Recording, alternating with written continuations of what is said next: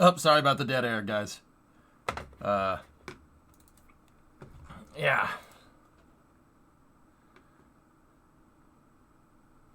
How's everybody doing? Ye old Thunderstruck. Yeah, Bardcore is what I have. I had it teed up from yesterday, dudes. That's what I had teed up. I'm like, alright, we'll play this. Why not? Oh, dude. Get this. A 12-hour long video max length from that KSP stream the other day cannot be monetized on YouTube because, wait for it, you played Daft Punk for a whopping 15 seconds. Okay.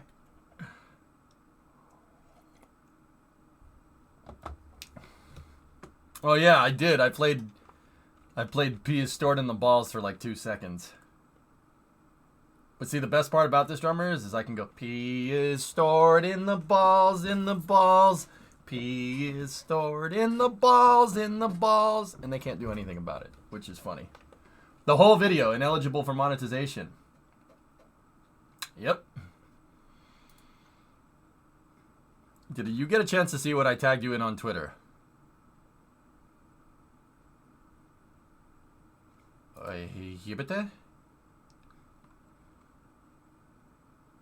What did you tag me in, Muffin? I link it. Twitter linking is caca.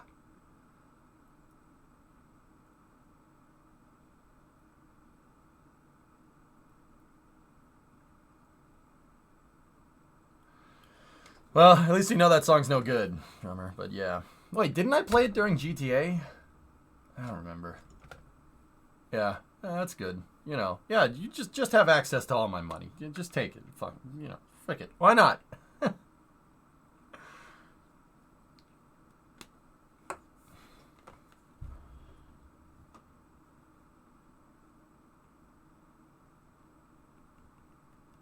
Give me 1 second. I gotta text my mom something.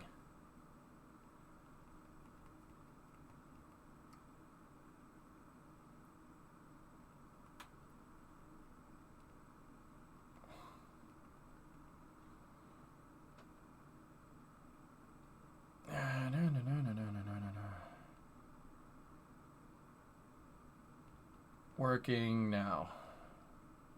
You know, my mom always says don't text during the stream, but what happens if I text my mom during the stream? Hi, Mom. Texted your mom during the stream. Got him. Say hello to your mother for me, okay? Weird people on the internet say hi, by the way.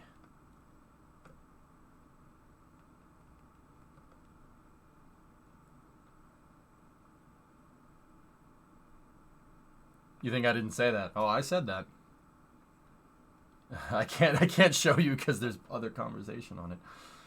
Let's see. Let's see what the reply is. Hey, Jake. Glad to see you again. Hey, Zabur.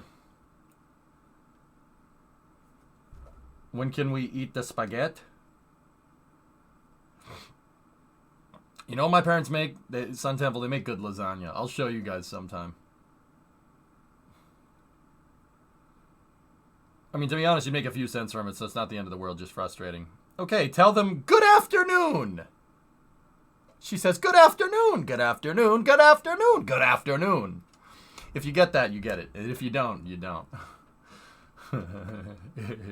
Let me know if you get that one. You can call me Zaburman. I can call you Zao. Can I call you Puñeta? No, that would be inappropriate, wouldn't it?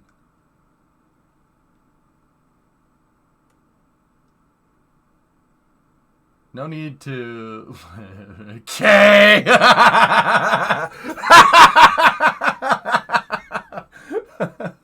Cheers!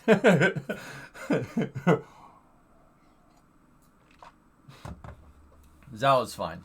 Hey, Savvy, what's going on? Completely scratched lasagna, including the pasta, is amazing. My folks are pretty damn good at that, Hellfish.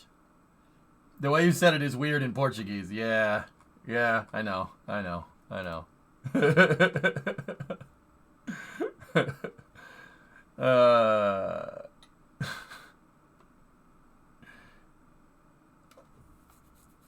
Okay.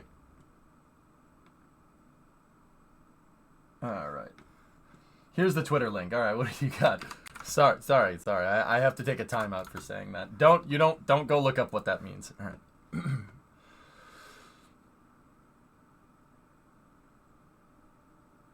Okay, here we go.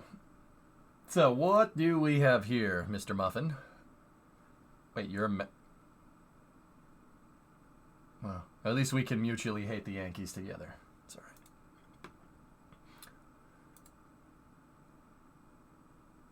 right. Oh, look, it's got a tumor.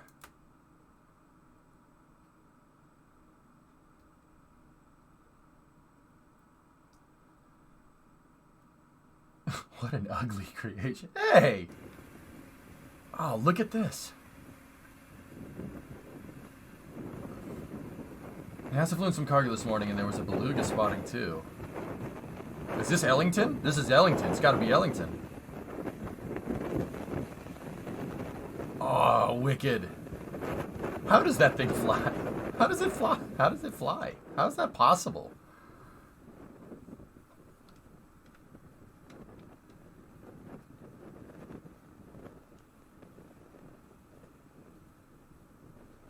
Oh, there's this thing called lift. Yeah. Nice, Muffin. That's cool. It's Dulles. Oh, even better. So, okay, Muffin. I don't know why this is a thing, but put a dot before you at somebody and it'll show up in notifications. I have no idea why that's a thing. I'm sure there's a perfectly logical explanation for it. I don't know what that is.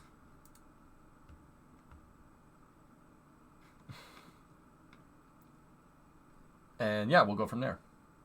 Tweet to Elon to get it fixed. Oh. Isn't the beluga designed to lift lighter things that are just big? Yeah, Dream. That whole thing on the top is hollow space. What it's designed to do is move around smaller fuselages. It moves around subassemblies for smaller planes. Boeing actually has an equivalent. It's called the Dream Lifter. I think the Dream Lifter is cooler, but it's because I'm biased towards the 747. I'm not going to lie to you, but yeah. Yeah, the Dream Lifter and the Beluga are there to move sub-assemblies around of smaller airplanes. So the Dream Lifter is designed to move around 737 components, believe it or not. I think that's cool.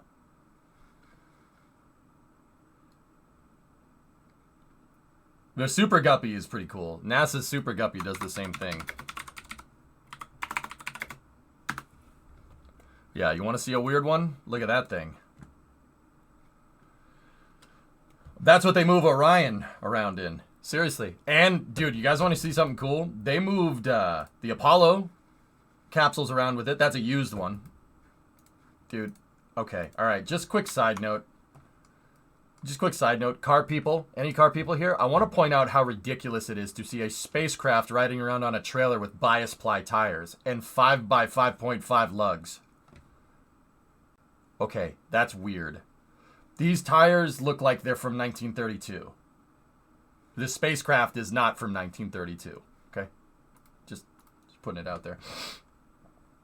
So, I've actually seen one. There's one in Pima right there. Pima's literally one of the best museums around. So check this out. You want to see something cool? NASA moved around S4Bs and Skylabs with this thing. Look at that. They moved around an entire upper stage with this freaking thing. Kind of looks like an F-16 trailer. Yeah. Was a better time. Yeah, Savvy, I know, right? NASA just posted a video for the Astronaut Day of Remembrance. Huh. Oh.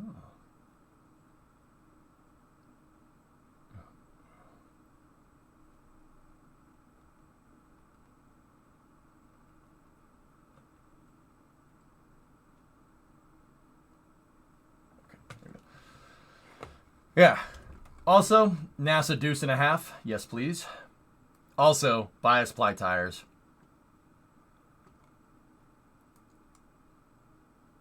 Yep. Russian Tupolev cargo planes are more aesthetic. I think the Dream Lifter is the nicest looking out of all the cargo planes. I saw his video, Tessa. You hear what Cleater said about Ford parts? He knows. He knows.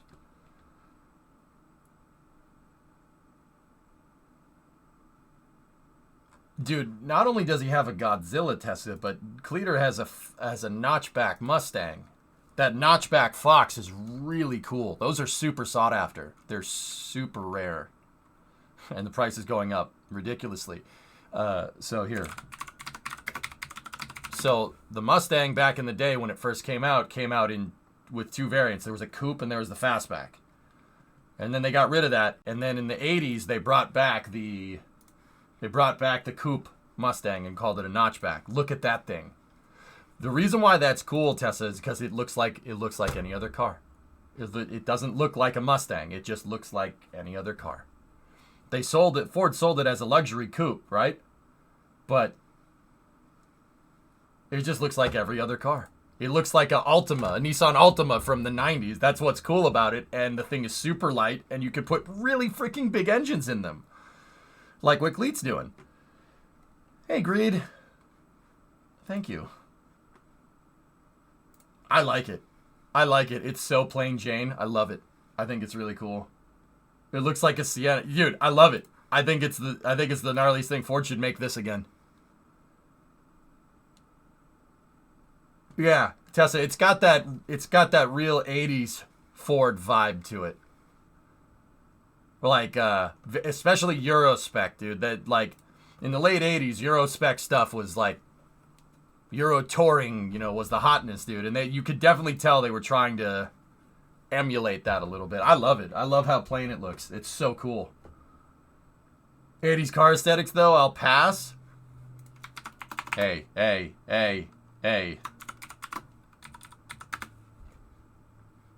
Wait a minute, though.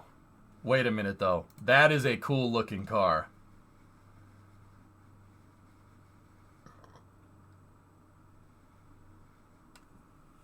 Wait a minute. Jim, that's cool. If one were to want a Mustang to mess around with, what year would you suggest? Well, just like everything else, Cirrus, what's your use case? What do you want to do with it? Too bad the Fox body chassis is a pretzel. I actually looked, Hellfish, at Cleet's video, and I was looking at all the reinforcement that Ty had to put in on that chassis. Yeah, dude, that thing, the frame rails are not, well, the unibody rails are not very stout at all. I'm looking at it, I'm like, that's a pretzel. Yeah. Learn to wrench more than anything. I know almost nothing. Okay. Serious. What I did with cars is I learned on carburetors. I'm not going to say you should buy a carbureted Mustang. Honestly, look for a Fox body. Fox body and the one that came after. So Mustangs have a bunch of different generations. So Ford Mustang. All right. Like here, I'll show you real quick, and then we'll fire up KSP. So the Mustang, there's these ones. There's the first gen, right? Which you're not finding a first gen. Maybe a coupe or a convertible, but the prices are skyrocketing on these, just like everything else, because everybody wants to have that old car. There's the coupes right there. See what I mean? There's no fastback. There's no 3-door. These ones aren't as expensive. You're not finding a fastback. You're not finding a fastback second gen Mustang. Absolutely not. That's still first gen. And then they replaced it with Mustang 2. These things are starting to go up in price. See that thing? That thing is a piece of junk. It's a Pinto with a Mustang logo on it. Then you have the Fox body, which replaced the Mustang 2. So this is the third gen Mustang. That's the one we're talking about here. That went from basically the late 70s all the way to the 90s. Those are cool. But you're gonna have trouble finding these. But right here, so the 90s, Cirrus, is like when stuff started to get complicated. Anything down from here down would be super easy to work on. These things would be a joke to work on mechanically. But you're not gonna find one in good condition. They're all rusty because they're old. They're not called Rustangs for no reason. You're definitely not finding a boss unless you want to pay like 50, 60 Gs. These, for a good shell, you could probably get one for like 5 to 10 Gs. But these are the easiest to work on. That is a joke to work on. Serious, I know you're a software guy. You can figure it out. This is like, not binary simple, but like basic. Basic simple. It's really, really easy to fix. You saw 25 Rolls Royce Phantom 1. Oh, that's a really rare car.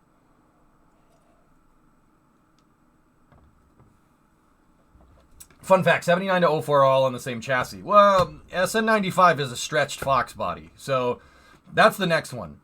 So serious, these 4th gen Mustangs from 1994 to 04, they're at the bottom of depreciation. These things, no one wants them right now. No one wants them, but if you get 94, 95 and down, you can get it with a 302 in it. Same motor that I have in the 97, for the most part.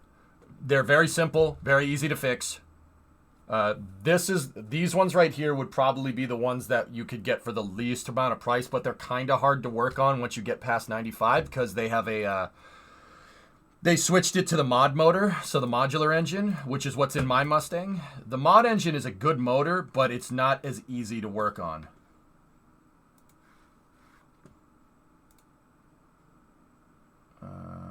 Just get rid of that.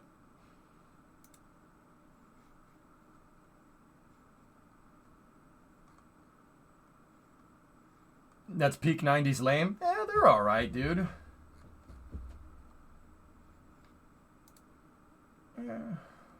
Hang on. Understandable. Hold on, I'm scrolling around. You have a unique personality. Usually computer people don't care about cars, and car addicts don't care about computers. Yeah, Nephilim, I bridge that gap. I don't know what that's about, dude. I love cars. Cars are amazing. I just love mechanical things, but cars are like, okay. All right. Fellas, you know, like when we play these building games, right? Like, okay, we have Collins, right? In the space program, in Kerbal, we have Collins, right? We have the space shuttle, we have Pause, we have all this cool stuff, and you built it. And you know that really awesome feeling when you build it and it works, right? In Kerbal, like you build the lander for the first time and it works. Something you made, you're actually using it and it's working, right? Cars are like that. It's the same kind of dopamine hit, but it actually exists. All right, and I'm not trying to undermine like what we do with the games. I very clearly put a lot of time and effort into Collins, and I love that thing. It's my favorite vehicle, right? But yeah, dude, so it's like, it's real, it exists. You can actually go drive it around, you can use it. That's what's cool about it. Hey Vulcan, what's going on? Very early stages of the Crew 40 work tower, or the Pad 40 work tower. Yeah. Uh-huh. I have a 3-valve Hellfish. That's right. Yeah, not the 2-valve. So, serious, these 4th gen Mustangs and the 5th gen Mustangs, my year, the 5th gens haven't fully depreciated. This is my Mustang now. I have one that looks, it looks kind of like that, but mine's a coupe. I don't like convertibles, serious. Convertibles are actually heavier. They're heavier because you don't have a strut that connects the front and back of the car in the form of the roof. The roof is a strut that holds the front and back of the car together. Coupes are actually lighter, despite convertibles having no roof. They have to beef up the chassis with the convertible. So because a convertible doesn't have a strut that holds the top together. Mine looks pretty much like that. I have the fog lights on it and everything. These are cool cars, but serious, I only do preventative maintenance on this. They switched in 04 to 05 to the S197 chassis. So it's Fox body, SN95, S197. 197s are cool cars, and you can do stuff to them. They're just hard to work on. Like the 3-valve mod motor is just a weird design, but that's what mine has. I have a 4.6. I have an aluminum block 4.6 single overhead cam 3-valve modular V8 with variable camshaft timing. I have VTEC on mine, which is kind of cool. I have VTEC, it's not Honda, but it's VCT. And then I have a 3650 Tremec. That's the driveline setup that I have right there. These are cool cars, but I don't think you should learn on them. Find one of these. I'm serious. Find one of these. Find one of these with a 5.0 in it. You don't want the 4.6. Find one that's pre-1995. So a 94, 95 Mustang. They have a 302 in it. It is absurdly easy to work on. And, yeah. Spend a couple grand, learn how to work on it, flip it, and buy something else. Is it grandparent or root strutted? Heaviest part, actually, GrabShark. Heaviest part. Mm-hmm. Yeah, that's... Coupes are the most rigid car design. Or a two-door is the most rigid car design. Why? Well, doors make stuff flimsy. Look at the shuttle's payload bay doors. They're flimsy. No good. The less doors you have, the less weight you have, and the more rigid the chassis is. And this is true for a Mustang. It's true for a BMW M3. It's true for a Mercedes C-Class. Like any coupe. Any coupe is this way. And yeah, I don't know if you knew that. The roof is a strut that goes basically from where the engine is all the way to where the trunk is. It holds the whole car together. If you took this car and you cut the roof off, the thing would do this. The front and the back of the car would sag.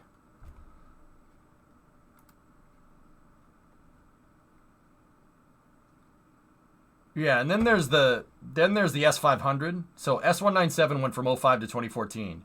There's lots of parts for these. You can find parts everywhere, but these haven't depreciated fully. These ones are the ones that nobody wants right now. It's funny because there's the nostalgia cars like that. Oh, dude, notchback Fox body with a 5.0 in it. That's cool, man. 5.0 and 4 lugs. All right. Your Channel Point rewards are not on. I know. Oh, Sev, you don't like that? Oh, I love it, dude. It's so regular. It's so regular. Hey, that's the Henry Ford. You hate Fox bodies? Really? Huh. Do you think a new car company with the aim of being simple, no frills, but high quality reliability would be successful?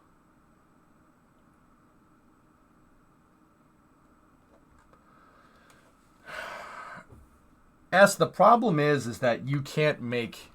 Ford wouldn't be able to just necro this design and make another Fox body. You know why? Because there's standards. There's codes that you have to build cars for to get a VIN number. There's all this red tape everywhere. That's why pretty much every... You notice how every car kind of looks the same nowadays? They all look like eggs.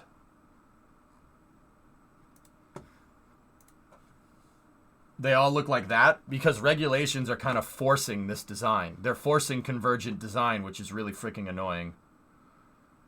I'll take a 4th gen over a Fox body any day. Interesting. Hey, Stuart, what's going on? Yeah, regulation really kind of screws everything. Every car has to be the same. Like, you're forcing everybody into the same design. You can't really... I'm not saying you can't innovate, but you can't make a car like this. My first car was a 99 GT Red convertible. Let's just say I sold it to pay for a speeding ticket. Good man. Good man. You can't make cars like this no more. They're not safe. It's not safe, which is annoying. Wait a minute.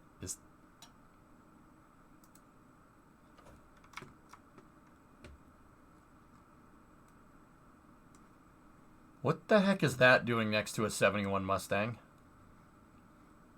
Anyone? It's a Skoda. It's a Skoda 105 next to a 71. Where was this picture taken?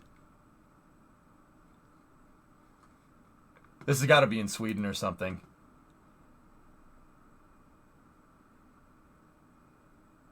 Yeah, Savvy, yeah. Old bodies on new tech. Well, that's resto modding, but still. Yeah, there's all this crash test stuff that you have to all this crash test stuff that you have to, abide by and whatnot. And don't get me wrong, that's probably not a bad thing. I'm not the kind of rule with cars back in the day was that, older cars are harder to drive. They are a harder car to drive, okay? They're not as easy to drive as a car nowadays. Okay, nowadays, like the Brimo's, take Brimo's Fusion for instance. Okay, but dude, I can flip on the lane assist and flip on the adaptive cruise control, and I do not have to focus as much as I would with the Mustang as on driving with the manual transmission and just non-adaptive cruise control and no lane assist. Right? You basically zone the frick out.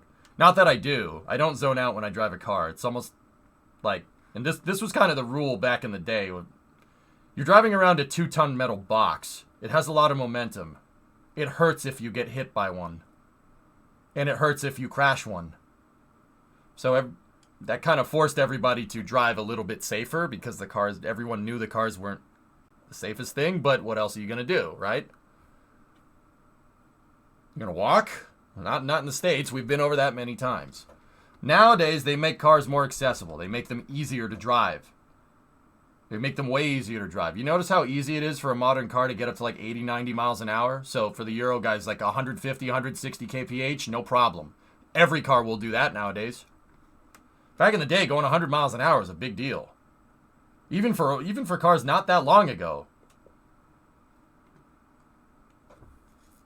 Like, don't get me wrong, people still ignored the rule back in the day, but you had to be very careful about what you were doing with a car, because if you crash it, it'll kill you.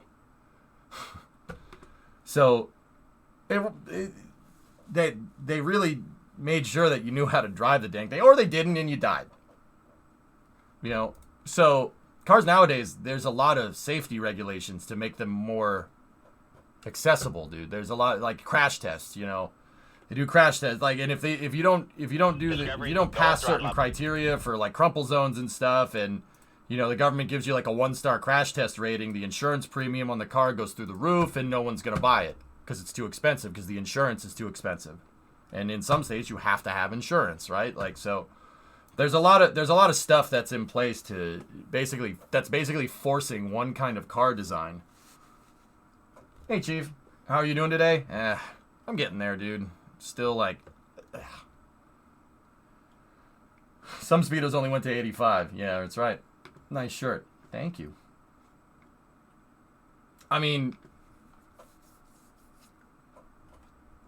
dude, older cars are harder to drive, but they're simpler, easier to work on. I mean, it's a trade-off.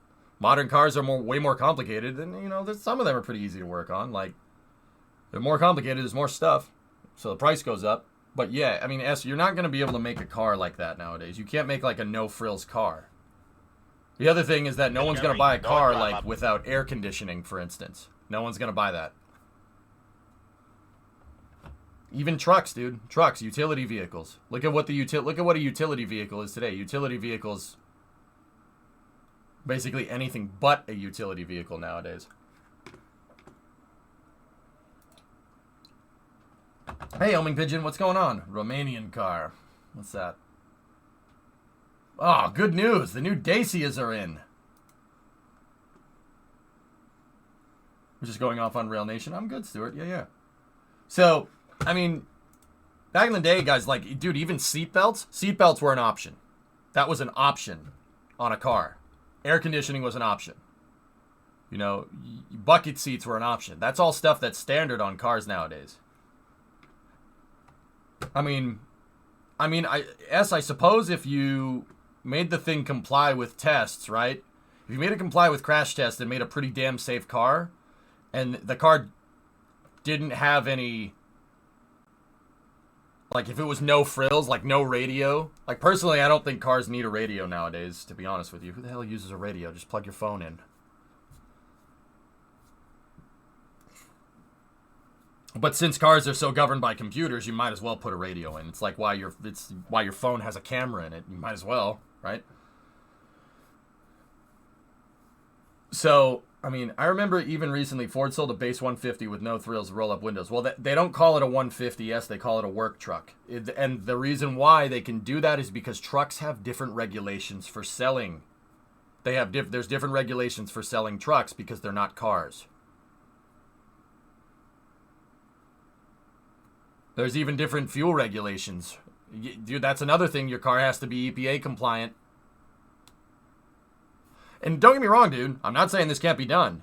All the crap that I just said, people were saying that about Tesla 10 years ago. I'm not saying that can't be done. It's what I'm saying is that you're going to need a lot. There need to be a damn persistent mother trucker to get that stuff done, but it can be done, sure. Too soon, Junior. Yeah, leaded gasoline. Well, they put lead in gasoline to prevent rod knock. Problem is that lead and humans don't really get along too well. The new Honda Civic GR isn't even available in my country because of the exhaust. Yeah. Carlos, the funny thing to me, like out of all those weird rules, is that like the Skyline GTR. So I'm not talking the new ones. The new ones are sold everywhere. I'm talking R32s, R33s, and R34s. They weren't sold in the US because they weren't safe. They weren't safe enough. Japan uses Skylines as taxis.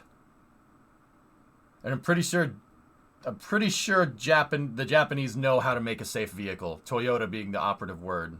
Like I'm pretty sure their safety standards are higher than the United States' safety standards by a pretty good margin. But the Skyline was not safe enough. No, not safe enough. And that's why they never sold them here. Because they weren't safe enough. See what I mean? Yeah, that kind of garbage happens all over the place. I mean, once again, like the flip side of that is that it's not garbage. It's not a garbage thing because I mean, personally, this is just personal opinion, guys. This is not something that everybody needs to do because everybody conflates those two together. This is just my opinion on it. If you disagree with that, that's perfectly fine. I think that making cars so ridiculously safe to drive causes more accidents. Because if you crash a modern car at 80 miles an hour, you're likely to survive because of all the airbags and everything, and that's a good thing. Don't get me wrong, but now everybody drives 80 miles an hour all over the place.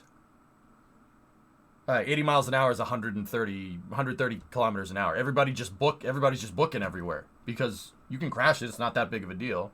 Don't get me wrong, the engineering behind making a car safe enough to hit a wall or hit something going 80 miles an hour and not liquefy the person inside is pretty damn cool.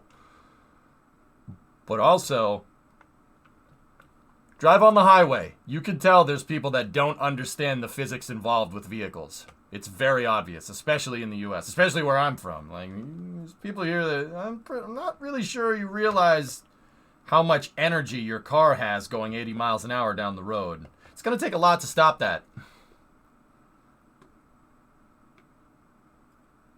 I'm sure making the car so big has a similar effect. Well, Josh, they fill them up with all these safety features and crumple zones and all this other crap. They all get fat, dude. Like, okay, I'll give you an example. Look at the Mustang that I drive. It's hilarious because life imitates art, but you know the S197 right there. It's supposed to look like a first gen Mustang. It's supposed to look like it, right? It's supposed to look like the first gen Mustang. Like, particularly, it's drawing a lot of features from the 69 Mustang, right? But the funny thing is, dude, if you look at both of those cars next to each other, this looks like a fat, slower version of that.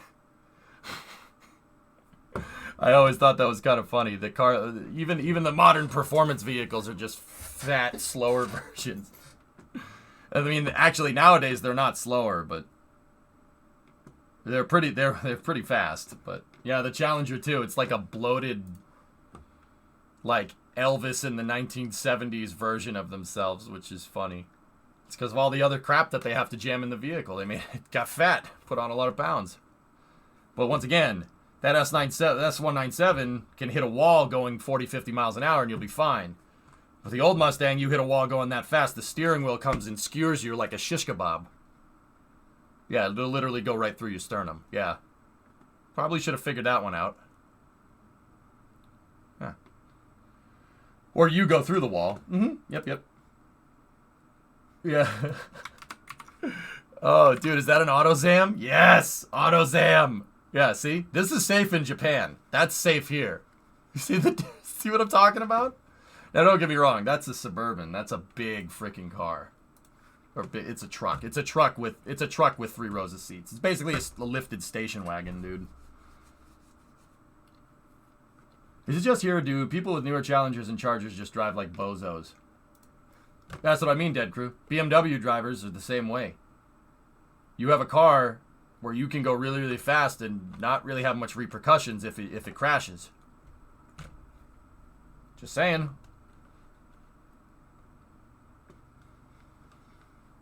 Hey, dude, I'm not going to say that driving the Mustang doesn't make me a more aggressive driver. It is, because I know that I can go faster than people.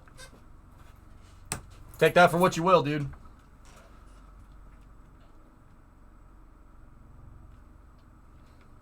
Hey, Razzie, what's going on? It goes right to your thighs, and then you'll blow up. Now, with that being said, I'd prefer to drive an older car because they're simpler, and I know how to drive them. You know, but then again, what's to say somebody else with a newer car won't crash into me? You know what I mean? You got to keep your head on a swivel when you're driving around here. I drive a Bimmer and an Audi, and I'm only a jerk on the road like 50% of the time. Are you going to do space news today?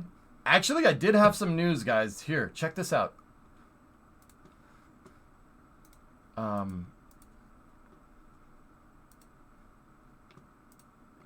There's actually some pretty hardcore propulsion news today. Headphone users, you might want to check this out. This is coming from NASA Marshall. NASA validates revolutionary propulsion design for deep space missions. The other day we had a pretty good conversation about, you know, we need a better rocket engine. We need something that, you know, we need something that's like from the Expanse or something. We need something that's more efficient, that can get you there faster. Well, the RDE engine can do that. Rotating detonation. That is really cool. I'll tell you about it in a second. Watch this. Headphone users. Headphone users. Headphone users. You have 5 seconds to comply.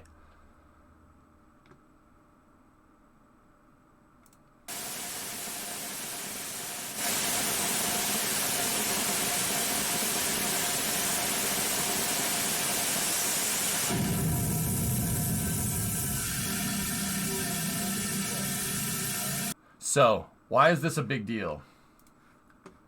Why is that a big deal? Well, a detonation, well, it goes down to basic chemistry here. Detonation and deflagration are 2 different things. Most rockets deflagrate things. They combust them. Now, when you deflagrate something, you get an energetic reaction that usually comes in the form of a fire, right? When you detonate something, it's an explosion. Now, I say it's an explosion. Use that term kind of liberally there. Basically, the difference between an RDE and a regular engine is that the RDE detonates stuff inside of it. Now, why is detonation better? What does that mean? Well, when you detonate something, you get such an energetic reaction that it creates a shock wave. That it creates a boundary layer, because when you detonate something, the explosion expands faster than the speed of sound. Detonation is a much more powerful explosion. Okay? Deflagration is basically a fire. A big fire that just... Yeah, a flamethrower deflagrates things. A rocket engine does the same thing and then forces that fire through a nozzle and it comes out the bottom, right?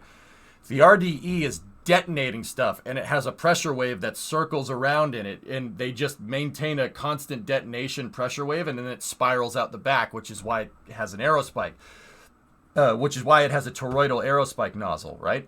So when you detonate something, you get a much more energetic. You can release a lot more energy a lot faster. The problem, like why we don't detonate everything, is because detonation is like pulsing things, right? So you can't create like a constant detonation, because the detonation has a pressure wave because it moves faster than the speed of sound. There's no way to really kind of maintain that except if you rotate it around inside of the combustion chamber like a tornado. Think, you know, you ever take the 2 liters of water and you put them together at the center and you flip it over and it creates a swirly thing like that. That's what it does, but with a detonation wave. The idea is that you can get way more efficiency and way more power out of out of the same amount of fuel that you would use for like a regular rocket engine. So NASA validating an RDE is a big deal. That's a big deal because this thing could potentially, like if you used an RDE with hydrogen, you could make a motor that is like, you could make a motor that's not using nuclear propellant, like not using nukes. Like you could make something that would be as powerful and as efficient as Nerva, theoretically, with no nuclear. So, like, you could really, like, you want to get to Mars in a week? An RDE will do it because it makes it basically has higher total impulse. That's the right way to say it. That would be the technical way to say it. Like, you have the same quantity of fuel, the RDE will get you further. You have more delta V with the RDE because detonation is way more powerful than deflagration.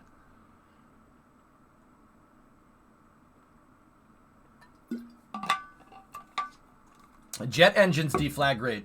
They chemically deflagrate things, arguably, just like a rocket engine does. What is that, Forge? I can't click on that.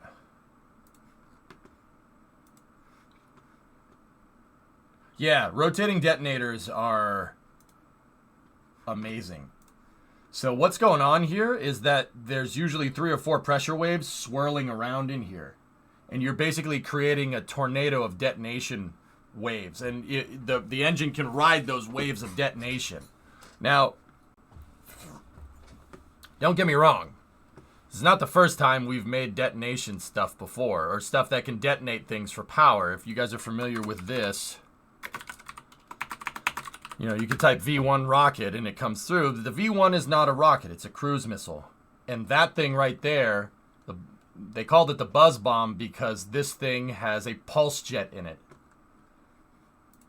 A pulse jet, basically, what you're hearing is the detonation waves coming out the back of the engine, but there was no way to sustain that. So what happens is you have to just keep pulsing detonation waves out the back of the motor, so it ends up going. That's what it sounds like. That's why they called it a buzz bomb, because it's just bop, bop, bop, bop, bop, bop, bop, bop. Now there are a bunch of YouTubers actually that say oh, I made a jet engine. They didn't make a jet engine. They made a pulse jet. They didn't make a turbojet. There's a difference. There's a big difference. Pulse jets are probably the simplest form of aircraft propulsion that you can get. But yeah, it uses a pulse jet. See, pulse jet sprays stuff out of an injector, right?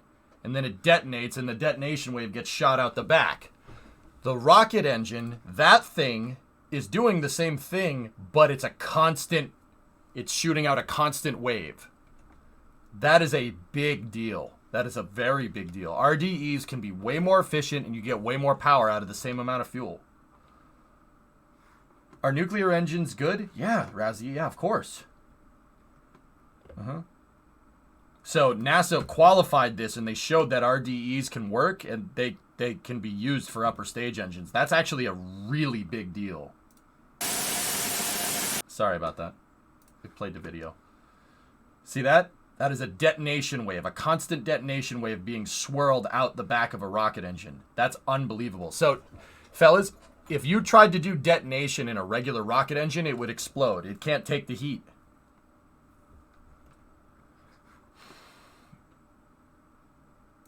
Yeah, there's a CFD. Yeah, here. We'll see where this is coming from.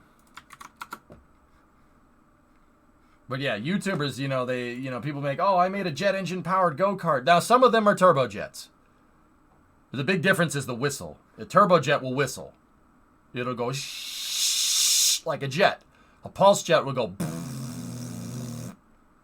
That's why that's why they called the V1 the buzz bomb, because it buzzes. It doesn't.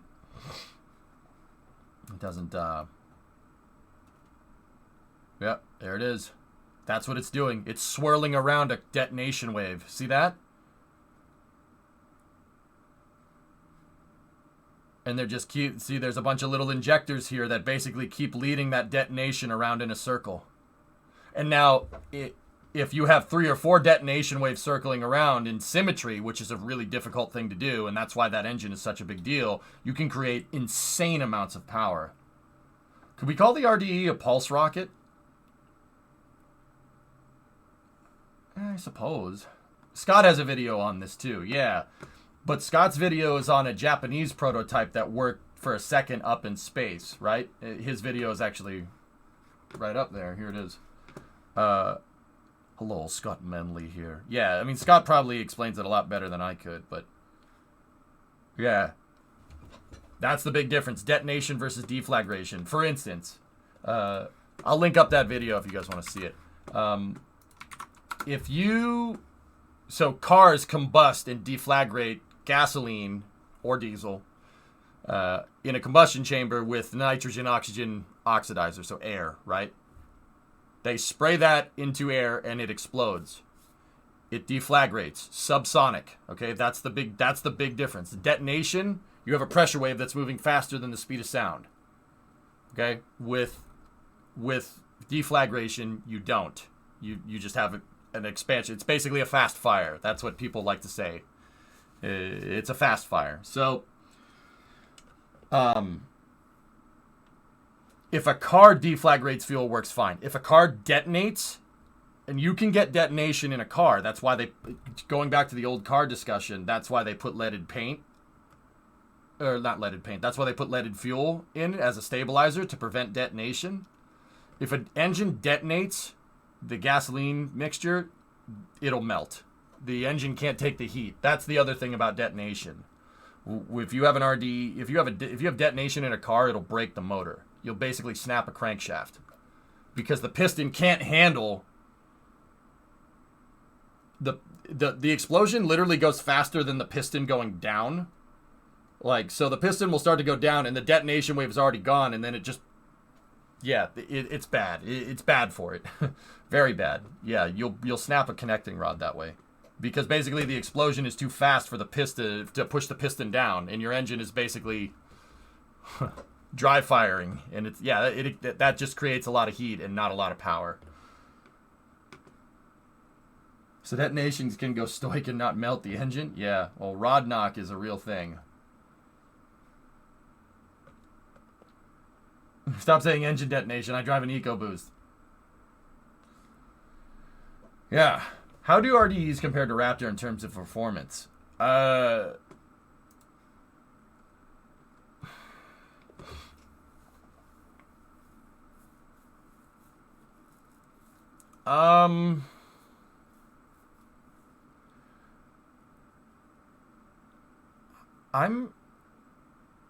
not 100% sure. Hold on. Let me give me 1 second. I have to read about something here real quick. So, how much thrust? So a Raptor produces 400,000 pounds of thrust, and 500,000 pounds of thrust for Raptor 2. Okay. So, Creeper, this RDE is producing 4,000 pounds of thrust. So, we're talking like a couple kilonewtons here, and Raptor's 2,400 kilonewtons. Yeah, we're talking like maybe 1 kilonewton or 2 kilonewtons. Not a lot. But here's the thing. I wonder if NASA talks about the specific impulse.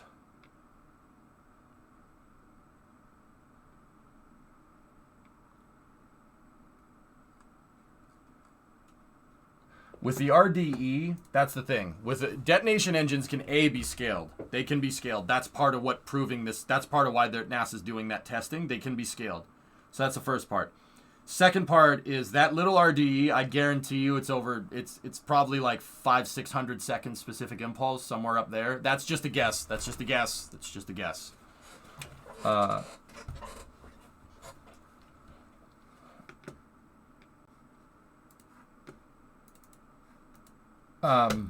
Yeah, you can get like a pretty significant increase in efficiency because detonating things, a detonation wave basically roasts anything in its past. Anything in it, roast my past. Anything in its path. So whatever you put into it, Creeper, gets exploded. They're super freaking efficient because of detonation. Sounds like they are doing in a chamber what a fuel air bomb does in the open air. A fuel air bomb is a detonation weapon. Yeah. Yes. That's why a fuel air bomb detonates and a regular bomb explodes. Differences. That's why a nuclear bomb detonates. Nuclear bombs detonate. They create a shockwave. The shockwave is why nukes are so potent. Because that pressure wave that's released from a nuclear blast annihilates anything in its path. Also, it's like hotter than the sun. There's also that. Yeah. So, if we can harness constant detonation via rotating detonation in a rocket engine, Creeper, dude, 1,000-second specific impulse. That's just napkin math on my part, but I'm pretty sure we could do it. If you made a Raptor-sized RDE, it could probably produce like double the thrust and double the specific impulse with methane. That's how big of a deal it is. Like, and don't get me wrong, those are just estimations on my part. I don't know for sure. Go watch Scott's video. He's way more succinct in it than I am. Would a vacuum optimized version require a large nozzle? Well, the nozzle is that spike coming out the back. It's a nozzle, it's just inverted.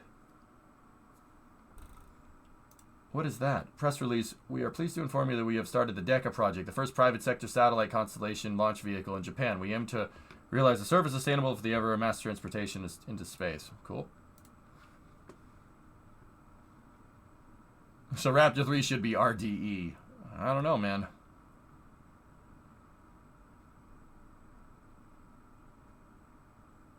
Maybe.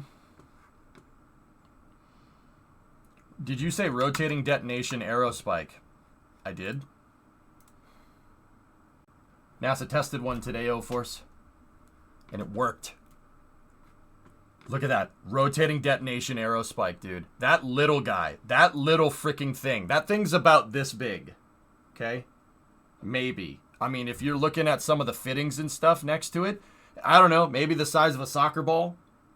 That thing's producing 4,000 pounds of thrust. Here, you know what? I didn't bother to do the math out.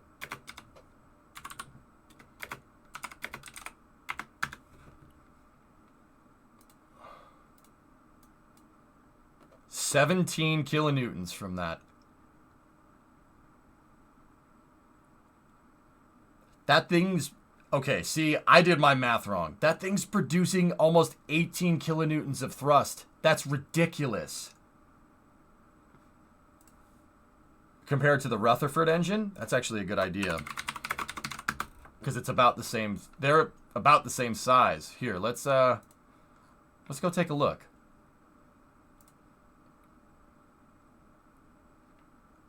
Holy shnikes, dude. Wow. Yeah, it's almost there. Dude, that little thing is almost Rutherford powerful. So that RDE, guys, is basically way smaller. I mean, it's about the same size in terms of, like, diameter.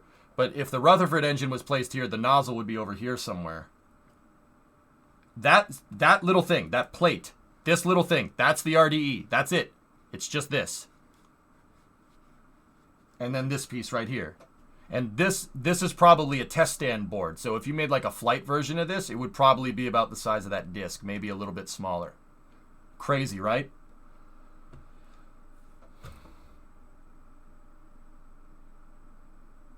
But that little freaking thing, dude, is producing that much thrust. That, like I said, fellas, that's not a big motor. Look at that.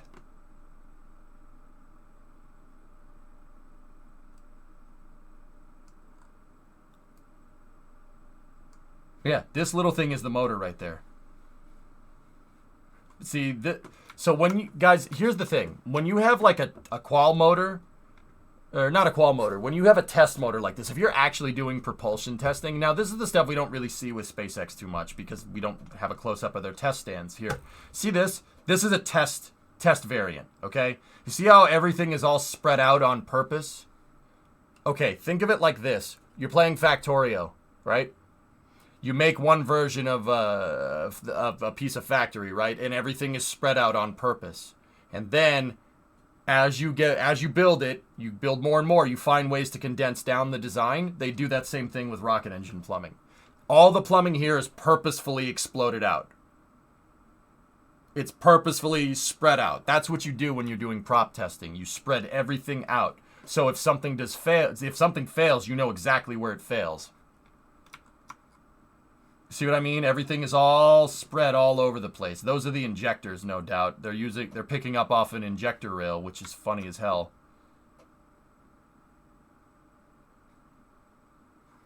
What the frick? Yeah. Yeah. That's a fuel injector rail. But it's interesting because the injector rail fittings go in, and those look like fuel injectors, right? But they all go out to the other side. There's valves. Those are solenoids and valves, and then they go into this. They go into this plenum over there, and then they shoot out the back here. That's fuel being shot out, I'm pretty sure. Huh. That one doesn't have a cap. Or that one doesn't have a purge. It's just capped.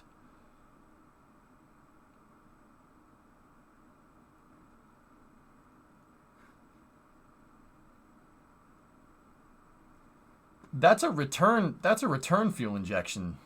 Interesting. But it's open cycle fuel injection, which is, if I'm looking at this right, I mean, I could be wrong. I could be stupid. I probably am. Don't get me wrong. Flow for cooling. I mean, Mutter, they might use it for cooling, but yeah, there's clearly a purge line over here that's shooting. That's either LOX or fuel. I can't really tell. Also, weren't they expecting a big RUD? Nah, Jim, anytime you do prop testing, I wouldn't put anything near the test stand that you care about. Dude, I can't believe that. That little freaking thing right there. That little freaking thing can produce 4,000 pounds of thrust.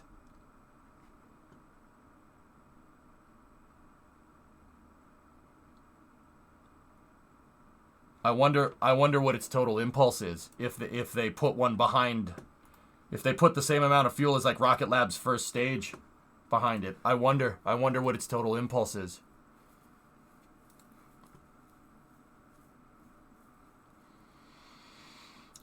I mean, yeah, Ordon, if the rotating detonation engine decides to let the freedom out, so to speak, yeah,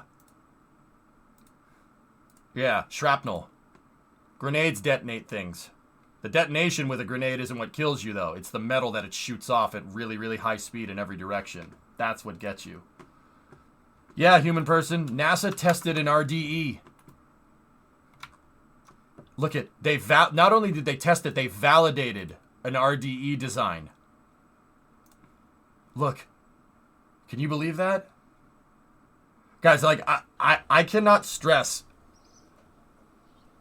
how big of a deal that is. This is like Epstein Drive stuff. For like, if you're an Expanse fan, that's Epstein Drive hardcore. That thing, with a regular chemical engine or a nuclear, with a regular chemical engine, you get into Mars in 5 months in the optimum transfer window. With a nuclear engine, it's 3 months in the optimum transfer window. With this, a month. That is how powerful that motor is. And not only is it super powerful, it's super efficient. Super efficient. I mean, guys, look at that. Look at that thing. Look at the flames coming out. They're clear. They got a little bit of blue going on there, but that's from the detonation waves circling around. But you can tell, you can always tell how efficient a rocket engine is by how clear the flames are coming out. If they're clear, that's very efficient. Look at how efficient that thing actually is. I'm wondering what propellants this thing runs on. It could operate for long durations while withstanding the extreme heat and pressure environments generated by detonations. While operating at throttle, RDE produced over 4,000 pounds of thrust for nearly a minute at an average chamber pressure of 622 psi. The highest pressure rating for this date on record.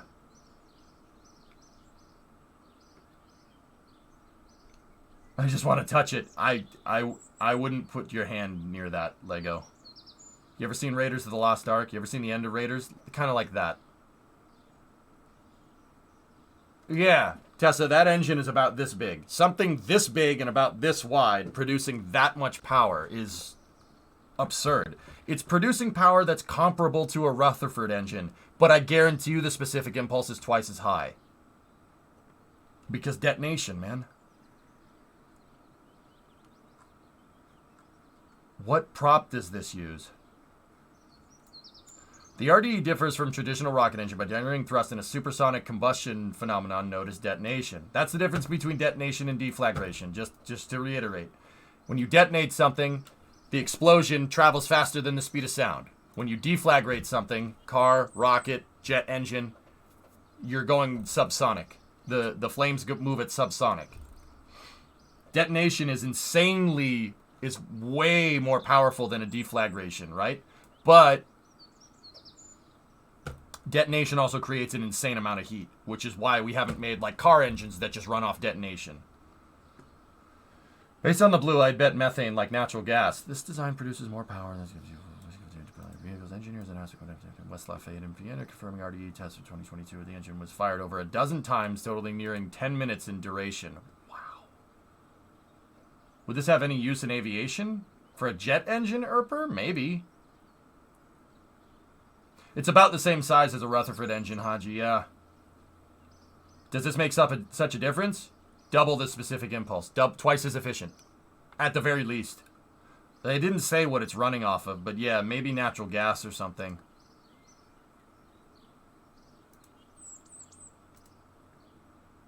But see, you won't know. Guys, we don't know. This could be running off gasoline for all we know.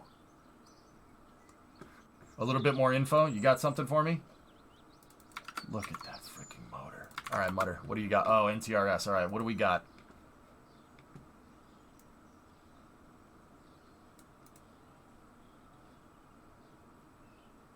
£4,000 for 15 seconds with detonation modes. The mean pressure at a single point on the injector face was 620 psi. 4 to 5 co-rotating detonations were observed during most tests, with a single test showing 2 to 3 different waves. Several other milestones were achieved. That's all. Damn.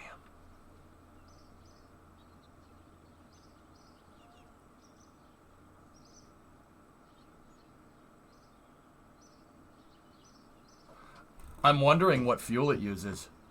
Because if that thing is using RP1 and LOX, well...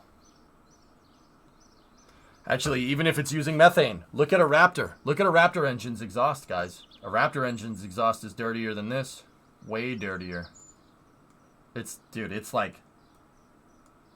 That's some sci-fi stuff that's actually happening, which is pretty nuts, dude. Probably hydrogen. If it's the T63 engine, page 13.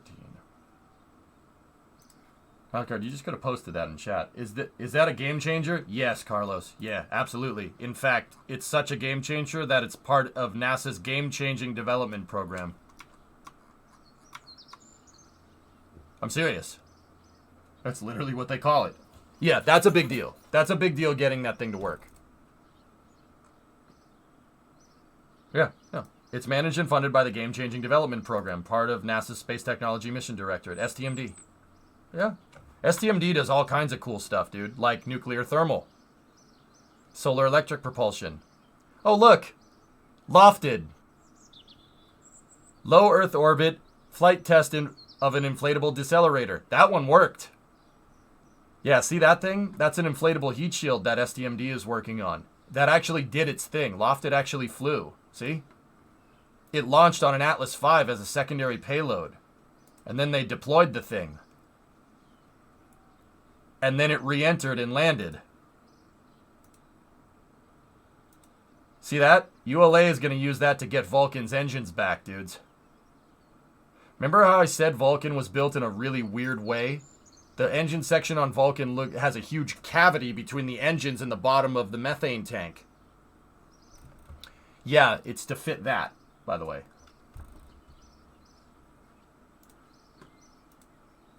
Yeah, see? Lofted actually also has missions. They had missions that they were thinking about doing, but not doing. We heard this in a press conference about Lofted. they actually had NASA hinted at potentially using it to make reusable Cygnus. Deorbiting a Cygnus capsule and just having the heat shield on the back and pop open, and then the capsule just comes back down and just parachutes. Yeah, using the inflatable heat shield. And then NASA also said that a potential applicable demonstration for lofted could be deorbiting a space station module. Fun fact. Yeah, pretty cool, right?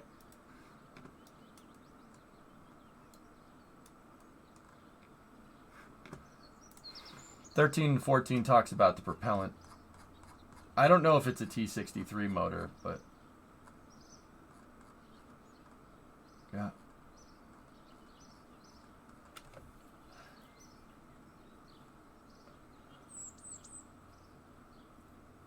No. That's not the same thing, but that's still cool. Anyway, fellas, we gotta... Speaking of Cygnus, dudes, we have to build a new vehicle here today.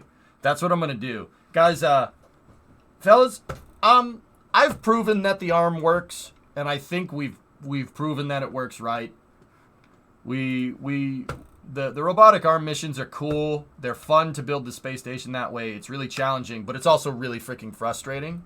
I think I proved out a good model to, if we ever need the arm for anything else, to make sure you figure out the numbers in the SPH before you send it up there, which does make sense.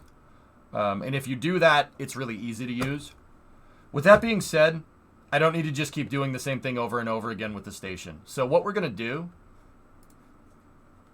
it's slow. It's really freaking slow. But it does work, and it has it's pretty good application if you need it, right? What I'm going to do is build a Cygnus style thing here, and we will launch the rest. We will launch the rest of the modules, which is like 3 to 4. We're going to launch them on Jebstone and make a small service module for them, and then just dock them up to the space station. Yeah, that's what I'm going to do.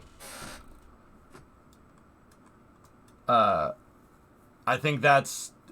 Yeah, I just want to finish the station, and I want to move to building transfer vehicles with the shuttle. Yeah, so we're gonna take Jebstone Block 4 and we're gonna start messing with this thing. So in engineering mode today, I want to get this thing. I want to just make sure this thing's up to snuff. This is a kRPC optimized version of Jebstone. Are you down with the Cygnus? Last I recall, there's no definite time frame for it. If they want to get launches under their belt with the vehicle, they want to get launches under their belt with the vehicle first before they start trying smart. Yeah, slow and iterative, Buck. That's how ULA rolls. That's Tory Bruno in a nutshell. Prove the freaking motors actually work before you put a heat shield in there. That sounds like Tory Bruno to me.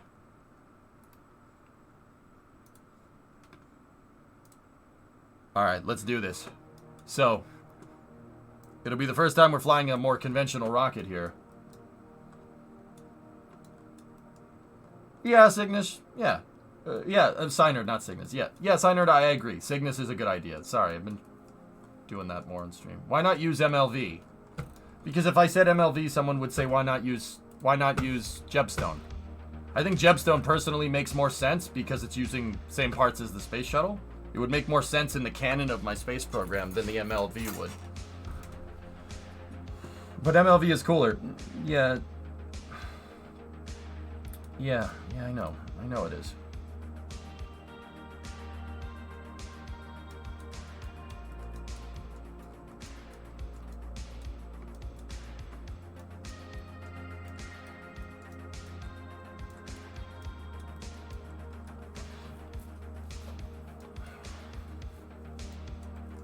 I like the SRB first stage, Jack. Yeah, I think that's really neat.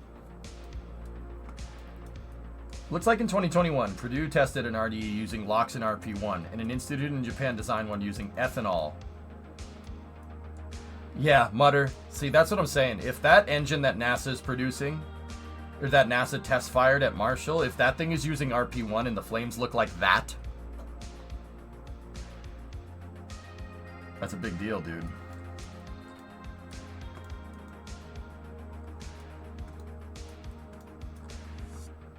Discovery, go at throttle up. Why doesn't Twitch auto renew this? Because it's a Prime sub, Jack.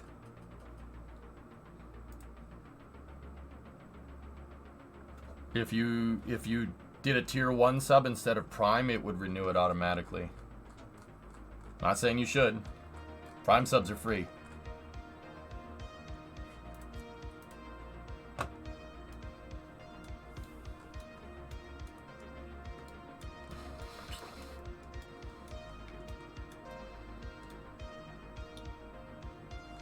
I agree, Homing Pigeon, yeah.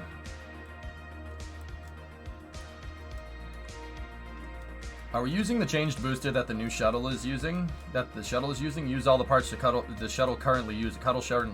Nice. Yes, I am.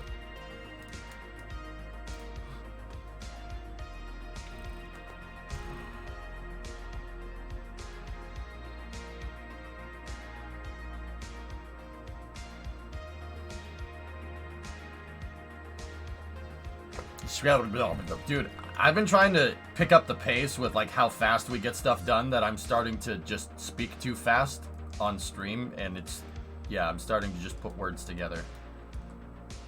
I don't know if I like that. Anyway, I think we should start with building out a service module style vehicle. It doesn't need to be something crazy. I don't want something... Like, we talked about using the Centaur last night. I don't want to do that. The Centaur is not really designed for rendezvous and stuff. I don't want to build something like that. Sounds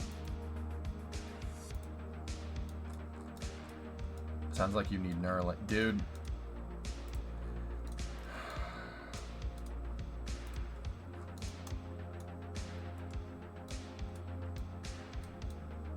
Oh, Force, if I could, like, Neuralink interface to the creator, I could probably build vehicles in an hour. The problem is getting these to do what's up here. That's kind of a pain in the butt. XQC style, yeah. So we have the Rigel capsule, and that's a pretty good little tug, but I don't want it. Nah, we. No, all right.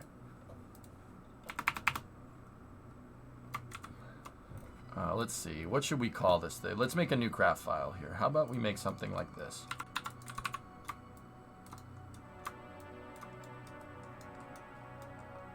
I don't know, Jack. I've always said that I don't really think anybody being inside my head is a good idea.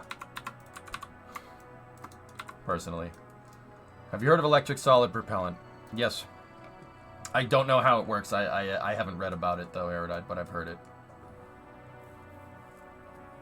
Just launch it.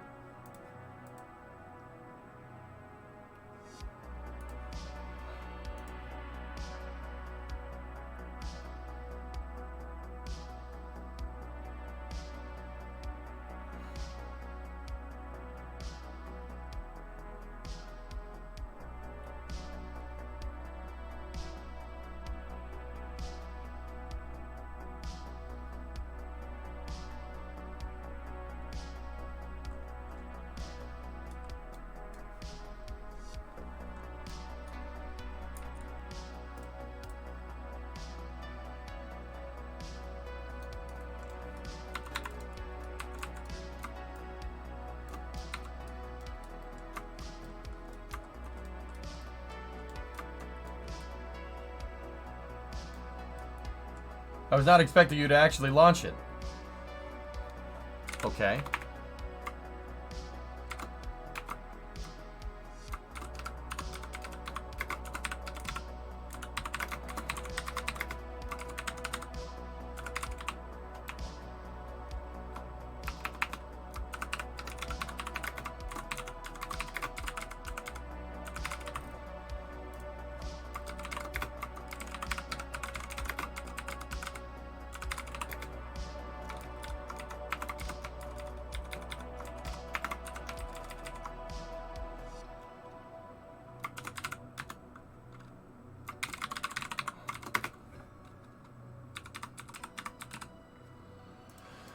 Alright, so, prototype transfer vehicle.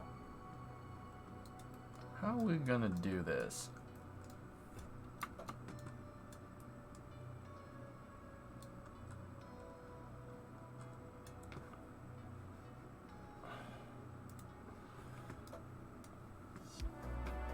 I don't need something with a big motor. Even the Terrier is probably not something that I'd really want, dudes. I don't know.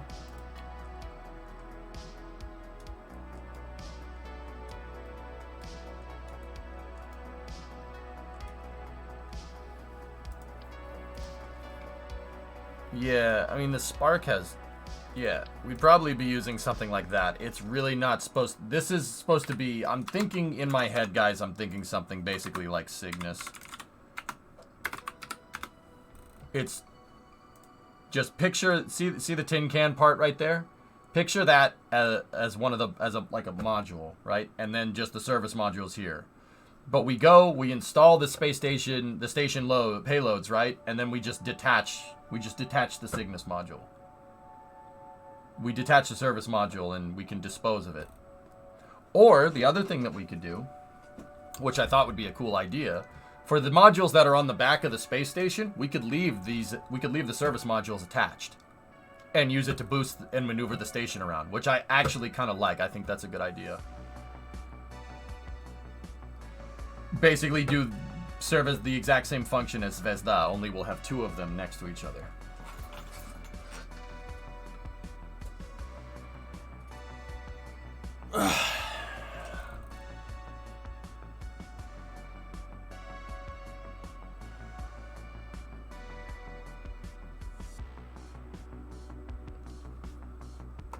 Was looking through my reference and found one of the most album cover pictures ever. Yeah, nice.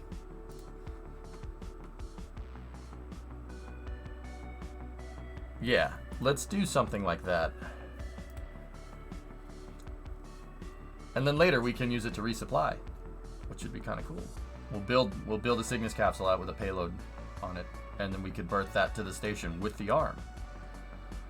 That would be kind of cool for later resupply missions. But also dockable, EJ, so you can replace them, or are they permanent? Ren, I'm not sure. I'm sorry, guys. I have a nasty migraine today. I didn't sleep very well, but don't get me wrong. I'm still good enough to stream.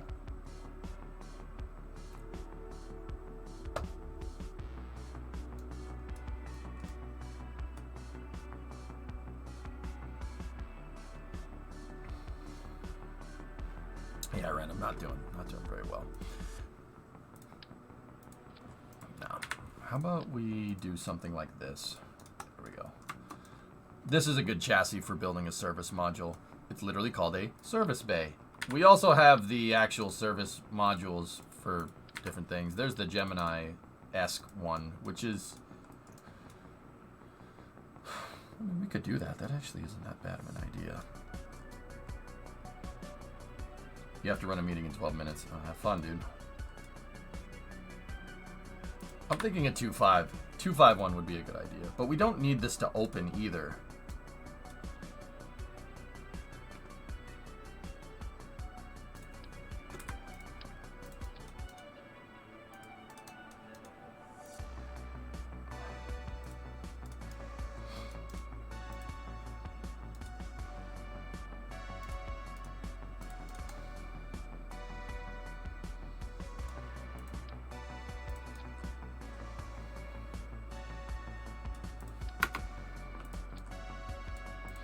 So this thing was designed to go with this capsule, right?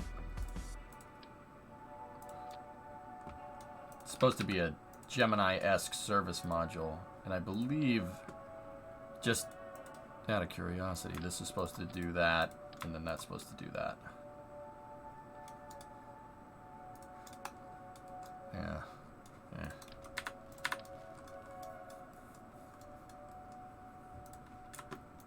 DIY. Do it yourself with girders and fairings.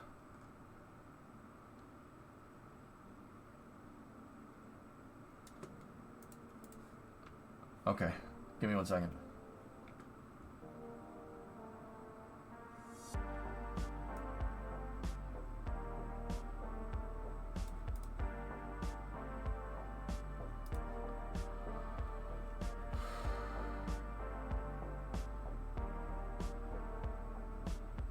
I don't know. I don't know if we should make the service modules redockable. Oh, I hit the wrong button.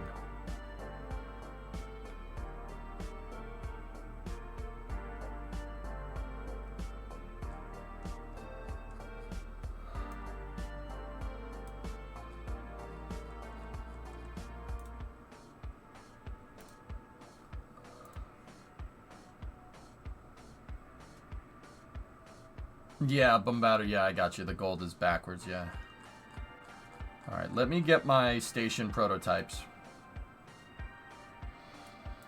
I need the station prototype, and I need to merge it so we can get my tooling jig. Which I probably should just sub-assemble at this point, but...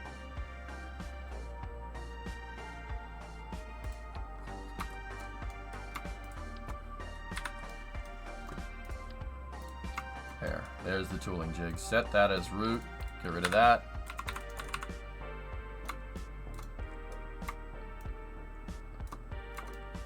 Alright, so I know this just looks like a bunch of struts connected to cubic octags, but that's because that's what it is.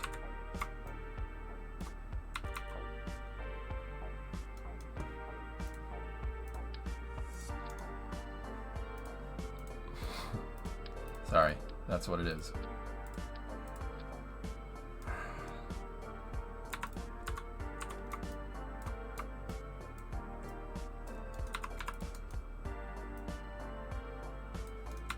Hang on one second. One of the struts didn't come in right. This is basically rulers. So think of this like a default workspace in a CAD program or like a scripting program. This is just a default workspace with some rulers that I have kind of set up here.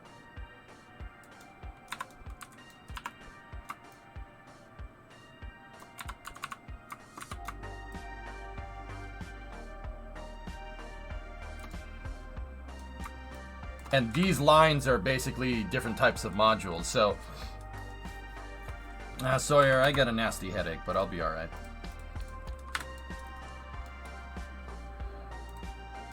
All right, so let's think about this. What do we want our transfer vehicle to look like? I think we'll start with the transfer vehicle using decouplers, just to start, just decouplers, and kind of go from there.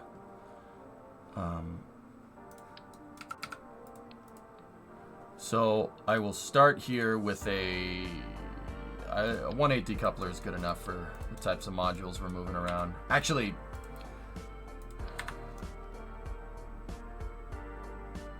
I'd need, you know what? To interface better with the modules, I will put a docking port, but I'm... Alright, screw it. Screw it. It's better to just, here, go over here like this and give me the CBM. Yeah, I'll put a berthing module on the front so it can interface with most of my station payloads pretty easily.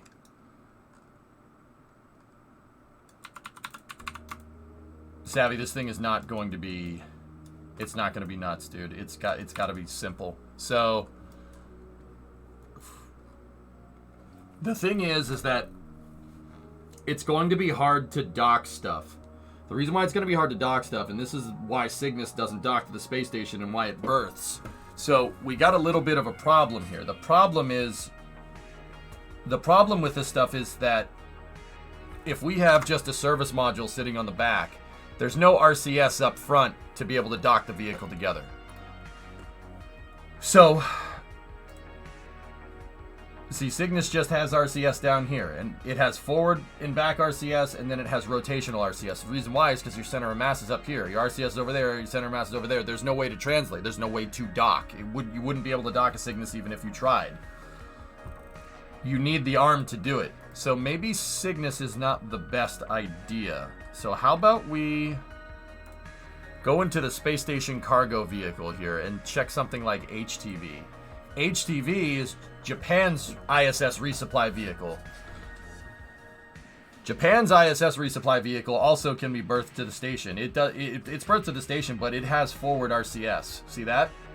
It has thrusters front and back. So maybe we're going to need to go with something more along these lines. HTV is actually really freaking cool because there is a toroidal service module up in the front. Like there's a hatch and you go through the hatch, and then there's a pressurized volume here, and then there's an unpressurized volume in the avionics and prop module. But there is thrusters in a service module that go around this. It has basically HTV has a payload bay in it. It has an open payload bay, which is actually pretty cool. Extending and unfolding RCS arms. Yeah. And it launches on, that's an HTV2. That's on an H1 or H2B. Yeah, and then they're going to work on HTVX, which is a gateway resupply vehicle. Spoiler alert. Mix the two? Well, the other one that we should look at is ATV. ATV is Europe's transfer vehicle, which is pretty funny because it's basically Orion's service module. That's Orion's service module. Minus the Ohms engine, with a pressurized volume and a Soyuz docking port at the front. Seriously, there's a Soyuz orbital module just welded to the front of a pressurized volume, and then like an Orion style service module. In fact, the European service module that's on Orion is basically derived from that. Launch it from the shuttle? I don't think we should launch it from the shuttle. I think we'll do. Yeah, see, there it is up on the ISS right there. It docks to the Russian modules, which is actually pretty cool. Now ATV can dock because it's Soyuz derived. It has thrusters in the front with a pressurized volume. HTV has that unpressurized volume.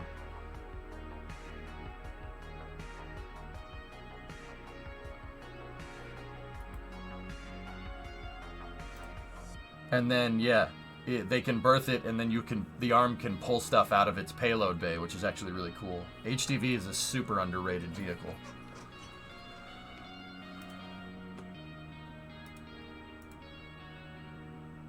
That's freaking cool, dude.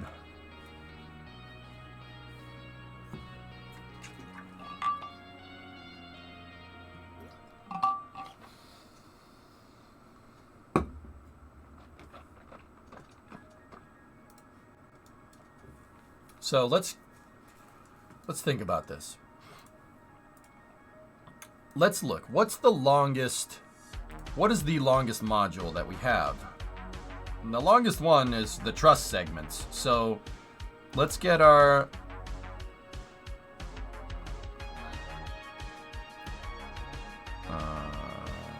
empty core truss segment. That is the longest module that we have. So if we were going to make a service module that could move, for instance, like a solar panel array, right? Yeah. That'd have to be a pretty damn long module.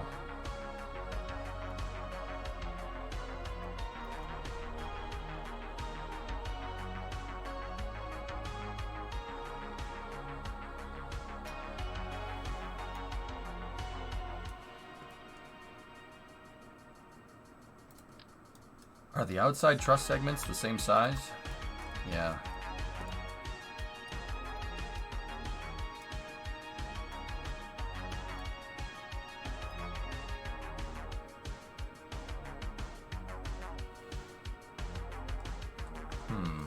Okay.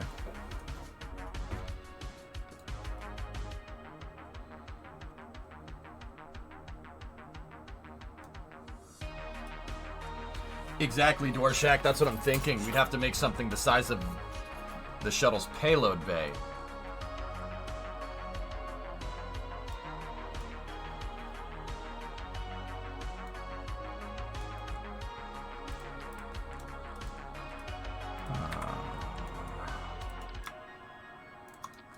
But since we're docking the modules together, right? It's me. What's wrong with bringing it up with the shuttle? The arm takes too freaking long, dude. Would you have more freedom if you designed it for MLV? MLV and Jebstone 4 literally have the same fairing in upper stage, Hellfish. I hate to break it to everybody. They have the same fairing in upper stage. I'm surprised nobody noticed that.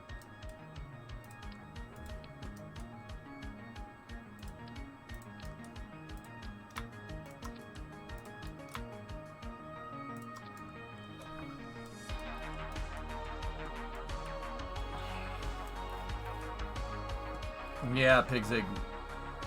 Extendable RCS on like a hydraulic to line us up with the center of mass is something I saw a viewer in chat call named Snackless do the other day. He had that for his dual axis lander to be able to modulate RCS. It's not a bad idea.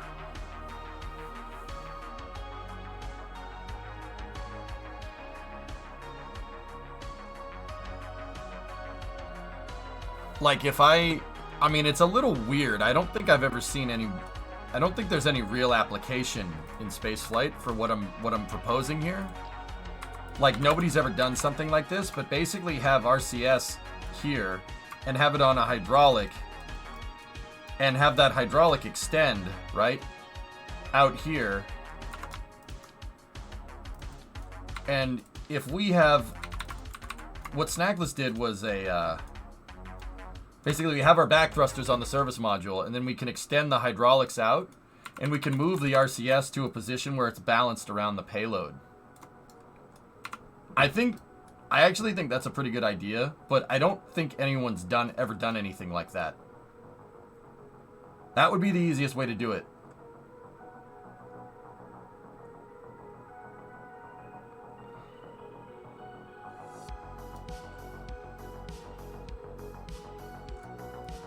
Dumb question, but what does M? It's a medium launch vehicle. Then do it that way, no need to clone. Yeah, Hellfish, so, okay. Let me explain. At this point, I'm wondering if... So I see that, and I don't want to make an exact copy of HTV, right? I don't want to make an exact copy of ATV because our use case is different. But I see this and I see the moving thrusters, right? I'm not 100% sure if there could be a real life application to this, right? Now, don't get me wrong, we could just do the Kerbal solution and just, but I want to, like, that's a way that will work, but there's a reason. I look at this and I think there's a reason why people don't have movable RCS thrusters. There's a reason why they don't do that. Now, part of me is like, why have the hydraulics in the first place? If we need to make a fairing, that's big enough, right, to hold this whole thing, and don't get me wrong, that's the maximum size. This needs to fit inside of Jebstone 4. Ooh. EJ's Eric Johnson is my nickname in college.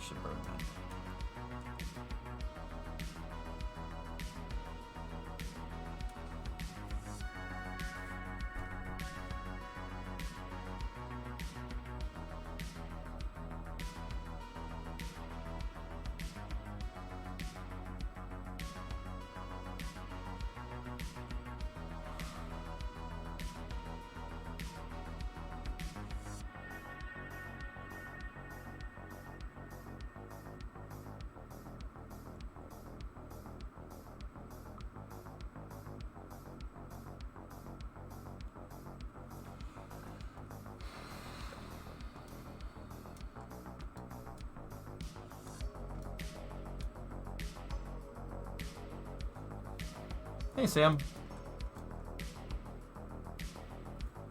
Yeah, Doorshack, we could do that. Or I could just, like, put an I-beam here and just kind of roll from there.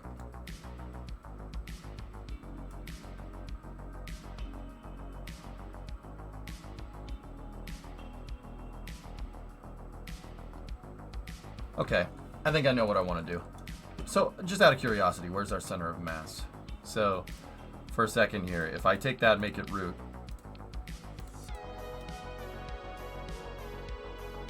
Yeah, that's what I thought.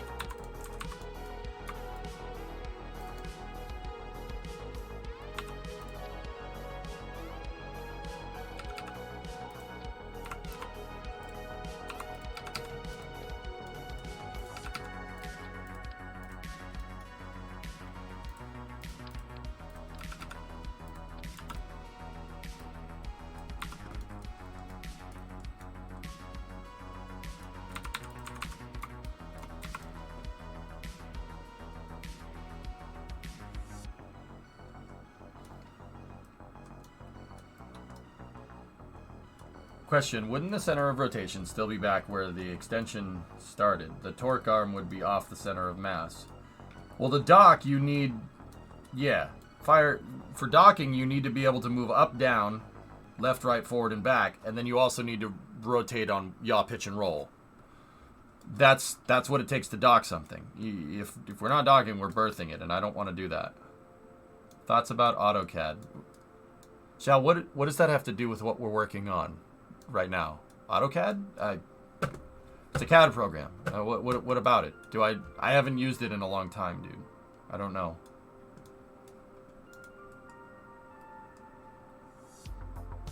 You'd have to account for the fuel tank engine of the reel and the fact that the fuel tank would decrease in weight. We could modulate, we could thrust limit Dwarshak if we wanted to do that.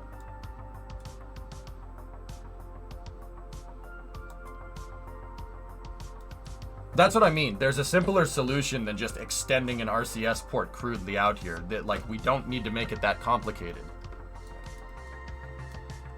Now, don't get me wrong. We'll have RCS arms and stuff, right? We can do that. That's no problem. But yeah, we don't need to do stuff like that. KSP2 developers are using AutoCAD. They're not using AutoCAD. What are they using AutoCAD for, Zal?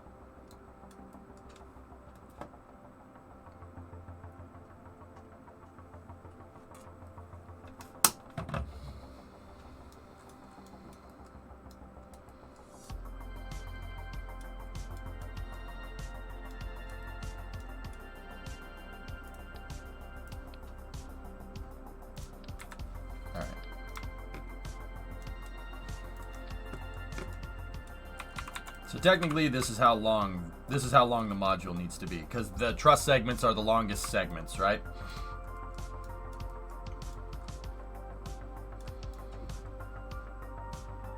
Yeah, AutoCAD is not the right application for doing game development, fellas. That's like trying to write an essay for school using oil paints. Not a good, no, not the right application. They wouldn't be using AutoCAD. They're probably using Maya or 3ds Max or Blender or something.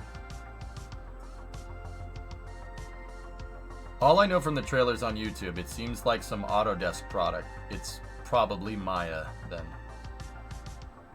They did Rainbow Six on Autodesk. Okay, so yeah, that's where you're getting confused. Autodesk is a company that sells CAD systems. They have AutoCAD, right? Or Inventor, right? Or wait, it's not. No, not Inventor. Fusion is the name of that. Inventor is different.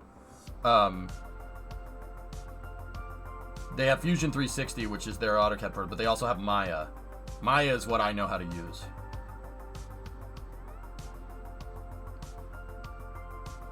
Could you not use a module at each end and just jettison when not required? Well, Sears, we could do that, but you got to remember, this thing is going to carry the module in the front and then dock it to the space station, so something up in front is going to get in the way.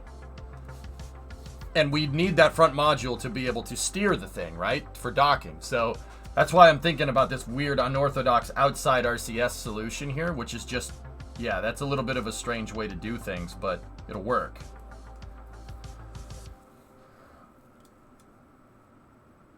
Another way we could do it is the way Soyuz does it.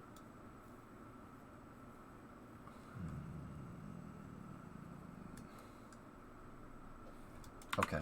Well, yeah. All right. I got a couple of good ideas. So let's build out a service module. We need something with good propulsion here.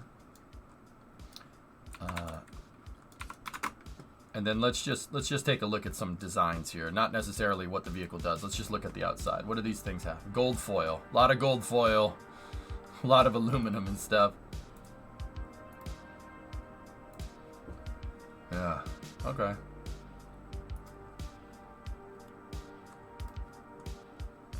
There's Dagron.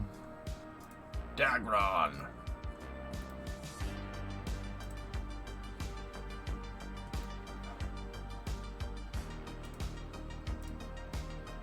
So the interesting thing is that Soyuz in Progress used something that's kind of similar to what I'm talking about here. They have RCS back here, but there's small RCS right there. The reason why is because they put the fuel tanks for the service module all at the very back. And that ends up getting the vehicle's center of mass basically right at the front of the service module, which is something to think about. That's something we could do. These things can dock, even though there's no RCS up at the front. It's actually a pretty smart way of doing it. And Soyuz does the same thing.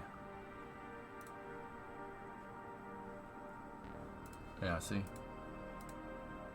The translate RCS is basically on the heat shield of the command module, and despite having the orbital module hanging off the front, all the weight is down at the bottom, or all the mass is down at the bottom here. So your COM of the capsule ends up being like right there, the whole capsule once it's up in space. They build the Soyuz in Kazakhstan? No, they launch in Kazakhstan. Soyuz is built by RSC Progress, I think. That's RKK Energia. There we go. Energia. It's built by SP Korlev, which is Moscow. Oh boy.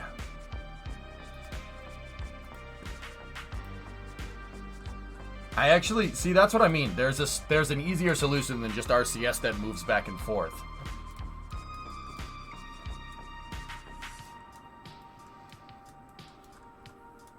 All right. I got an idea. Here's what we'll do. Give me...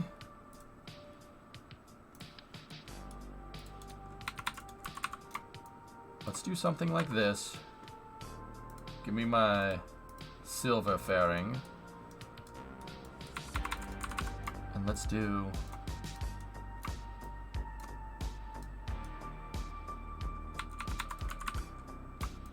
Move that into position there.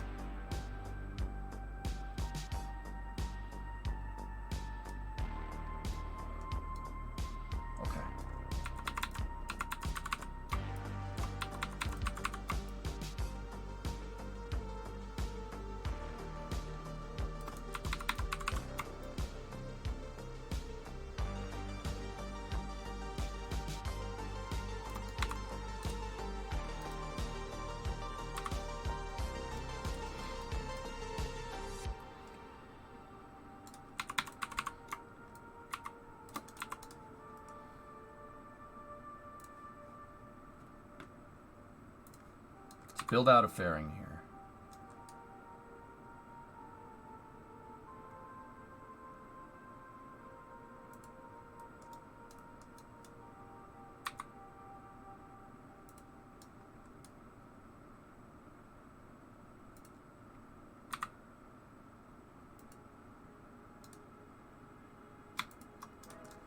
Okay, so we're going to build out a pressure vessel like that, and then let's go in here like this. See if we can select the docking port so we can move that piece back into position. Nope, that's all the pieces. There we go, just the docking port. Move that back to there, and then take my pressure vessel and move it forward. And that should line up.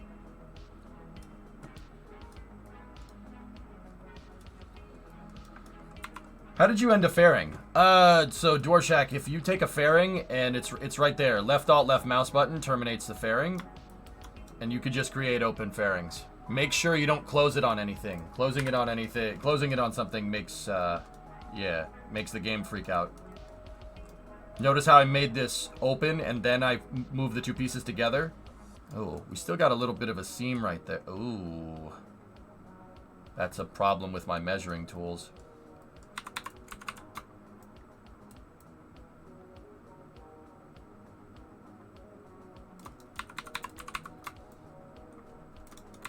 What's the problem here? Oh, okay, I see it. So, and this is why I use rulers, dudes. Struts aren't collidable except for the endpoints, so you can use them as lines. Now, in this case, I have a line marking where the rim of the CBM is.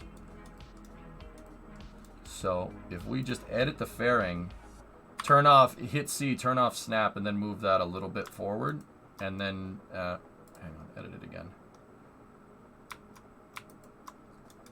Alright, now take this piece and move it back into its default position, and now move this forward. This is actually how I ended up making all my space station modules. Why all of them are the exact same diameter. All of them are equal diameter. All of them are completely uniform despite being different modules. This is what we did. And I'm just going to make the service module straight up derived from this. Easy peasy. Now the reason why I put a hollow space up at the front is because I'm going to try to do what Soyuz does. I think that is a simpler way of doing exactly what I'm talking about. None of my modules are particularly heavy. So what I'm going to do is I'm going to weigh down the back of this damn thing. I'll put all the fuel and everything down at the back. And of course the engine and everything. And then if we could do it right, we won't need to put RCS up at the front. We only would need translation thrusters basically at point of attachment. And that simplifies the design. It simplifies it completely. So I don't need any extendable thing. We could basically put anything on here to a certain length and it should work just fine.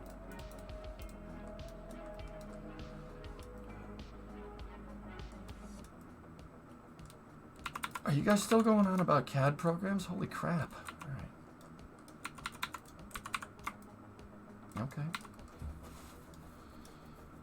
And see, here's another thing that I'm doing here, guys. I don't need to make the service module this diameter, but I'm going to. Anybody have an idea why it's this exact diameter?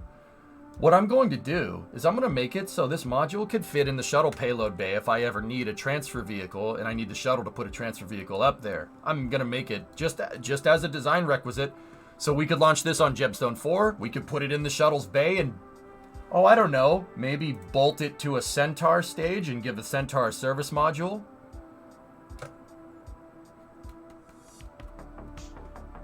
Think down the road, dudes.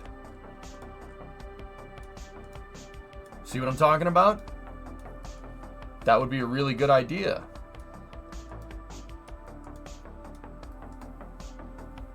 That's right, Bucket. Or recover them. Yeah, if we want to go have a shuttle go and grab one. There you go, zombie. Smart, right? This is why I brought my default workspace in here. That's why I have this. This one, this line right here, measures the outer bounds for the payload bay. This one right here is the inner diameter of the CBM. That one right there is where you should stop the fairing, and these are the angles if you want to make all the angles on your modules similar. So if you're trying to build something like the ISS, all the different modules, despite being different fairing designs, etc., they all look uniform. Little tricks like that are what drives the station home. That's why my station looks like the ISS, because I built it pretty much, I built the tooling for it, if you will, exactly the same. It's the same ideas. All these modules are pretty damn similar. Like all of them taper at pretty much the same, all of them taper in at pretty much the same angle because they need to bolt to a CBM, which bolts all the space station modules together. They all taper in at the exact same angle. That little things like that, A, make the modules easier to make, and B, makes it look awesome because they're all the same. They're all exactly the same, but they're all different.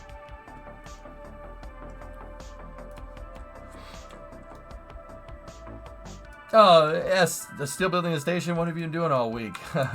Oh, you know, just stressing myself out to the point where I have hypertension and migraines. Yeah, it's fine. It's fine. It's fine. It's fine.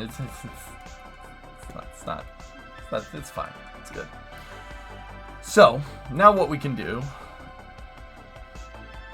Hey skunks, what's going on? Now what we can do is take that service bay, and the reason why I'm going to opt for a service bay back here, the reason why we would opt for that is because the service bay is heavy. We need to weigh this thing down. It's 300 kilos. Time to break out the leeches. Something, dude. I don't know, man. Dude, yeah, it's what I was saying, fellas. I got a lot of stuff going on, man. There's a lot of things happening right now. A lot of things happening.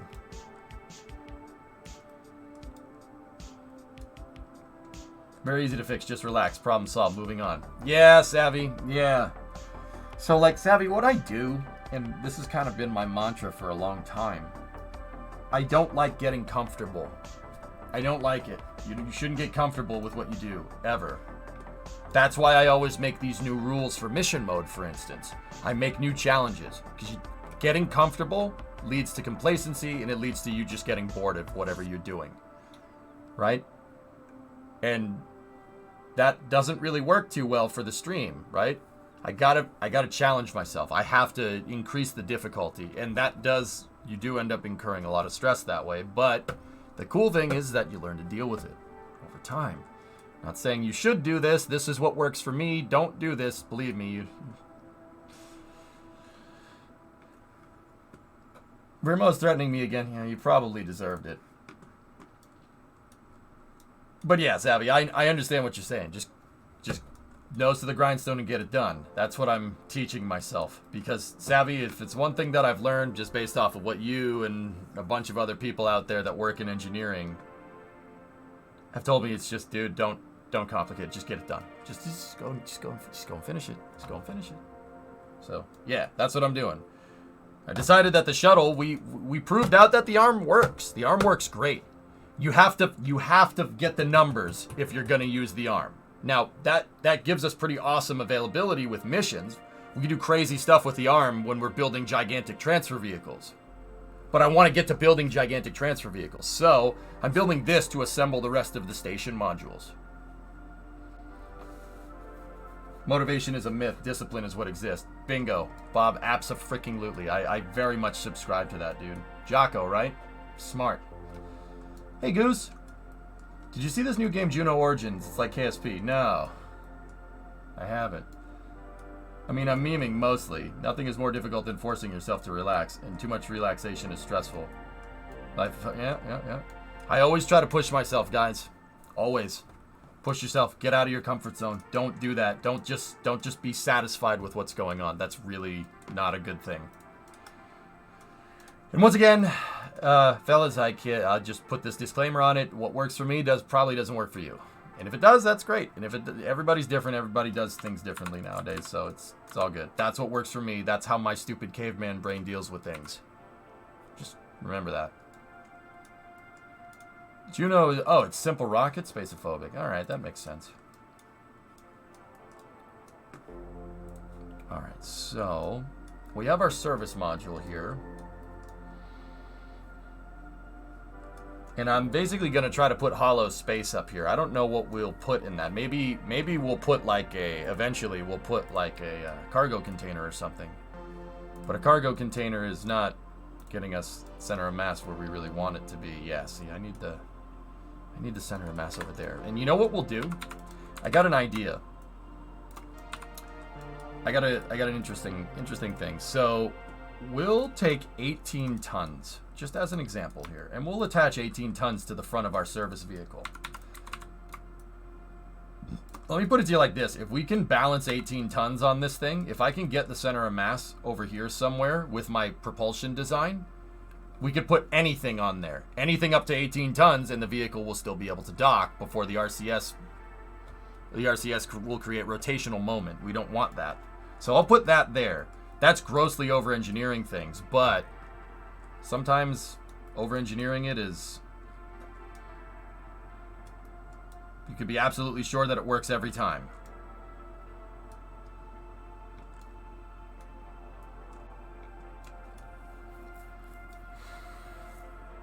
So, what type of propulsion systems do we want on this? Let me take a look. Monopropellant, we can hold 50 monoprop for 230 kilos, or we could hold 60 liquid fuel oxidizer for 303.8 kilos. Okay, so that's 600 pounds. How much is the tank? Tank's 34 kilos by itself. All right, let's start messing with this.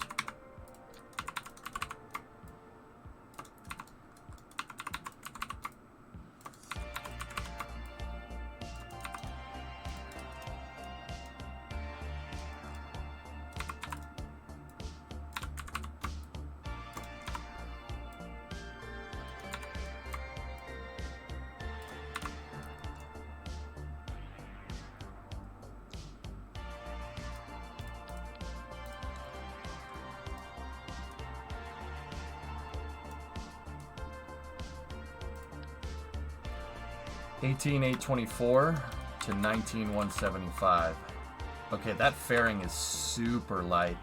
like super light. We're gonna need something heavier off the back of this thing. How's Cygnus? It's coming along. We figured out that something like Cygnus, dad joke, isn't exactly what we want. Because we're going to be carrying a bunch of differential mass here, and we need it to dock. That's the big deal. It needs to be able to dock.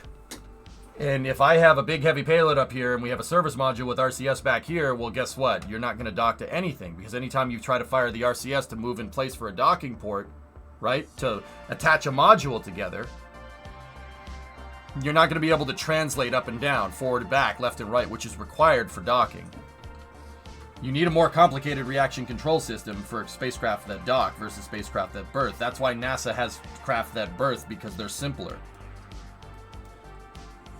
So what I'm thinking is we weigh down this module enough, weigh down the dang thing enough, put enough mass in the back of the service module here to basically get it so our center of mass is right at the connection here. And then what I can do is I could put RCS at the front of the module, and then we could put RCS at the very back, and the back thrusters over here will give us rotational control, and those thrusters will give us translational control.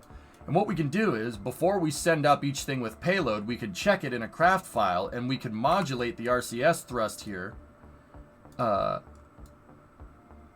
We can modulate it for translational control. It's nice to see you. It's nice that I have the power to give a billionaire's money to you with a Prime sub, Goose. Thank you. Maybe 18 tons isn't exactly what we should use as a template. I'm going to downgrade this to 9. Most of the space station modules that we have left aren't that heavy.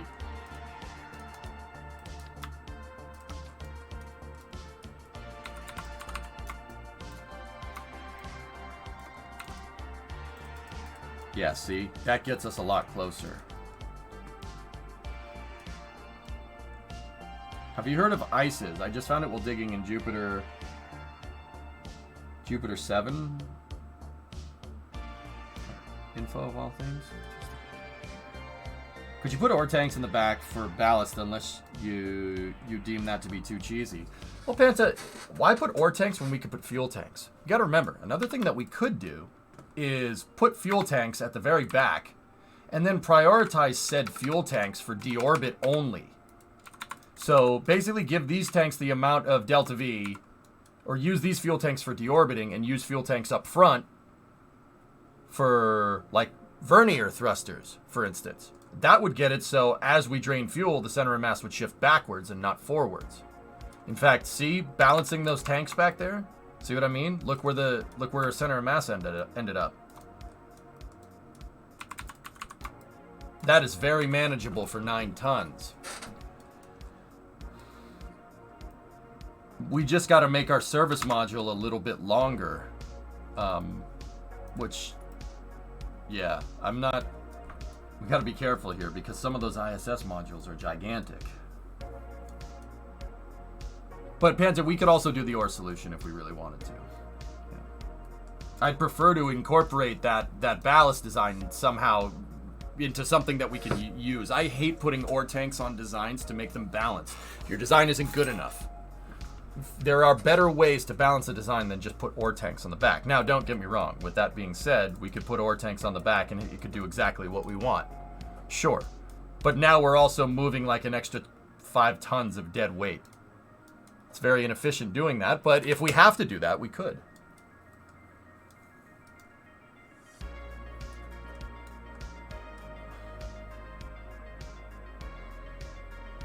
How about linear thrusters on forward arms that cradle the module? That's always a solution, Aqualux, but I think we can have a simpler solution than that. To be honest with you, I think we can go. I don't think it needs to be that complicated. I think we can go simpler. This is what I mean about challenging yourself. Could I build a spacecraft in 5 minutes that has something like an extendable RCS arm or a cradle or something that moves back and forth? Sure, absolutely. And actually, man, you know what? That's not a bad idea.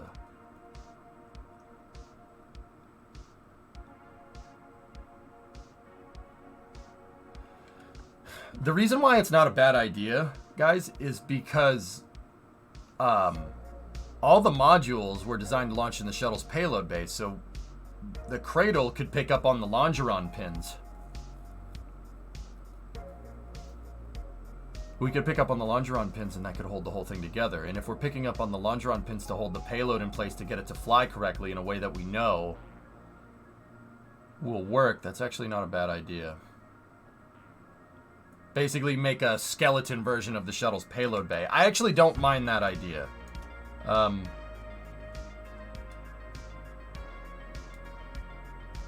now that I'm thinking about it. You know, some people were basically saying do that a second ago. But, like, they were saying, like, oh, have this on an arm that moves back and forth. And that would be the best way to do it. But I don't want, like, RCS that's movable. A movable thruster component like that isn't something that you really find on a real spacecraft. Don't get me wrong, it could be done. But plausible realism is what we always do, right? That sounds like something in the Wikipedia page for Direct. Give me a second to dig it up. Yeah, a transfer vehicle that ends up looking like here.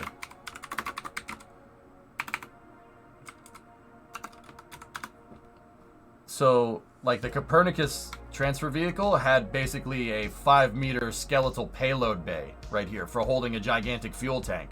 And then they jettison that fuel tank. That's the fuel for the trip there, and that's the fuel for the trip back.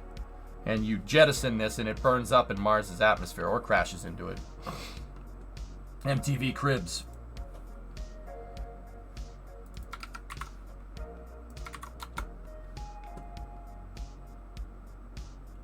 A space shuttle payload derived module, SSPDM, on the ISS. To the ISS. See, this is what we should have done.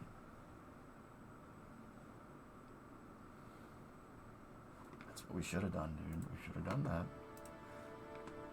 That's the Alpha Magnetic Spectrometer Creeper. That payload's actually up on the ISS. AMS-02 was brought up on the STS-134. It's mounted right there. See it?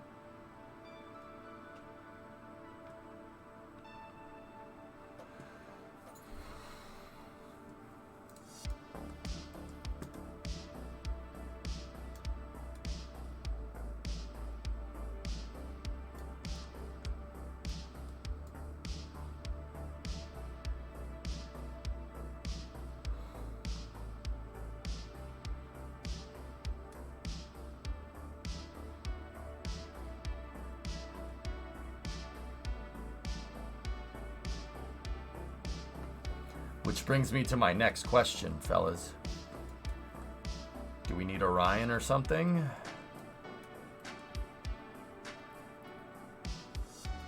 You know what? That's a question for another day. Build the transfer vehicle first.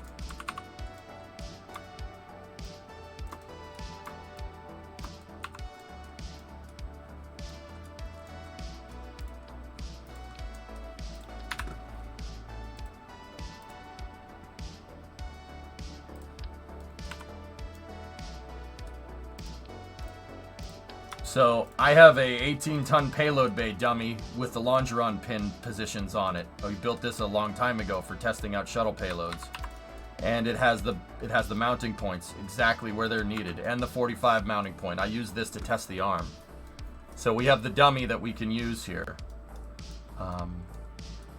Okay, let's move this up here out of the way of my kind of workspace here, because we already got the fairings that we kind of wanted. If we need to make more, we can just bring them down here.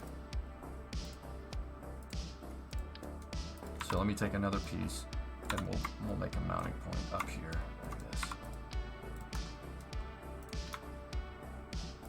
All right, so how are we going to do this?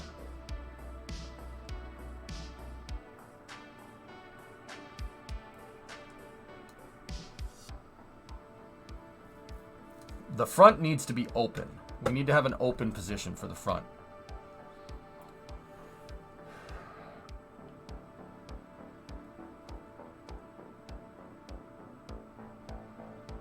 And I'm trying to think about how this is going to go hierarchically. So the module needs to be up front, right? And then we need to dock the module to the station. But we need it around a faux payload base. So how this is going to have to work is something like this.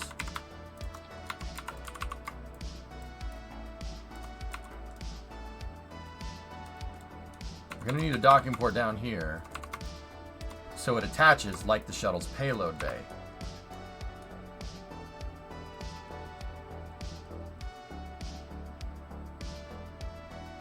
And then we need a way to hold the pins in place.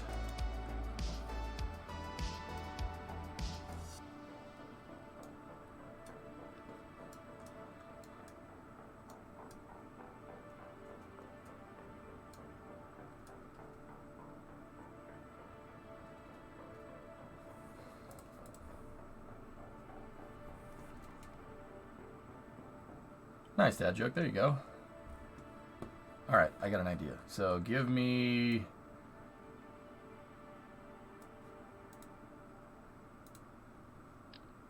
a shuttle. All right. Take the payload bay off. Take literally everything off of the shuttle.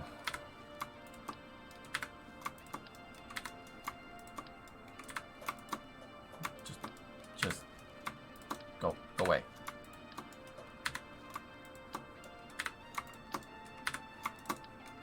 Shift left click to take parts off of sub-assemblies, by the way. Discovery, go at throttle up.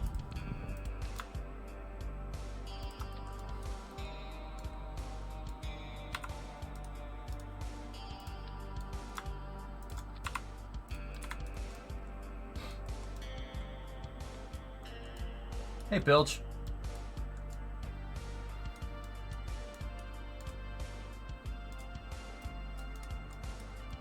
All right,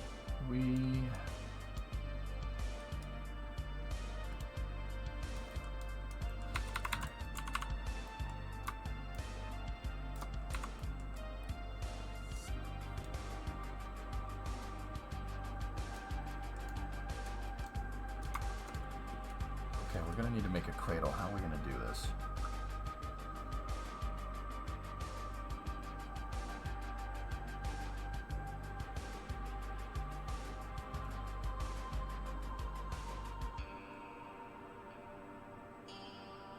Hold on a second, guys. I just need to build out the workflow in my head. So basically what I'm going to do is take the positions of these pieces right here, and we'll just build the payload bay. Now, what I'm thinking about is that I still need to make it so this thing fits. I still want the transfer vehicle to fit inside of the payload bay. So the payload bay cradle will very much be like what Zay was proposing, like this. And the payload bay cradle piece is going to be... it's going to be something that is dockable to the service module, just in case. I still want the service module to be able to be moved around in a payload bay. So, yeah, we're going to have to make the cradle module, which is fine. That's okay. That's not a big deal.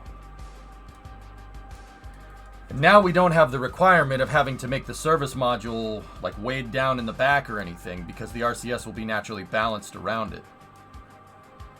And we could just thrust limit. We could thrust limit, well, thrusters. But now I have to, we don't need the arm on it either. Just get rid of those. Just get rid of that, get rid of that, get rid of that, get rid of that.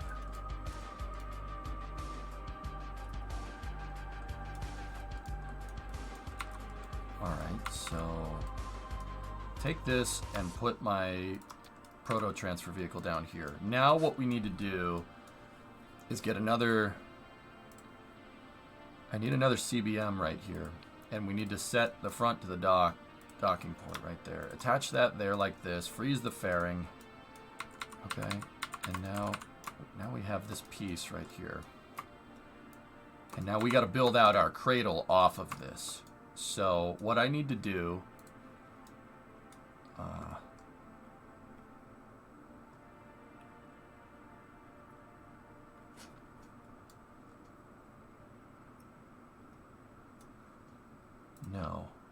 No, that needs to be backwards so the transfer vehicle can grab it.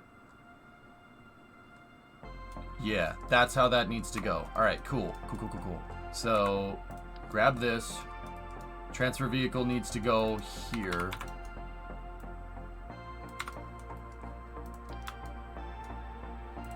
And now that thing can map up with this if it needs to.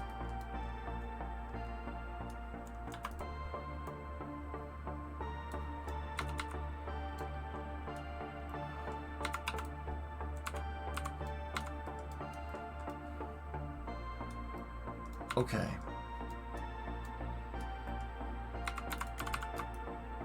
So get rid of the RCS for a second here. So what we'll do is we'll take it and we'll move this up so the center line is lined up with the pins like that. Perfect. Now, the cradle piece. How are we going to do this?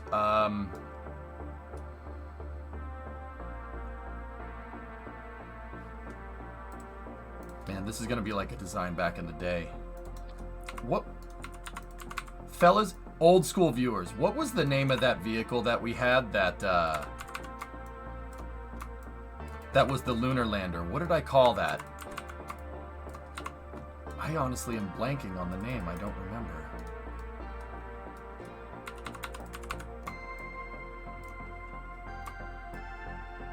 No. It was a big rectangle. It was a big rectangle, and it had 3 tanks in front, 3 tanks in back, and downward-facing thrusters. I had a funny name for it. I forget what the name was. No, that was the MMB Electron. That was a cool design.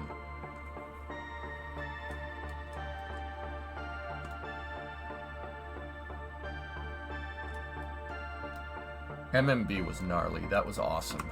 I really enjoyed that design. I totally am blanking on the name, and I'm sad that I'm blanking on the name because that was so long ago. I don't remember. Scorpion?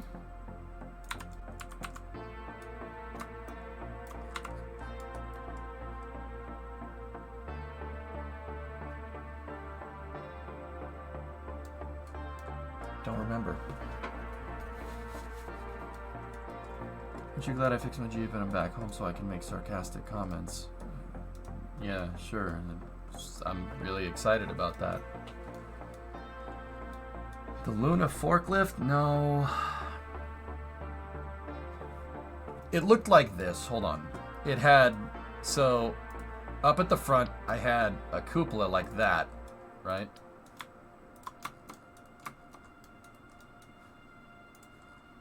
And then we had tanks that were like this. And then I had another set of tanks that were like back here.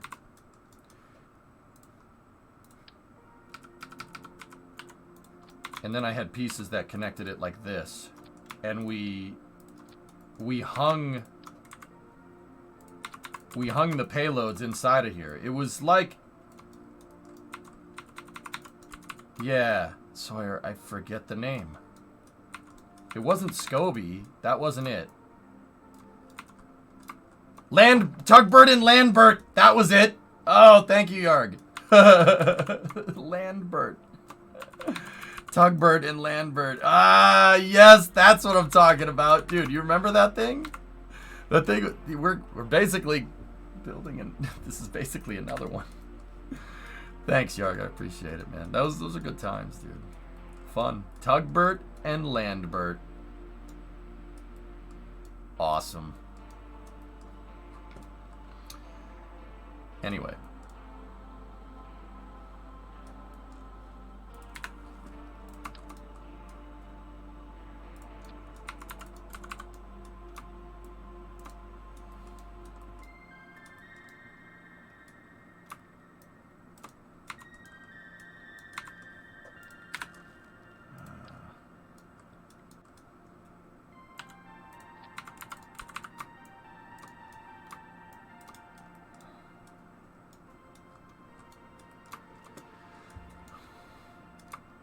I don't know.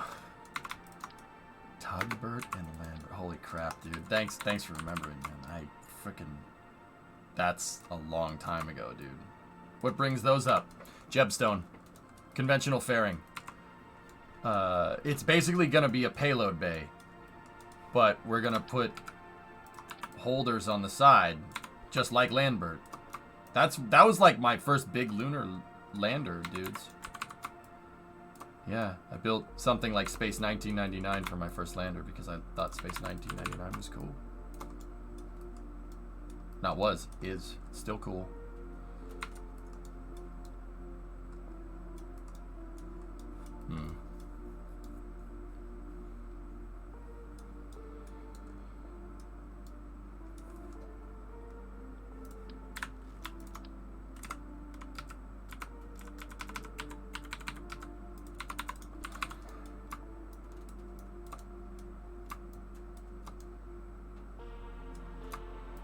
That one needs to be down.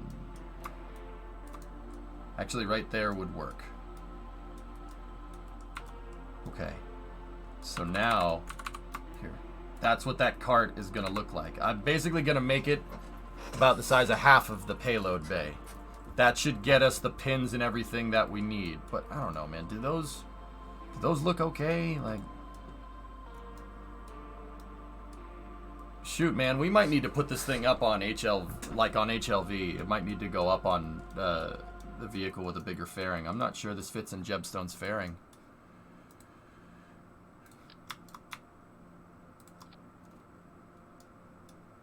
Oh. Yeah, granted, that was a long time ago.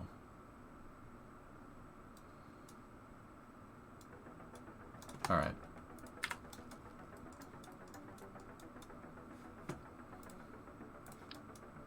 We can't use the gantries. They won't fit. Ain't gonna fit like that.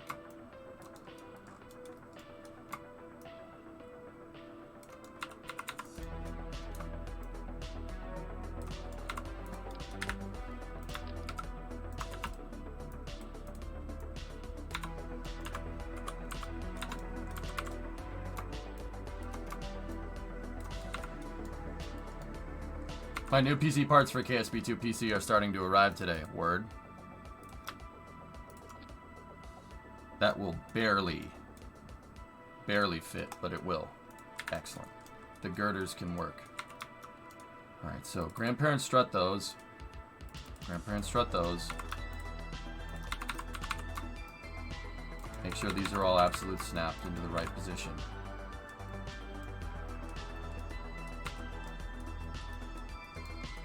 Can you try some other part instead of trusses? Grip pads, maybe. I think the beams are good enough, Raid.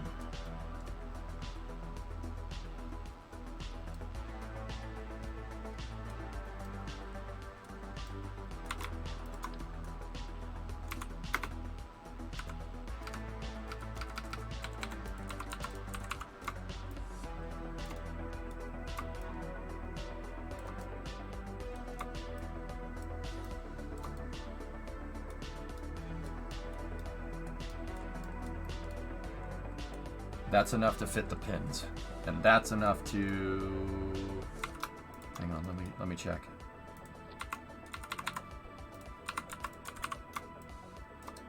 That's enough to fit the keel pin port as well. Perfect. Okay, so get rid of those.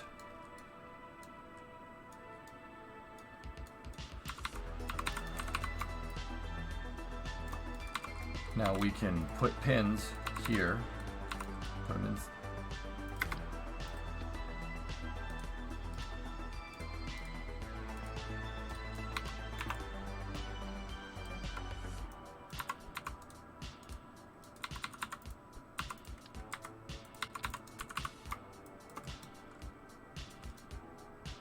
That will fit.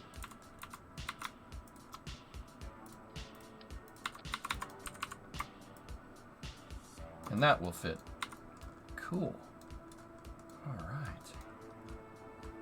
Excellent. And then we could put a docking port down here like this.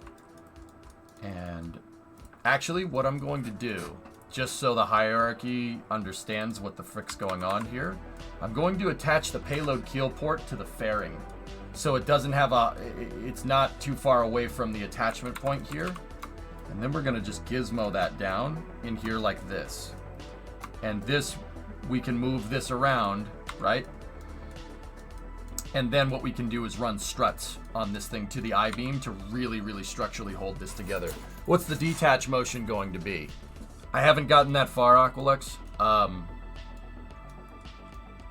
I haven't gotten that far. I'm just putting the pins in position. But yeah, you're right. We need to make, because it's not going to be pulled out of the shuttle payload bay. We're going to dock, so we need to be able to back up, right? So I need some type of active latch system here, and the latching system is going to need. Actually, no. We could dock the thing, and then we could just translate down away, right? So it mimics coming out of the shuttle payload bay. I actually like that idea. We should do that. I just convinced myself. Thank you.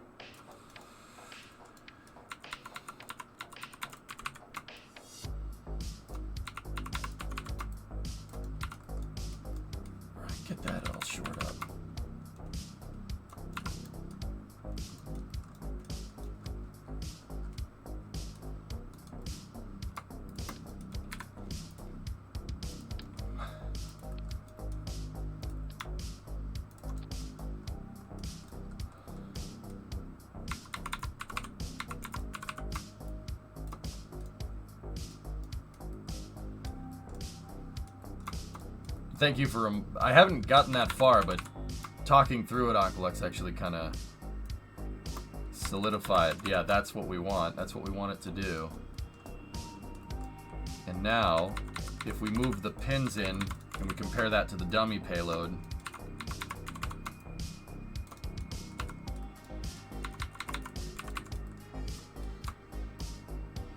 There.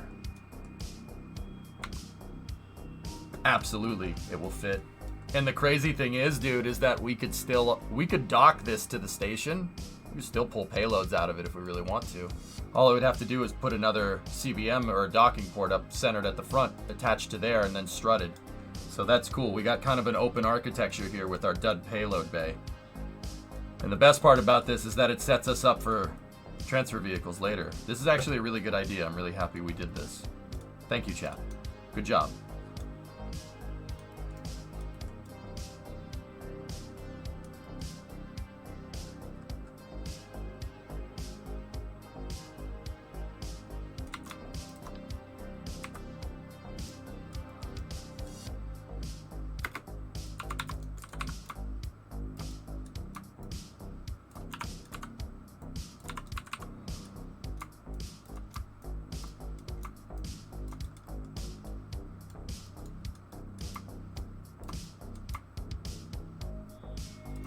No, thank the Direct team. You know, Zay, I will give credit where credit is due. Direct is incredibly well thought out.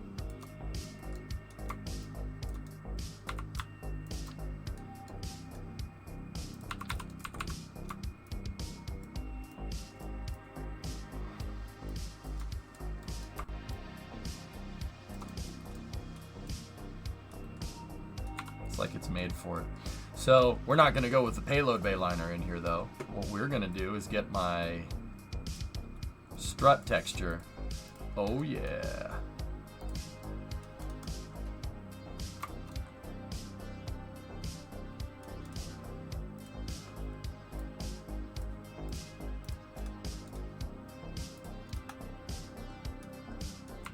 Is there a download for those textures? Mutter has them, dude. For the truss texture that I used on the station.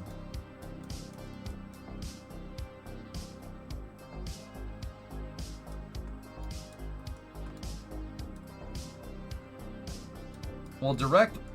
Wait, Sam, wasn't Direct supposed to be a replacement for Constellation?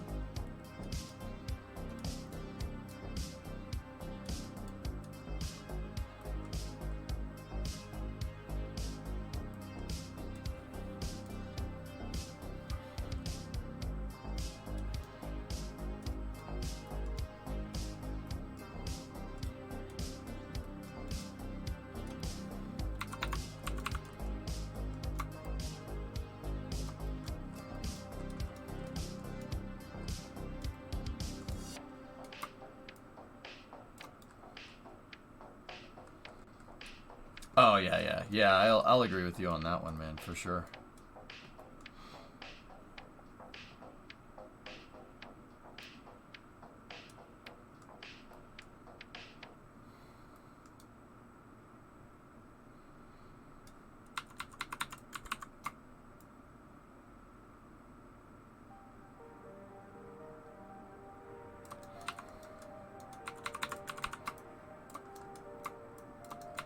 Wicked.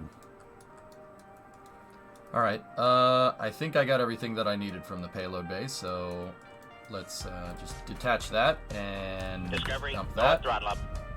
and we will reattach over here.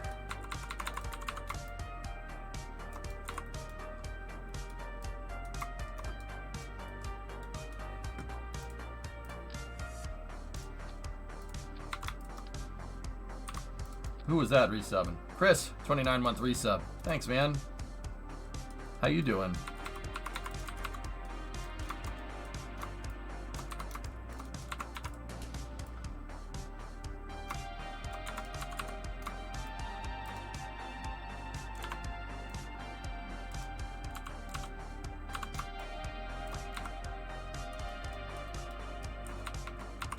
Good, busy. It's not a bad thing, man.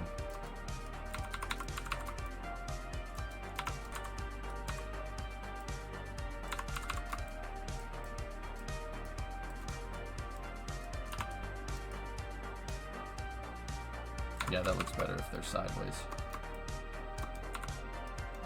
I don't like that it's kind of, it looks like it's floating in between the struts. Going to Epcot tomorrow, though. The actual thing would have been better.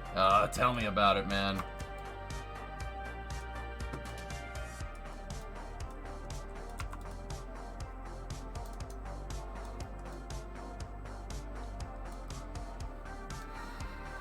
You can't wait for stock tweak scale and procedurals. Actually, Raid, you suggested grip pads. Grip pads would bridge the gap.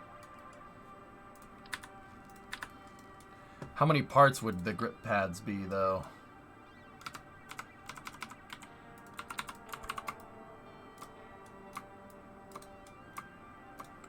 And where would they need to be? They would need to be right there.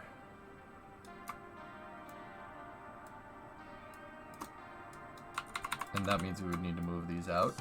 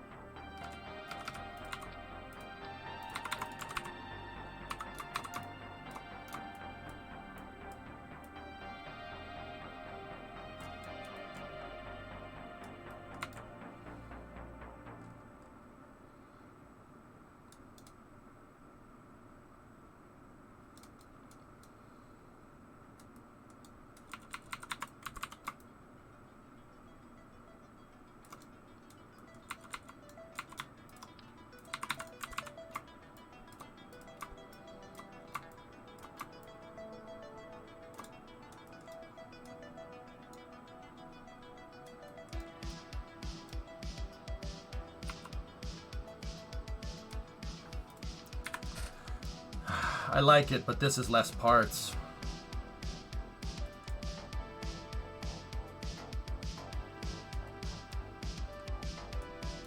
Yeah, exactly. The grip pads have anything that's near them that moves. Even if it's the same vehicle, they will hold in place. So I'm not really sure that that's the right move. That's why I wanted to go with girder segments, but the girder segments wouldn't be wide enough to fit inside of the right type of fairing.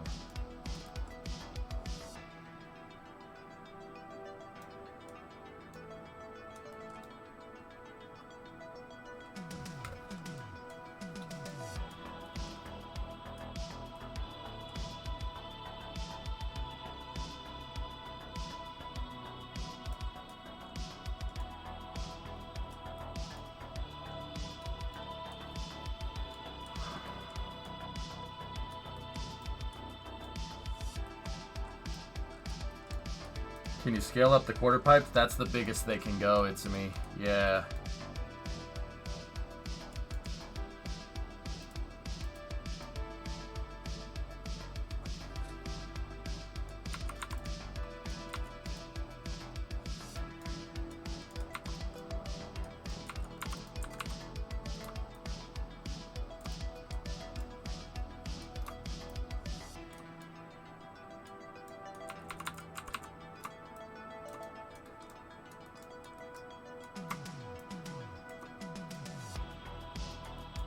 I think I moved them from when we tried to use the grip pads. I gotta put them back in position.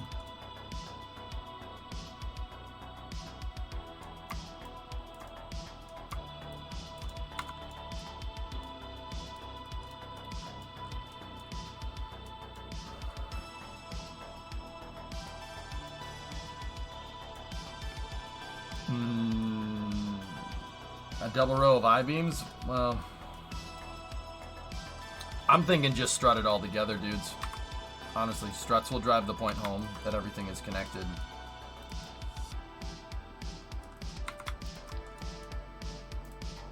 So, seriously, just do that.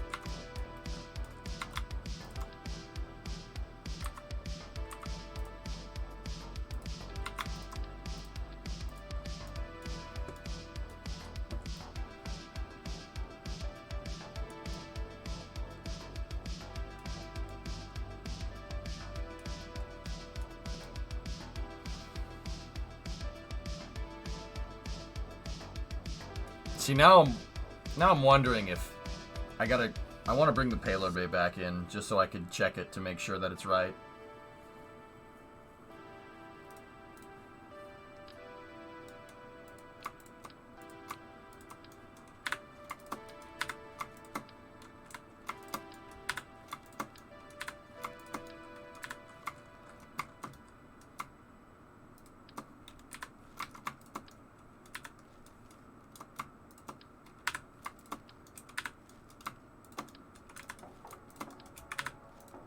Man, that thing is complicated. There's a lot of parts on that thing.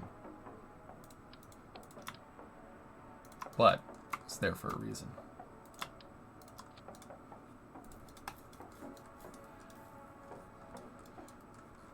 What's that, Dwarshak? Could make an internal fairing with the gold coloring to create the look of gold foil covered in a support structure, and then the gap isn't so noticeable.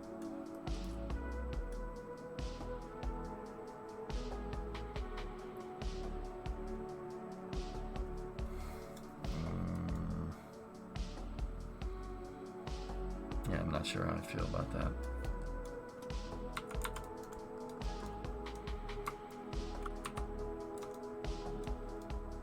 Oh, I did put them right back in the right positions. Cool, good to know.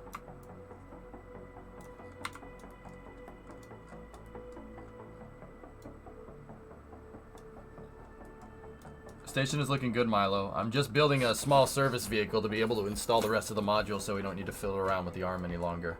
I proved that the ARM can work, and I'm satisfied with, you know, I'm satisfied with how it operates.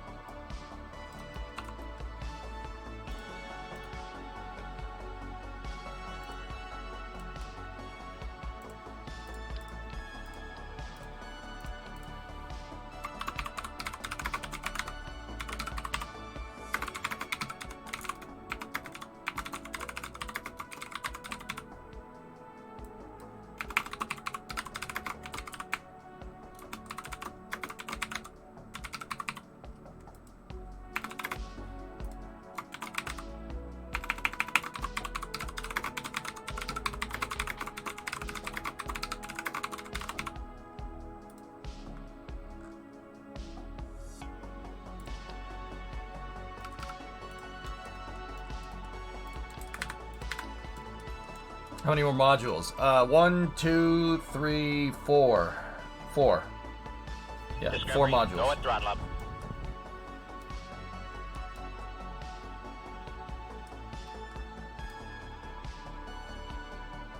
Yeah, Theox, I see what you're saying. You want to move these. Want to move them like that.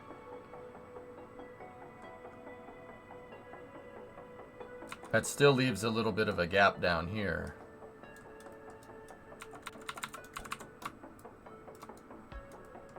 Actually, Theox, I don't mind doing that. That's fine. That gets the point across.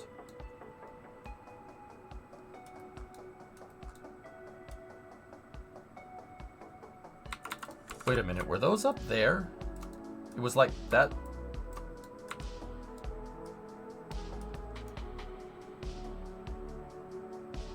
Interesting. That's centered. Huh. Okay. Okay. Alright. Alright. Kippy, 16-month resub. Thank you very much. Thank you, man. Thank you very much. That actually, yeah, Kippy, or not Kippy, Theox, that's a good idea. Yeah, I'm gonna do that.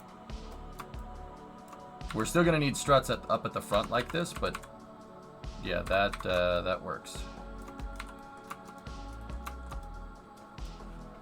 I think this will still fit inside of that, inside of a 375 fairing, I'm pretty sure.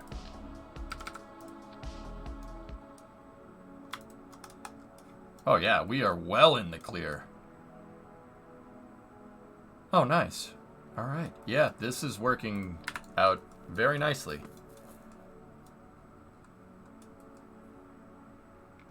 Strangely enough.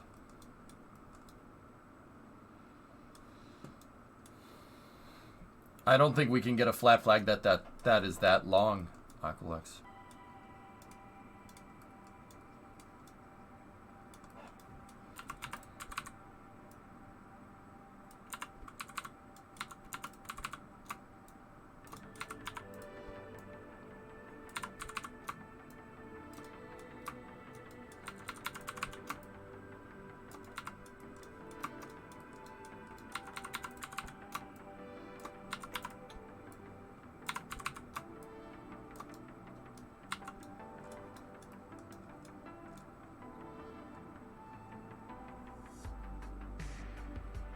I actually don't mind this, dude. It's pretty good. I wish these beams had a little bit of depth to them, because you can definitely tell that it's just an alpha channel, but I mean, you could always...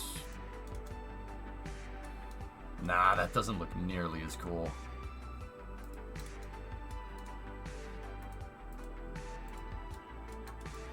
Orange panel, good. Will you send some of the remaining modules on Jebstone? That's the plan, Rem.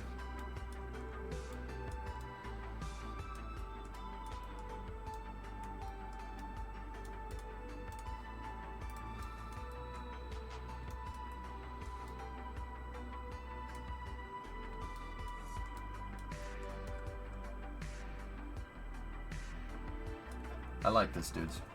I like it. It's good.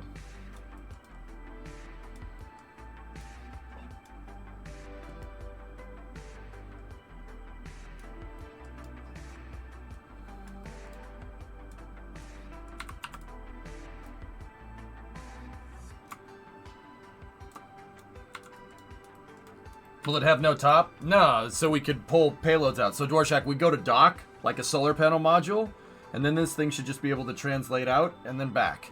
That way, the deployment phase is just like the shuttle's payload bay. We could make it go forward, but I think having the vehicle translate down after attaching a module is the right move. And yeah, the cool thing about this is that I could just put another CBM up here if we wanted to just make part of a transfer vehicle have an open payload bay for shuttle payloads, like a lander or whatever. Yeah, this is a good idea. Just a passive payload bay.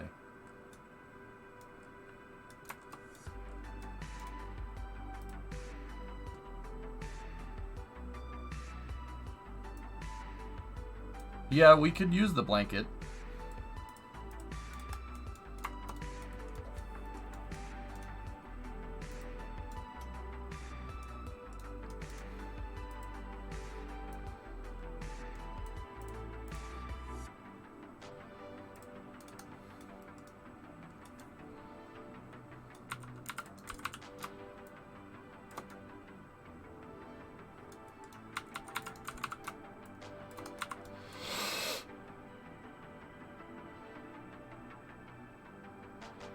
I just got an idea.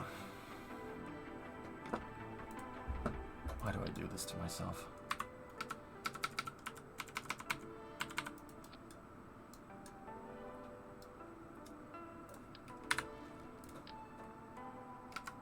Why do I do it? Why do I do it to myself? I don't know.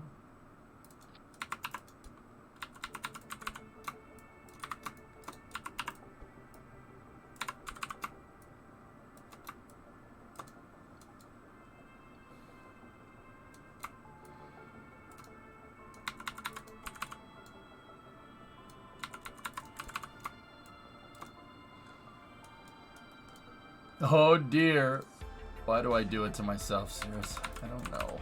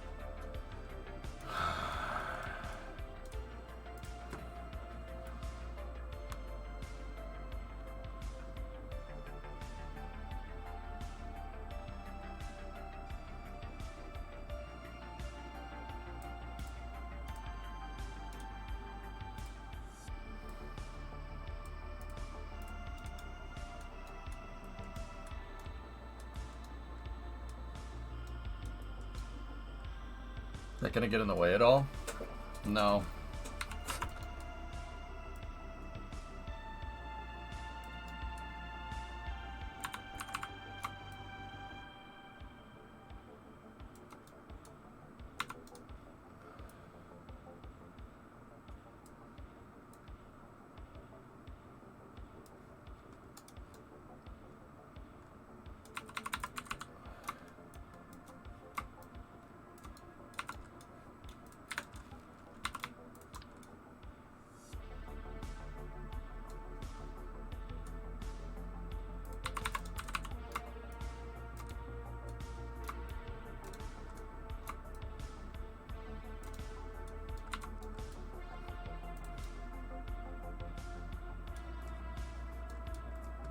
Making your own payload bay? It's for thermals. Yes. It's for thermals, okay?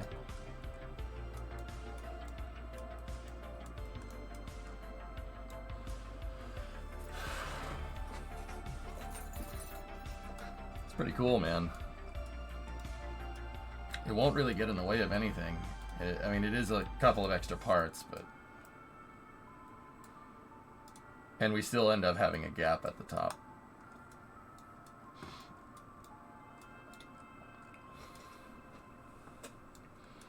Let's, that's an idea for another day. Let's just keep it convertible for now, okay? I take it you all saw this.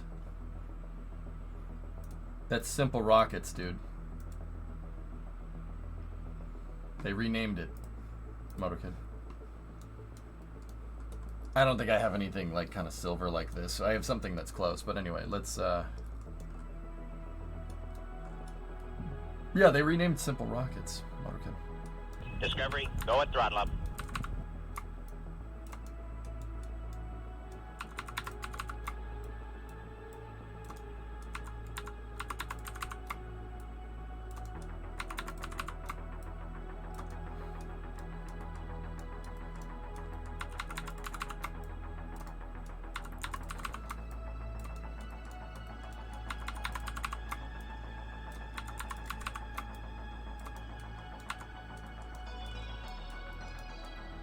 Nick Sargent, hey, what's going on, man? 30-month resub. Long time no see, dude. Yeah, this is cool. I like this. This is neat.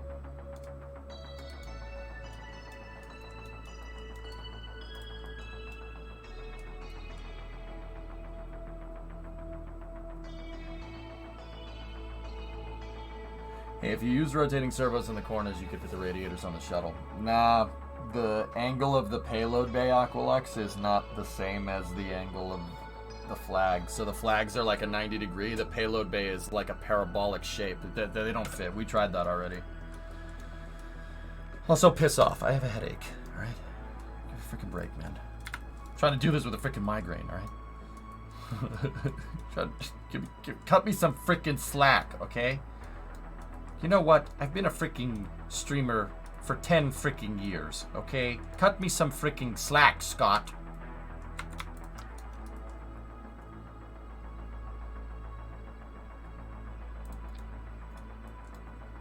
Been a freaking evil doctor for 30 freaking years, okay?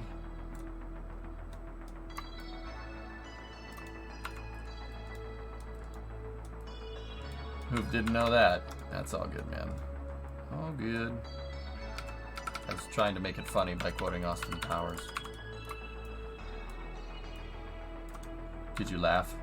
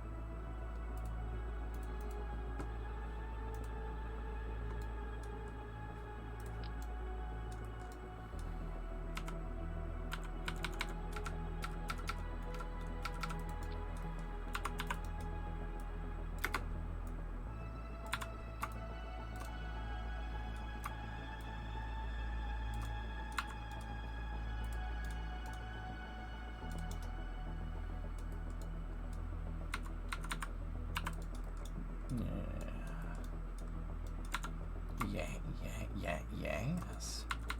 That's about as far out as we can go. I'm just making an additional alignment system for the transfer vehicle, just in case we have to, so we can undock from the cradle. If we need to. I could just leave the damn cradle sitting up at the station if we wanted to. I like that. Alright, so now for the rest of the transfer vehicle. Now we don't really need to worry about where we put stuff on the service module, because I can just place RCS where we need to. And then we can modulate thrust from there.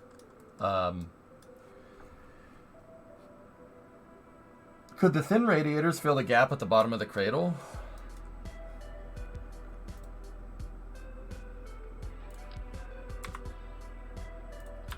I mean, if we flip them upside down.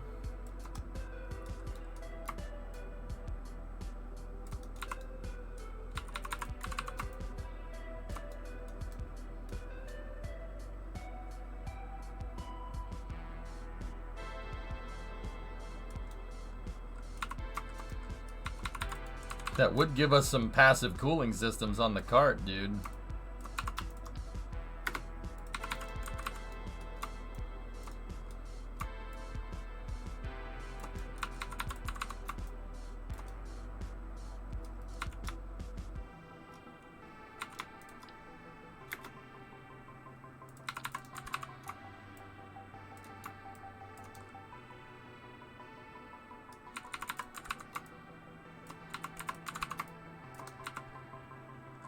I know that's not exactly what you're saying, but the mounting for them looks like they were made for this application.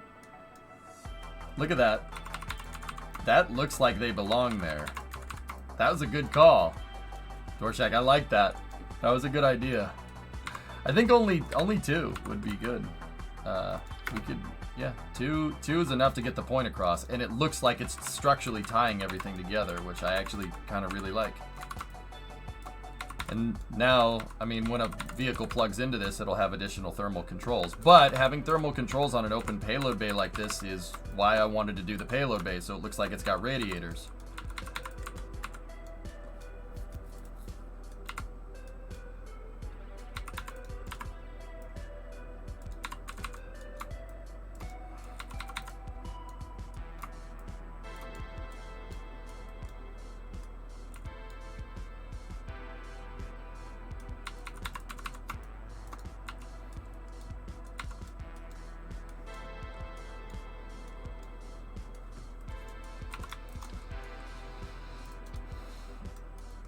So what is the purpose for this? Yarg, I'm just putting the rest of the payloads up.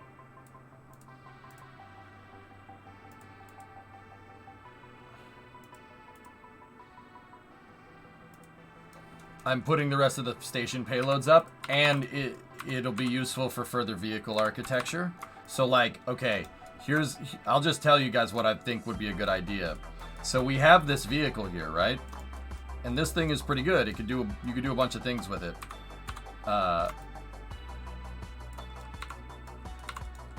There. That'll bridge the gap and make it look more structural. You could do, like, we have the shuttle. You can do everything with the shuttle, right? But what I was thinking is, like, if we deploy a Centaur or the Puma upper stage, right? What I want to do is put a docking port on the back of this thing, and then make it so this thing could act as a service module for my Centaur stages, and maybe then I'm able to make my Centaur stages long duration, right? And if we can make the Centaur stages long duration, I could have a Centaur stage, and I could have this, and then I could have like a lander in here or something.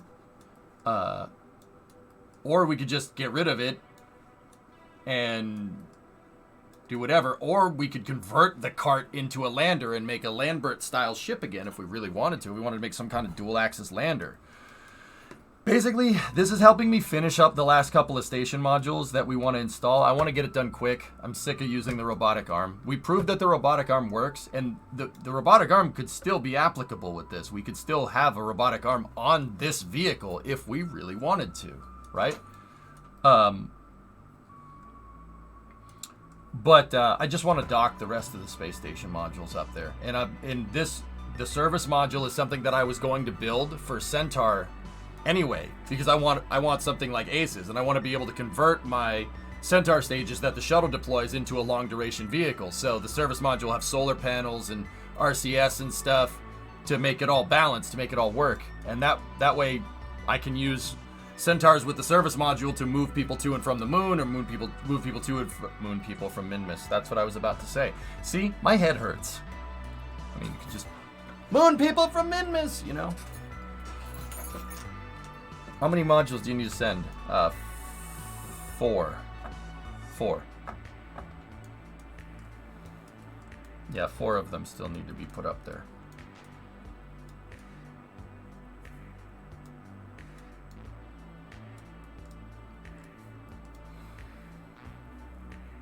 All right, let's build out the service module, shall we?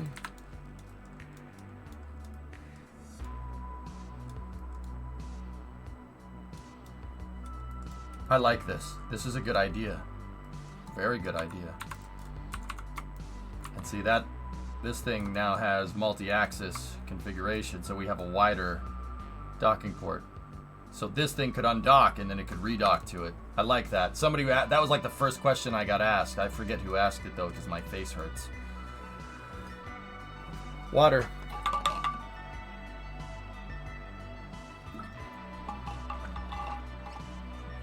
Jebstone or MLV? We might need to make an extended fairing, dude. Yeah, an extended fairing is probably what's going to need to happen.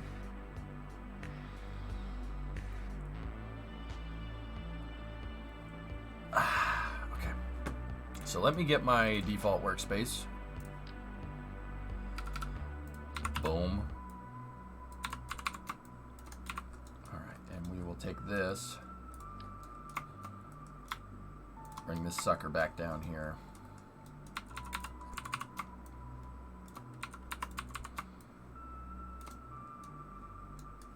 And I'm going to move this.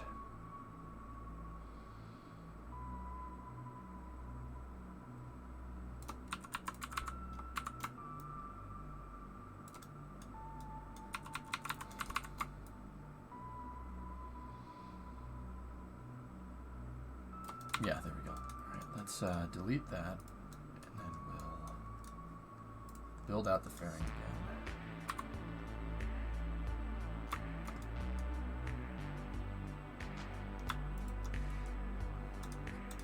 Actually, hold on. Delete that for a second. Give me another ruler.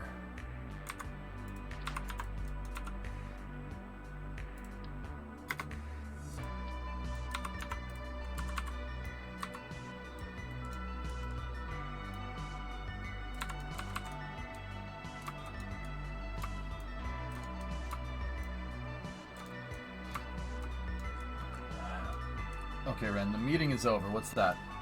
And I'm back with interesting news. We are rolling out 480 Starlink connections to replace cellular backups for Midwest C stores.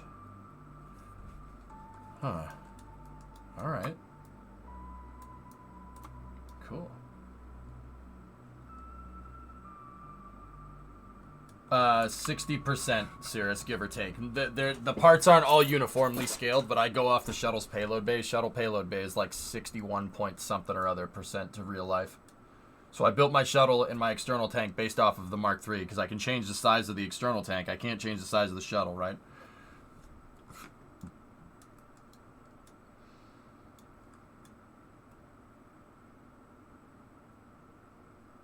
Yeah, I basically built this hierarchically Aqualex so I can just take another CBM and just move it to the front. Is that what you're describing?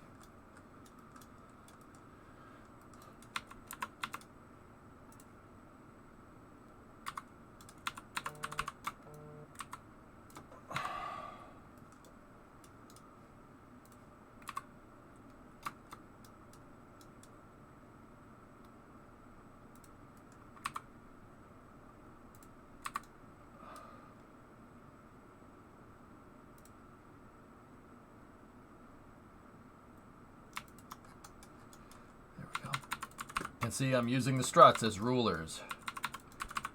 It rules. ers. Okay, that hurt my head even more. Alright, remind me not to do that again. There we go.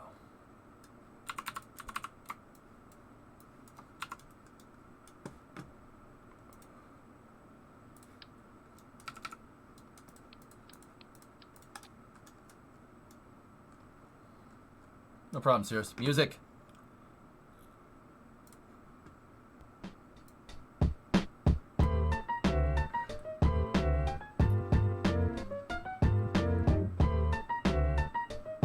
Okay, I don't know if we can listen to that or not.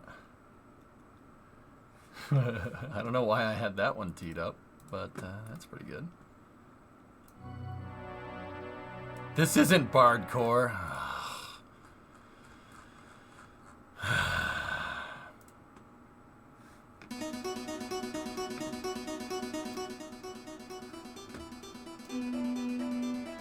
Can we not make this a thing, please?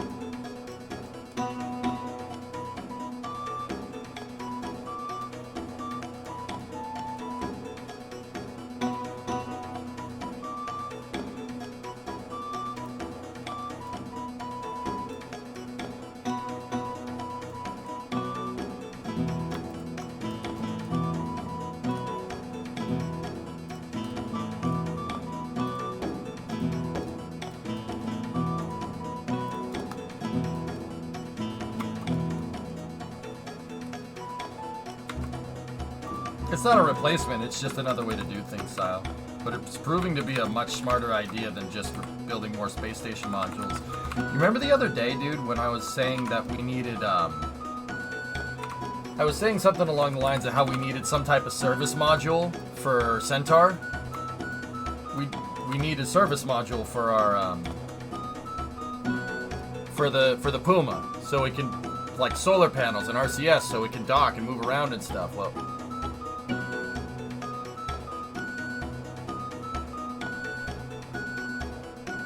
I agree, John, yeah. Something like that, but if you're thinking of leaving cradles in orbit and reusing them, then you need to think about how you're going to attach a forward CBM in orbit. Oh, these first ones here for station docking will be... I mean...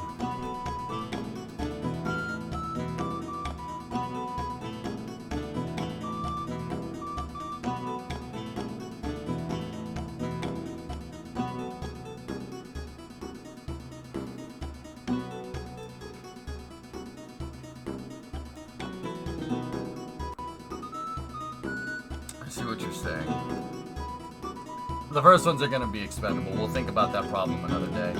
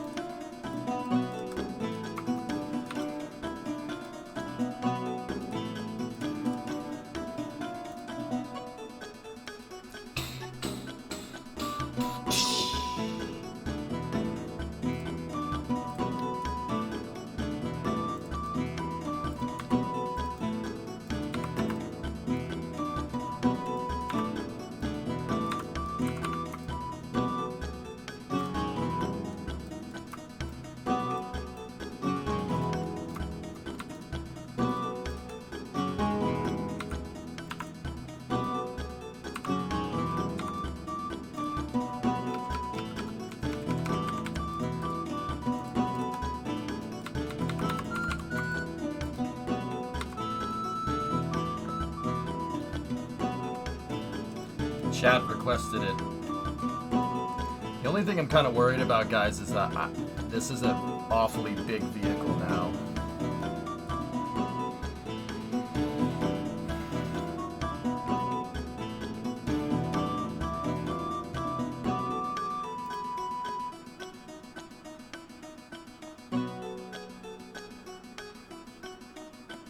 Do you still need the service bay? No, not really.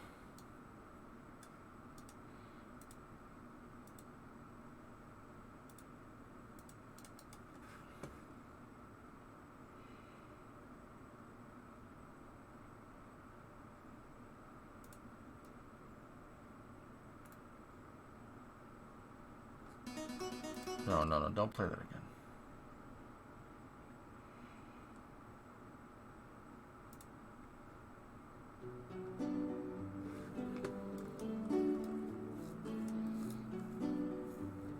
Yeah, door, we could put a full fuel tank in the back, but I honestly think that might be a little bit too much Delta V.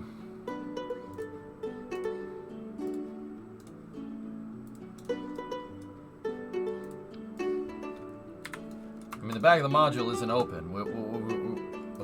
Come on, EJ, let's go.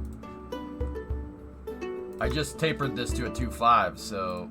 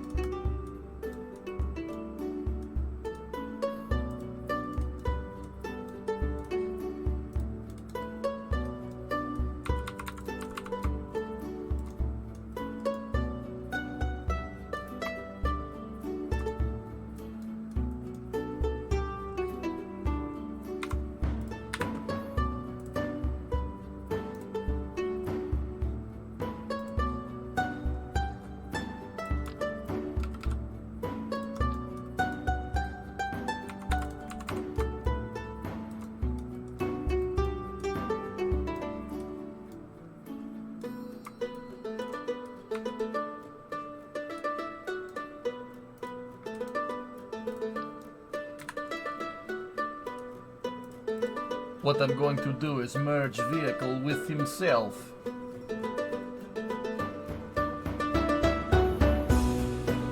No, Steam, why, or Falcon, why would it be? It's a little loud. Transformative baby and the Bardcore. I checked the Bardcore. This channel at least is okay.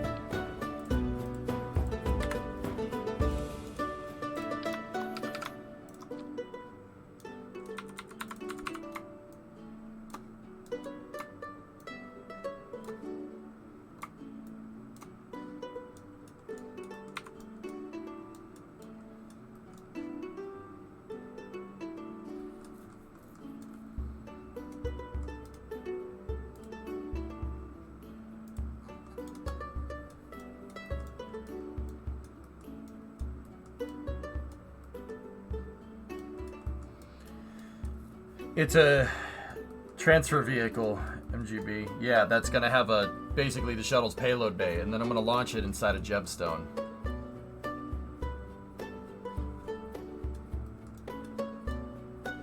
I hate the seam right there. I hate it.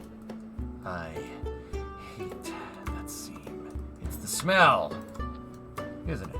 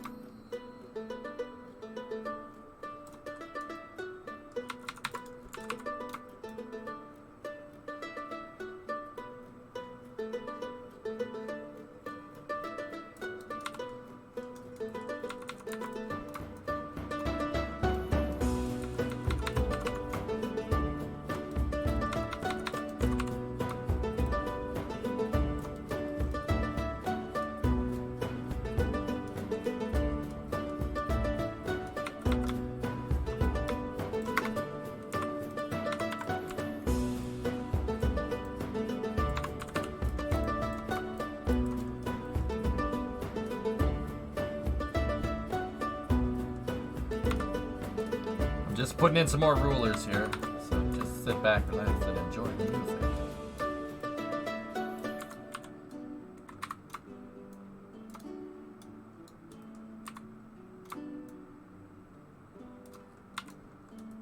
Yeah, Carrot, we're getting there, man.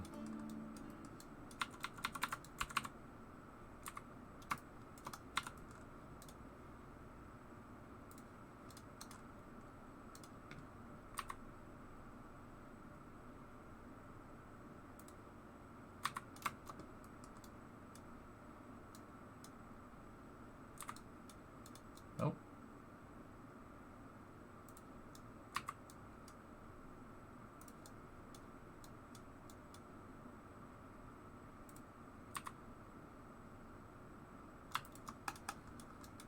Score.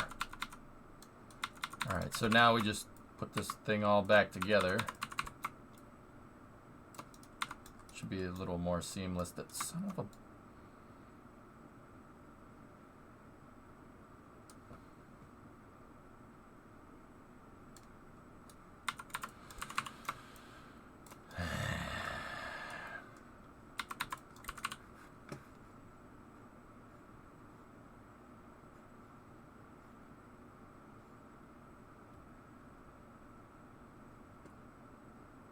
You know what? I want my synth wave back.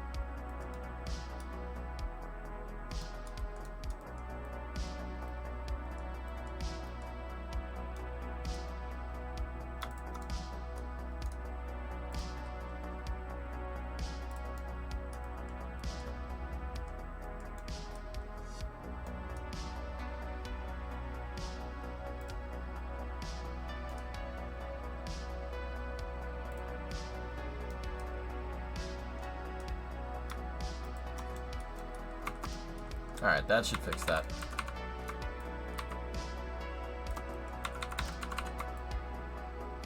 Oh, no more seam. Thank you. That seems real good.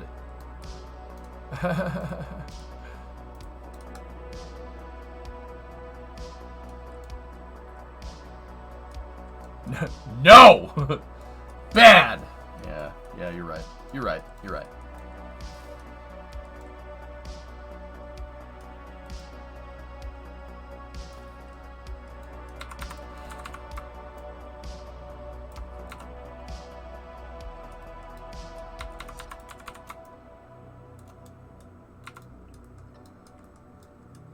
The fuel and stuff can go inside of the fairings, dude. I'm just wondering about electrical now. Where my real question is, where the heck am I going to put fairings? Or those are not fairings, but you know what those are, so I'm just gonna, yeah, you know what I mean.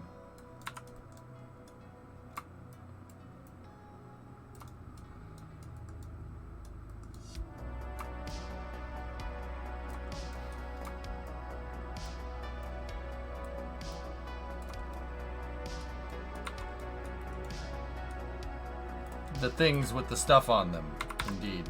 What I'm worried about, guys, is how long the vehicle actually is. It's pretty big. I'm not sure that's going to fit in Jebstone's fairing. In fact, I know it's not going to. We might need to modify the vehicle a little bit to get a longer fairing.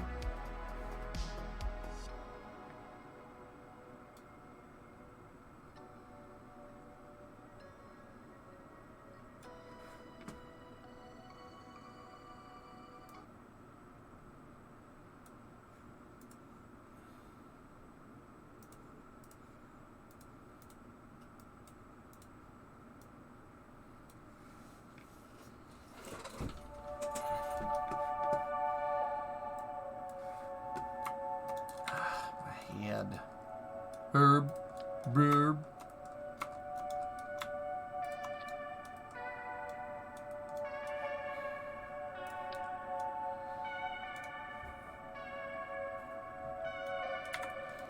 What are we working on? Transfer vehicle for the rest of the modules.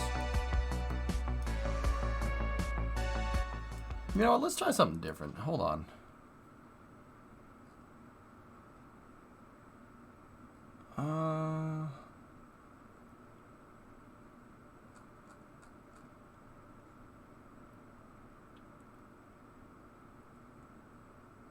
What's something we haven't? Rebel Galaxy? It's DMCA. Can't do it.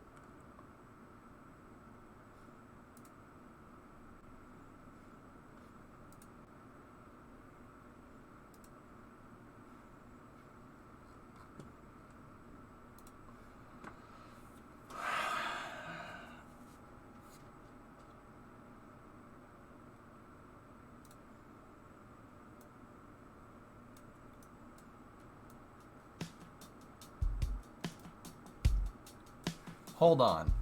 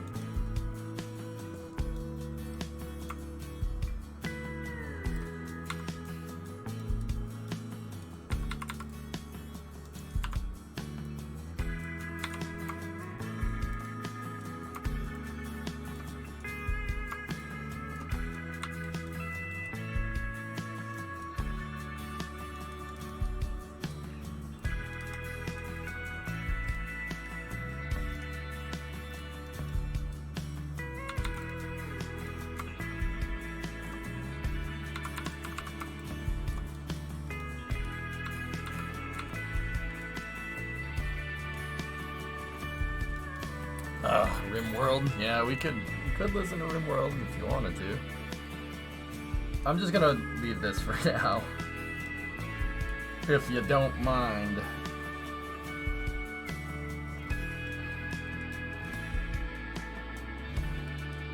This isn't RimWorld music? No.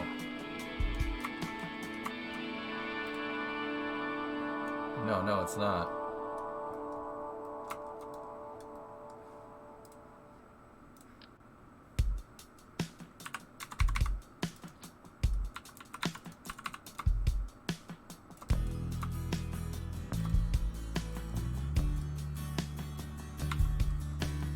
Hell yeah.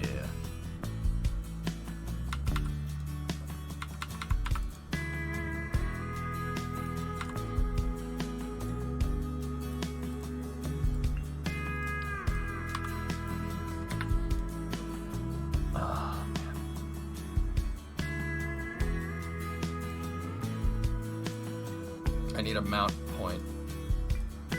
We can just use cubic octets.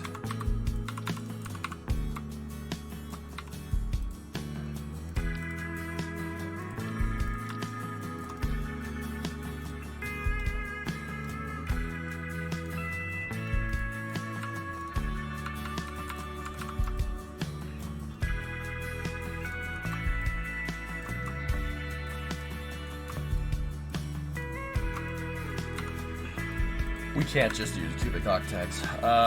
Alright, give me the structural piece. It's an arrow. Shrouds.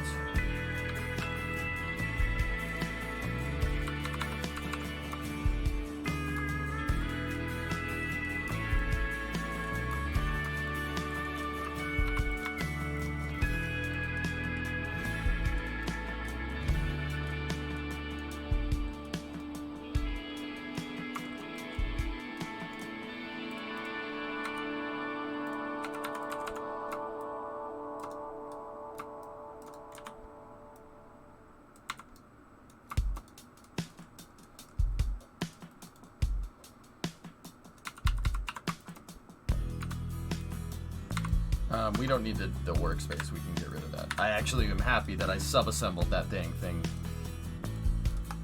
so we don't have to worry about it.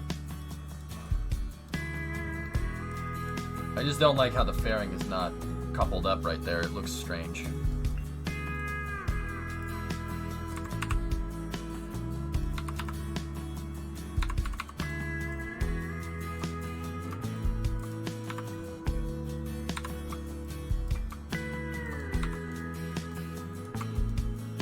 Still looks strange.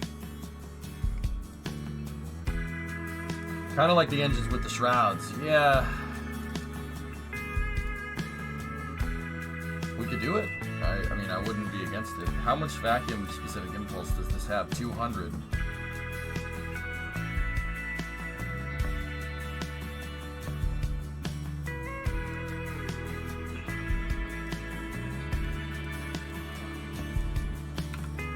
Not very much delta V. It's a service module, Dvorak. It's not really. It's not a. Think like rendezvous operations up in space, right? Like not transferring out to the moon. Remember, this thing should. We want this thing to couple to the Puma, and then it'll act as its service module, right? That's what we want. Clock is ticking. Less than a month. Yep, could have done without that, though. Thanks, though.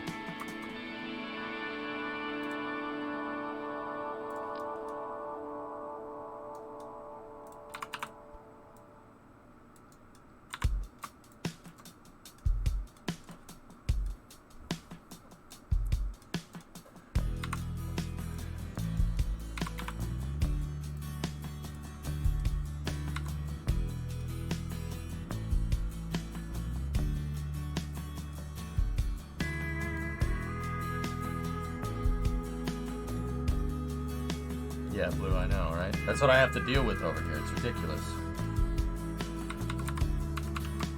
Deal with these fools over here. Creeper, what's up, man?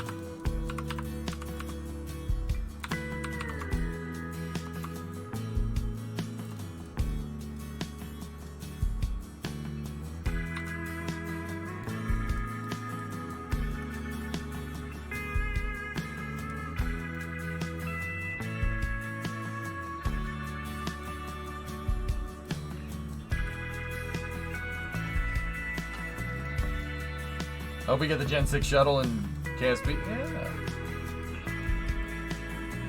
Nice guy. Come on, man. Come on, Bill. It's not even funny as a joke. Stop it. You stop this now. Dude, I don't think we need 4. There. You don't think the problem is with Peter. You think that you haven't challenged him enough. There it is.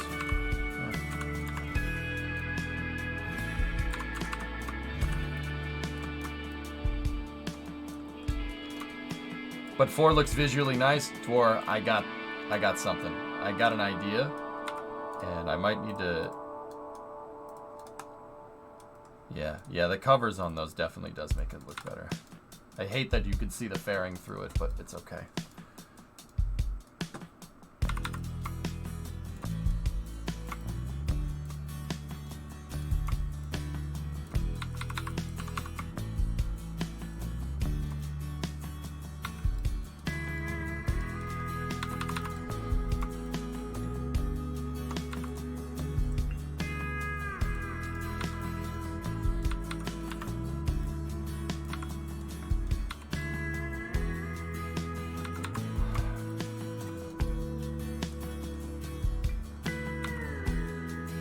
Yeah, I have something that I think would be cool to do here. So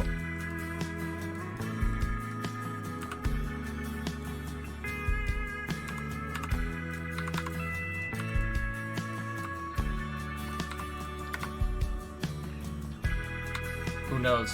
Who knows what we're doing?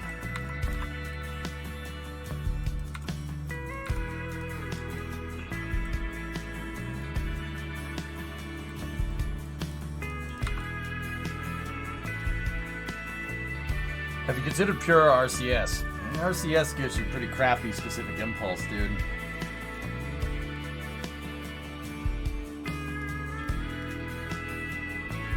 The service module, dudes, remember.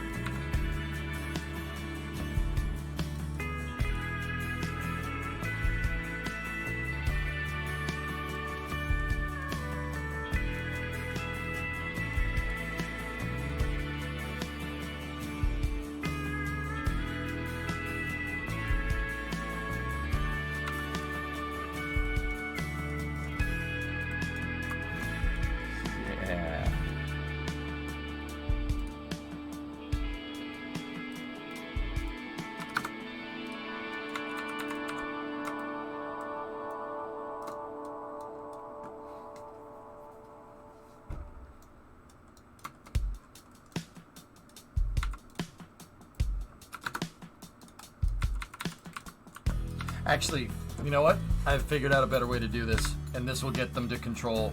We can control them in symmetry. So if I set this here and then we put it in 3x or 6x symmetry, we can move these into position. And we can put them exactly where we want them to be, right there.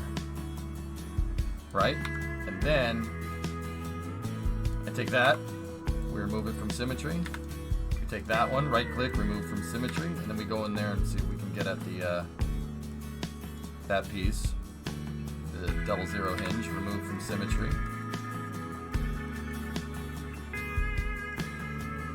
Right click, remove, get rid of it, and now we have 4x mirrored symmetry. Look. Oh ho ho ho ho! All right, anyway.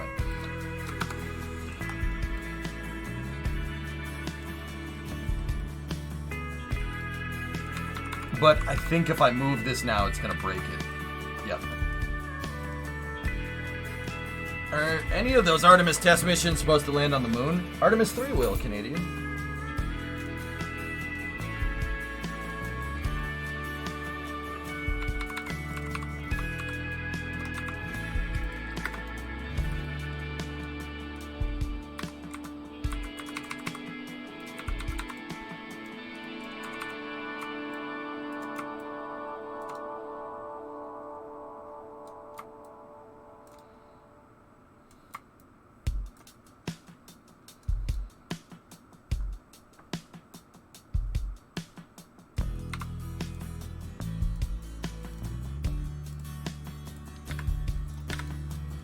This is why I wanted to go with 2 engines, Dwarshak, because I wanted to do this. I thought this would look cool.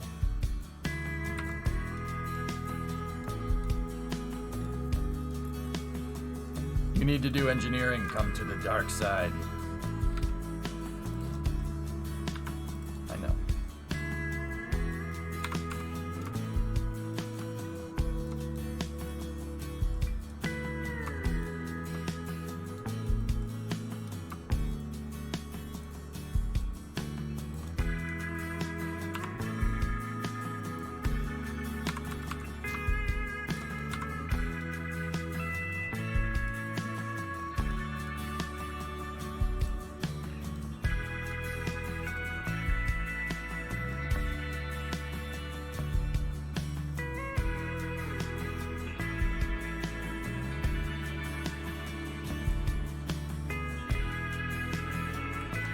They still clip a little bit at 35.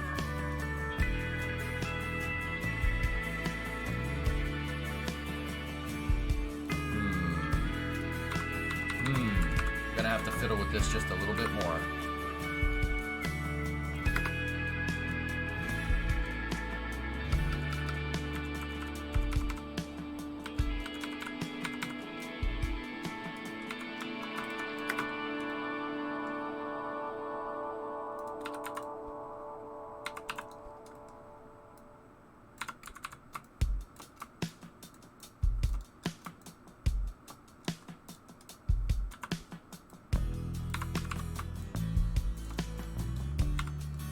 Consider this.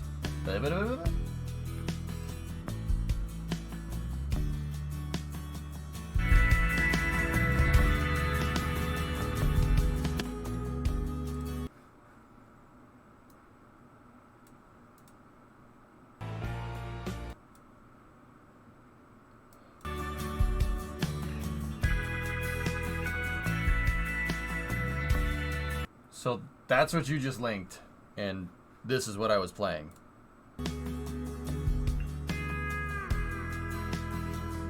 What I was playing, what you linked.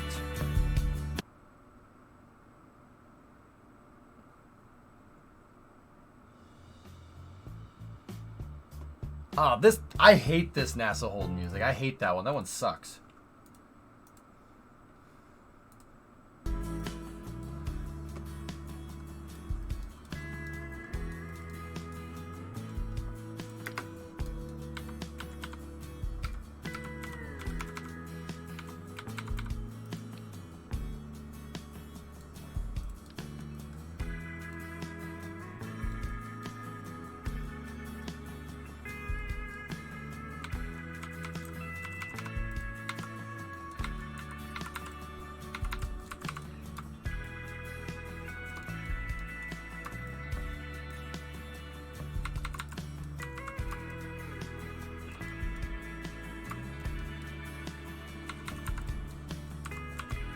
Alright, chill. Some people like that stuff. I'm trying, man. I'm trying. Oh, that clears. Yeah, no problem. And it rotates on the... This whole thing doesn't rotate. It's just one... This as far as I know. Yeah, that's fine.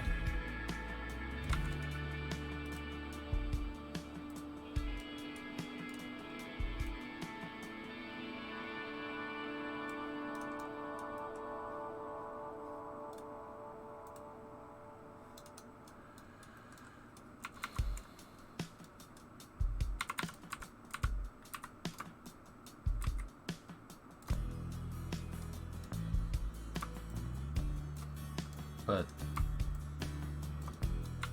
that's the position that we want this to be in, like that. It needs to be right there. All right, let me check it one more time. I'm just checking for clearance. I need to make sure that, once again, I want my transfer vehicles to still be able to fit inside of the shuttle's payload bay. Oh, that just barely clears. I'm in. That's good enough. Good enough for me.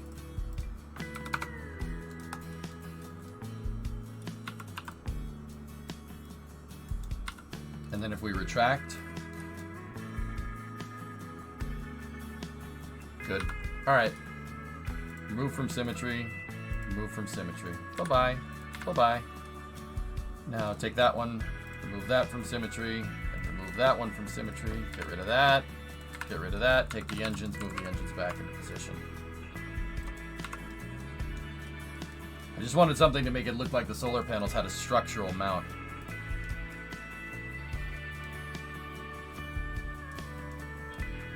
Yeah, of course, S. Yep. If we dock a Centaur to this thing, it's not going to get in the way, right? Nope, no collider interference there. Cool. Yeah, Aqualux, you were talking to me about using RCS a little bit earlier. I don't like using RCS. It's not,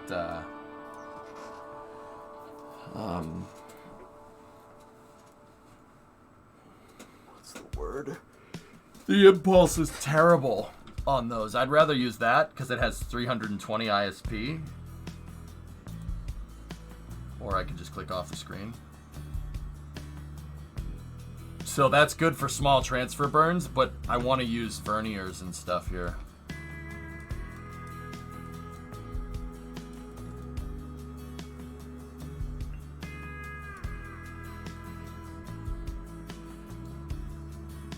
Now my only thing here is, once again, this is a little long, fellas. I mean, what's the length? 13 meters. It's a big payload fairing.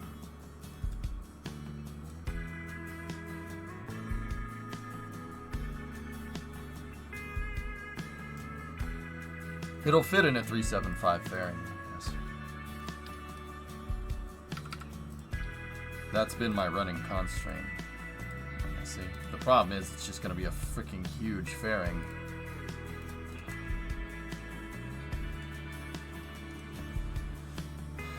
I don't think Jebstone has that big of a fairing, man.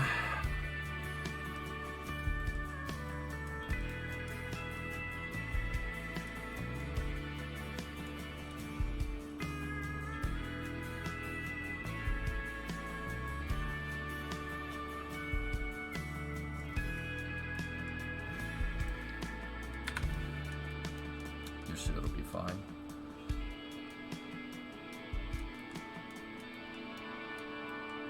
The other thing that we could do is run with a cut down version of this.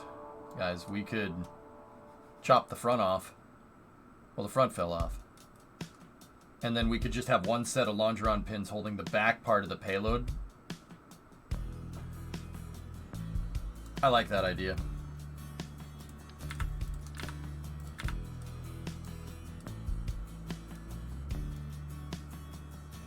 That would be enough. It'll be enough to hold it.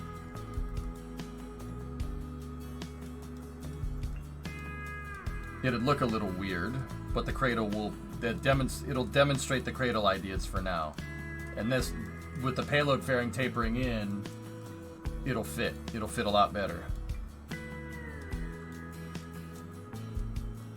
Well, Savvy, I can always move the pins so we could have like a pin here and then a pin there, and then the front of the fairing out. So one of the pins will be on the center of mass of the payload, and the other one will be out back. That's good enough, dude. And then my RCS can go right there. And I think we'll be fine. And speaking of that,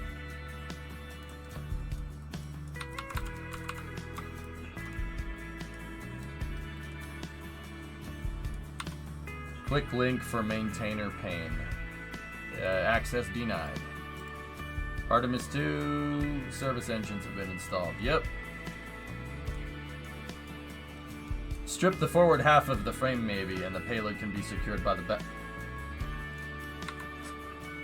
It's a good idea.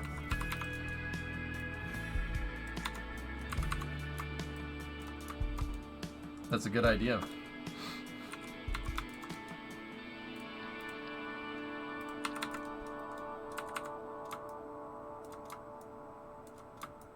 Yeah, subs, Brandano, but you can post a link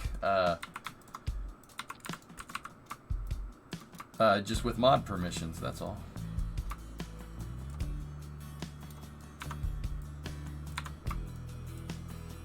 All right, put the Bard core back on.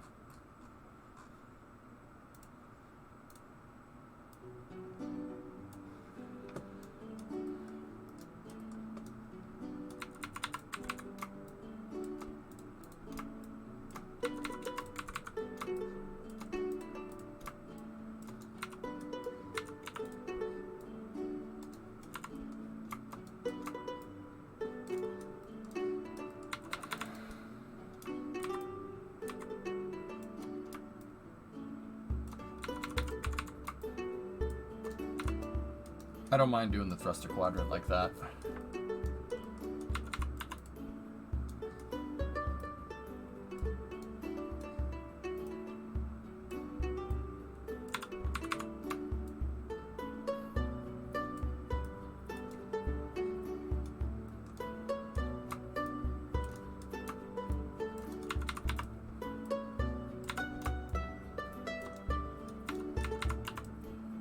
Why did they make the vernier thrusters look like a freaking like a portal turret?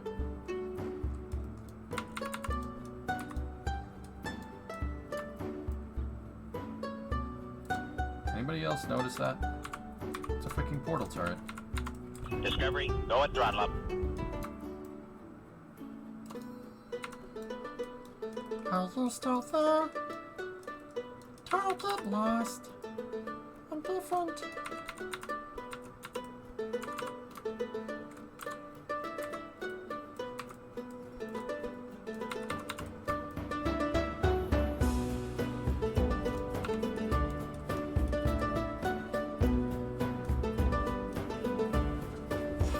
The LFO RCS is great, but the form factor sucks. Yeah, I'm with you on that one, though. Oof. Check the link.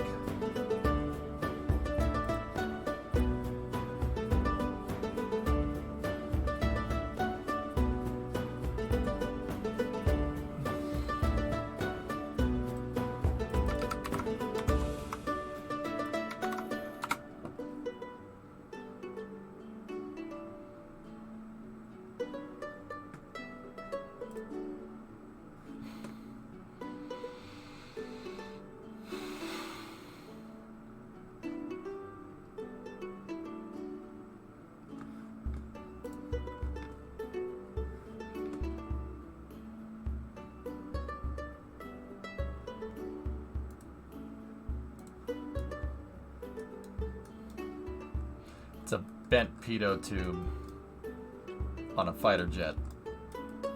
That looks expensive.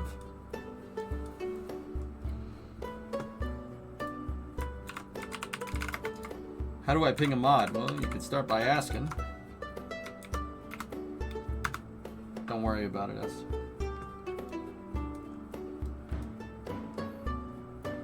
You can post, Brandano. This plume looks so clean. Very nice.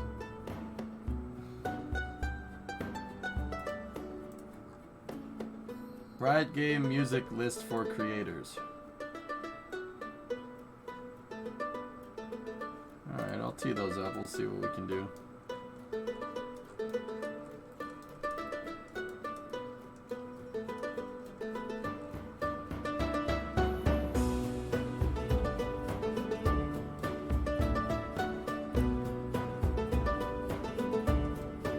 Yeah, I got you, Brandano. Yeah, I got you when you said that. All good, man.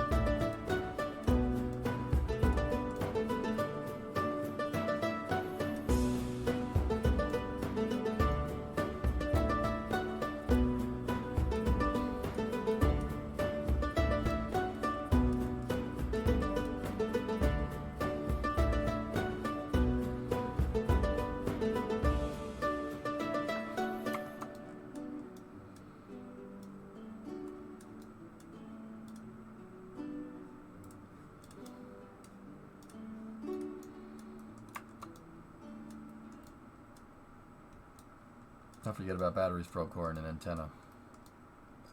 Getting to it, my dude. Thank you.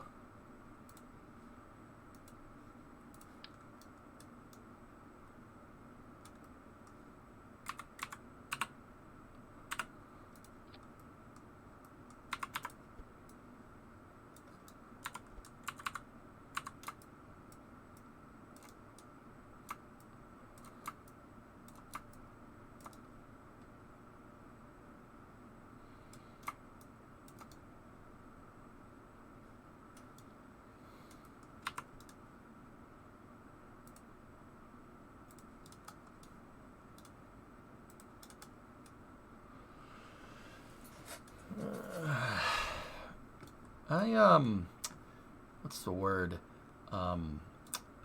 Hate it. Yeah, that's the word. Yeah, that looks terrible. Okay, that's good to know.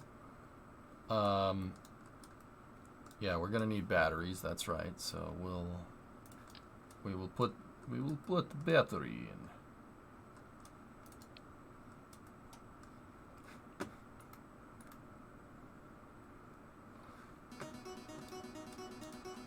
Antenna options are very lacking. Yeah.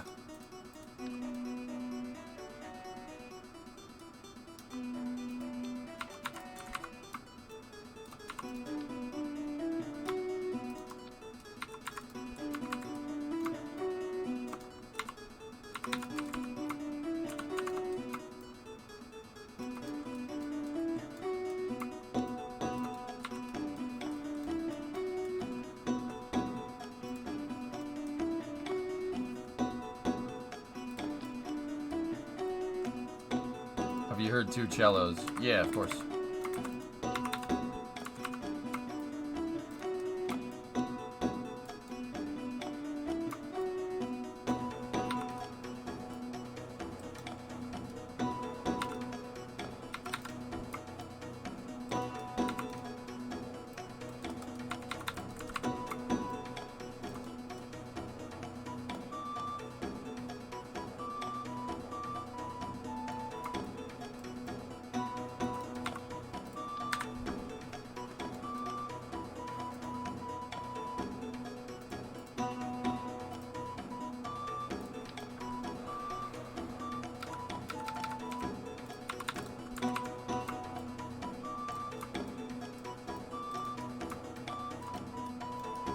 Rorschach, I always thought that putting the antenna like that always looked the best. Just sticking out. I always thought that looked cool. But I'm not 100% sure that that's powerful enough, because I know sometimes with the shuttle we have only this antenna and we don't have a connection. So, all right, I got another idea.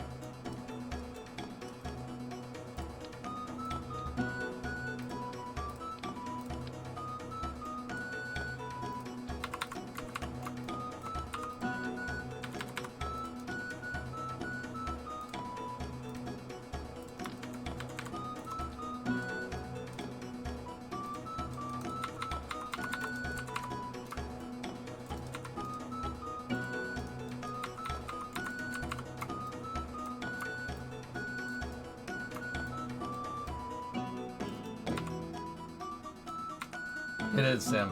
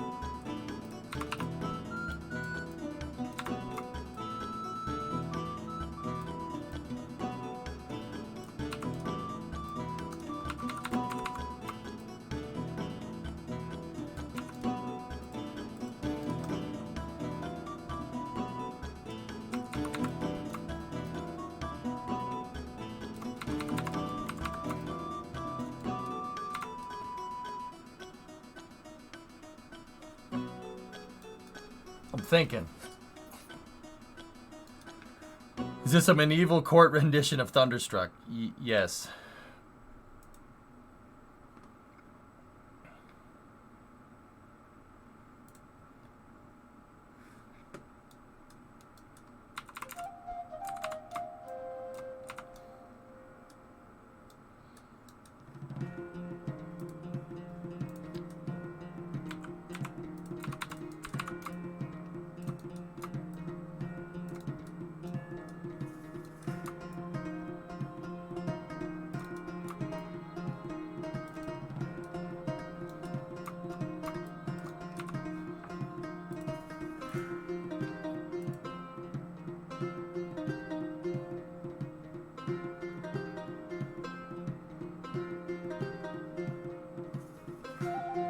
Is that royalty-free, Flykin? You're gonna have to look.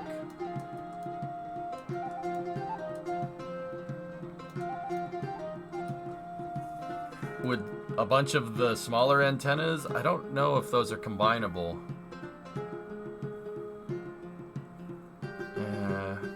Tequila.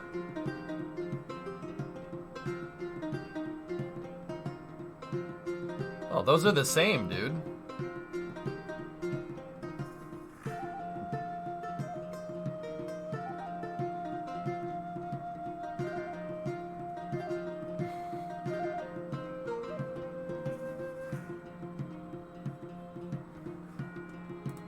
Is this a playlist?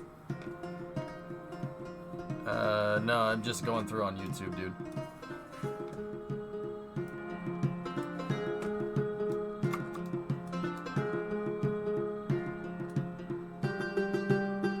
Tequila.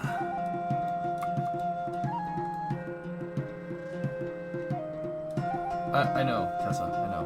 They're the same thing, though. It's the same antenna. Look at the stat. I'd never noticed that. But I know that it's a diminishing return combining antennas. It's absolutely a diminishing return.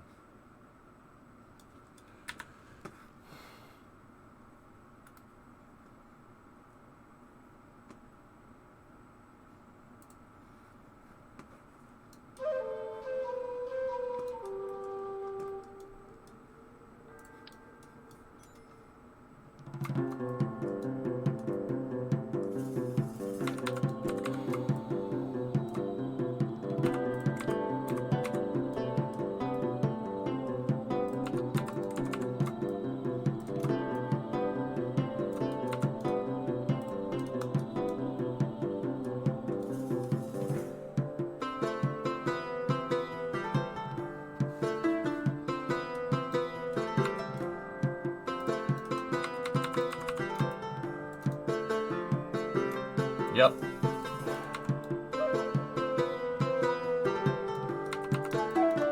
What? It's just the next thing.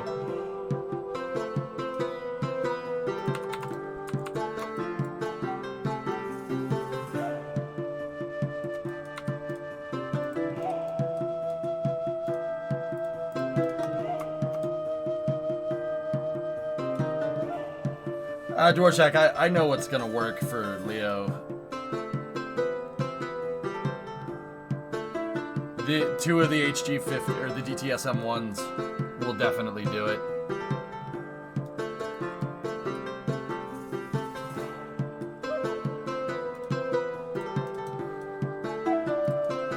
Or we could just put one HG55. We could put that on there and be done with it. But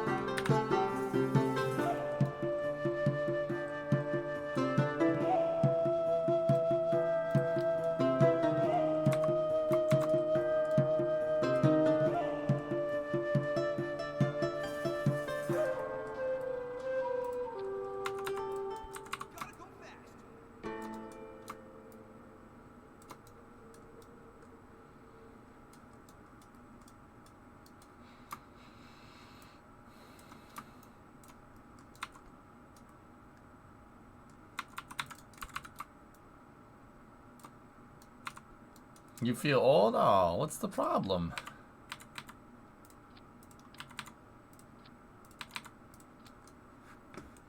What's the next one?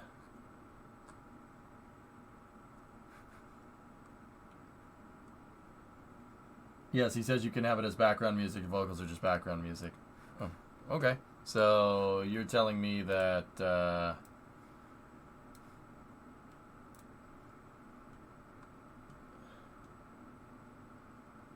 let's see what's in this.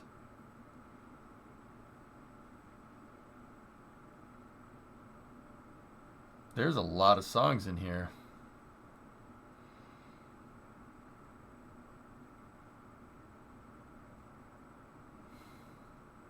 Okay. Man.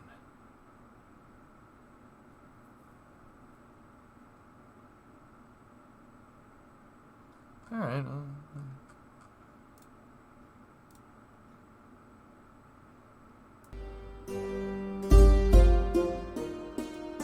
Let's roll with it. See what happens.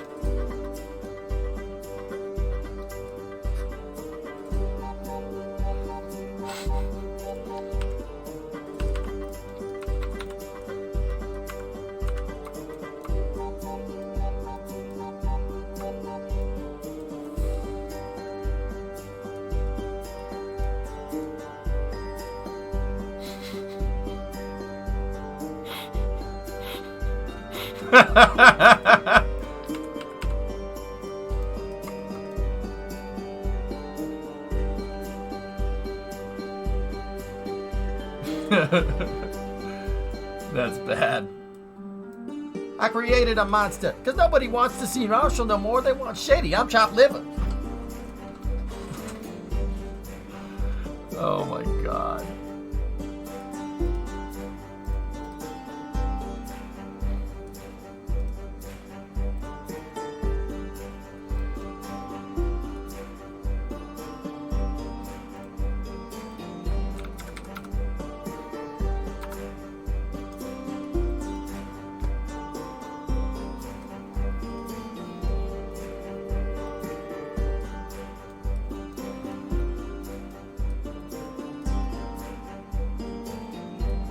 EJ got bars now. I need space rap from EJ. I'm not smart enough to do that.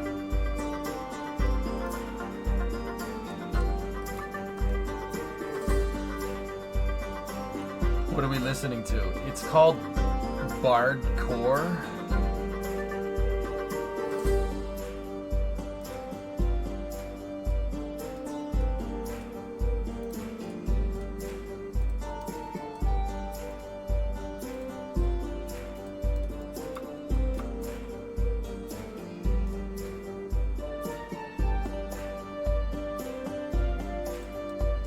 Cause I need a little pork and beef, cause I feel so empty without meat.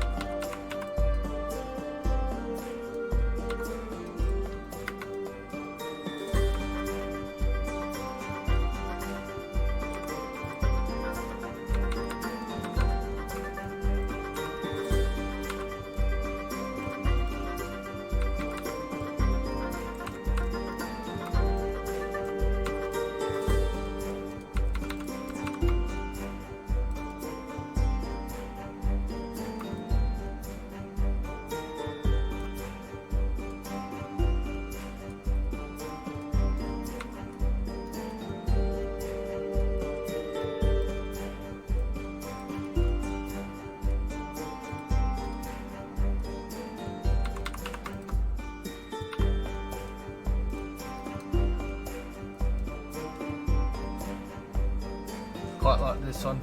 Quite like this one, innit? It's a good one, innit? It's got design in it. Yeah. It's nice.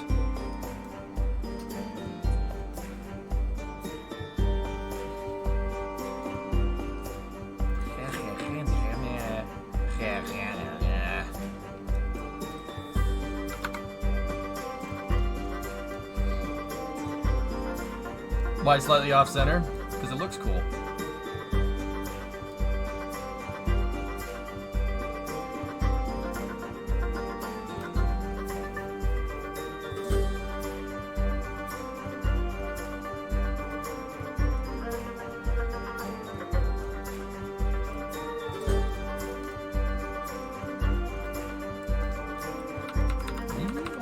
take this further.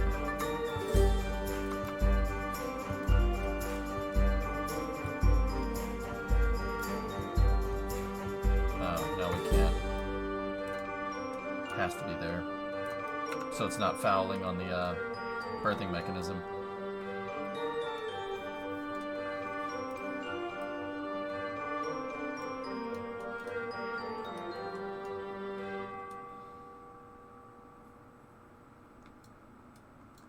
Nice, public. That's probably not what you... Okay.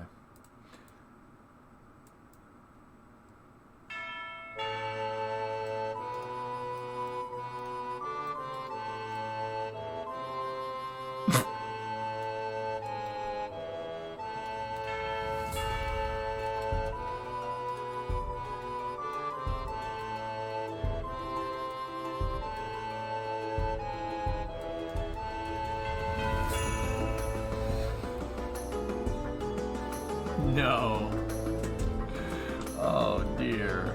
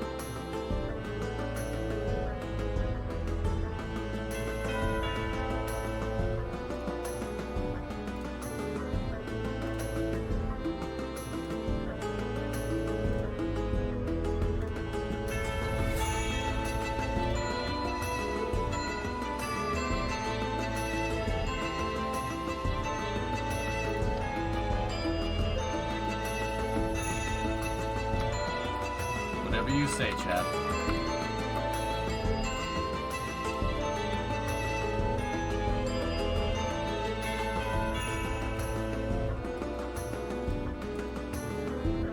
This is horrible. At this point, can we just mute it and play our own music, but I don't want to mute you.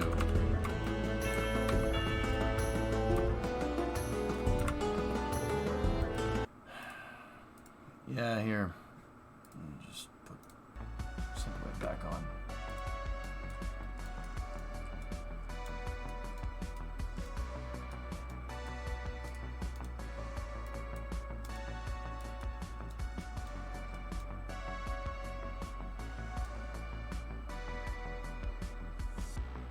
Alright, that looks good for the antennas.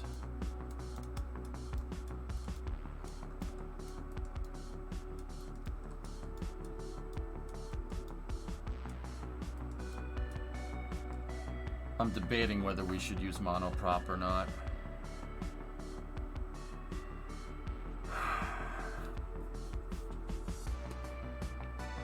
It was good music, dudes. But yeah, I guess it's all good, dude.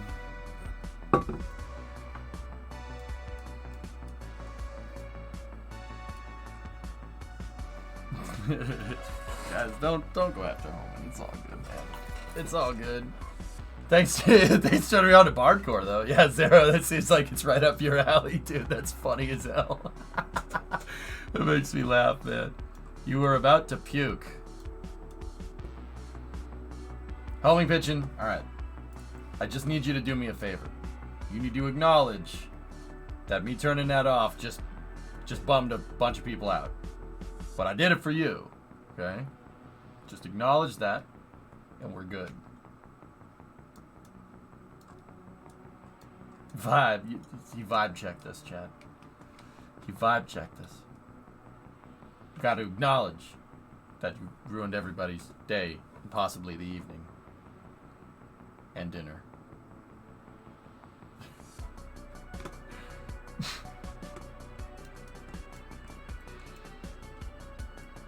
I mean, guys, honestly, I tuned the music out. We could listen to Jacka Run, and I zone it out. I zone it out because I'm working. Yes, you should turn it back on. I'm just one dude. Yeah, dude, I guess you were the only one. All right, we'll throw it back on. I won't listen to it all day, but here, let me see if we can find another one. This guy does a lot of hip hop, dude. There's a lot of hip hop in here. All right, what about this? What's this?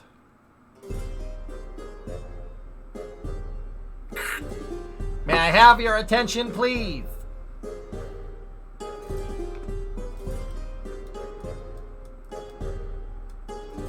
We're gonna have a problem here.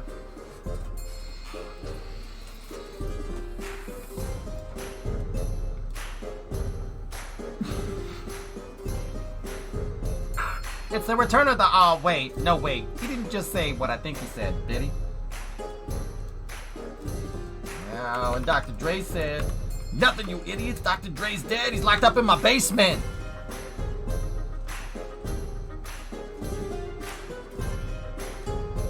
And Yarg said... Nothing, you idiots. Yarg's like, what? Why? We're gonna have a problem here. Is it bad if I'm contemplating using the monoprop thrusters just because those thrusters look so bad?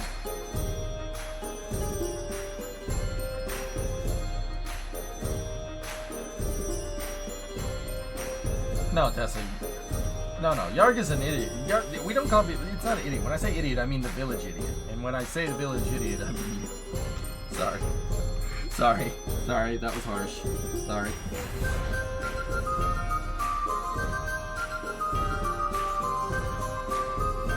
Yarg, why? No! Yarg! Don't do this!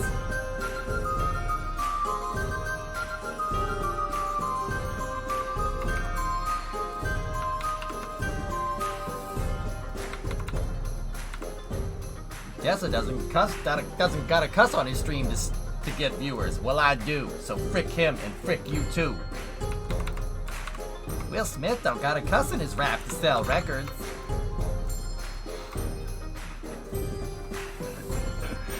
Good old Marshall.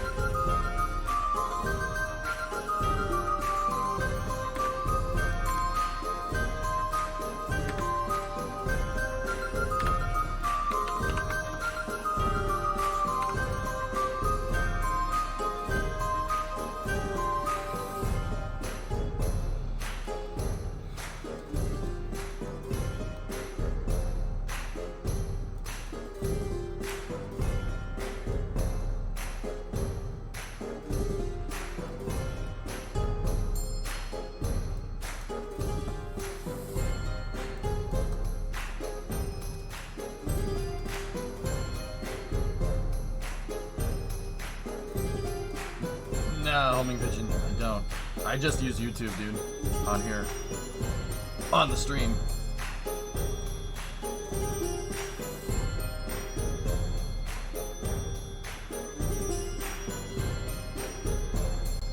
You know what? I like this deployable antenna, and maybe on another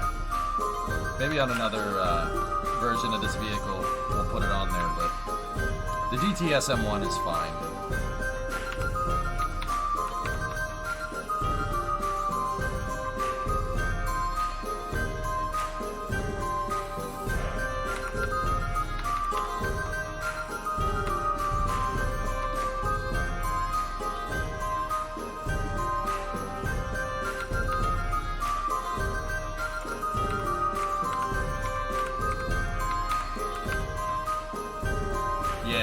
I'm gonna revert back to this. This design was better. It blends with the engine section. And I know this will do it. This is 4G because these are combinable. What we've been using is 5M.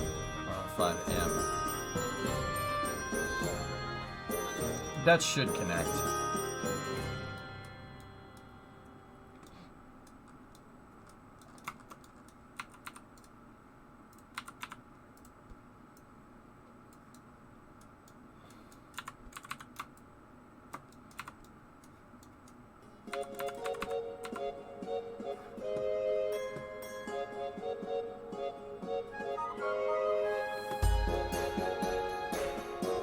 No.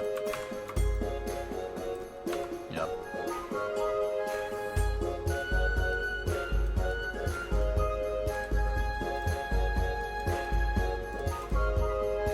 Look at last. No need to log in. All copyright saved. Okay.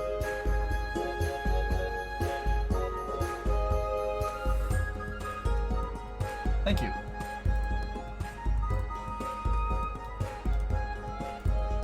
This is weird. Can be from the consulate, right? This is weird. Is the release of KSP2 a beta? It's early access, Will.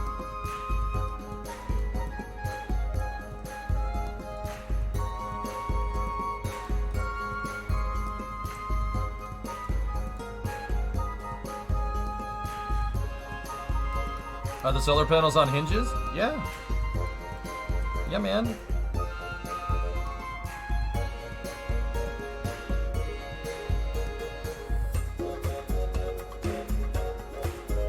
Woohoo!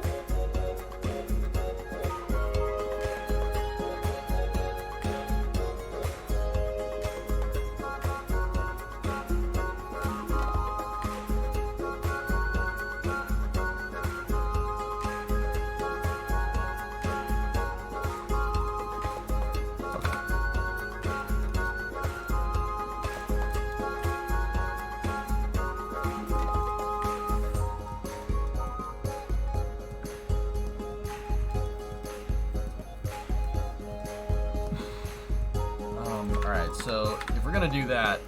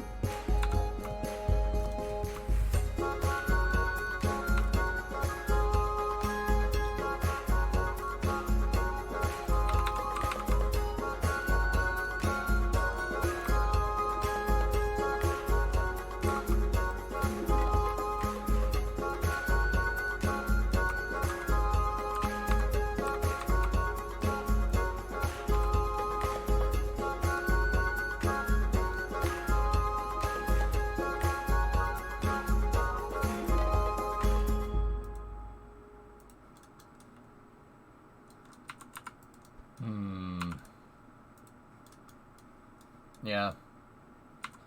Yeah, that's gonna have to be how that's gonna do. It looks a little strange, but you know what? I hate that. I'd rather do this manually.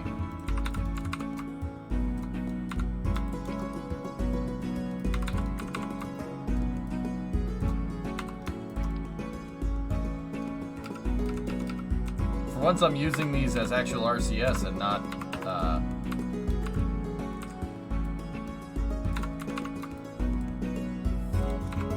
RCS balls.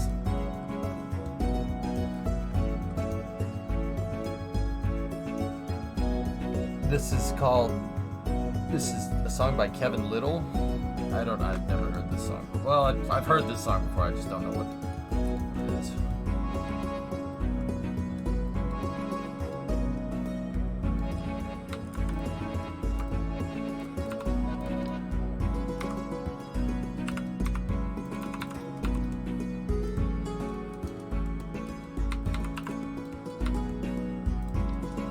So, save this, and now what we need to do is separate the transfer vehicle for a second, and then separate that, and then take this and put this here, and give me a center of mass.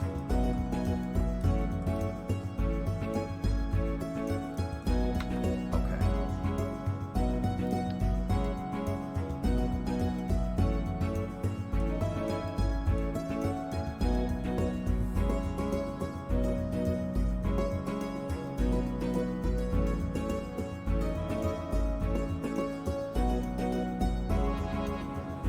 Why don't you use the block that has 5 thrusters on it? Yeah, Natalie, that would have 1 thruster pointing in at the payload. It doesn't matter in KSP. It matters to me. Guys, I'm trying to build this once again in a kind of a more realistic aesthetic here.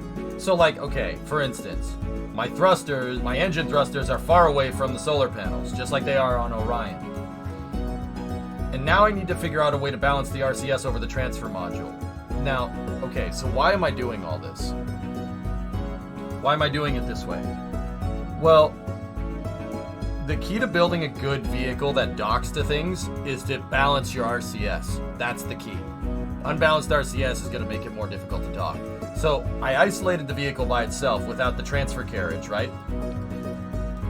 And I think this thing has everything on it to work correctly. I'm pretty sure. I have a battery, I have a probe core, we have antennas, we have solar panels, we have propulsion. Now we need thrusters. So I want the transfer vehicle to be able to dock to things by itself, right? I want it to dock to things by itself. It makes sense. Now I need to find a way to balance the thrusters. But yeah, Natalie, I make sure to build everything kind of realistic aesthetic, which is why this is kind of where I was at. I might move the antennas to the side, because the antennas won't, having an antenna right there is not going to screw up the solar panels too much, but I need an RCS block basically right here, and that's when I'll use the 5-axis thrusters, because nothing is going to get in the way. Does that make sense?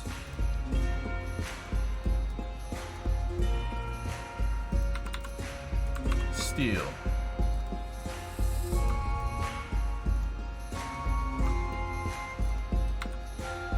Taking the time to perfect the beat, and I still got love for the street.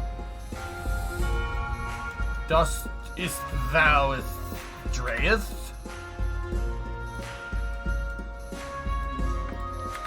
Still gem.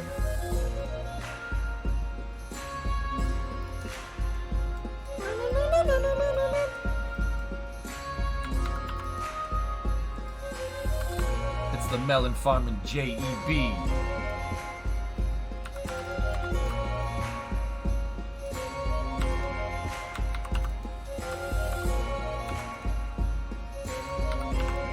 Now, like for instance, the other thing is like this transfer vehicle, right? It's going to be going to and from, right? So vehicles either have an omnidirectional antenna or antennas facing front and back, so you can get a good signal, because it's either going away from Earth or going towards Earth. So for a transfer vehicle, having antennas facing in 2 different directions is the right move.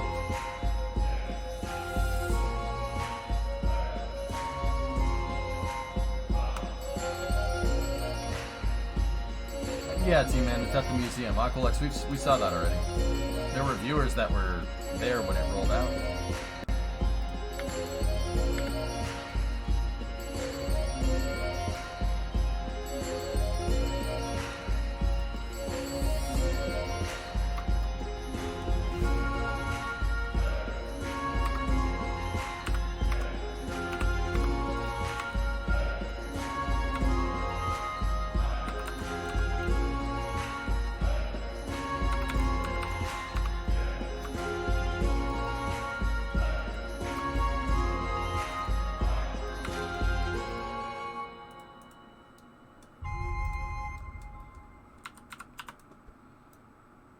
But see, Natalie, my thing now is that this thruster is going to be basically going right into the payload. Now, that's blowing right into the payload. I don't necessarily like that. I think maybe giving this an ESM-style thruster might be more of the right move.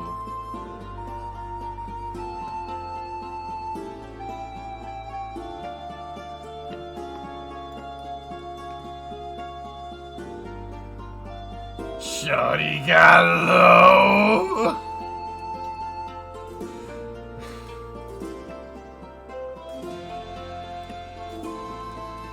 Reeboks with the straps. Damn you. Sorry.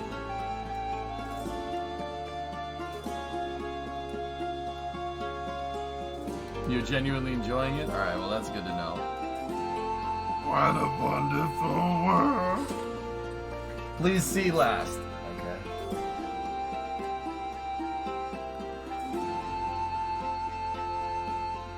Does the girder at the front throw off your center of mass? Not by much, but here we could do this and put the girder on the center of mass, and that'll give you your true thruster position. And the answer is no, it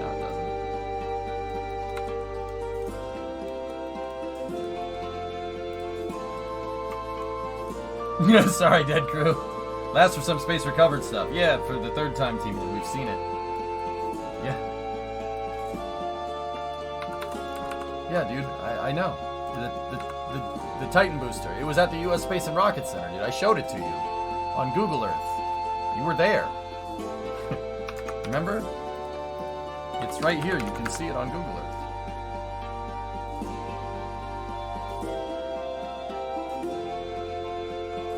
Here.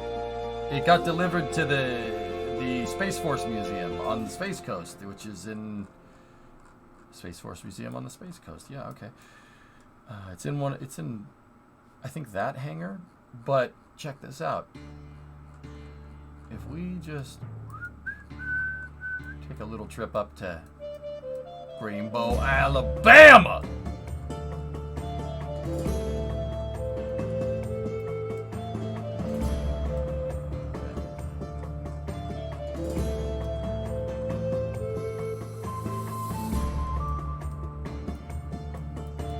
See? There it is. Right there. See?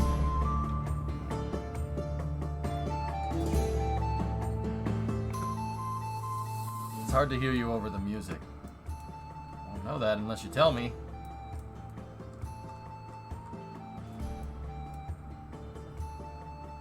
That's the one that was recovered out of the Atlantic. Yep. I'm wondering what that thing is doing over there. The Space and Rocket Center has all kinds of good stuff, Aqualex. How about a Saturn 1B fairing? How about a B-1A flight deck right there? Just chilling. All types of Saturn interstages. How about a Apollo telescope mount from Skylab? Skylab mock-up parts. Saturn V mock-up parts.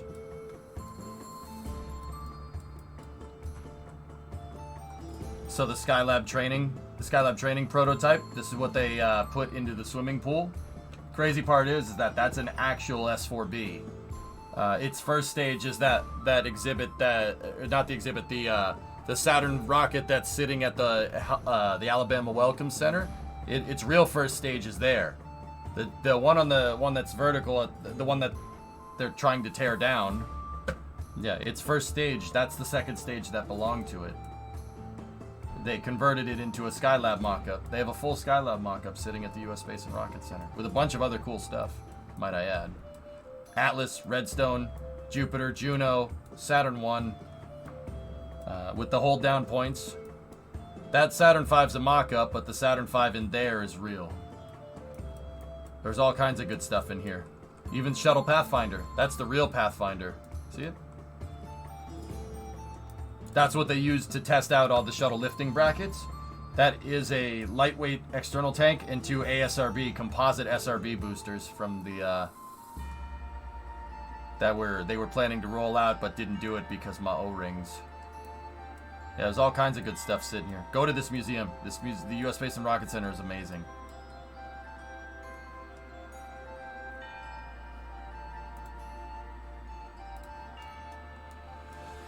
So yeah, Natalie, I don't think this thruster is going to work very well for what I'm trying to do. But at least we know the thruster line where this thing needs to be.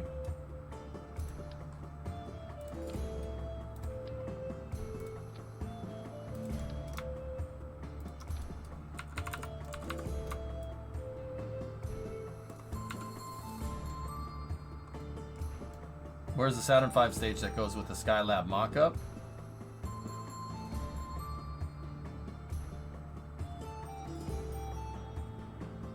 Why would they launch a mock-up into space, RJ?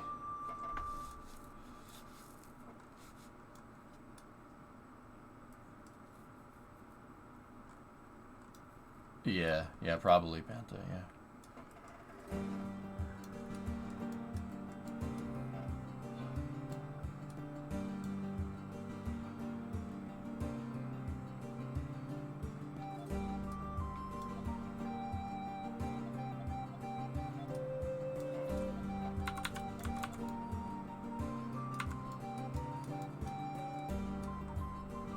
You said the third stage in the mock-up was real. No, I didn't at all. No, that's not what I said. You didn't hear what I said. So that Skylab mock-up at the U.S. Space and Rocket Center was not an S4B 500. It's not for a Saturn V. It was slated for a Saturn 1B. Okay.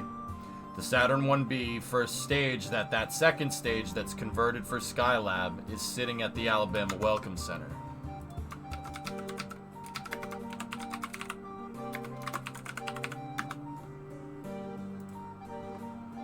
So this is a mock-up of the rocket of a Saturn 1B, and it has a dud second stage and dud payload adapter, but that first stage right there is real. The second stage that was supposed to go with it is the Skylab mock-up. They're gonna, yeah, they want to remove it because it's junk. I'll take the first stage if nobody wants it. That first stage and the hold downs for it are real. That's real flight hardware. See?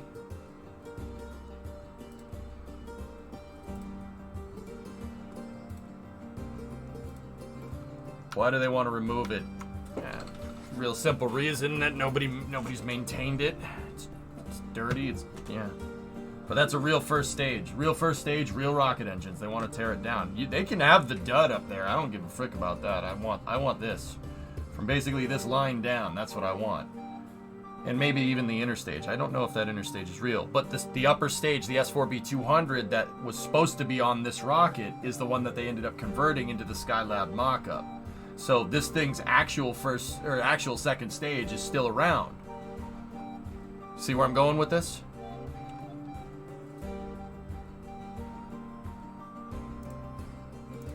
Alright, anyway.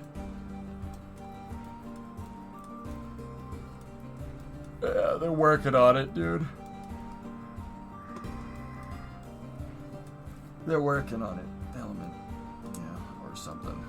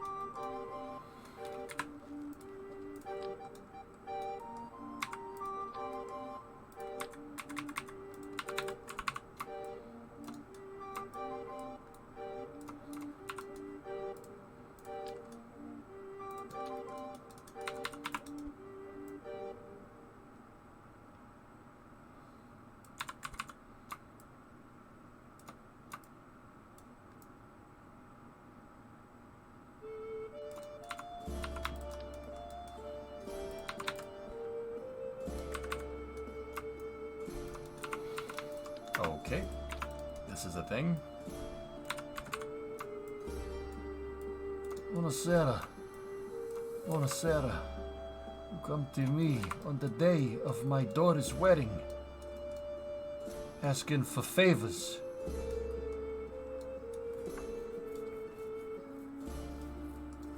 Look how they massacred my boy. Look how they massacred my boy. I know it was you. And you broke my heart.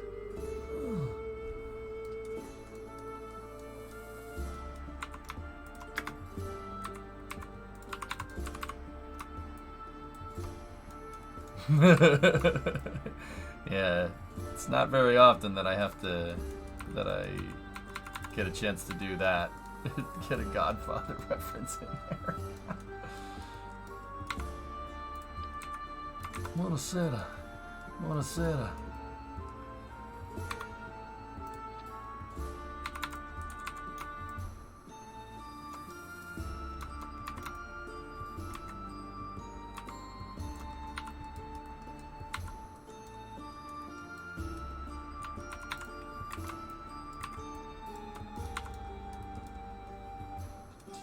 How many movies do you watch? Don't ask questions you don't want the answer to.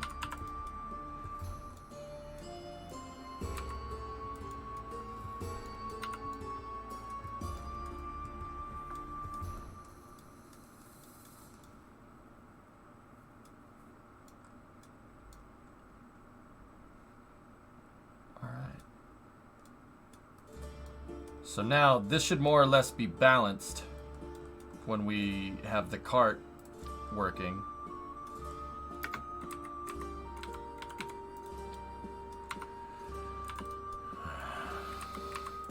Oh dear. I don't need that thruster there because that is my forward and back thruster control. So we'll just cap it. See last. What's up, man? You're going to do the RCS like the ESM. Inspired by it, yes. Yeah. Alright, so now we have translate, rotate.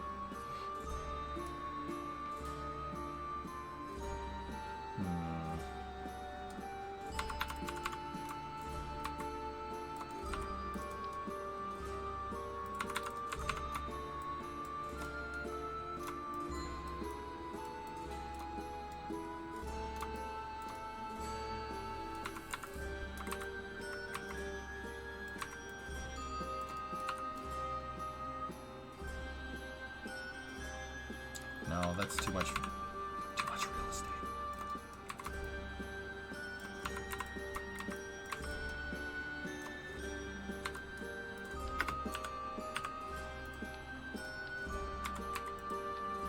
I'll just build the quadrant here, thruster quadrant.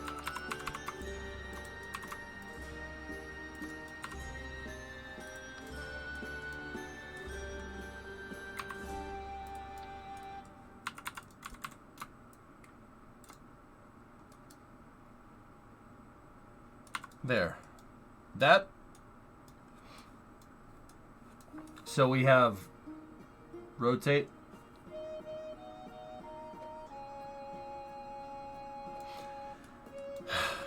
We should have rotate. We have roll control there. Translate left, right, up and down, forward and back. And I have it so my thrusters don't blow at the solar panels and they don't blow at the payload. Cool. Now, in order for this to work right, these thrusters... Where's our center of mass now? Oh.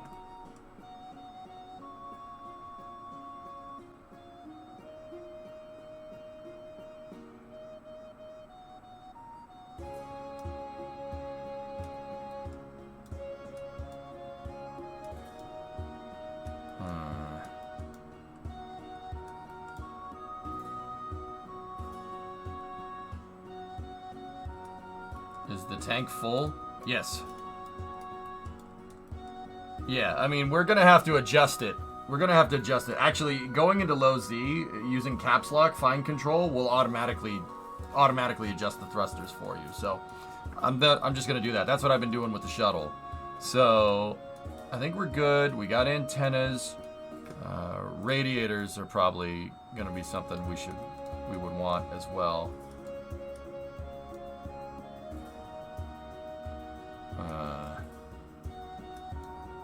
I already have one down there, but you know what? I don't think we need that one either. I'm trying to strip this thing down, you know? Trying to strip it down, you know?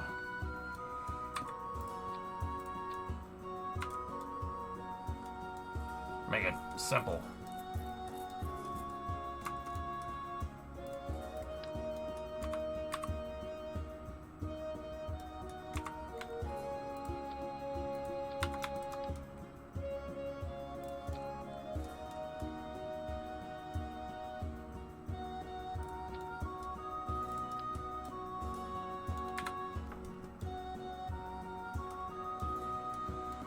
Okay, there's the cradle.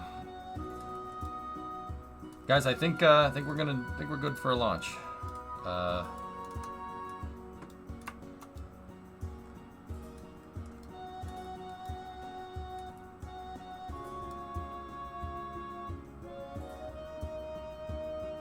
could gizmo them forward and use them as fuel lines for structure.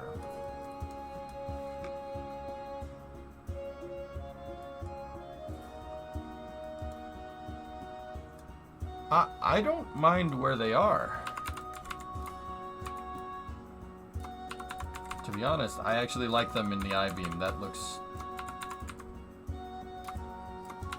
fine to me. And these ones will have more thrust on this side because of forward bias. And then if this thing undocks, the RCS is balanced. The only thing we don't have is roll control. Or no, we have roll control. We have no yaw with this design.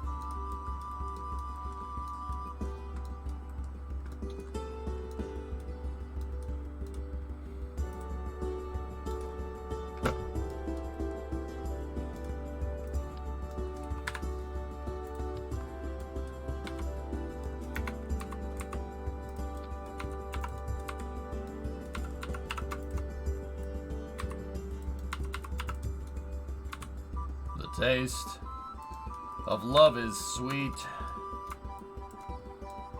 when hearts like ours meet. I fell for you like a child. Oh, the fire went wild.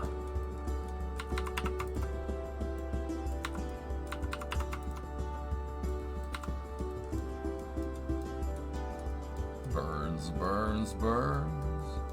The ring of fire. The ring of fire.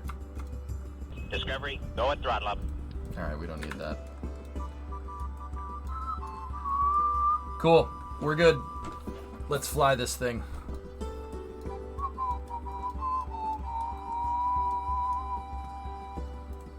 Sebastian the Crab is basically Johnny Kid. Okay.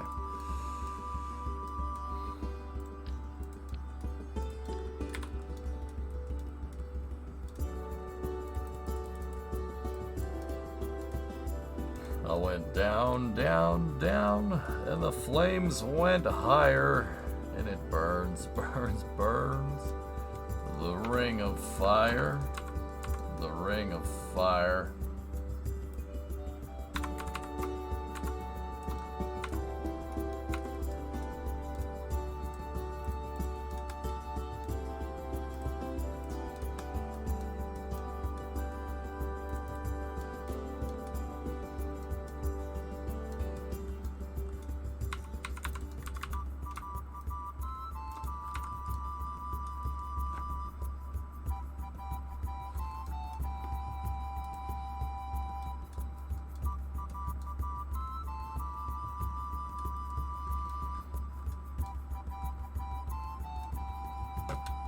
I think we're good, dudes. In fact, I think this is just fine to move into the mission mode save. I'll risk a Jebstone rocket on this.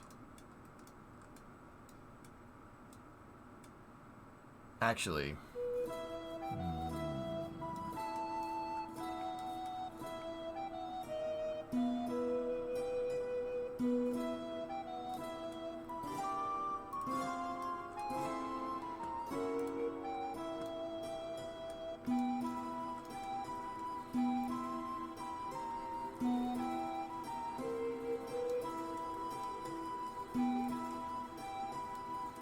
you're a spaceman, EJ. Oh, God.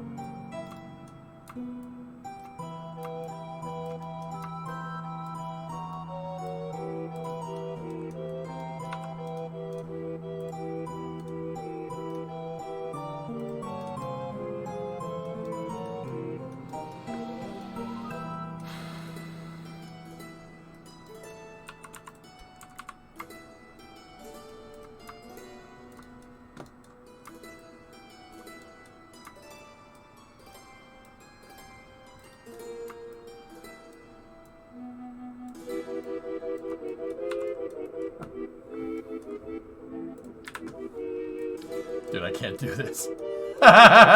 This is ridiculous.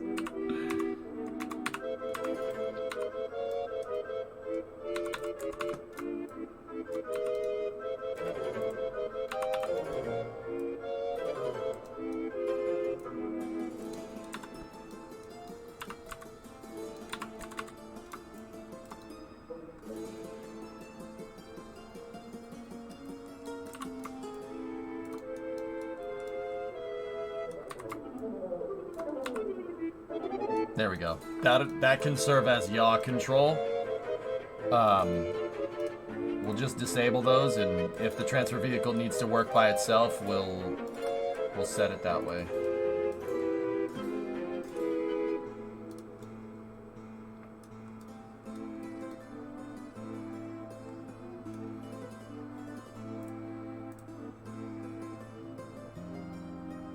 Where's that dummy payload? There we go. Oh yeah, just attach that one. That's fine.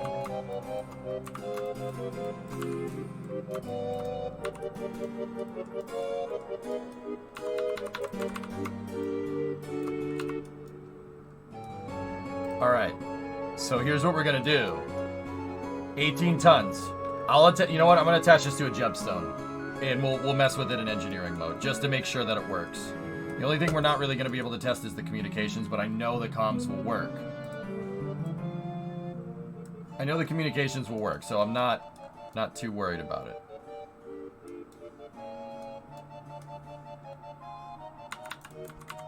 And obviously, yeah, we're going to want this thing to be as far back as possible. Like that. Cool.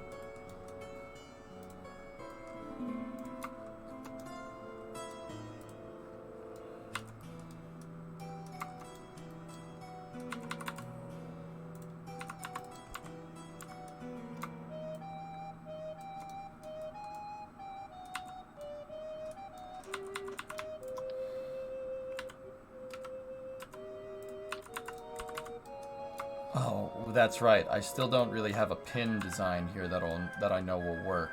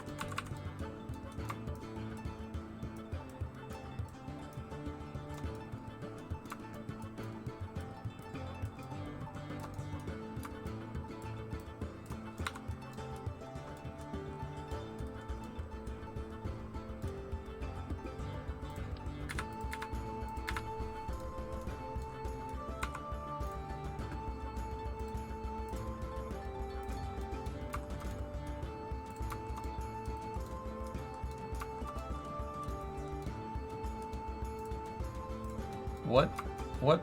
Is that a sentence, public?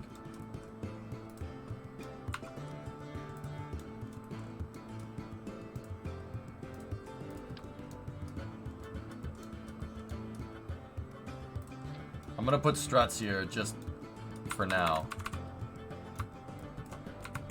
Because, yeah, I don't have a pin solution here just yet. Alright, there we go, dudes. Let's do this.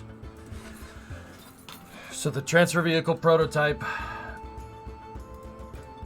I'm gonna put this over here like this. We'll just name it CTS-5 payload transfer vehicle prototype.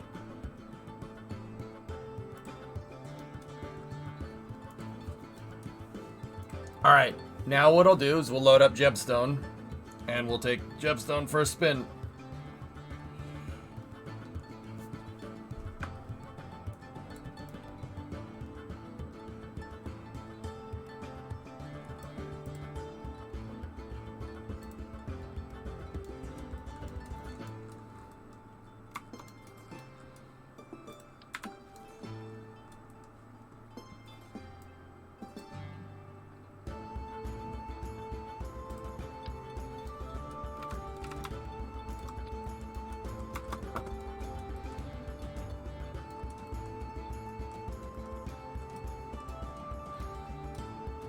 actually not bad.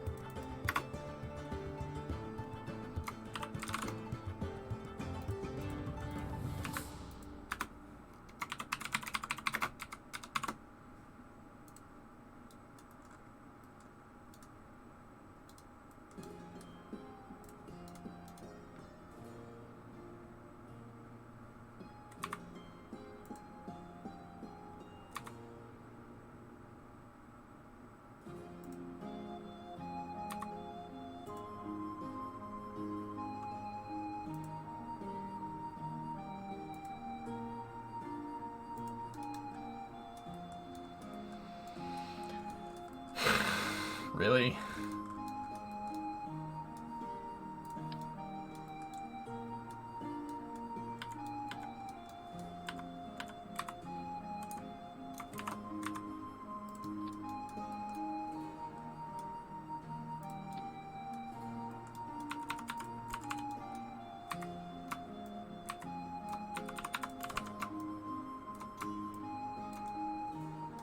I think that's kind of funny.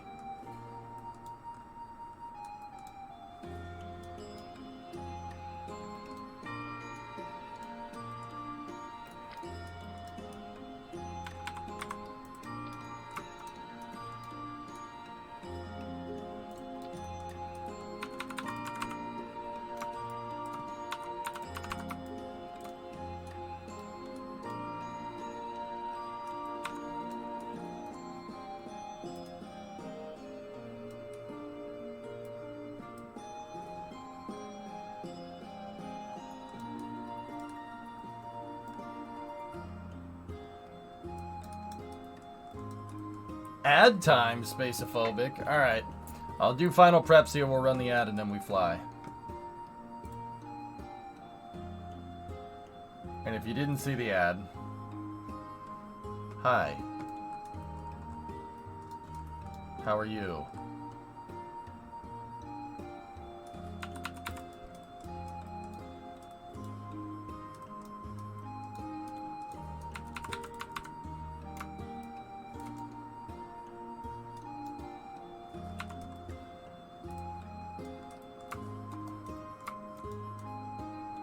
Good, enjoying the music.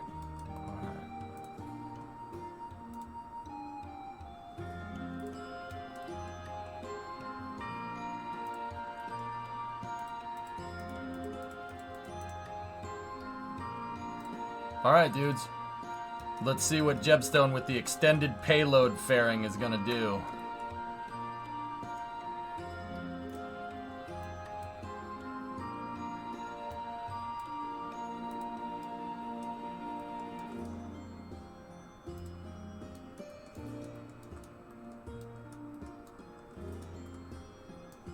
This will be one of the heaviest payloads that this thing has ever moved. So this is a simulation flight with 18 tons of a dud payload. Let's see what it does.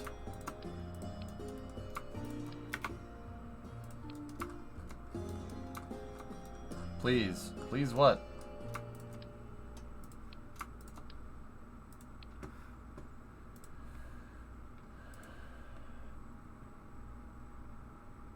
I don't know if that's royalty free or not. Just because everything is bardcore doesn't mean it's royalty free, fellas.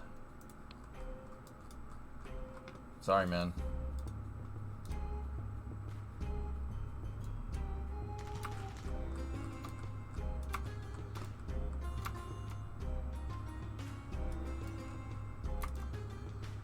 Alright, dudes. Let's see what this thing does.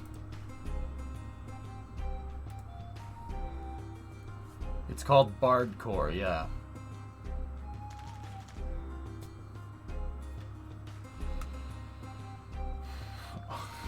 course it is.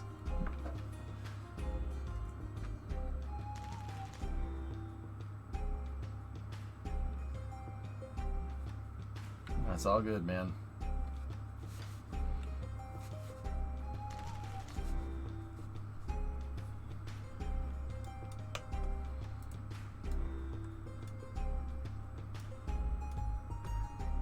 All right, simulated test here.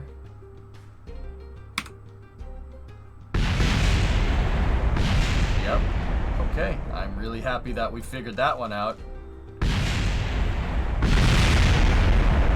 Same vessel collision does not play nice with the fairing.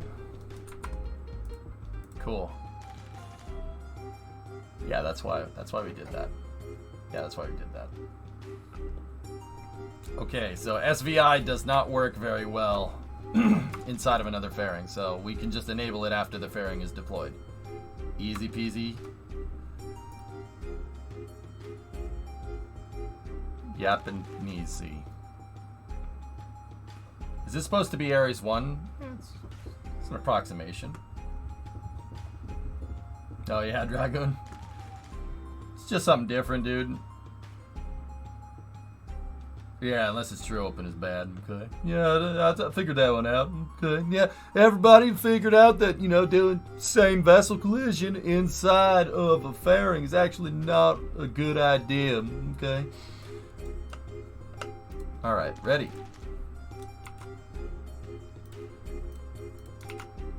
Put that on there. T minus 10, 9, 8, 7, 6, 5, 4, 3, 2, 1.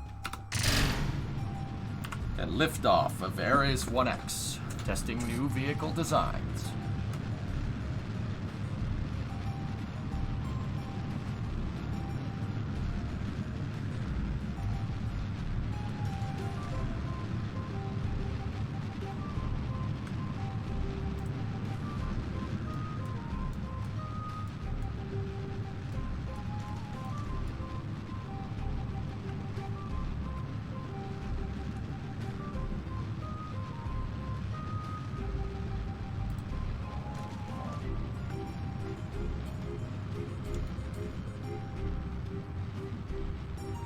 The dynamic pressure on this one is a little bit higher. Is this all automated? Negative. I'm flying it.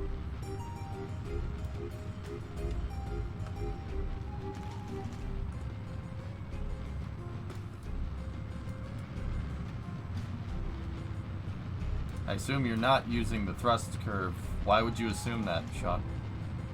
It's got the same one programmed into it, dude. It's the same booster, quite literally.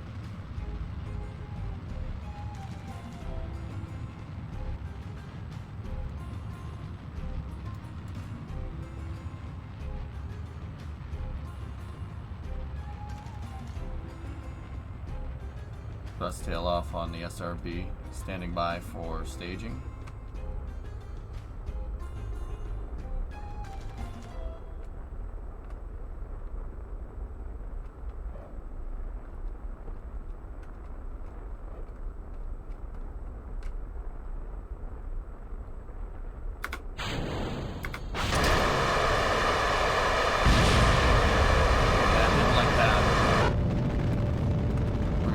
Our tumble motor's a little bit more powerful than that.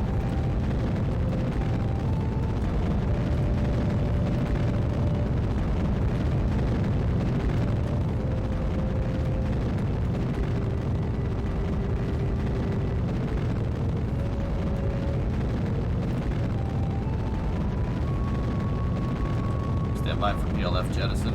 Hopefully this works. Hey, extended payload fairing worked really well, actually.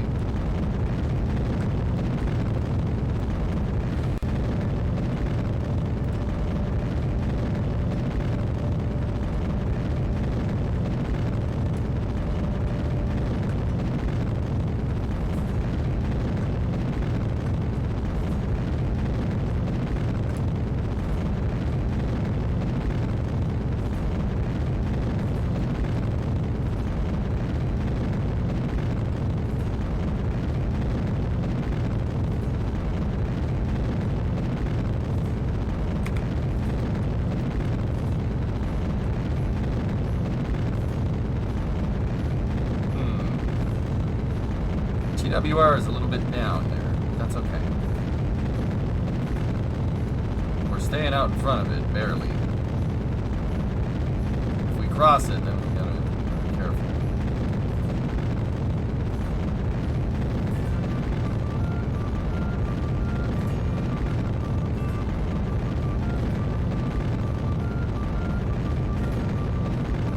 No, MGB, not in this save.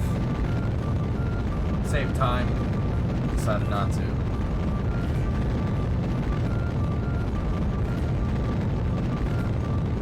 Okay. Stand by for second stage engine cut.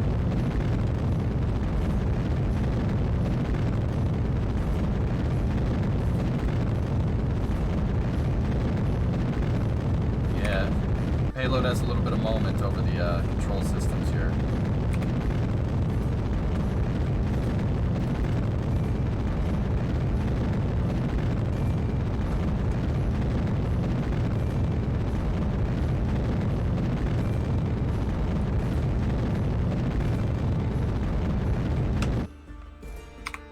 Okay, we have engine cut off.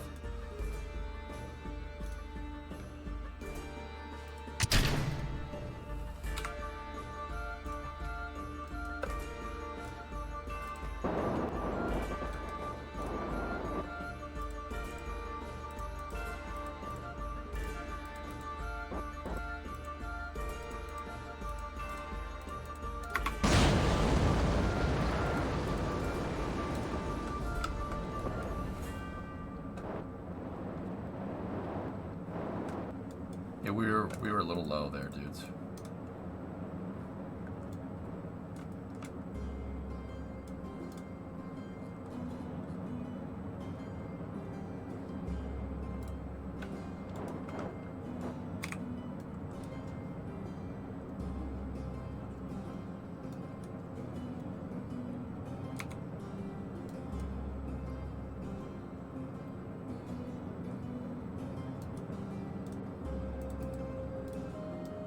I unlocked the big tank by accident.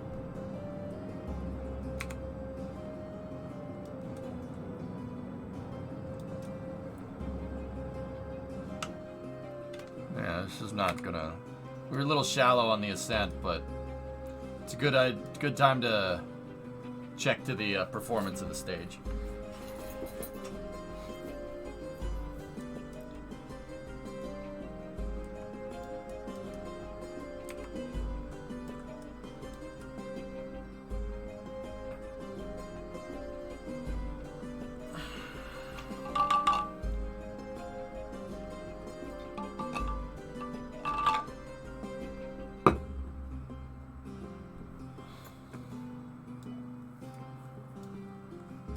Yeah, we were a little shallow on the ascent, but that's nothing we can't fix.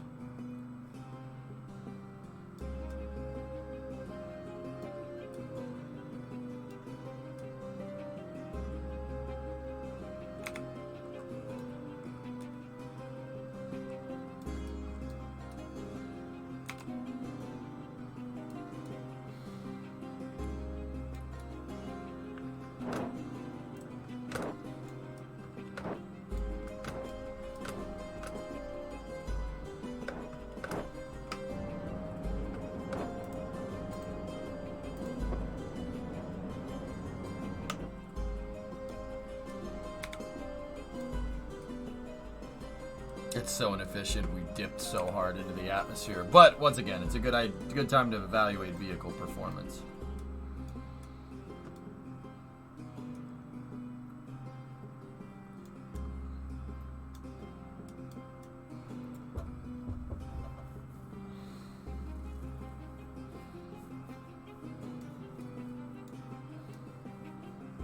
Ah, so Starliner. Ouch. Damn, dude.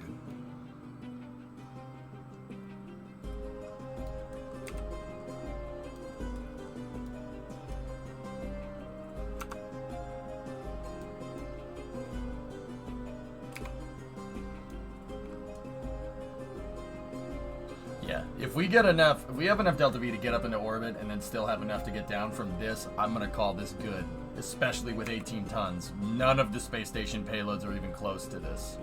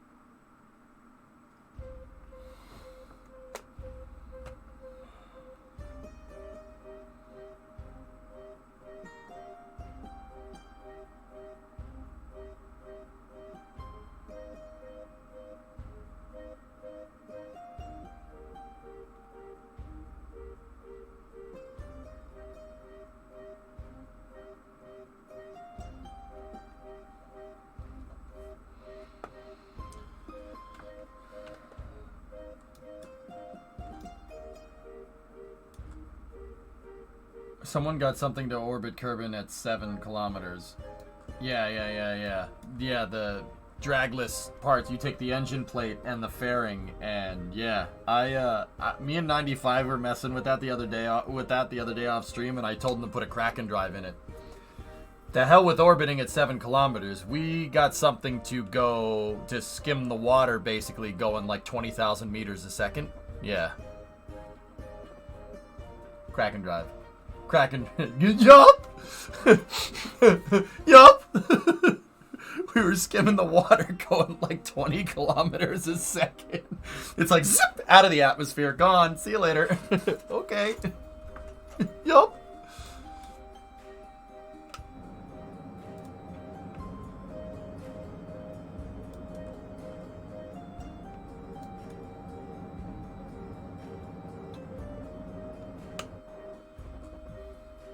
So, because I'm just dicking around in the atmosphere, we gotta keep boosting the stupid thing. Is the purpose for this ship to replace the arms, basically? It has other uses, King. So, like, you notice how I put a port on the back? Because the Centaur is supposed to... Centaur can attach to this thing, and then it becomes Centaur's service module. So Centaur service module, and then we could put a propulsion section. Remember how when we were building transfer vehicles the other day, I think you were here for this, how I said it'd be a good idea. It would be a good idea to build a service module for Centaur. Well, I needed to build this anyway, so might as well.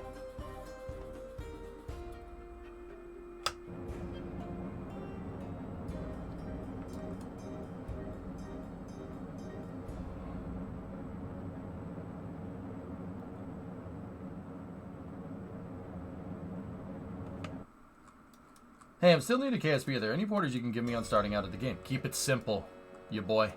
Keep it simple. Seriously, that's the best advice I can offer. Don't try to build a space shuttle. Don't even try to build something like this. Keep it simple. Stay simple. Try to reduce every problem to as simple of a design as possible. Don't try to do something nuts. Just build something that works.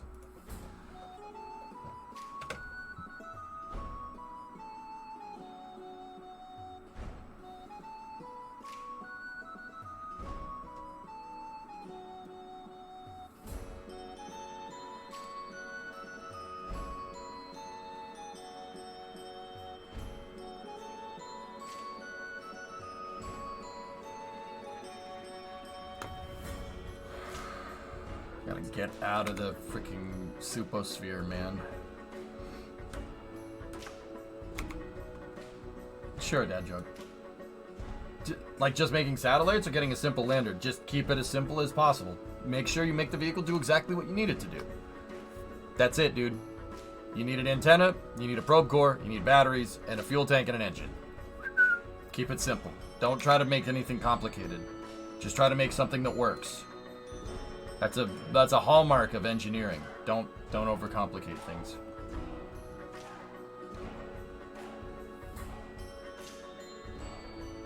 Thank you for the advice. Yeah, no problem, dude. If you stick, like, you boy, I'm not, this isn't like, oh, well, if you stay on the stream, I'll tell you everything. No, like, if you stick around, dude, you can just ask me questions. I'm usually here during the day for long periods of time. So chances are I'll probably be streaming. So if you have questions, just pop in and ask. You don't even need to stay here, dude. I just want to pay it forward with KSP, dude. I have like 15,000 hours in Kerbal. Easily 15,000 hours. I've been playing it 40 hours a week, minimum, for like 8 years. Because it's my job. This is what I do. So, like I said, I don't want all that damn knowledge to go to frickin' waste. Especially since KSP 2 is coming out soon. Please don't let it go to waste. Joe, what's going on, man? I'm gonna have to boost again.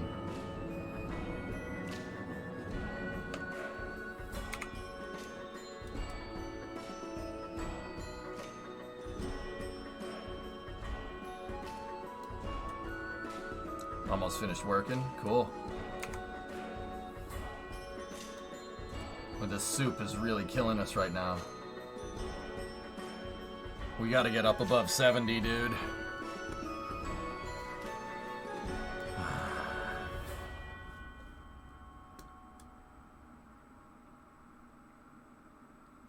But like I said, if I can get this thing up there and it has at least 60 meters a second delta V, we'll be able to get it back down for disposal. That's like the benchmark. What kind of soup? This is like tomato soup, like thick. Damn, boy! Damn, boy! Thick!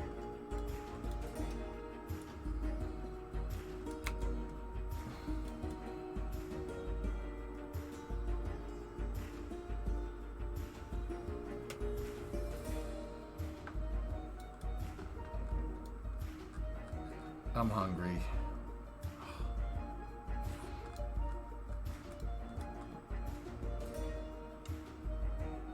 You could use the RCS to get down too. That's right, Silver Soul. Yeah. I don't want to have to, like, when we're bench testing this thing, I don't want to have to make it so the RCS, like, we have to deorbit with the RCS. But yeah, we could. But as long as that number, as long as we get it to like 100 by 100 circular and that number doesn't go below 60, we're good to go. But yeah, I don't want to make the vehicle reliable on that. I want to make sure that it can get there. Okay, we're above 70.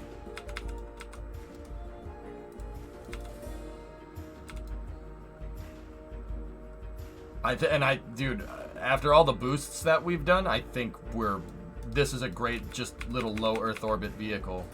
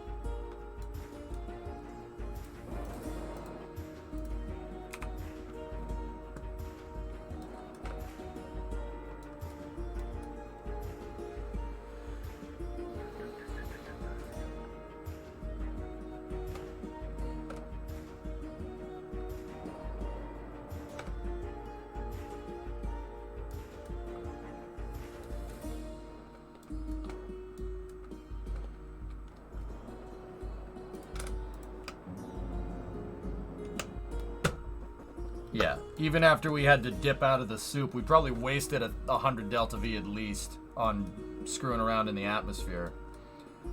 So that's good.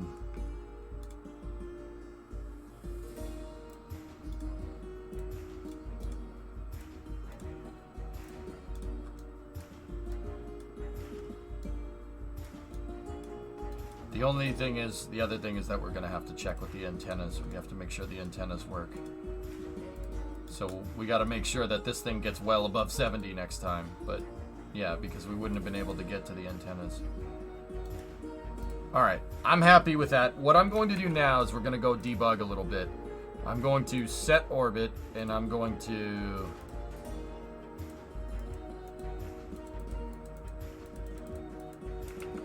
What the hell? We have other stuff floating around, right? We have the SSTO. Yeah, there we go.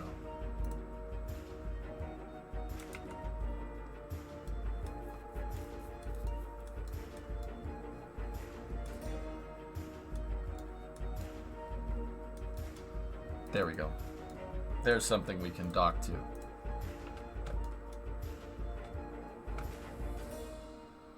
I just want to make sure we can do RPOD and like rendezvous proximity and docking. So let's just shut those off.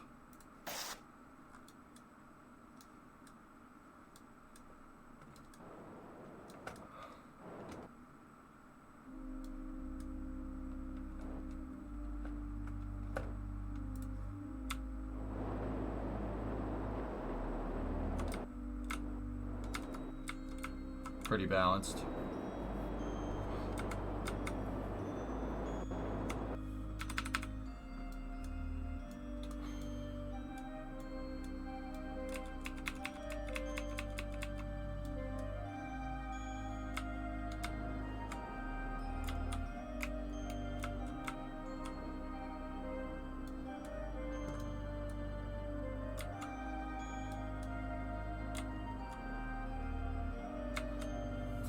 Hey, Predominant.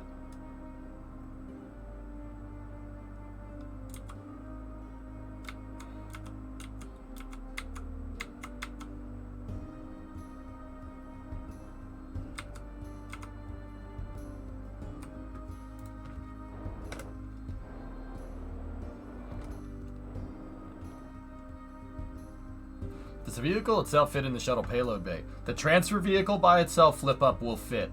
The cradle that I'm launching it with won't. No.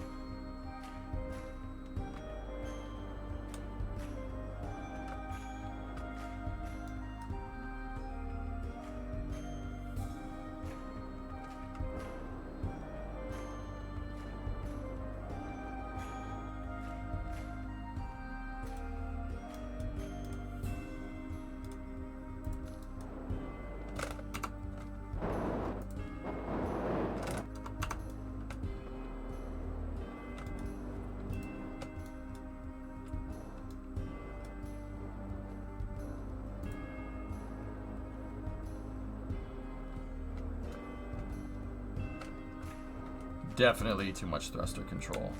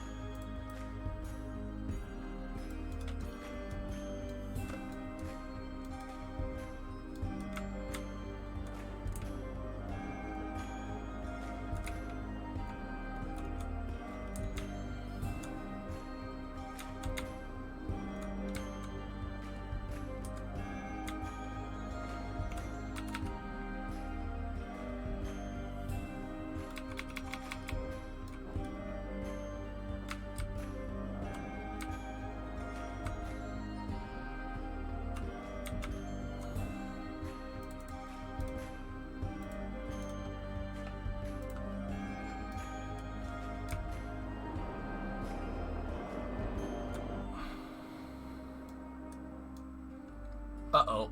Ugh! I was trying to flip it over at the last second. I was trying to be slick, chat. I goofused it. It's okay. This is why we test.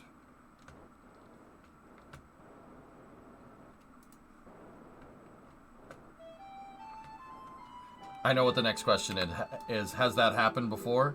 Yes, absolutely.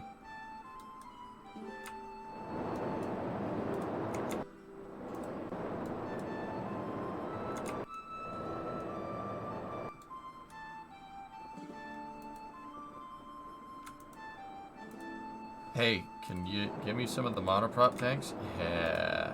Alright. I'm pretty satisfied with this. I got that thing precise enough. I saw what I wanted to see. Alright, cool. Yeah, Progress M34 did pretty much that on Mir. It didn't end well. Okay, so some things to consider. Those thrusters, the roll control thrusters, were way too high. Everything else was fine. Everything else is fine. Yeah, I'm good with this.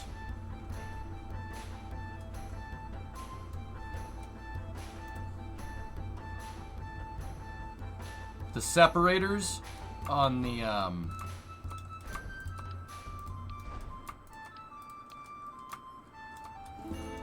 separators on this could do with a little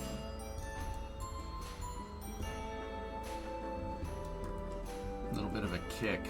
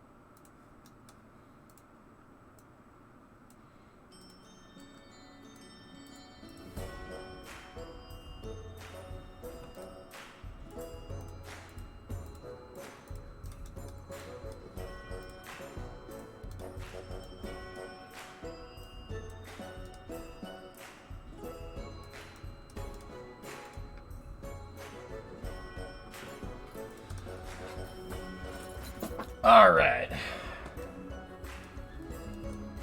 You okay, DJ?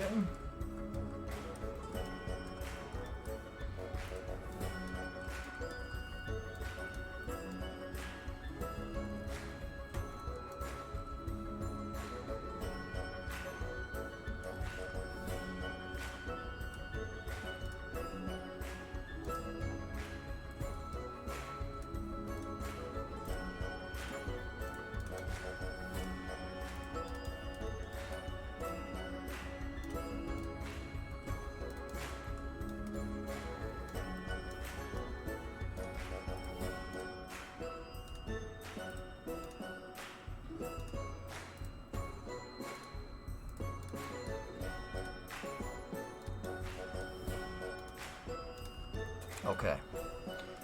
Cool. Is it too big or heavy for the shuttle? No, I just wanted to put these modules up there quickly, Natalie, and I needed to test out the service module anyway, so. What we're gonna do this time around is hold half the fuel this time. We're gonna see how this works, just to be sure. I'm gonna do another simulation flight here.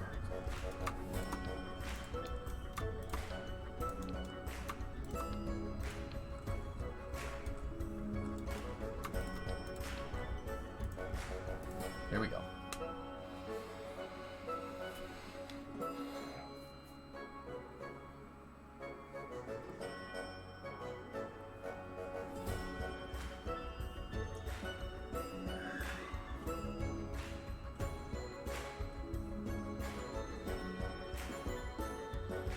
Are the fins below the upper stage and lower stage booster canted for a reason? It's for descent of the first stage dead crew.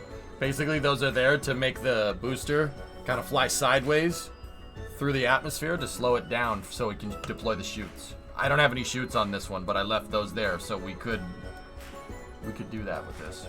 All right, test number 2. T-minus 10, 9, 8, 7, 6, 5. Fuck.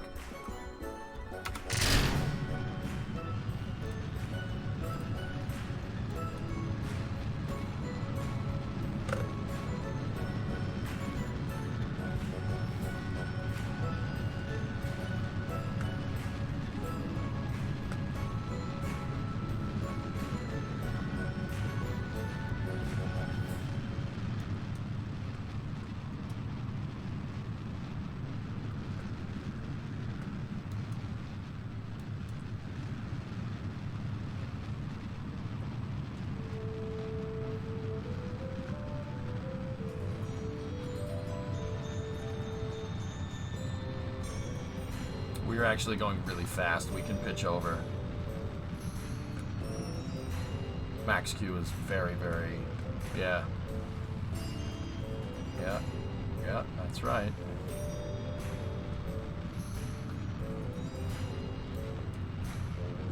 Transfer vehicle for Gemstone so we can install the rest of the modules. You guys don't understand. I'm going to finish the station tonight with these transfer vehicles. I'm just going to finish it. We need to start working on the transfer vehicles so we can actually, you know, move the shuttle and get to the moon and get to the other places we want to go before KSP comes out. Alright. Let's try for our separation here. Ready?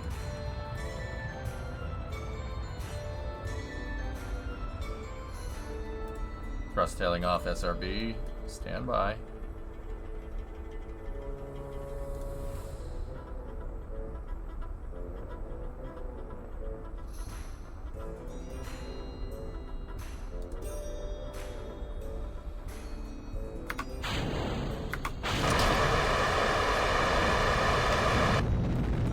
Much better. Much better. Yes! Those kick-butt separatrons really, really, really work. Very nice. Okay, flip that on.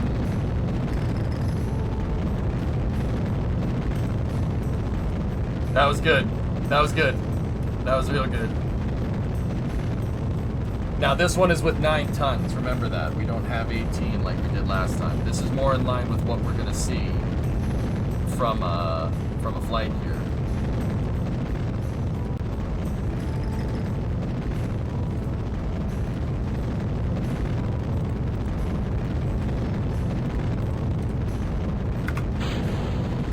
PLF jettison. Confirmed.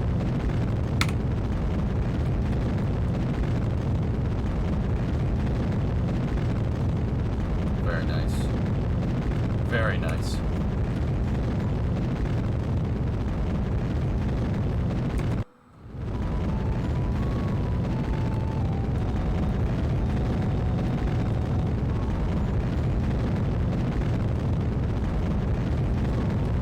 Very good trajectory here.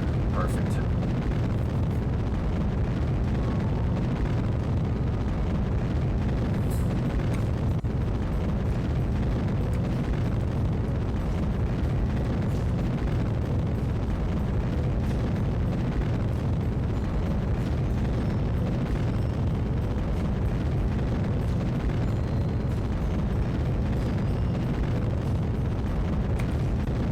Yeah, it's very good.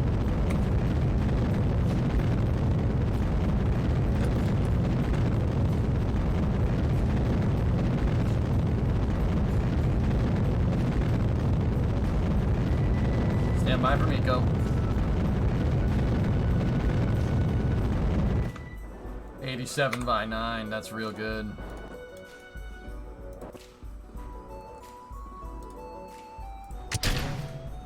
I don't like how we get a little bit of a raunchy decouple from that thing, but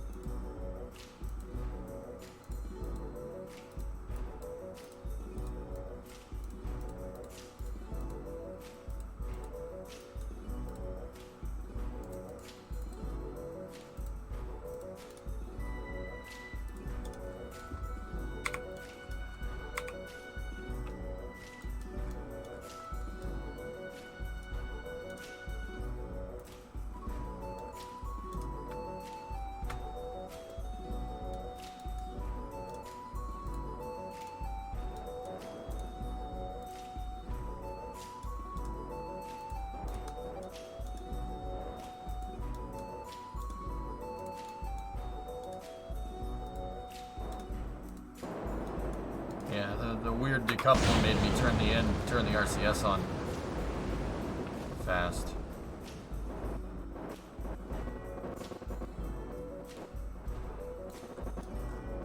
Dost thou even loft?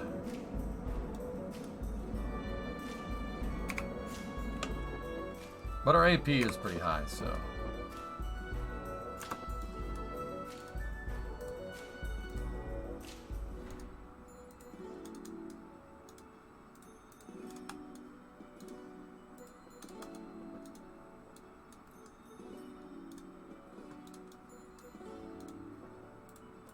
we should bind the enable here to an action group. I don't want to have to do this every freaking time.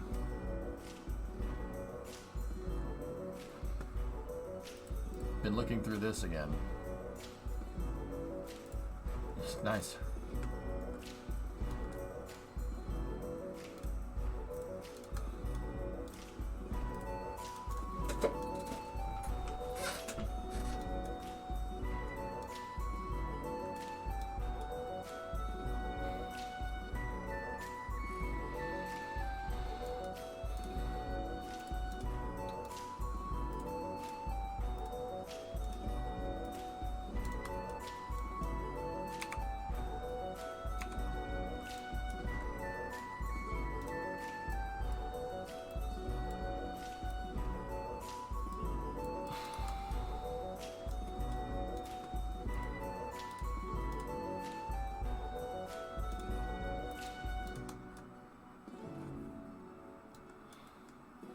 Need strobe lights for safety? Oh, jeez.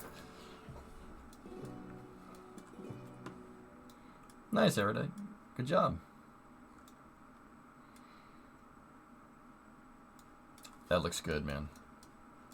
And now keep in mind, some of the modules might just be a teeny weeny bit longer than this one, but like I'm kind of worried that the solar panel module might be a little bit, it might still not fit in Gemstone's fairing, but we'll see.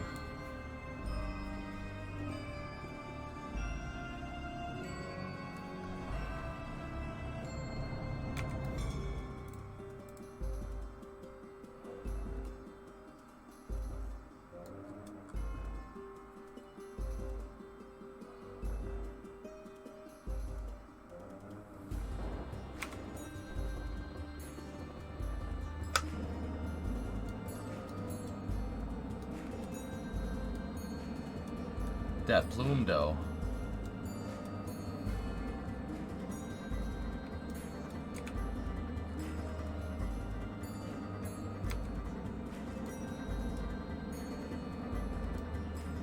To go with this over the shuttle. I'm trying to make a transfer vehicle that can rendezvous and dock with stuff snackless, and I'm going to use it to I'm going to practice using it on the last station modules. And then this is going to attach to the front of my Centaur and be a service module for the Centaur. Oops. That was way too high. Perfect. But I'm going to, yeah, so you notice how there's a berthing adapter here? And then we have a shuttle payload bay mock-up. KSP mods.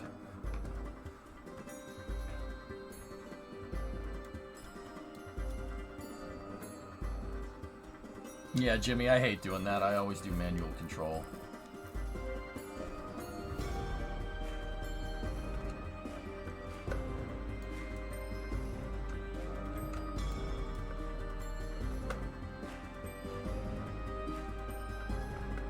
We could also use that snackless, yeah. We could build we could put another berthing mechanism on the front, or a docking port on the front, and then have this as like a trailer for moving stuff around. That's what we're going to need for installing the station modules right now, so I don't need to modify them at all. And that also gives us the RCS for our POD.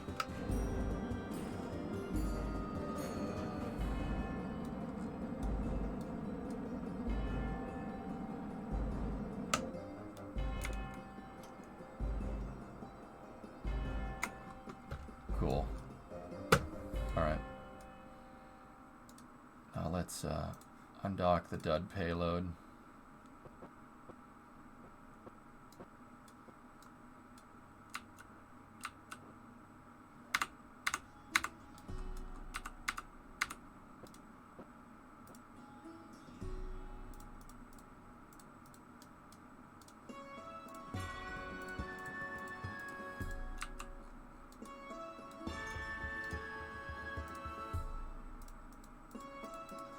We have to mess with the actuator controls here. I saw some of them firing when they really shouldn't have been.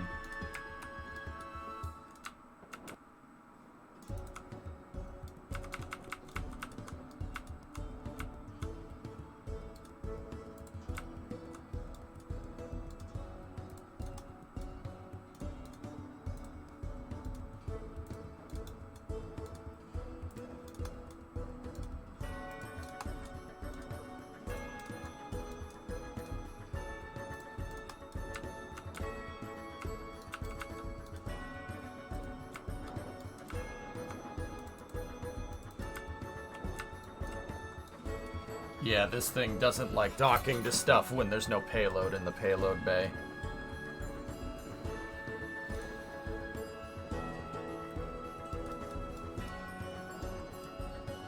That's okay for now. That's a problem we'll solve another day. Alright, good. What's this instrumental? Numb by Jay-Z.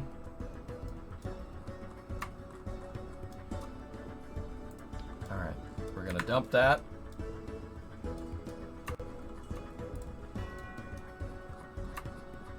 I saw what I wanted to see. Let's go.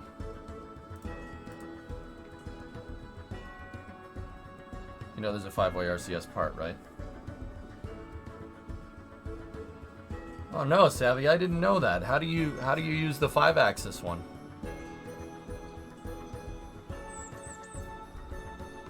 Sorry, I couldn't sell it good enough. Yeah, no, I know. I don't want the 5-axis one because I don't really like the idea of RCS blowing into my payload. You know?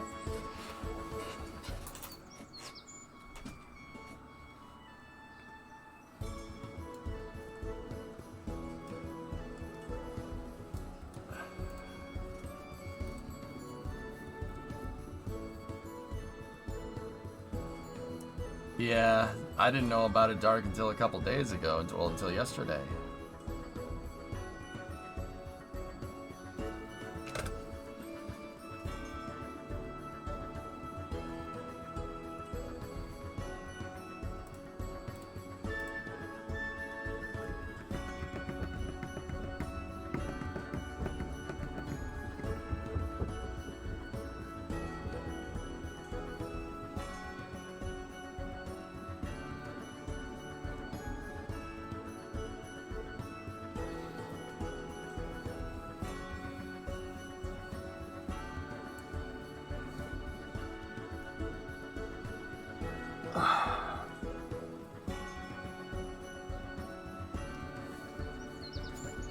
Alright, we're into mission mode. Let's do this.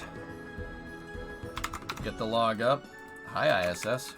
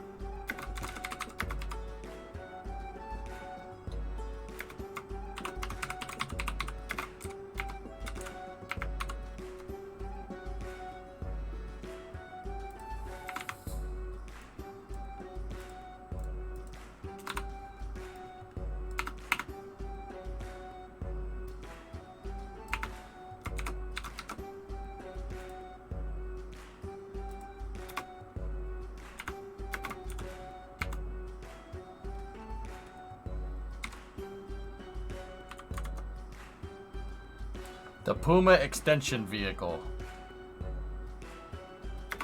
is what we'll call that. Puma Extension Vehicle. You know, for extending your Pumas. This is the 17th launch from LC1. Vehicle.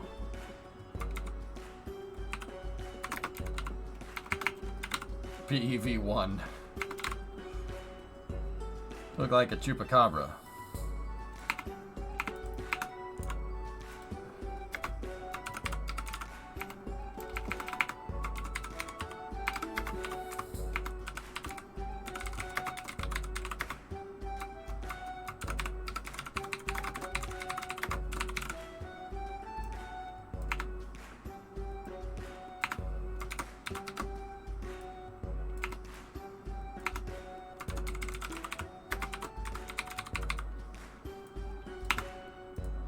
Okay, tail it up for the mission here. What's the name of that Mexican lizard? Eats all the goats. That would be the chupacabra, sir. Hey, Griff, chupa thingy. I like it. It's got a nice ring to it.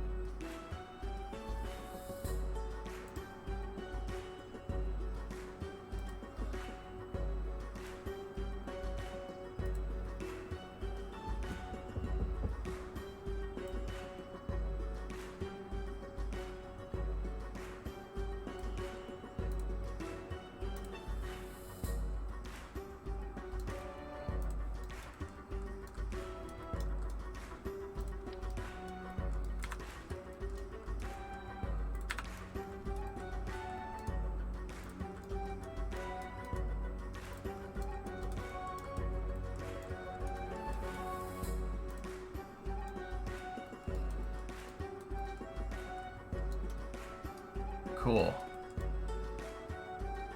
Alright, guys. I'm just gonna take a leak real quick.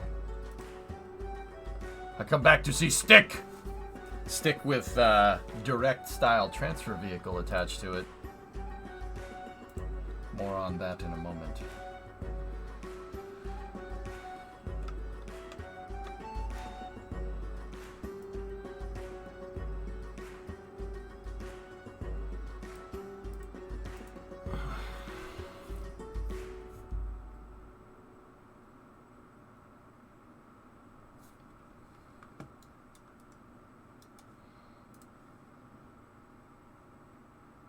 Those are all the station modules.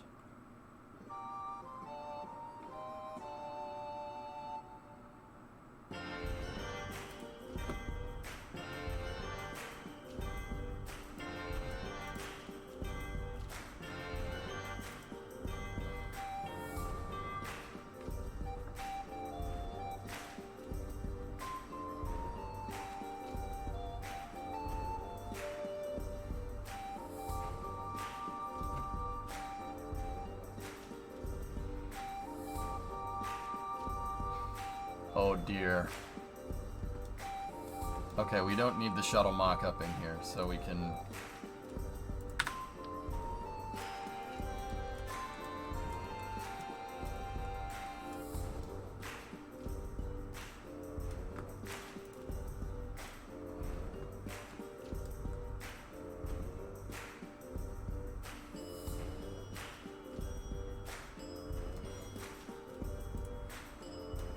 That's the module that we're going to move today.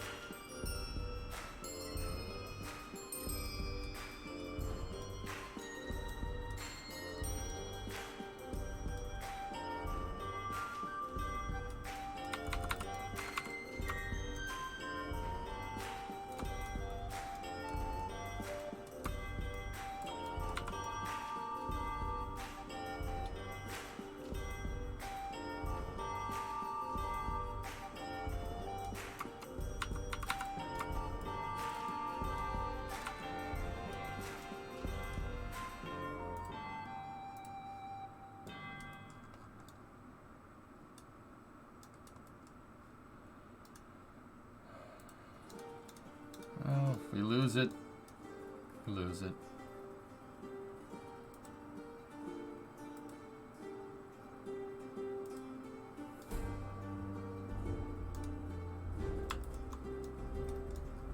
We don't need those at all, so we can get rid of them. We gotta move the Londron hooks into position though. Yeah, these missions are gonna be a little strange here, guys, but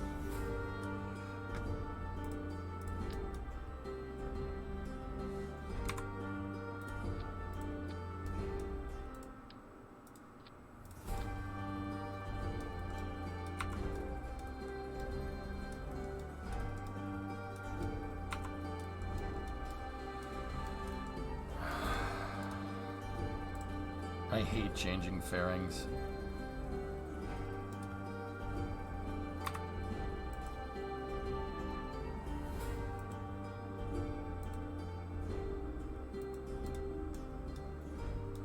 Yikes.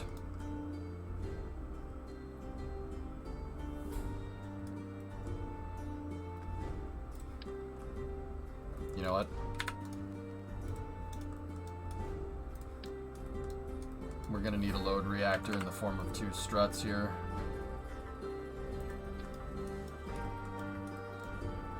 Yeah. Yeah, we'll strut that. Long fairing qual test? I'll test with the payload, dude. I'm not too worried. This is really low cost stuff. And if we need a P3 solar array instead, we need a P3 solar array. But I gotta take a whiz here real quick. I'll be back in a moment. The funny thing is that with the extended fairing, it looks like Ares 1 now. It's just the stage is really, the second stage is really short. But it does look like stick. It looks like the stick. Hail stick!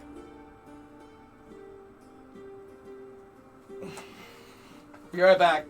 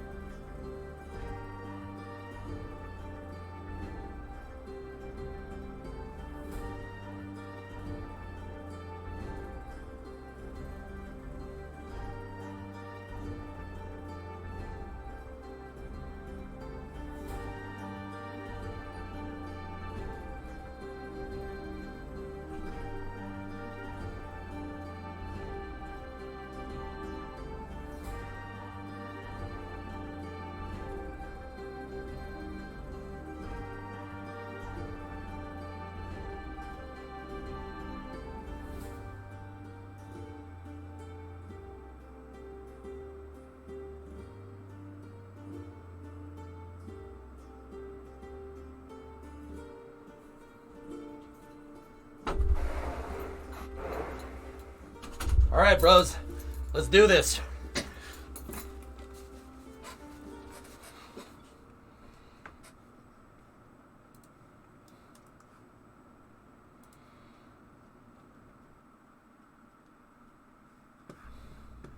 Bruh, what's that?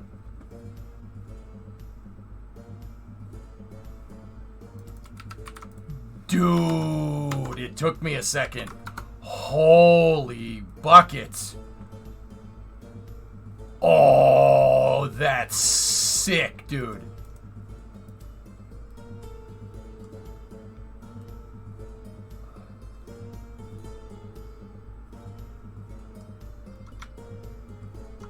Oh, that's awesome.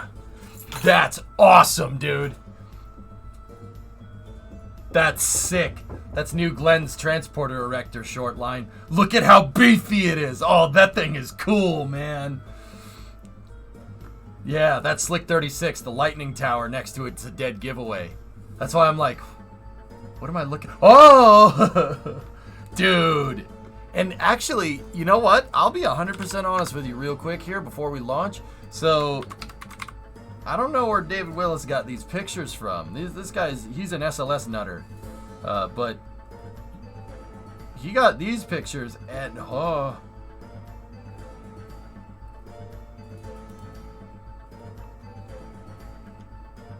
New Glenn engine section, dudes. Look at the leg. Look at the compartment for the legs. Test tanks. Right here. Scroll through the gallery to find them. Alright, cool. I was wondering where he got those pictures from. He didn't say. Wants that Twitter clout. Wow, the T-Cat's getting some work. Dude, look at the size of that tank. Holy balls. Jeff Bezos follows him on Twitter? Really, Spaceophobic?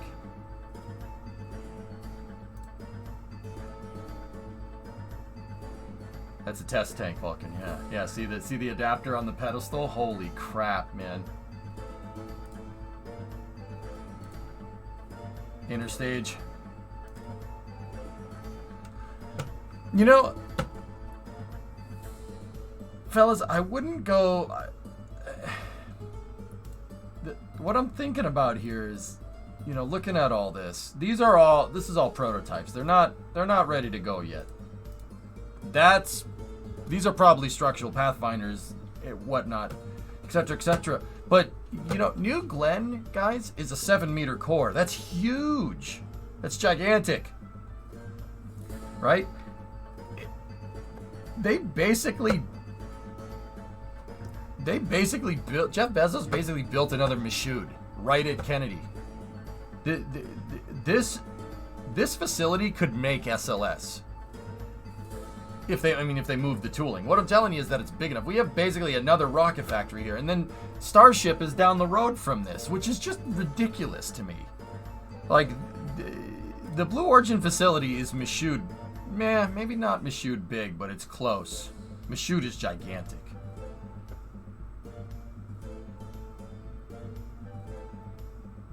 Only streamer you can listen to medieval thrash harpsichord. Yes. Look at the photo of the interstage next to the TE photo and look behind the interstage for some goodness.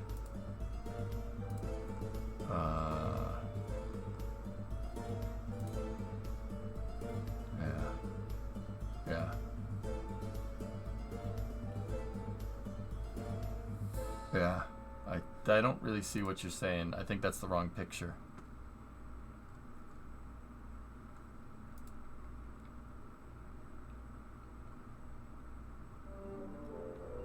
New Shepard returned to flight is net April 1st.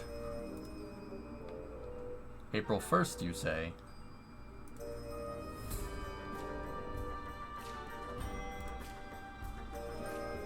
Oh. That is a chunky boy.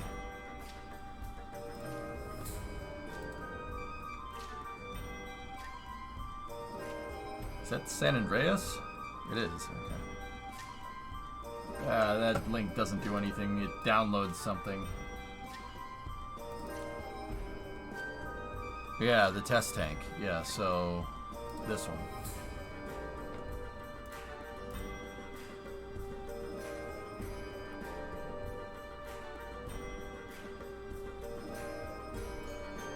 It's pretty crazy, dude. From what I understand, SLS and New Glenn is using SLS-derived tooling. Basically, they're manufactured, the core stages for SLS are manufactured the exact same way that the core stages for New Glenn are manufactured, down to the tooling. The tooling is super similar. Like, okay, fellas, take a look. Now, I could be pulling this one out of my tail. Now, it automatically downloads the link. That's so stupid. I could be pulling this out of my tail. But look at those processing rings. See the rings? Why do you have such a big space right there? Processing rings are usually not that big. It's almost like the outer diameter for the processing ring is for an 8.4 meter core. Just putting it out there.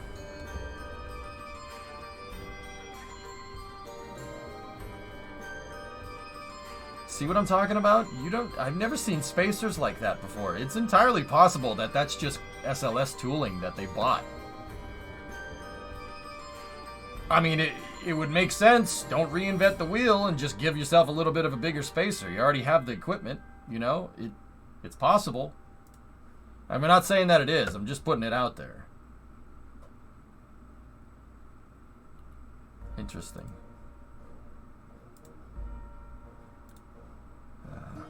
All right.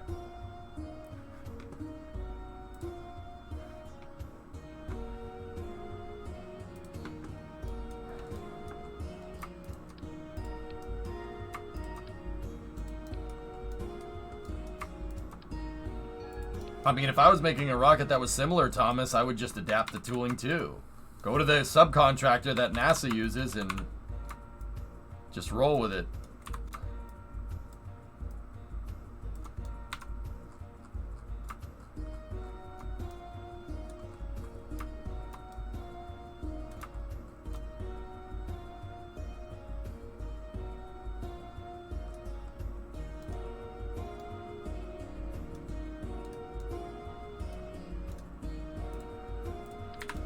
Okay.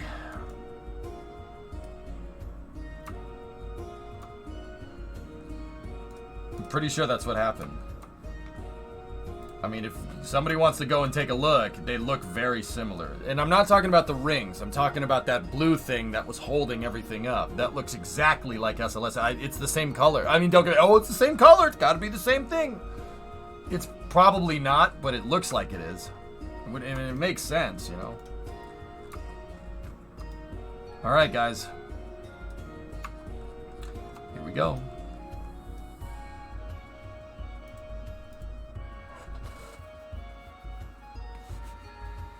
Ready?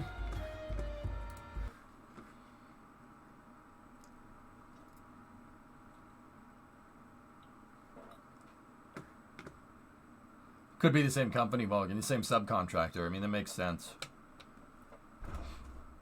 That was my knee.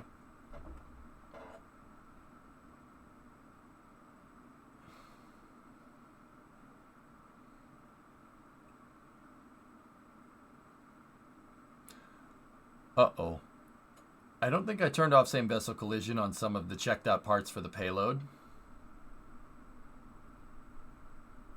This might pop. Oh. Neat. All right, let's make sure we're in line with the station here.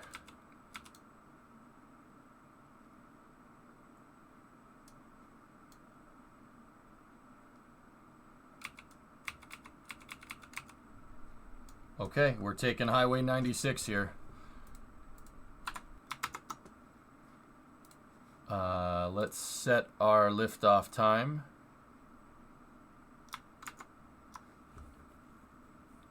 Launch date, year 1, day 76, 03:05.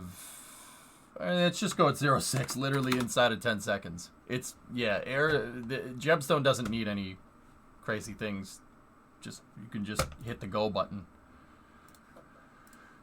All right.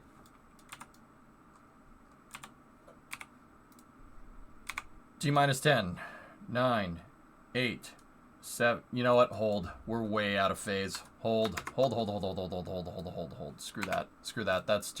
That's not good enough. We're in good phase for the station, but look at how far we are off the inclination. Hold it. We'll go around again. We'll use the. Oh, I missed it. I missed it again. Okay.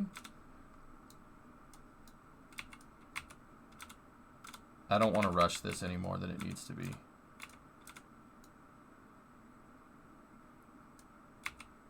That's good phasing, but the station is going to end up being way behind us, so that's a bad launch window.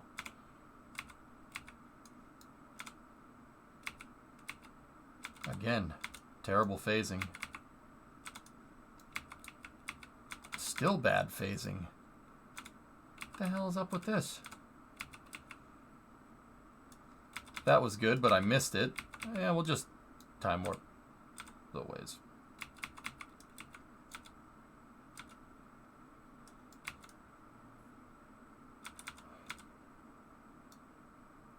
Hey, Blue.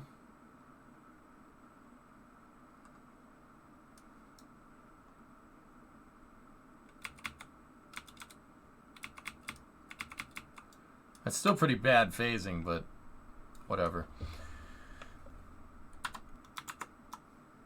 Let's go year 1, day 79, 05:54:26.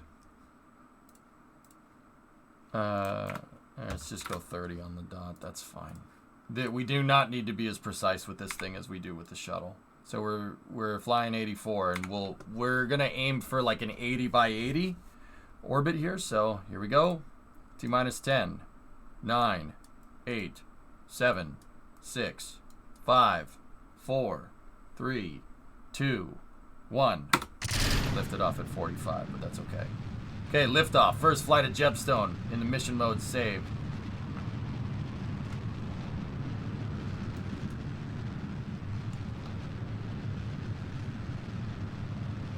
Okay, roll program is complete. Oh dear.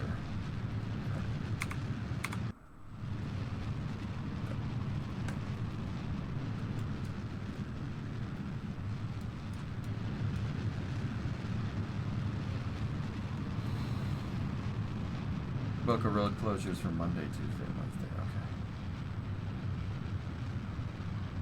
Okay. Okay. Max Q.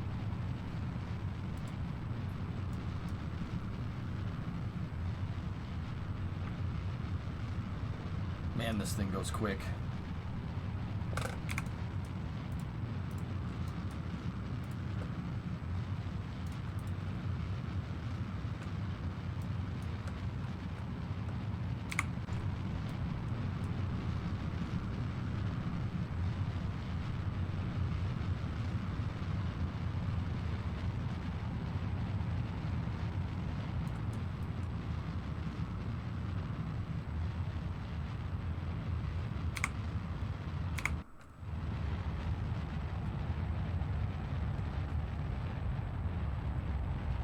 Thrust tailing off on single SRB. Should be coming up on a separation here in a moment.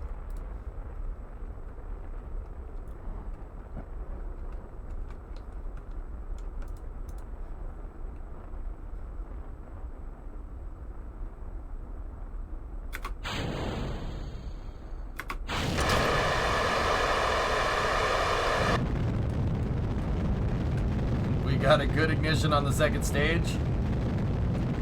There we go.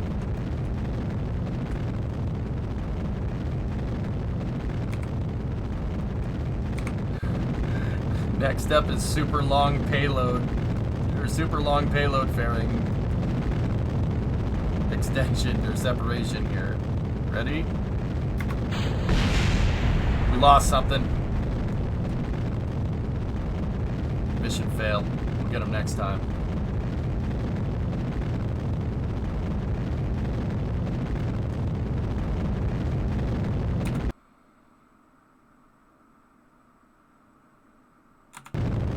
Damn.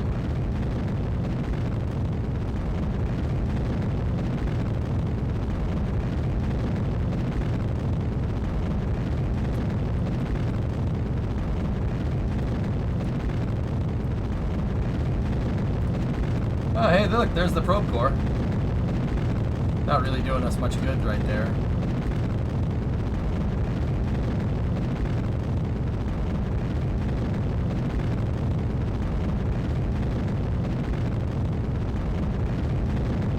Huh. Why would it pop that time and not any other time, despite me extending the fairing? That doesn't really give me any... This doesn't give me anything. Why are we spinning? That's what I'm trying to figure out. I mean, the payload's still there. I just don't think we have the Delta V to get anywhere near the station.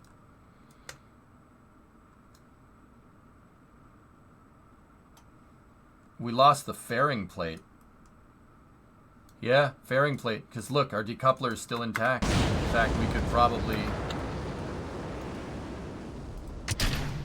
decouple it. Yeah. Huh. We also lost at least one panel. I didn't lose any panels. We lost a radiator yard.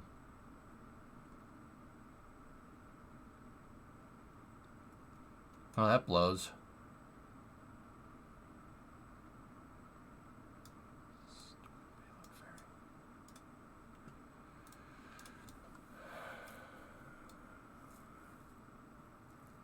The engines also don't have fuel flow on the tug section.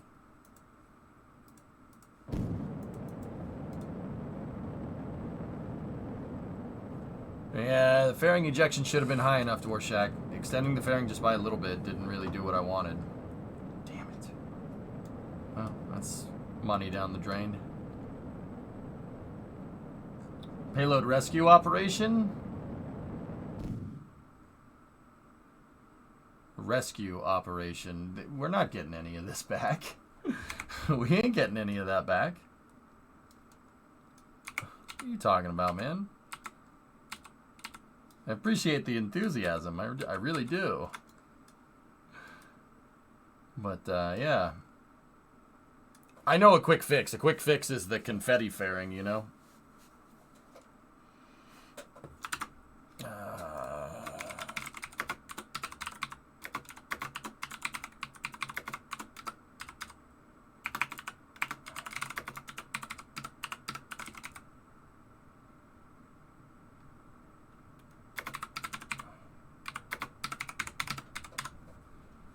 We've had an anomaly.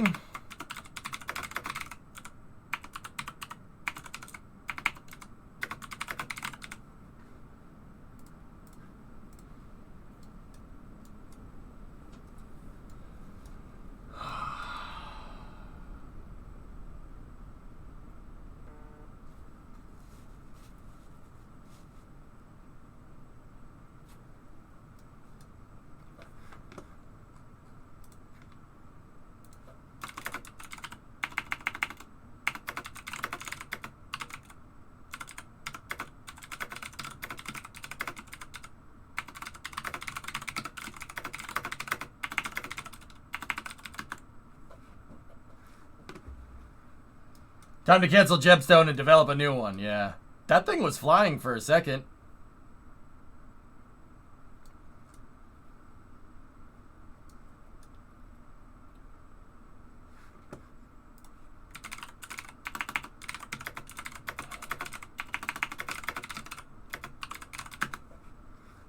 Headphone users, this might get loud.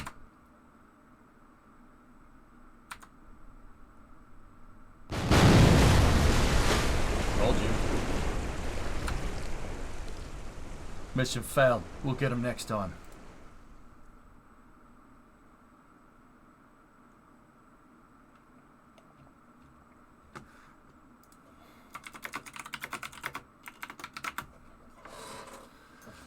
Well, that blows.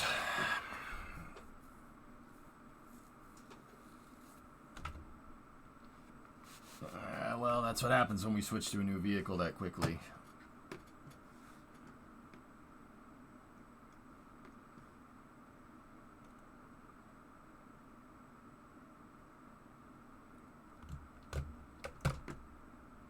Sometime today, Kerbal.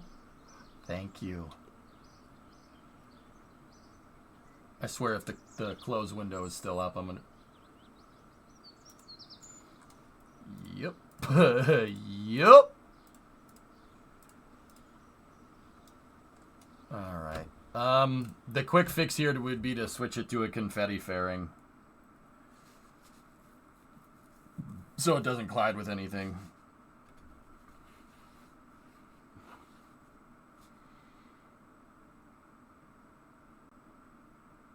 Can't believe I'm flying the shuttle almost every day. Nothing goes wrong. And I go to fly a conventional rocket, and it's like, nah.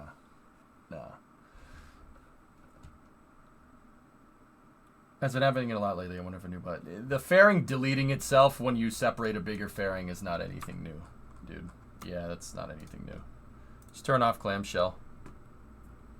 That's the fix there. Oh, there was one more thing. One more thing. I wanted a short band antenna for this.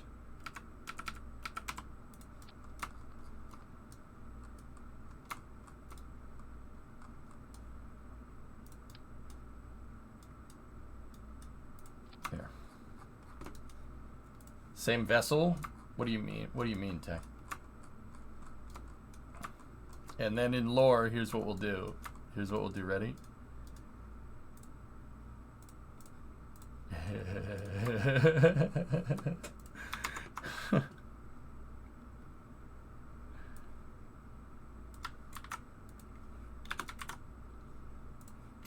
Flight 2. Assembly Flight 9A. P3 truss segment.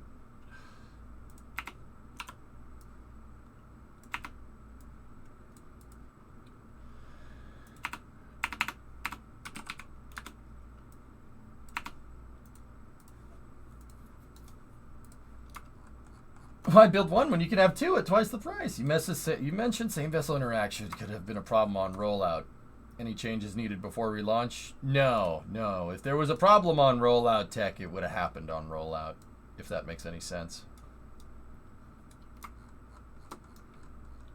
Alright. Should be good now.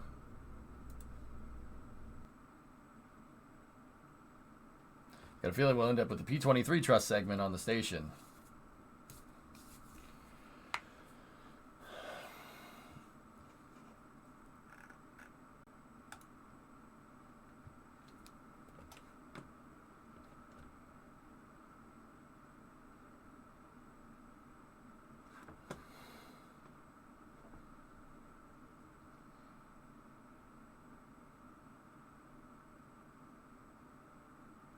We'll time warp a little bit into the future for lore's sake.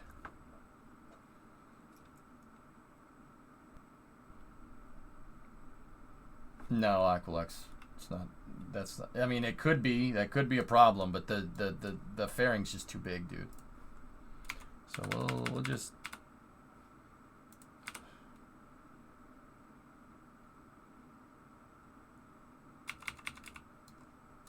We'll time warp a little bit in the future. The Kerbals had to figure out, they had to troubleshoot the anomaly.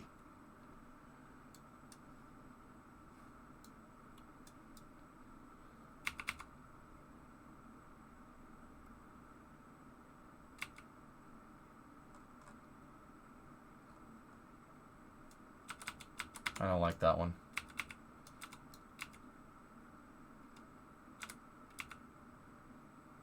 I don't like that one again. Oh, just really don't like that one. We could get away with this one with slight dog leg. Cool.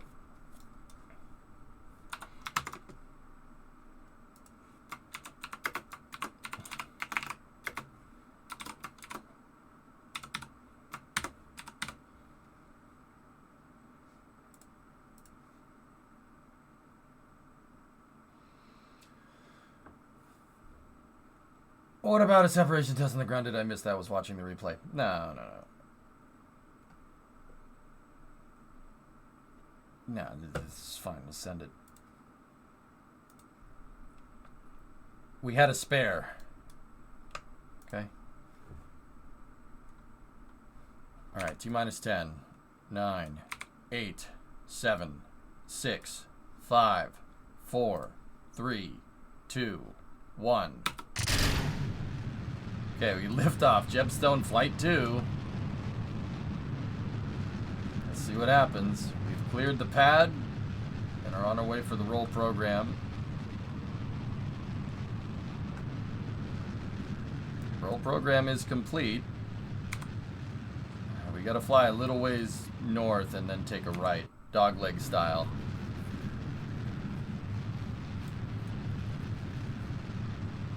Okay.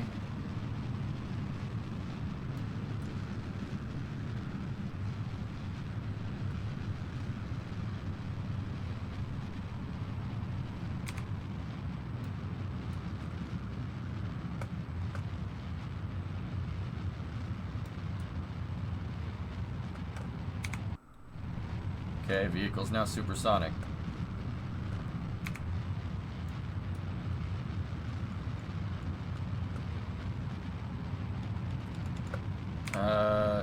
Alleviate, gonna have to hold off on the ads, pal. Just for now.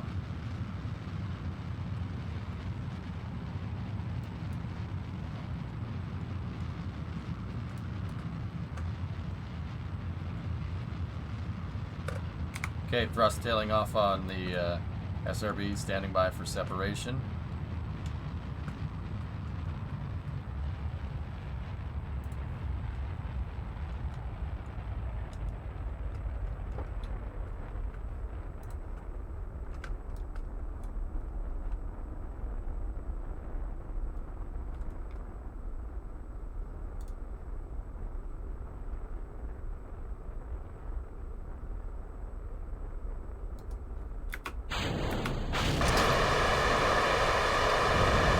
Got a good separation. There we go.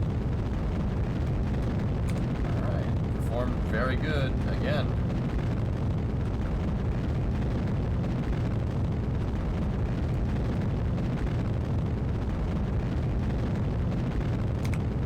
Okay, next step is payload fairing.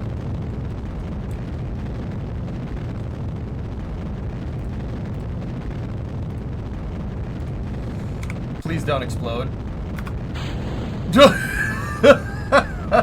Okay, payload fairing jettison confirmed. Oh boy.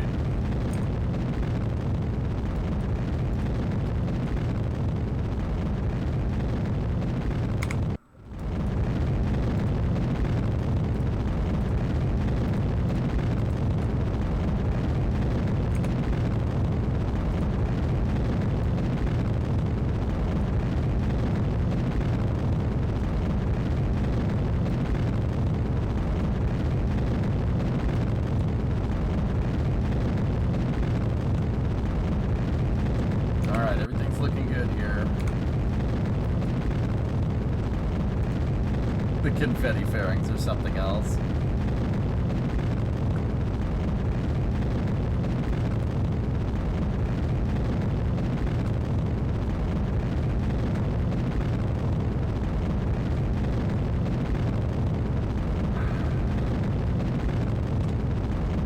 Okay, get the rates up.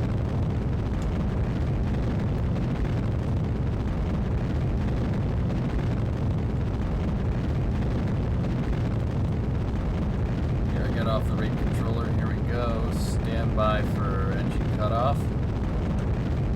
We're out in front of the station just a little bit.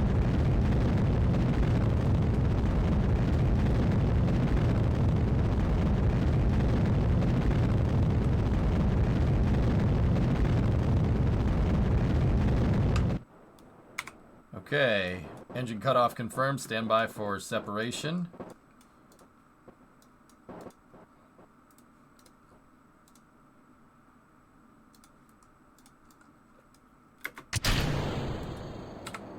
Got a good separation.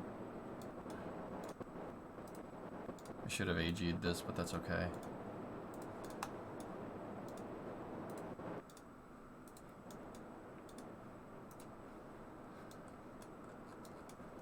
Set right control point. There we go. Stages.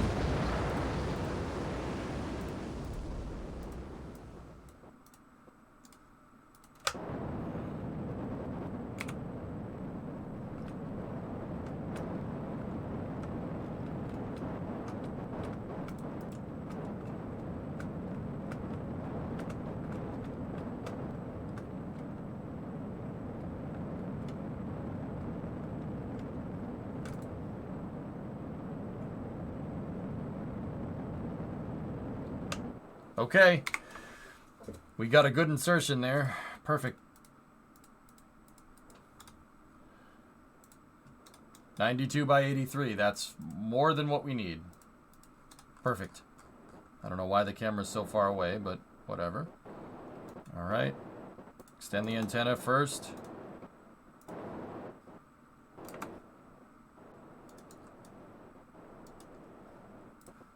We have a good... Actually, we're linked up through the station right now. 92 km by 83 km. Okay.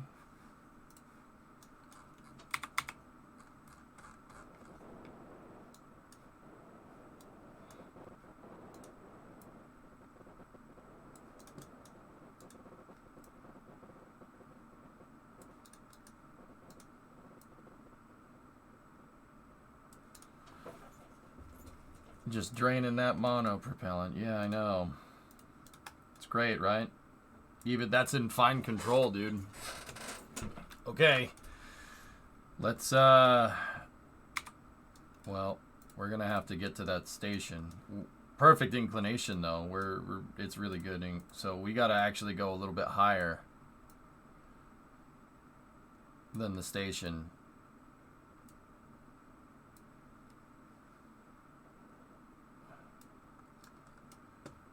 That's okay. We know we have the performance with the vehicle, which is good. This is a very meh way of doing this, but it'll work.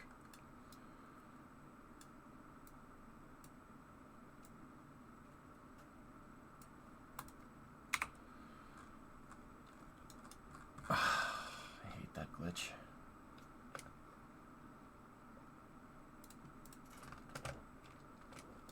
Alright, we got 1 minute 9 till the burn. Let's turn on the rest of the RCS. I should have put this on an action group, but it's okay. I'm trying to get this done fast. We'll do the SpaceX thing and learn as we go. The confetti fairing really went, though. Did you see that? That thing was like, no, gone.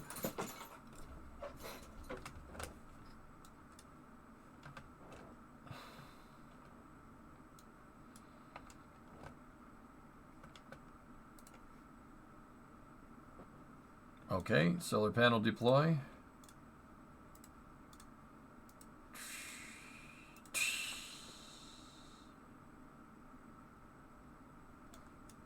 Money. Unlock my solars. There we go. That's awesome. Get the music going.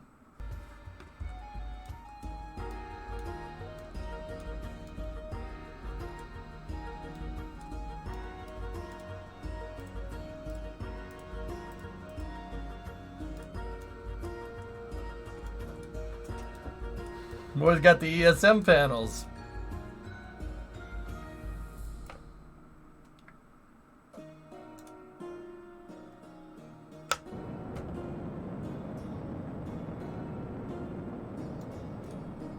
It's pretty bardcore. Yep.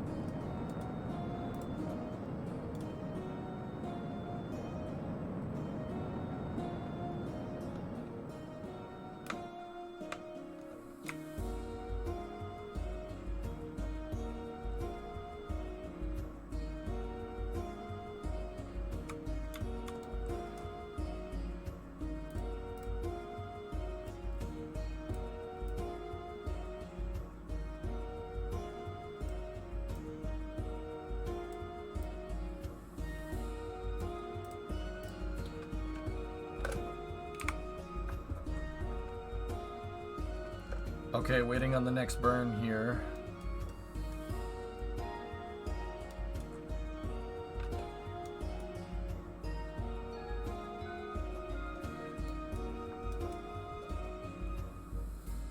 Burn.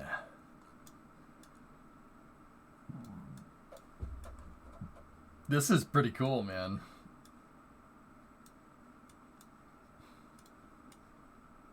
I'm a little annoyed I lost the P2. No Pathfinder? I need to test the transfer vehicle themacool for now, so I wanted to use it on the remaining station modules.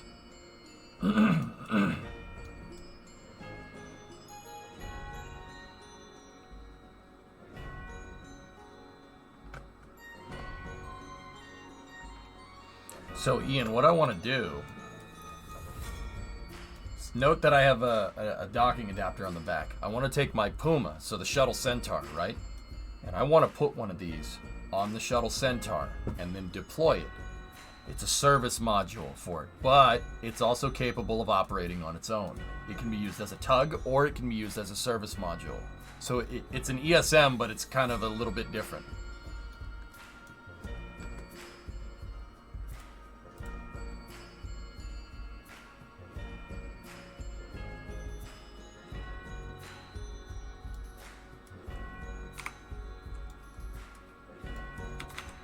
So you can use it for either one, and that's going to be the heart in the basically the power and propulsion element for my transfer vehicles.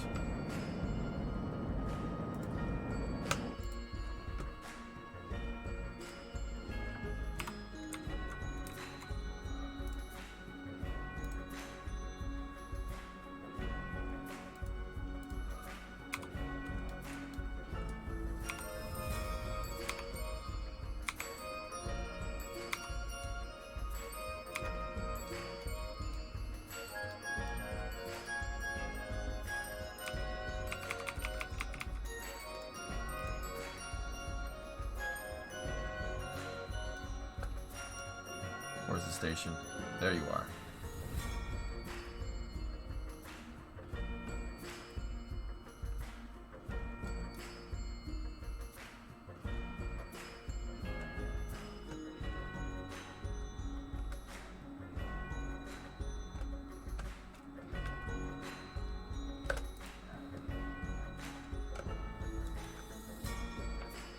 What the heck is this music? Oh, it's super bardcore, dude.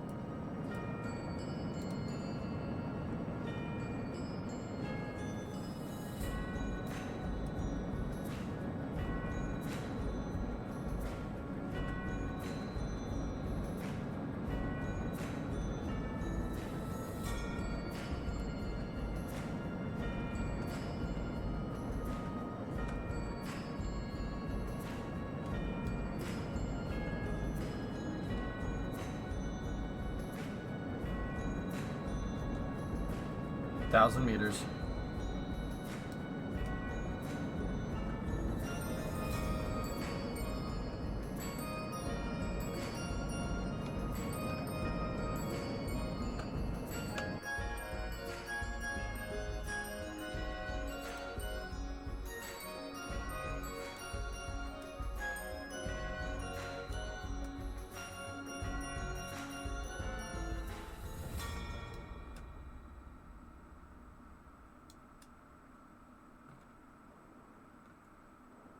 Station seems to be in good condition.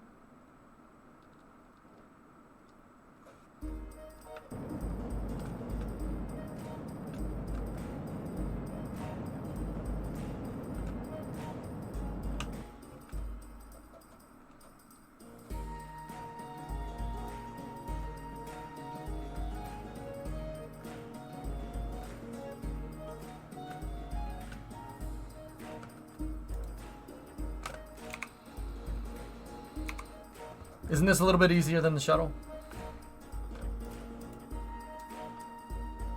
Now this is the story all about how my solar panel module turned upside down, and I'd like to take a minute, just sit right there and tell you how it landed at the bottom of the ocean.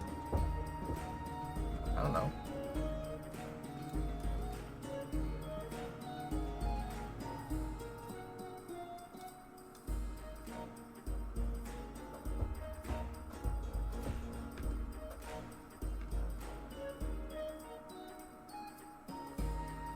And I lost one little payload, and the flight controllers got scared. They said you're using the shuttle from now on. It's not. That sucks. It's terrible. I don't rap.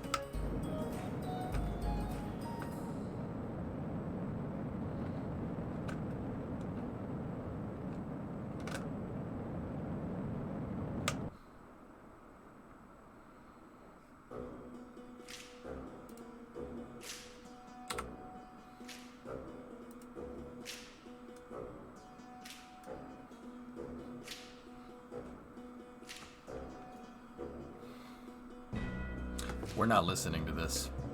Next.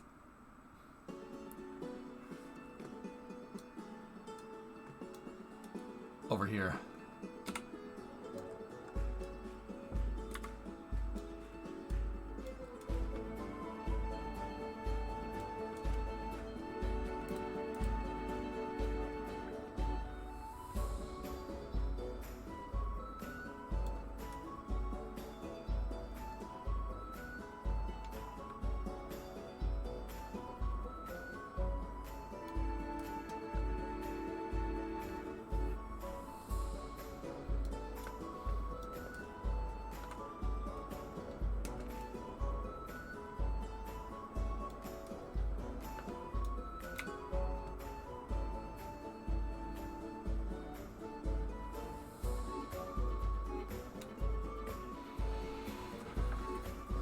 Why are we not shuttling? I needed to test out the transfer vehicle, dude.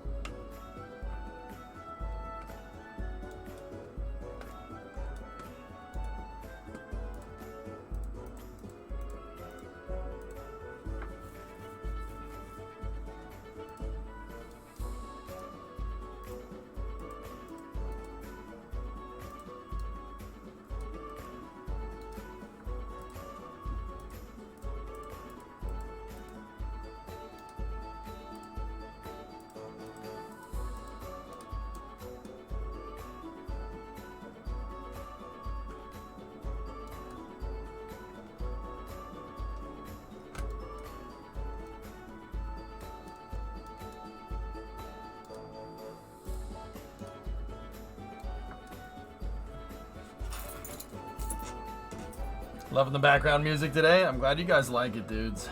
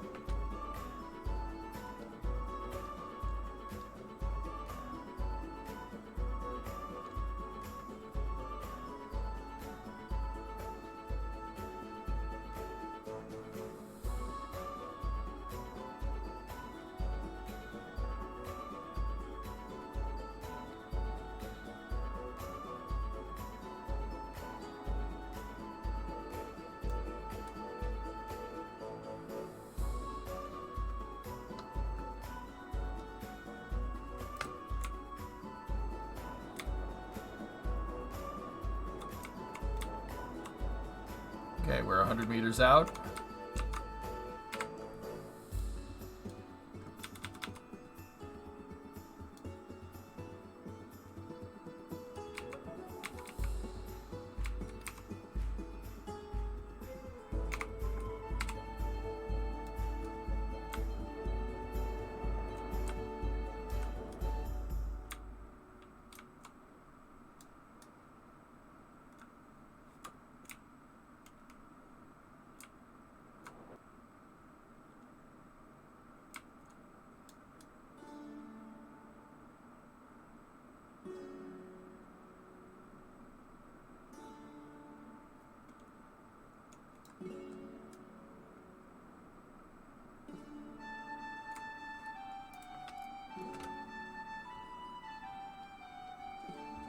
Ugh.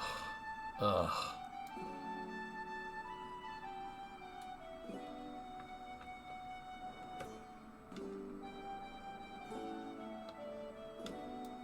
Ugh. Ugh. Ugh. Oh, it's even this is cringe. Ugh. Oh, it's so bad.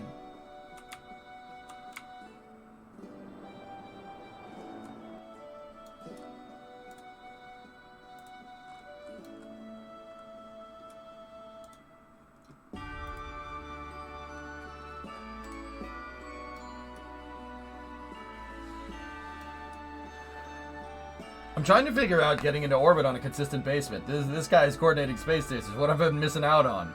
Yeah, Scorpion. When you have 15,000 hours in KSP, then you'll be able to do this no problem, man. Trust me. Where are you going wrong, dude? We got you.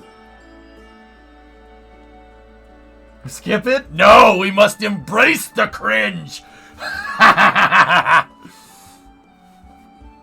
Oh, Scorpion, where are you going? No, come back. No, You guys think he's gonna be back? He's not gonna be back.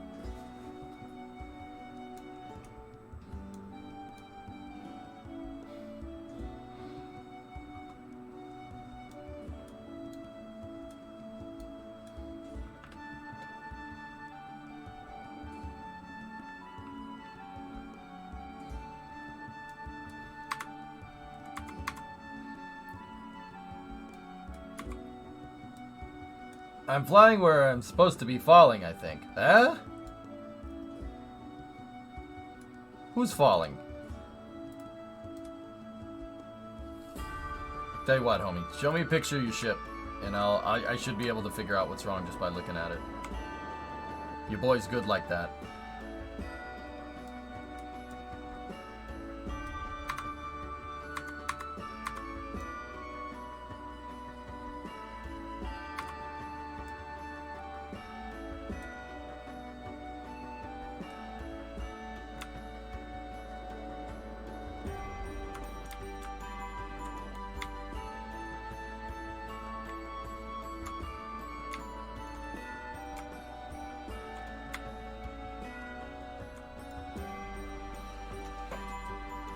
Isn't orbit just falling constantly? Okay, so to get into orbit, dude, what you need to do is you basically need to accelerate so you have an outward angular velocity that's higher than Earth's, or whatever planet you're trying to go around. Yeah, you fall around the planet, absolutely. So if you think about, like, say you had a yo-yo on the end of a string. You flick it around like this, what's going to happen? It's going to eventually counteract the force of gravity, right? Right? So, basically you're doing that around Earth when you're going fast enough. Your outward angular momentum is enough to counteract gravity. Basically, your outward acceleration is counteracting the inward acceleration of Earth. Another way to put that would be falling around the planet, yes. I mean, well, some people don't like it when I explain that way, but that's basically what's going on.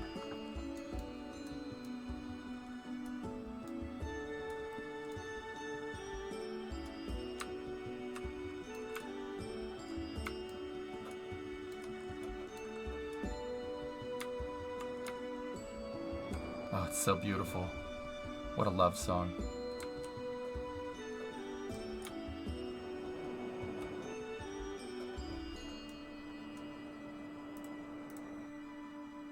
Okay, coming in for the dock. SAS is off.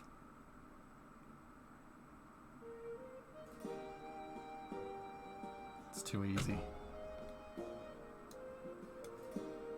It's too easy.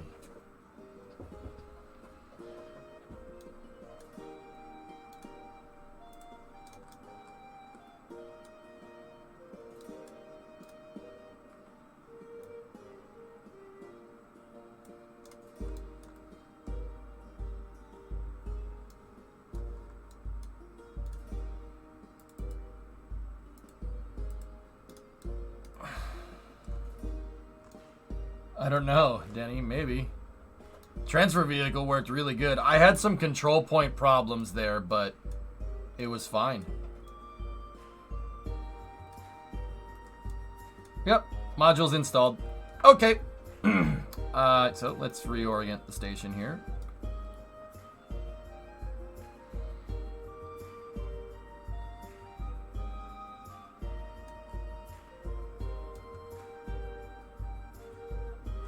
Very nice. Switch this to free cam so this makes more sense. And that's the trust segment done, dudes. I just unlocked advanced rocketry. We'll see if I can get more consistent. So, okay, Scorpion, what you need to do. So look at my velocity. It's 2200. Okay, you basically just don't falling around Earth. Blah blah blah blah blah. Get that number to say that. But there's a little bit more to that. Okay. If you get that number to say that, you'll be in orbit. However, you have to make sure that you fly on a parabolic arc when you do this, okay? So check it out. If you click on this thing over here, the book with the blue rocket on it, it's KSP. It's the manual for the game. Okay, so go in here, and they have a pretty cool little definition of the orbit, right? Getting up there. Okay, take a look. You don't want to do that. Okay, you don't want to do that. That's bad. You want to do this. Fly on a nice parabolic arc, okay? And then you want to get into kind of a circular orbit. I guarantee you, if you get into an orbit at about 106 kilometers, relatively circular, you can hit this button down here to see where your highest and lowest point in your orbit is, okay? I guarantee you, if you go this speed with an apoapsis of 106, you'll be in orbit, guaranteed. That's the cool thing about spaceflight. Physics is pretty pure up here. There's not really much to perturb this thing. But if you go 2200 meters a second, or 2232.5, and your AP is set to 106, you will be in orbit. Absolutely. Pretty much. You're really looking for a target speed. That's really the thing. Yeah, KSP is a manual, guys. KSpedia. If you really want to go in more definitions, just read this. But yeah, and then staying up there is where you're having trouble. Get your AP to 106, then wait till you're at it, and then accelerate to 2200 meters a second. You'll get into orbit. Sometimes you gotta wait until you get to the right spot. There are more efficient spots to burn than other spots. Okay, AP is the best place. Your apoapsis. So that's the highest point in your orbit.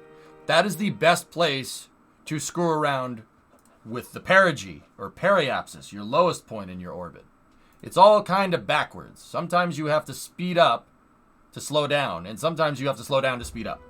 In this case, if you want to circularize, right, you have to speed up. Burning prograde in the direction of your orbit at AP is going to increase PE. If you burn retrograde at AP, you're going to decrease PE. You do that for deorbiting. Pretty straightforward stuff. Here's the weird part, though. You're accelerating to an orbital velocity that's actually slower than where you were down if you were in a lower orbit. Weird, right? Does that make sense, dude?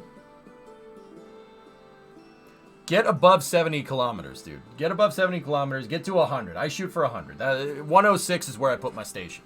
I usually try to throw things into an 80, 90 kilometer orbit. It's just orbital mechanics, Aqualex. Type in orbital mechanics into Google. Will get you what you need. Yeah, once again, if you have questions, just ask me. I can show you how it's done. We're going to be launching again here in a second. Bith, everything is good, man. All right.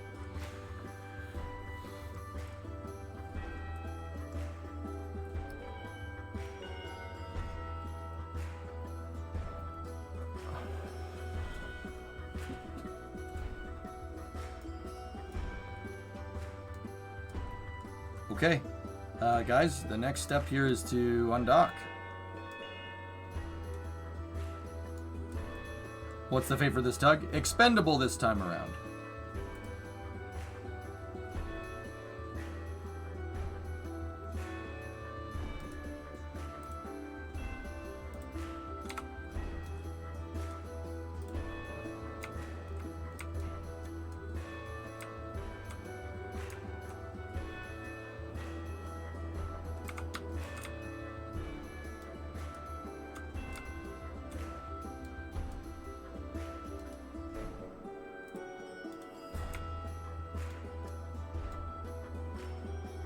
We separated and we didn't break anything.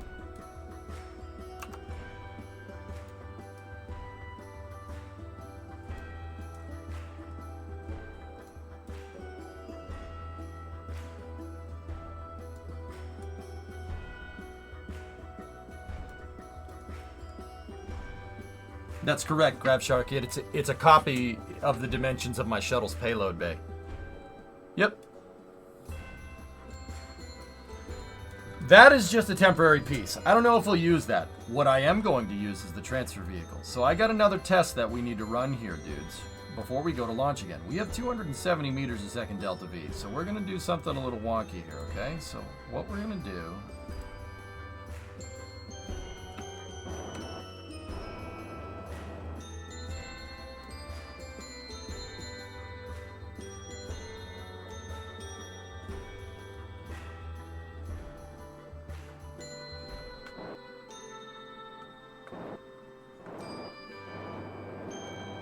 something I would generally recommend. You don't want to fire your thrusters this close to the space station, but here we are.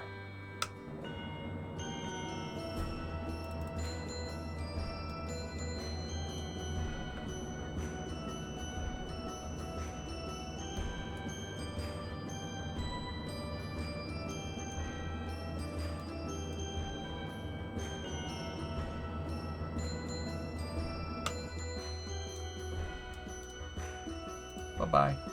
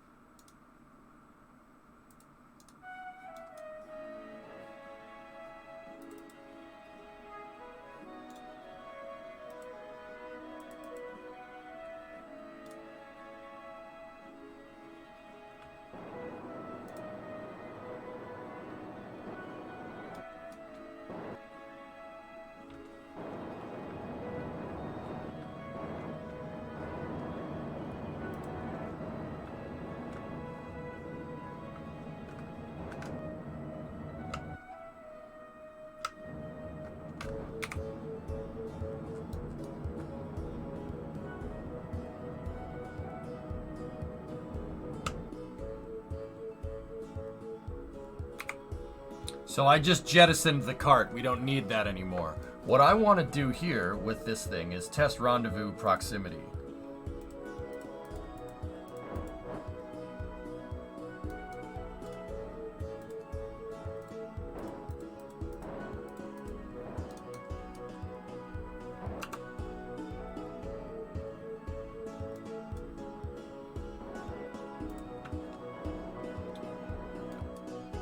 %% monoprop warning, yep.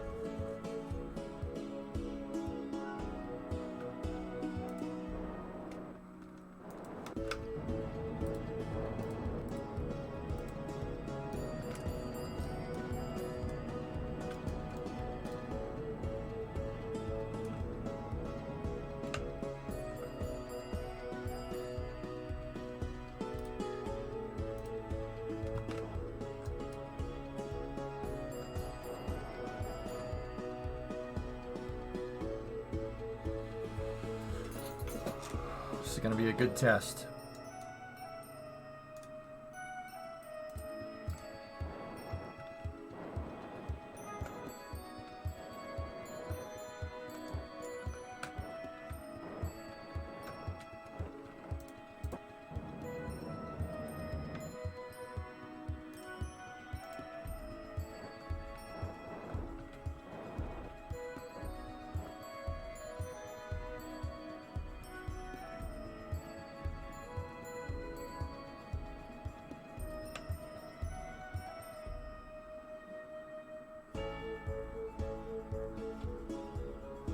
Thanks, Hip, by the way.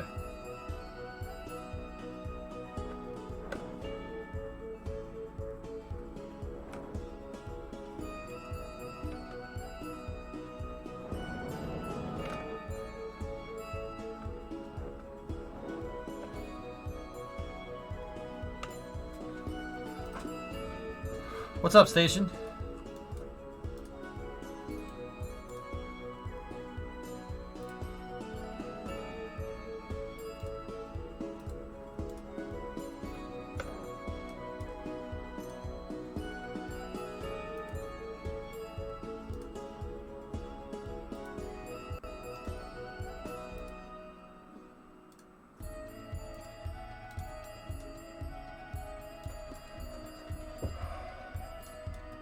Mario, what's up, man?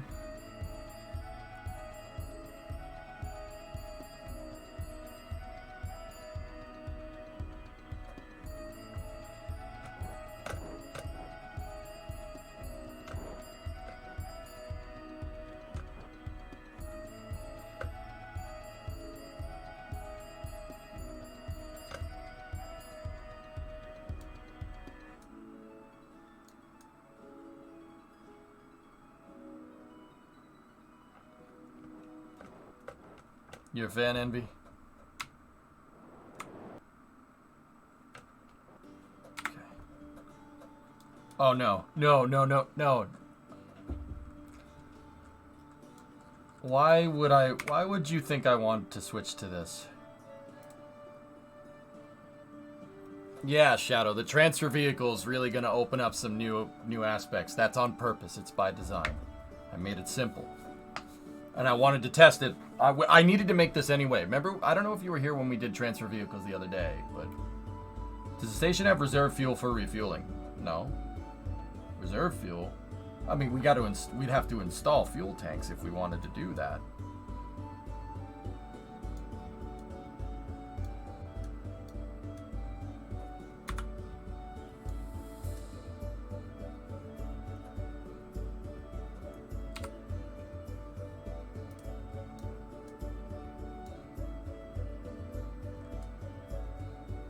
Was a transfer vehicle part of the design for freedom? It was a part of the shuttle program, Zeno.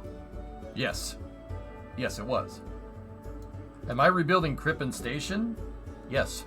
This is Space Station Freedom. It's Crippen Station 2.0. Absolutely. That's exactly what I'm doing, dude.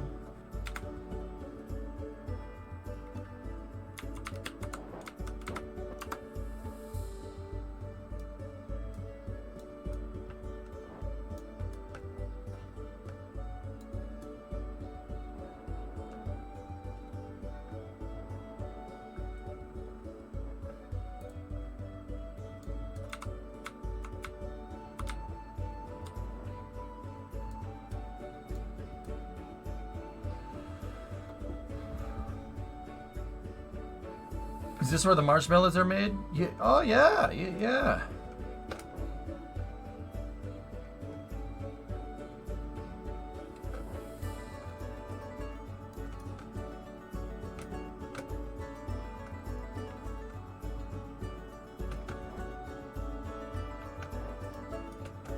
Yep. The add-on yaw thrusters are working perfect. Most excellent.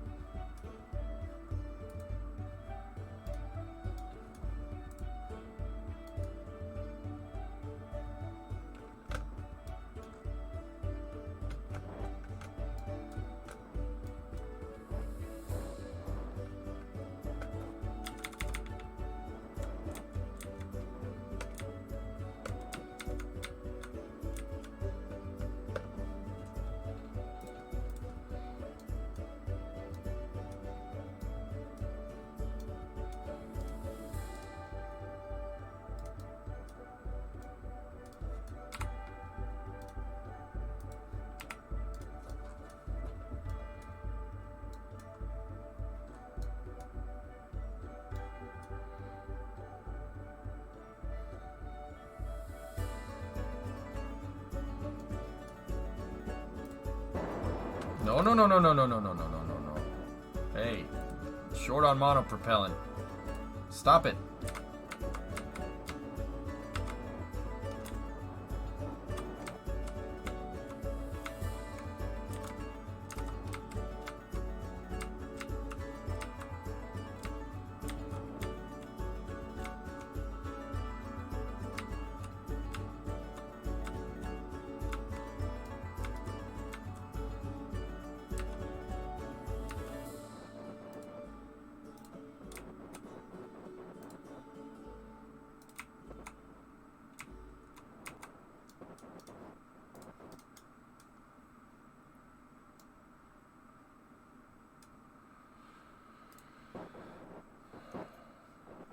Okay.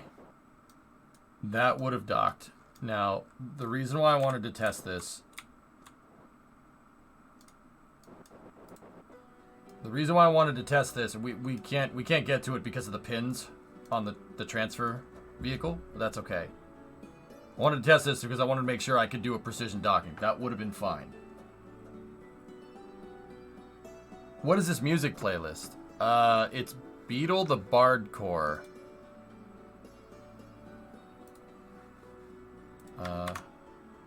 There.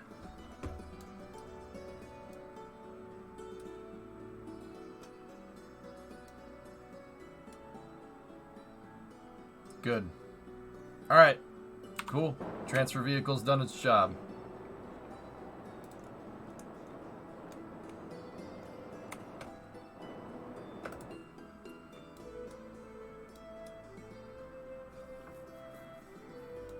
I'm gonna watch the asteroid go past.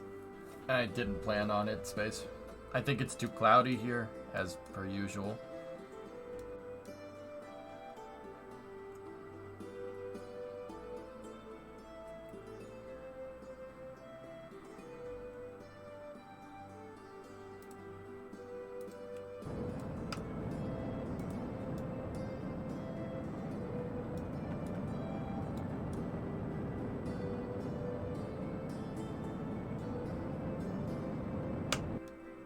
Okay.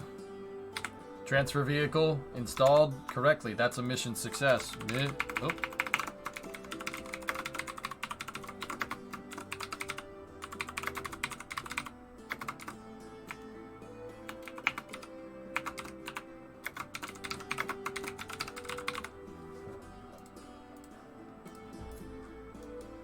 A little bit easier than the arm, huh?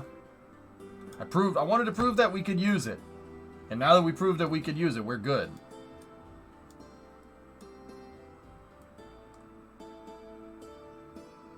This chat loves gifting out subs, Spaceman. That's what they like doing. Okay, we can get rid of that.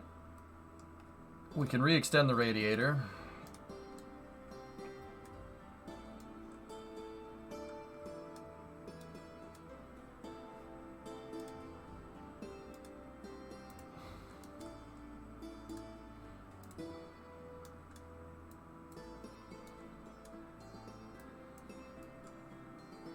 I don't like that the arm was stretched out all the way like that.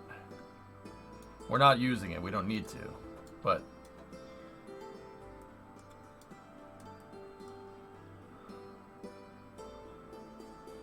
Oh, I got rid of that Moto Kid, that got too annoying.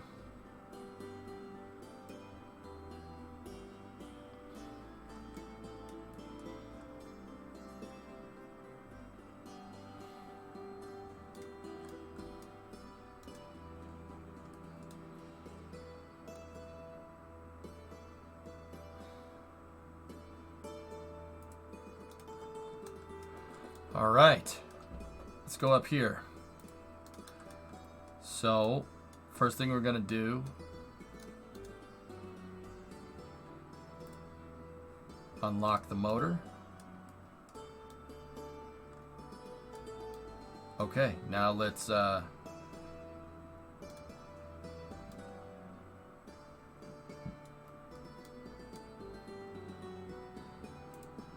unlock. Disable grandparent. Unlock. Disable grandparent strut. Unlock that. Disable grandparent strut. First extender hydraulic. Unlock. Disable the grandparent strut. Second one. Unlock. Disable grandparent strut. Unlock. Disabled. Unlock. Disabled. Okay, we're going to go for the second one down here. Unlock. Disabling the struts. Alright, watch this, dudes. You'll like this. This is cool. This is one of the things about this station that I'm more proud of. Spaceman, you'll appreciate this. If you remember Crippen Station, you'll remember that I used the maneuvering units to make solar panels that were big enough, because we didn't have any robotic parts at the time. Well, watch this.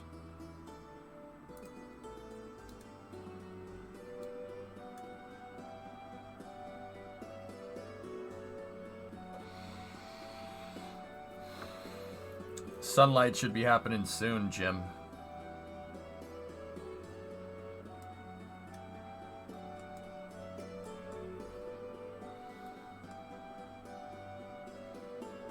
No, Zeno, they never used a free-flying tug. It was part of the original Space Transportation System program, so the shuttle was always supposed to have an on-orbit tug to do stuff like that.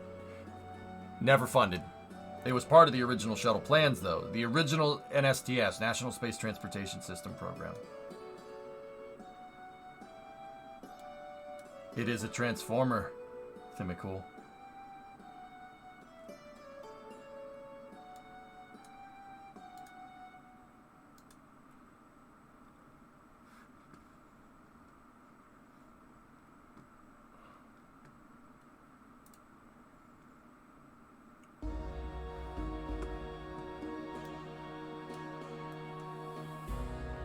Jim, I wanted this thing fully deployed for the sunlight, you know?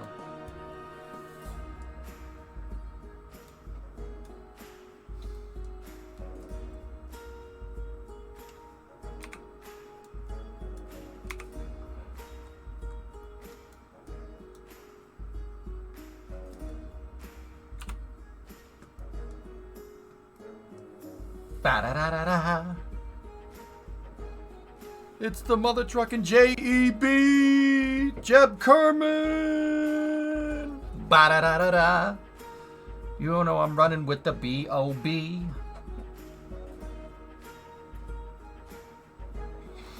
Stop. Oh my God. Stop.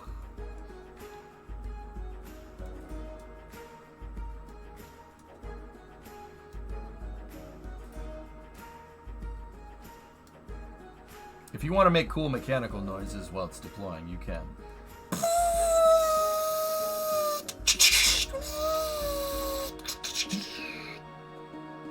Battery pack looks dope. It's NASA's, to be honest with you.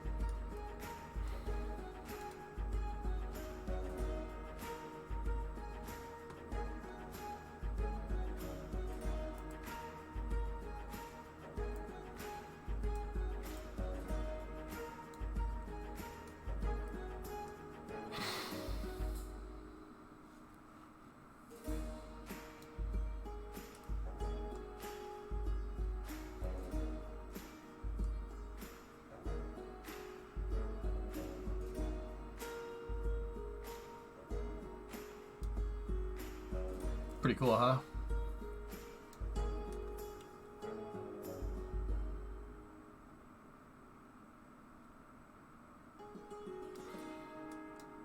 Alright, I'm gonna start locking components out.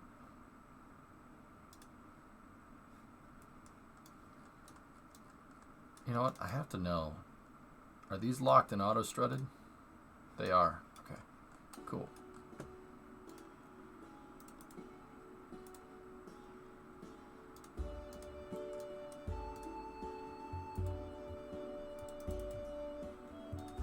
Oh. Why is this in here? Why is this song in this playlist?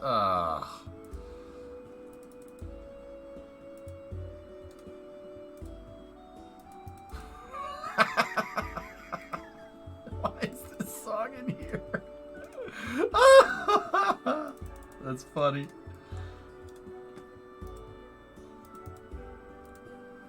What, you don't like this song?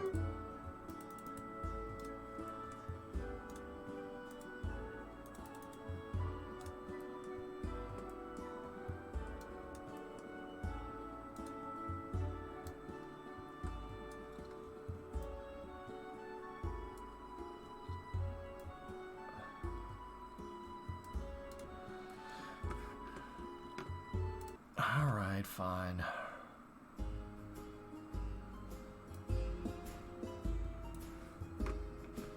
No.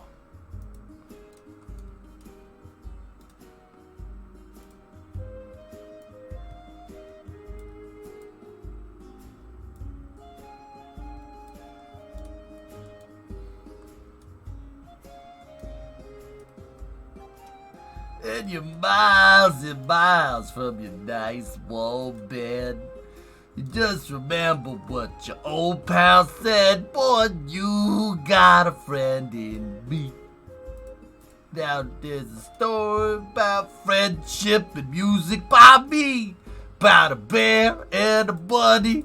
And the bunny goes as the bear becomes his new family. Something like that.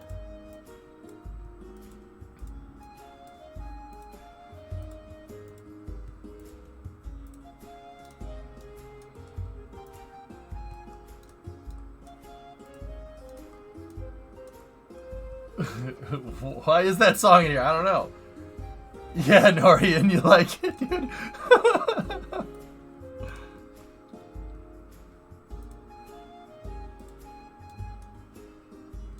Alright. We've added the P3 solar array. Bit of it smarter too. We're not a damn. Would ever love you the way I do. It's me and you, boy. A friendship will never die.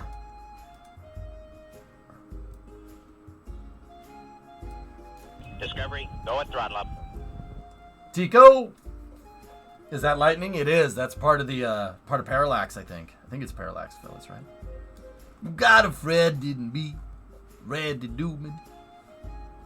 AVP, Astronomer's Visual. Word. Yeah, see the lightning strikes down there? Alright. We're going to enable the controller.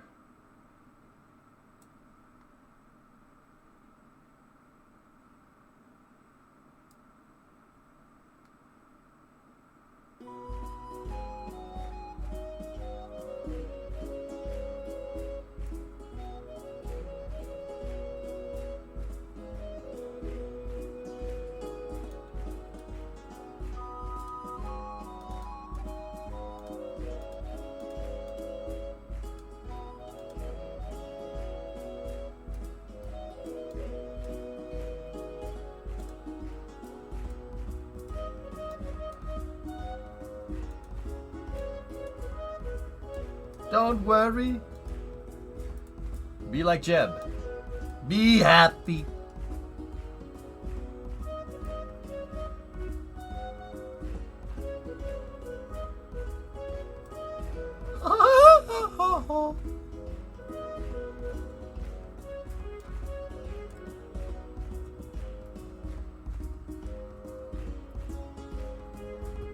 No, Flykin, I can't give you credit.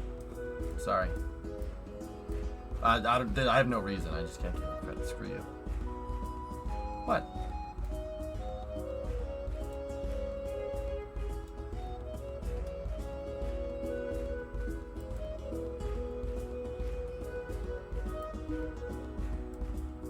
How do radiators work in a vacuum? Good question, Steven. They circulate coolant and they radiate heat on the infrared spectrum. So they use infrared light. Yeah, IR. That's matter that you can radiate heat into. I know. Whoever thought of that makes more money than you and me. Yeah. Yeah. Yeah, I mean, think about it. There's tons of IR light up here. You might as well use it to your advantage. And it's matter. It's infrared light. It's still there. It's still stuff. You could use that to cool the. You could use it to cool the space station, and that's exactly what they do. It's really, really wild stuff, actually.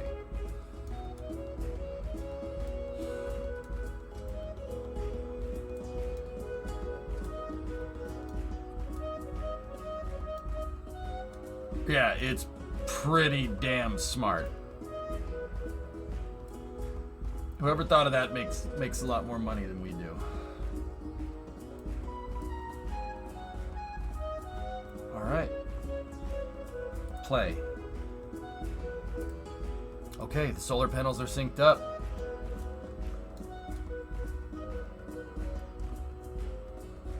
Cool.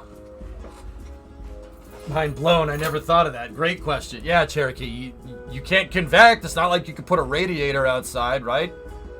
What's up there? What matter do you have at your disposal? You have visible light and then infrared. You can't use air to cool. They use light to cool the station. They radiate heat on the infrared spectrum. That's why those radiators look the way that they do. The coolant makes them glow infrared hot. It's weird, dude. I mean, it's wild. Like, I'm like, wait, somebody thought of that?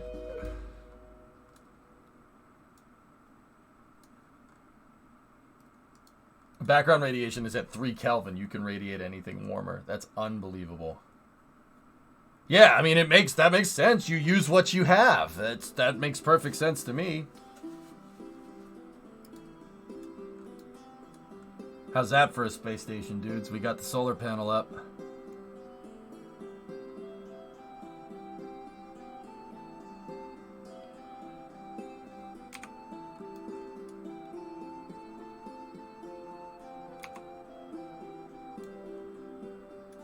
That's correct. I think that's right, Motorkid, but don't quote me on that.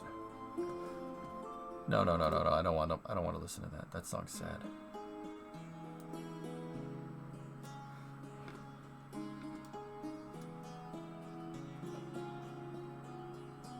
Yeah, Hibbit. What do you think, dudes? Almost done. 1, 2, 3 more modules and we good.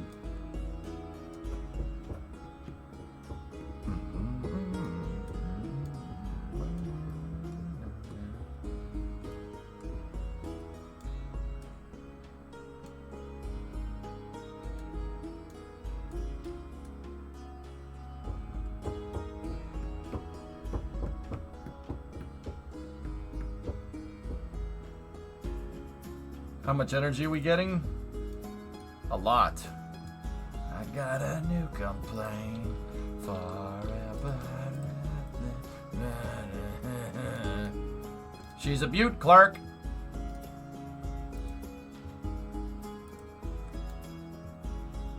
Yeah, it's not as precise as the arm, but it's close.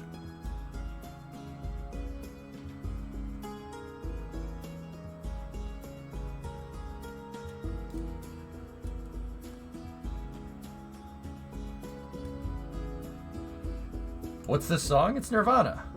Heart-shaped box.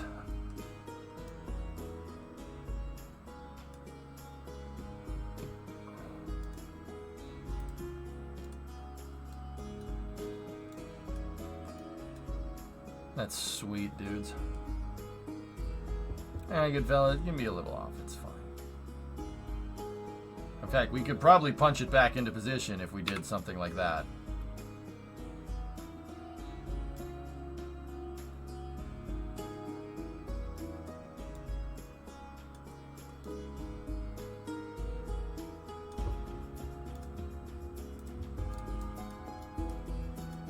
I got a new complaint.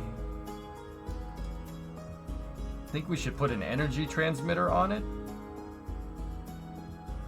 Like the ones that they proposed, Firework? I don't know. Can you see the solars from any of the modules? Yeah. I'm pretty sure you can.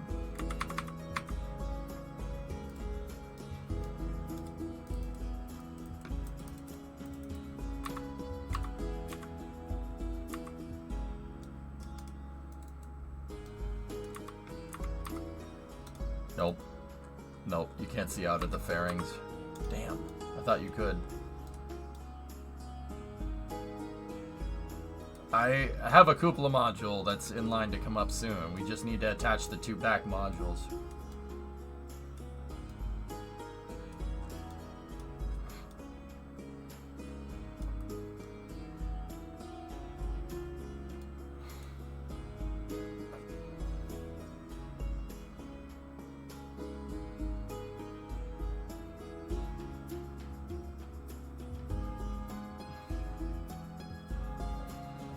Oh yeah, no, ammonia's good stuff. Aqualex ammonia is my favorite soft drink. It's right up there with bleach. Don't drink either one of those. That was a joke.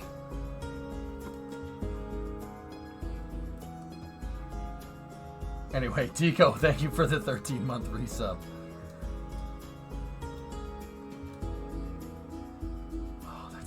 This looks awesome with the thing on there, but we have another one.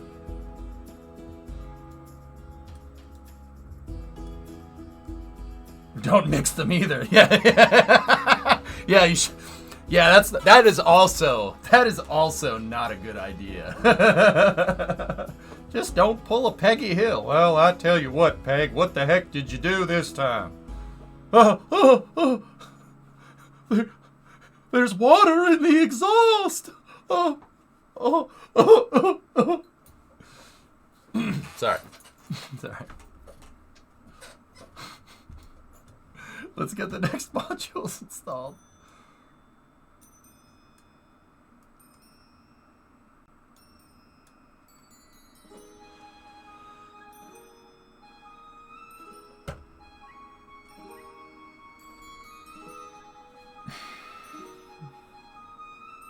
There's water in the shuttle's exhaust. Yeah, that's okay. That's okay. Well, I tell you what, though, boy, the shuttle doesn't burn propane and propane accessories. Yep, super. We gotta get the other two modules, and then the cupola. Discovery, go at throttle. And then I do have the aft shuttle docking port, but I don't think we need it. What I actually want to do, fellas, is on two of the solar panel, on two of the transfer vehicles, I'm thinking like butting one up to the back of this might actually be good for a boost module. B0, 25 months. I love refrigerators. Oh yeah, guys, also, if you didn't notice, the solar panels are tracking. It's fake though, they're not automatically tracking. If you go down here to your maneuver node, or maneuver mode, right? You see the orbital period is 3258. What's the total time on the Cal controller? 1976. That's pretty much the orbital period. So if I tell the servos to rotate, do one revolution every 1976 seconds, and then hit the play button, my solar panels track the sun. See?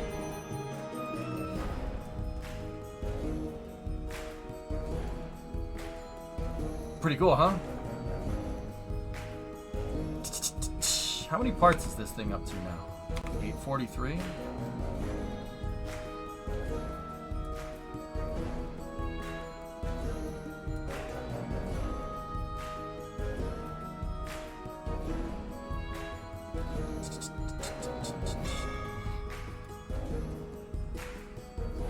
I should have put that one on last.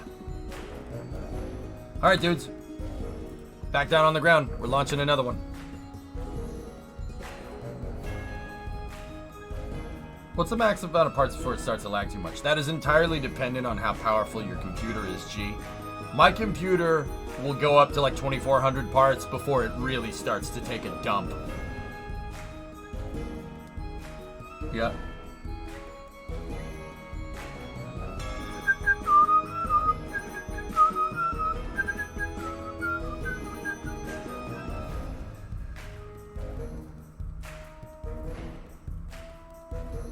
It really depends on your processing power, G.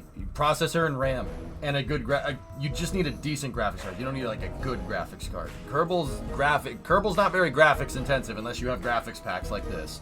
It's the simulation, so processor and RAM. Like running Kerbal on a server processor would be a good idea.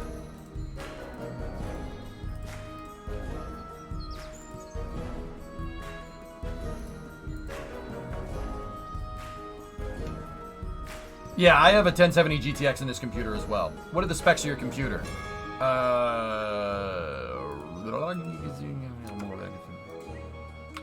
have the...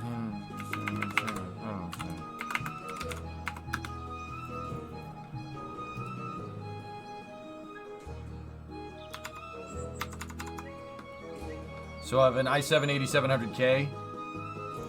It's not clocked at 370. Mine's overclocked at 4.6 gigs. See? So it's Core i7 8700 at 4.6 overclocked. I have 32 gigabytes of RAM. This computer was built to play Kerbal. It's a good processor, Flykin. It was overclocked at 4800 megahertz, and it started crashing the computer when I first got it. I turned it down to 4.6 on the processor, 4.6 gigs, and the thing has been buttery smooth since. That was like 6 years ago.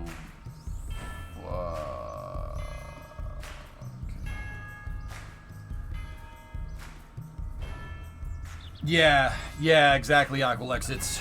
That's precisely the reason why I overclocked it. Kerbal will only simulate on one thread. It'll simulate a ship on one thread, which is...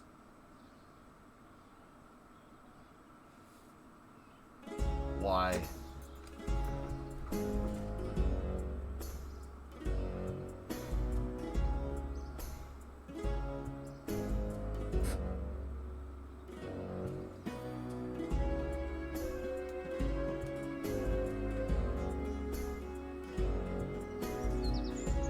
I hope so, Carrot. Those 610 gig CPUs looking real tasty right now. Yarga, you still here? You were saying something about the PC parts, dude, and I missed it. Do you have all your parts in?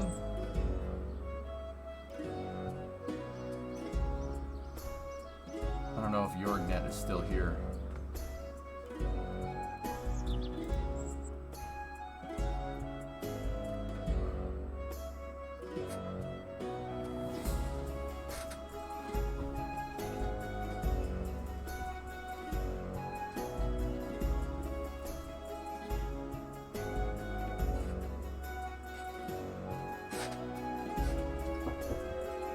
Nah, dude, we gotta run more missions, dude.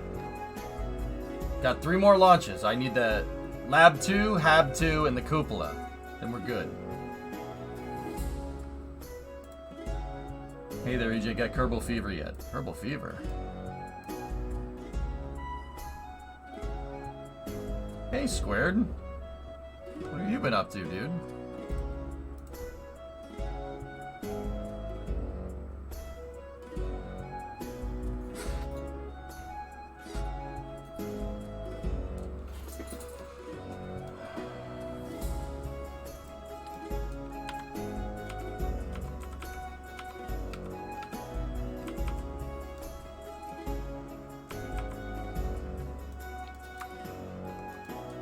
Discovery, go and throttle up.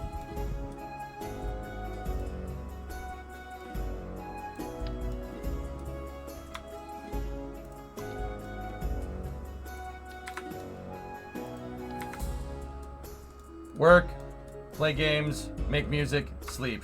Yeah, I got you. Alright, this list is getting pretty,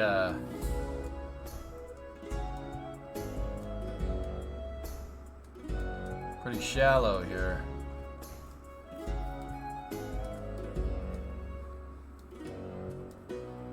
The next one here is, yeah, the next one we're gonna put on is Echo Hab.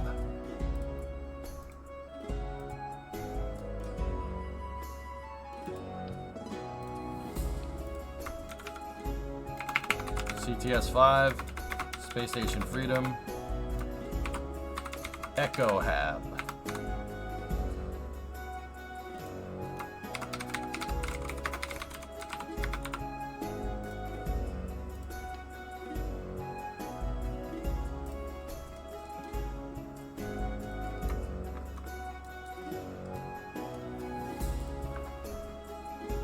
Can't wait for KSP to alleviate. Oh yeah, now I gotta run that ad.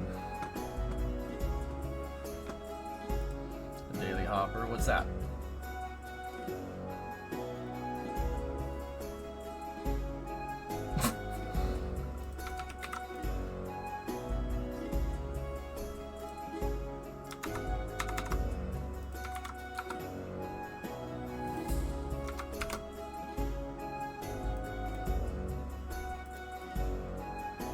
Wait, no, don't put me down, I want to launch. Hush, I have enough complaints already. By who? I'm bored. Good, when hop? I want to go orbit.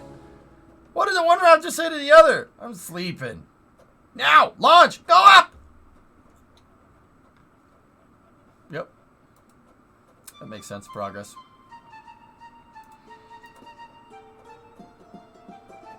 It was Copernicus, yep.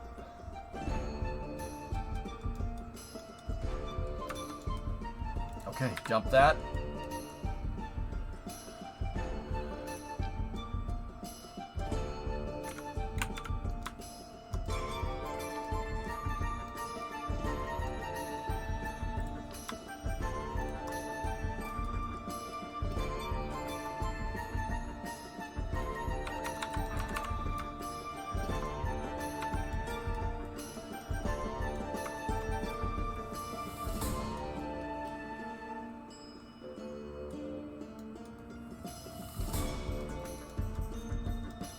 Alright, so there's some stuff that I gotta mess with the transfer vehicle. That one needs to be set to pitch and then fore aft. Okay? This one right here needs to be set to pitch and fore aft. That's it. And then we need to put an action group in on this dang thing.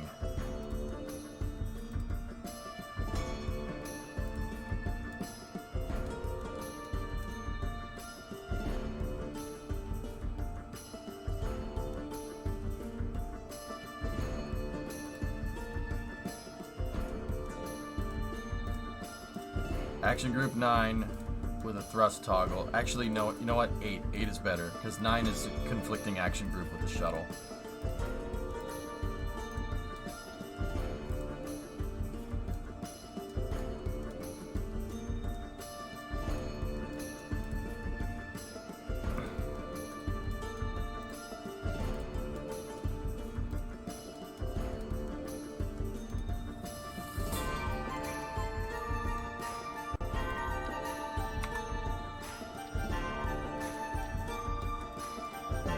How's the thing looking? Good.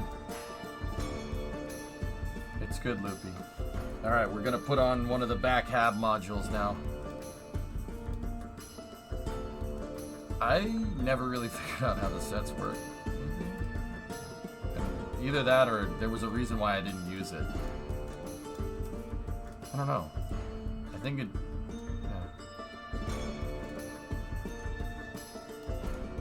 I think I didn't use it because I thought it would be it's too complicated. Not too complicated, that's not the right way to say that.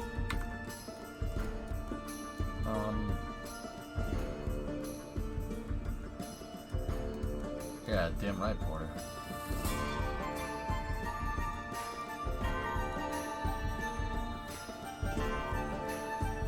I forget, there was a reason why I didn't use action sets, and I just don't remember what it was.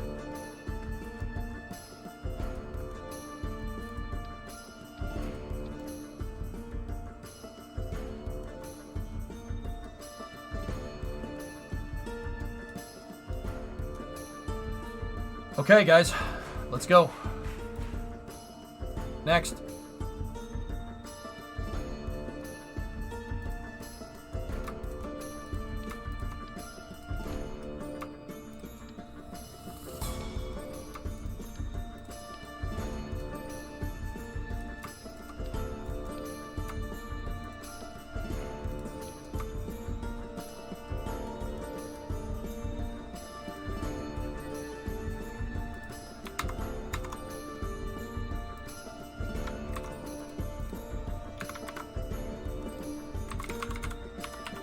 Discovery, go at throttle up.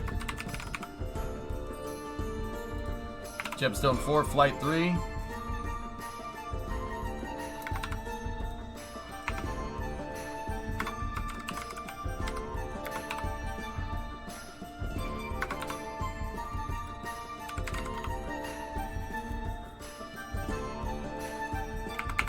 Assembly Flight 10. This is the Echo Hab.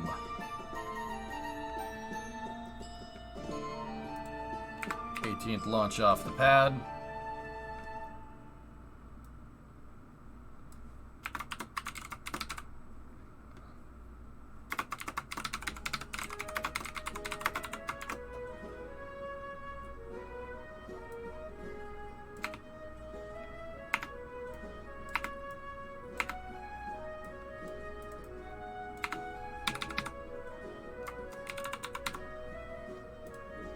Okay. not so bad.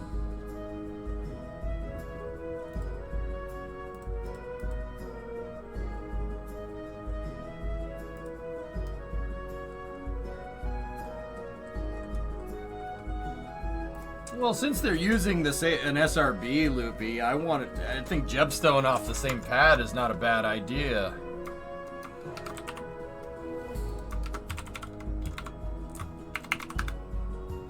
And I mean, it makes sense when you think about it. You know what I'm saying? It makes sense when you think about it. Using Jebstone and Collins off of the same pad makes sense when you think about it. Well, it made sense that Jetso would destroy the pad. Well, Thomas, next time, launch it off the right mount instead. Derp. If you launch it off the right mount, you're fine. How are you going to fuel the upper stage, though?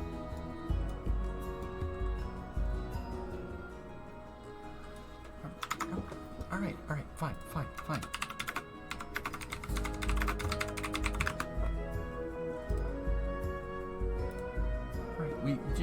You could just pretend it's this way, okay? See? Just pretend it's that then, all right? That would work. They all use the same connections. Is that good enough? Same connections, same propellants.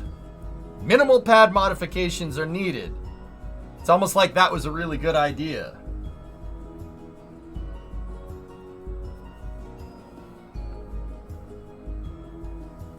Did you just add a congressional funding? No.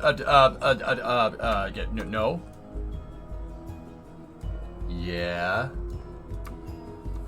No.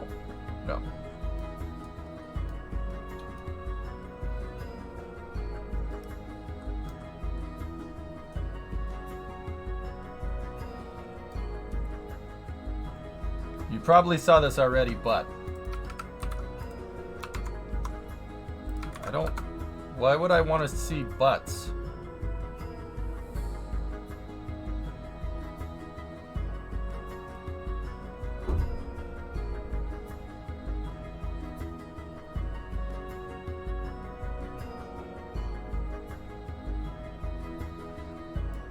NASA's pulled the ultimate long con. They've basically pulled back every single element of the constellation Mars architecture and only lost 3 years from the original constellation plan. Ares 5 SLS, Orion, inflatable HAV, inflatable heat shield, NTR. All I can say is it's all coming together. Excuse me. Where is Ares 1? If they could, just bring that back, that'd be great.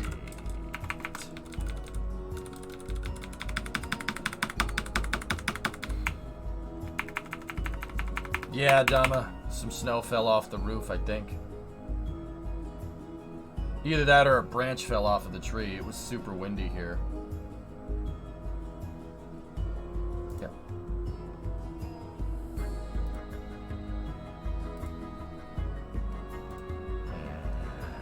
Look at it. You ever stared at it? Marveled at its beauty? Its genius? Dude. All you gotta do is take SLS block 1. Alright, see? See the Orion adapter? Okay? The Orion adapter, European Service Module, fairing, take all that and put that on top of this. That would be awesome. And just bring back that J2. Alright, you know what? Screw it. We don't need a J2. Put a Raptor vacuum up there. We can do that. Is that fine? I think that's a pretty good compromise, okay? Put a Raptor vacuum up there. Okay? Just put a Raptor vacuum. Put our vacuum. It's close enough. Vector. Right in there with a stainless steel upper stage. That's fine. We'll take that. It'll work.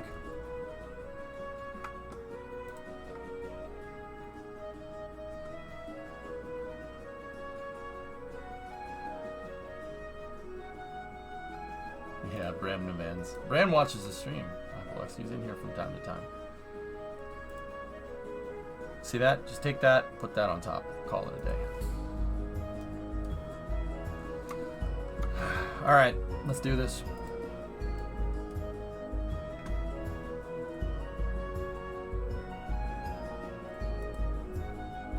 No, I want the J2. J2 good. All right.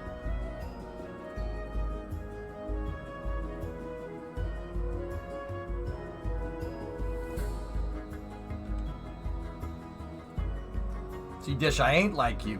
Uh-oh, gotta go. Almost at the bridge now. Oh, shoot, I forgot. How am I gonna send this stuff out?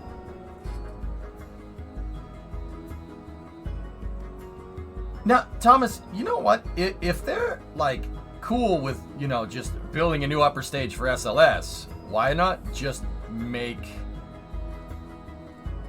Ares 1? Dude, that is like my ultimate space fan copium hopium thing. You know what I mean? That, you know, in 2030 they'll just slow roll Ares 1 back into the mix because it's a good idea. Ares 1 and SLS launching an unmanned configuration, oh baby. Now we're talking.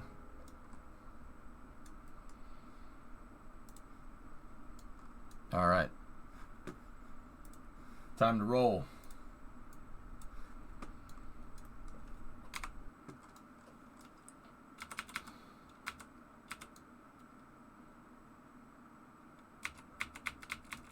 Perfect.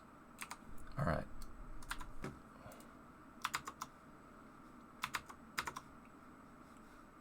Get that off the screen. Okay, so we're at year 1, day 110, 528. We'll go 528 on the dot.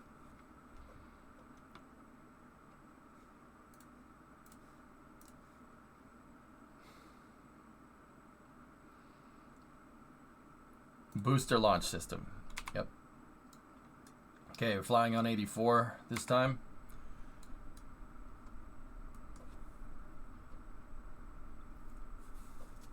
Not right now, chillin'. I'll do it later.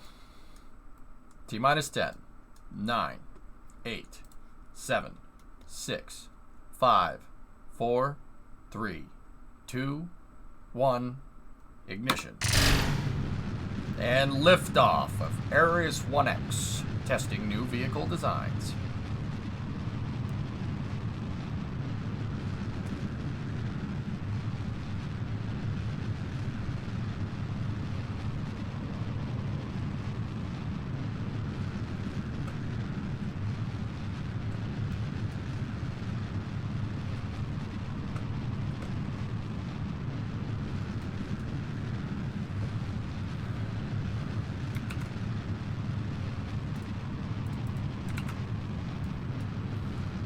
Man, this thing screams.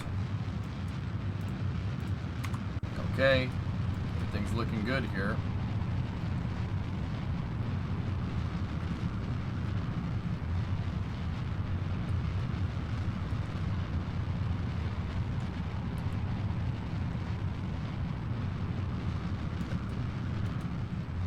Vehicle supersonic, well past maximum dynamic pressure here.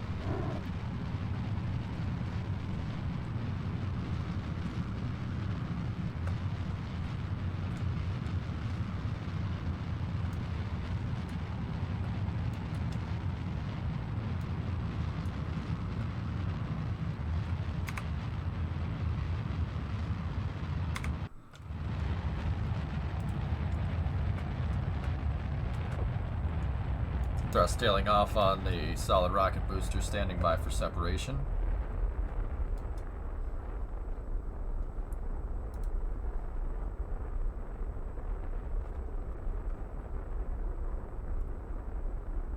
Yeah, they're nice. They're a nice addition, weather guy. Yeah.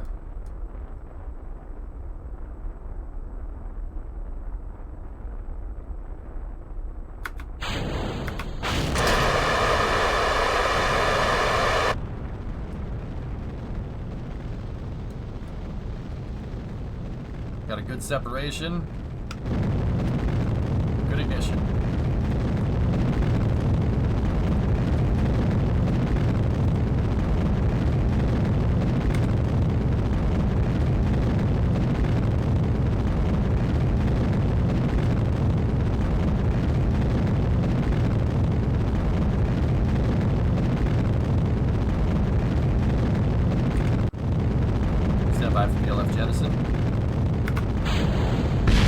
Oh no!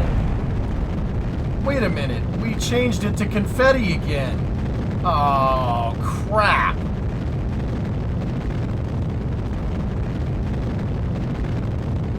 What the balls, dude? We changed the craft file. Why did it revert back? Unless I didn't hit save. Huh.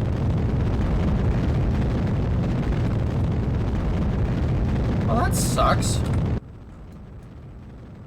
Must be able to get this done. Hold on, let's see.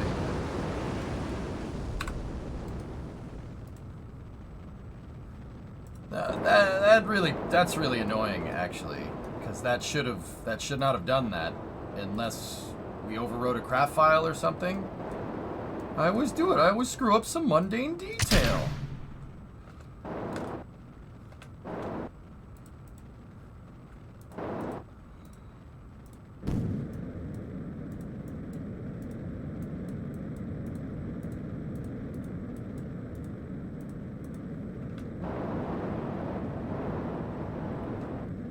It's no good. She's toast. That shouldn't have done that. Now I'm a little annoyed. I don't know. Unless we took it from the SPH or something, then maybe.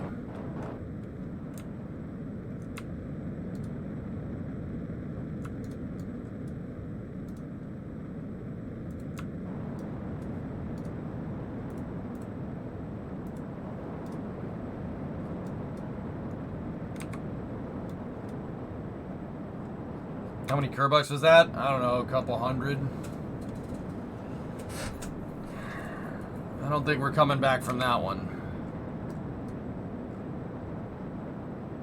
You know what? Oh, can't switch well in atmosphere.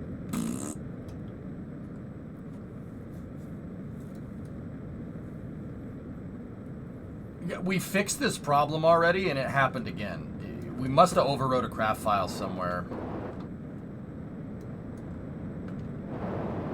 It's big shuttle, guys.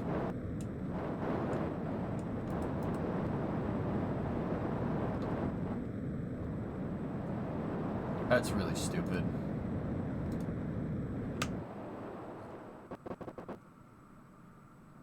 Now I'm a little upset, but it is what it is. I don't care. No, it should have been set to a confetti fairing. Because we had this problem 2 missions ago, dude. I chucked a solar panel into the ocean. I must not have hit save. I don't know. Someone's gonna have to go back and look at the VOD. That's strange, dude. That should not have done that.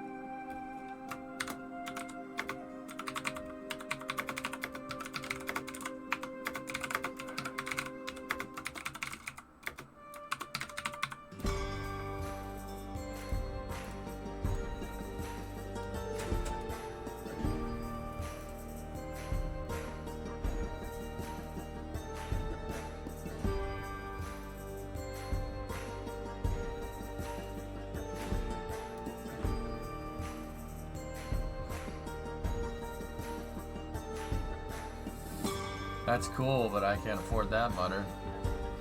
Damn. That's frustrating.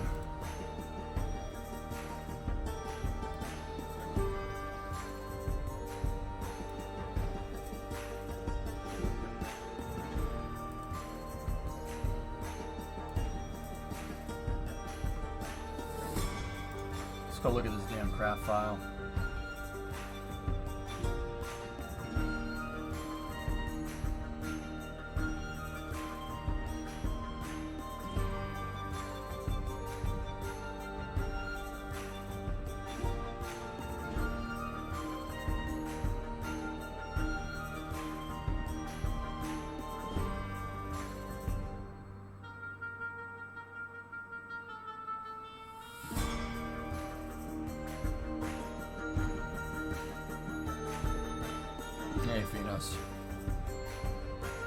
Dude, that doesn't make any sense.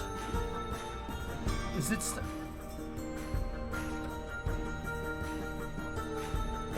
I don't know. I must have overwritten one. Maybe if we...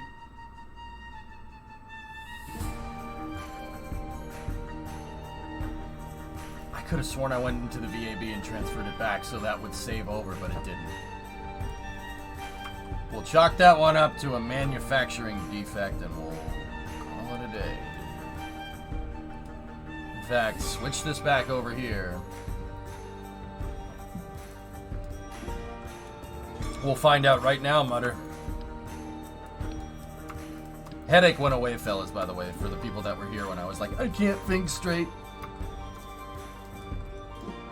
Alright, so we need to switch that off a clamshell. It's because the fairing is too big, fellas. I mean, side note, Aqualex, we isolated out the structure fairing as a problem.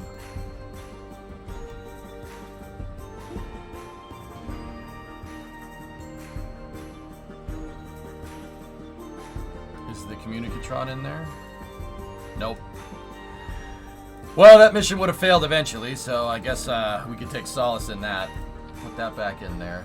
We need an S-band antenna. Man, that sucks.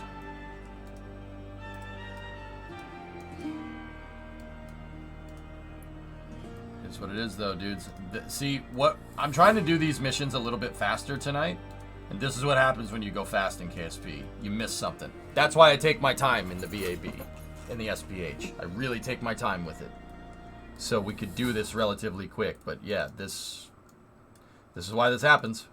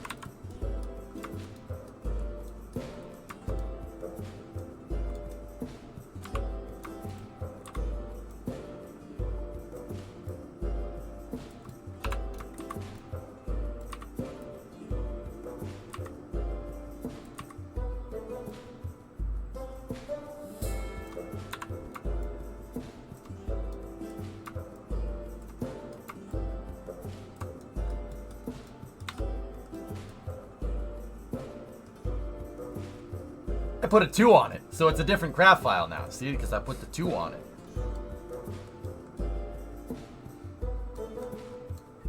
Just have a checklist.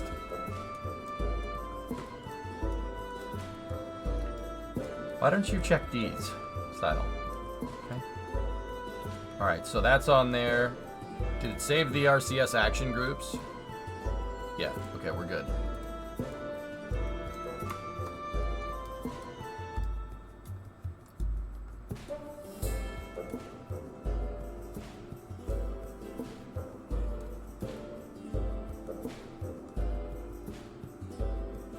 These modules. That's what I'm talking about. Well, actually, technically it's ease modules, because the D modules are already up there. They're already all up in space.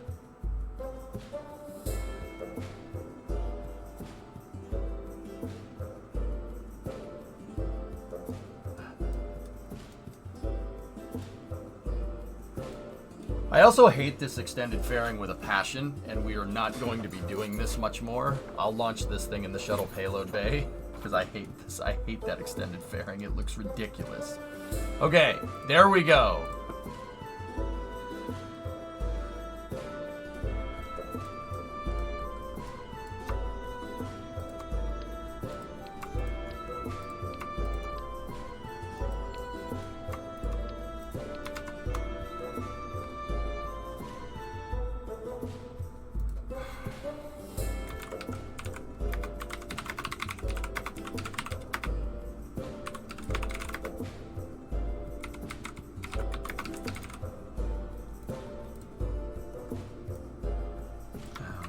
All this stupid crap down again.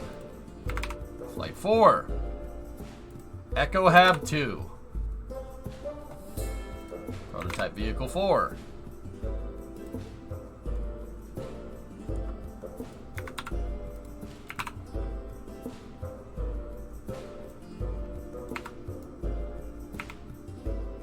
I'm gonna get rid of that.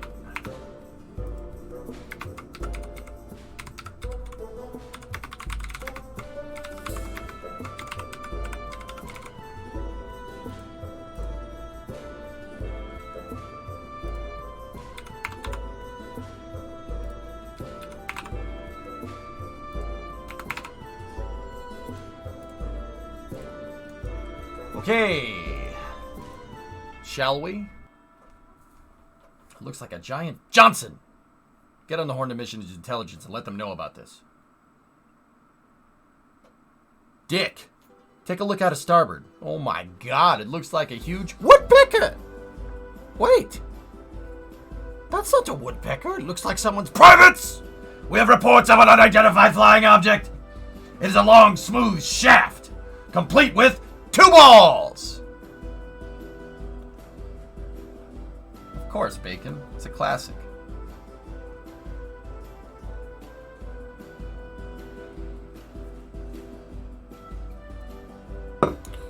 Gosh almighty.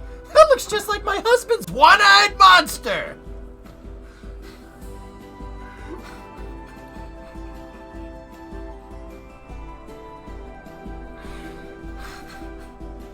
Johnson. Woody. What's that? Oh, well, it looks like a giant Johnson. Yes, sir. Get on the Horn to British Intelligence and let them know about this.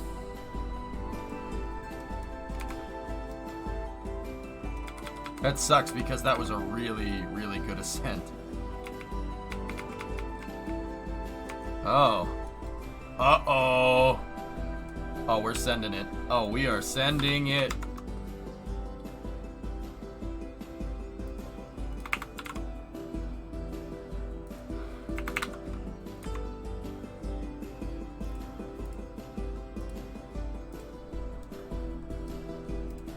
Okay.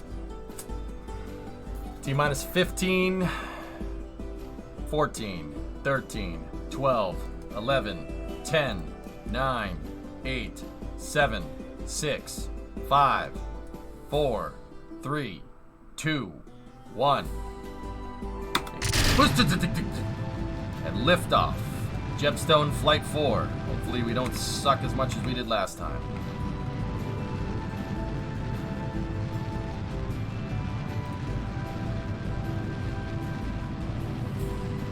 Roll program complete. Roger, roll.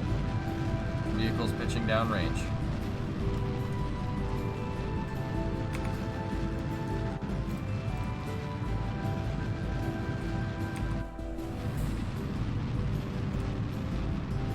Triple check the fairing. Too late now. The last launch failed. The PLF failed again. Kerbal didn't save the craft file, dad joke, so I lost Echo Hab 1. We have Echo Hab 2. This time.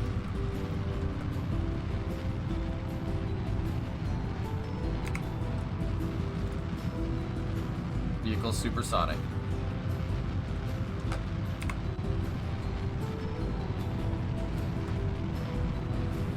Imagine if the commentator said that. You know what? I'd probably appreciate the honesty, Aqualux, to be 100% real. Like, if somebody was doing communications, it's like, let's fix this because we messed up bad last time. I'd be like, all right.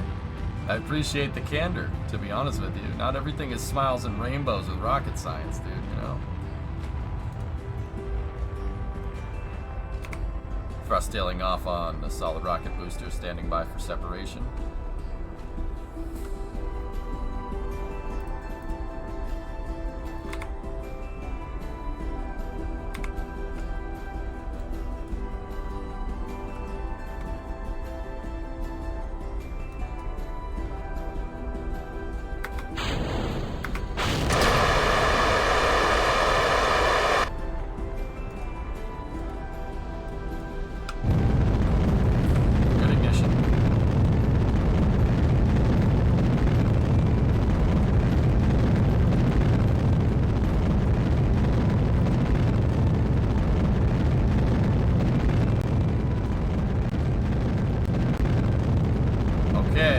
try this again. Please don't explode. Thank you.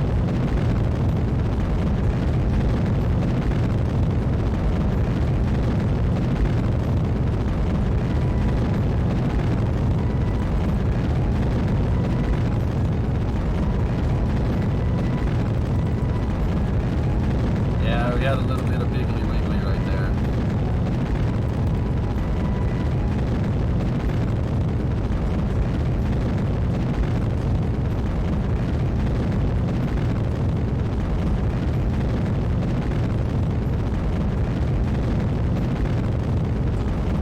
Switch off the rate controller.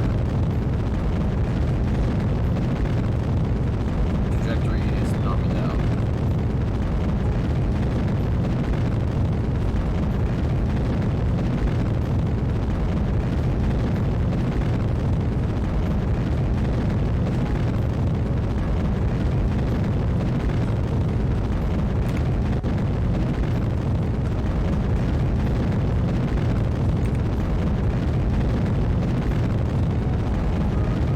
Okay, stand by for second stage engine cutoff.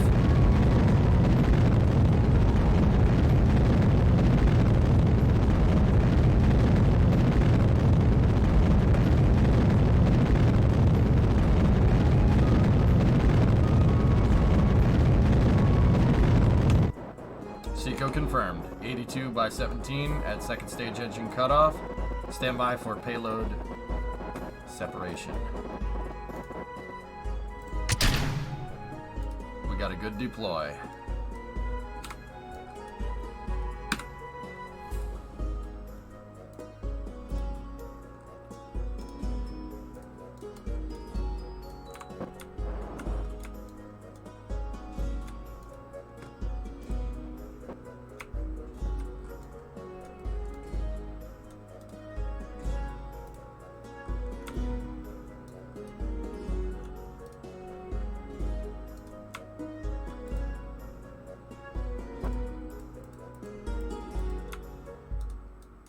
Hello?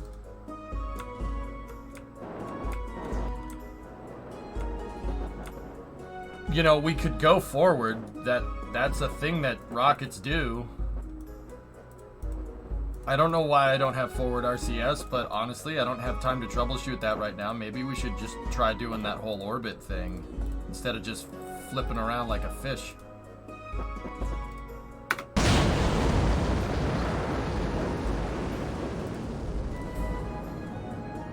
What the hell was that about?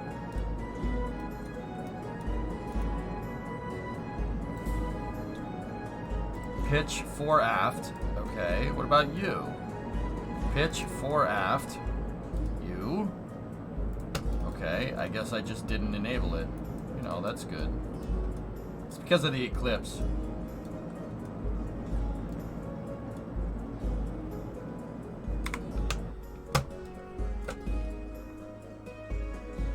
Yeah, I enabled them with an action group, but it didn't, apparently it didn't want to do that.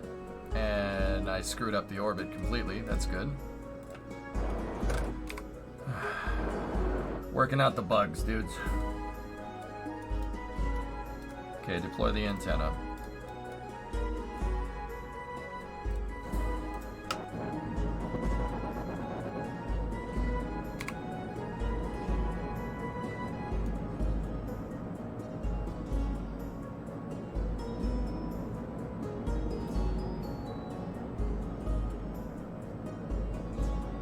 I know what I'm doing.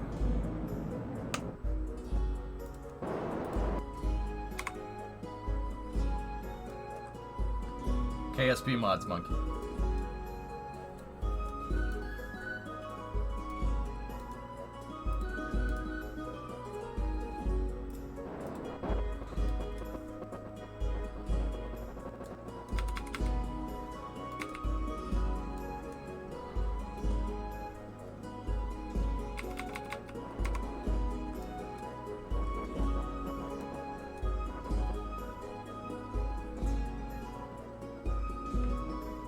Monkey, exclamation point monkey's a doofus is not a command, monkey. I'm sorry. Yeah, I mean, I can make it a command if you want.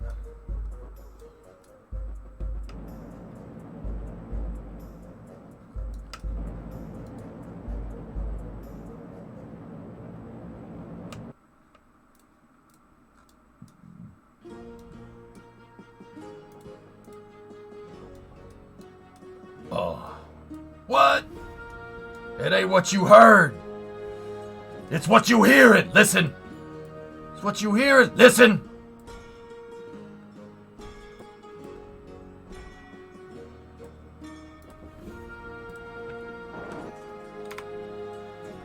What you hearing. Listen. It's what you hearing. Jeb gon' give it to you. What? Don't think that you do it on your own. Jeb gon' live it to you. Knock, knock. Open up the door. It's real.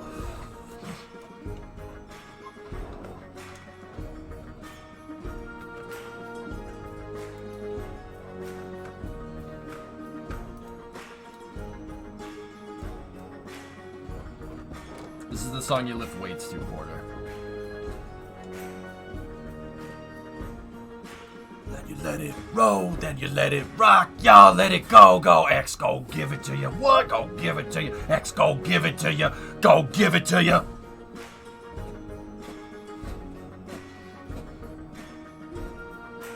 Solar panel deploy.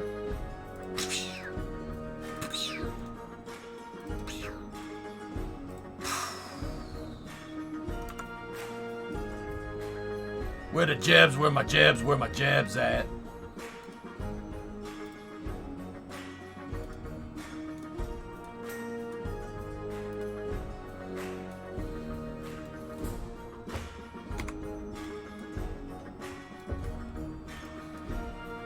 Break bread with the enemy! Yeah. Let's go.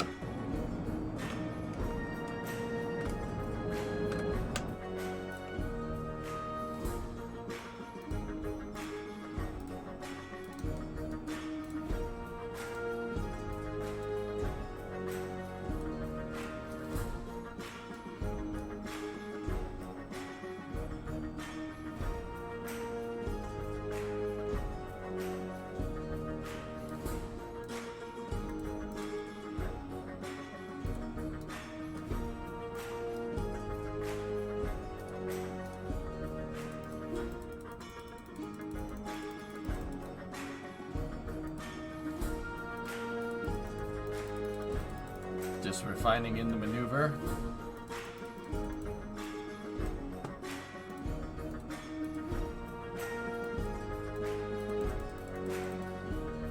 That's good. That's very good.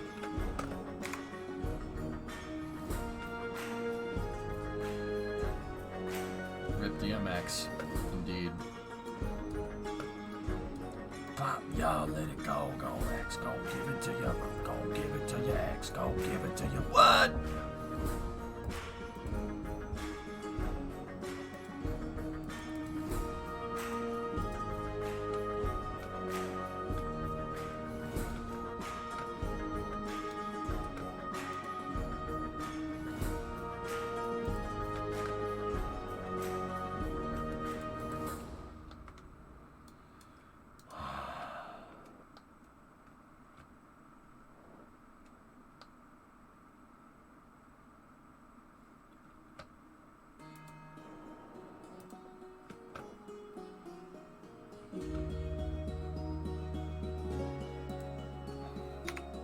Time zoom.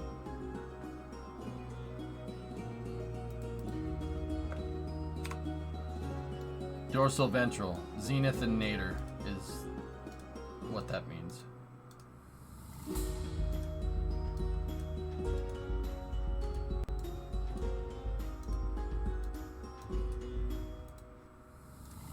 Guess my action group just decided to not line some things up. Either that or I went too quick and forgot a bunch of things, which is really weird.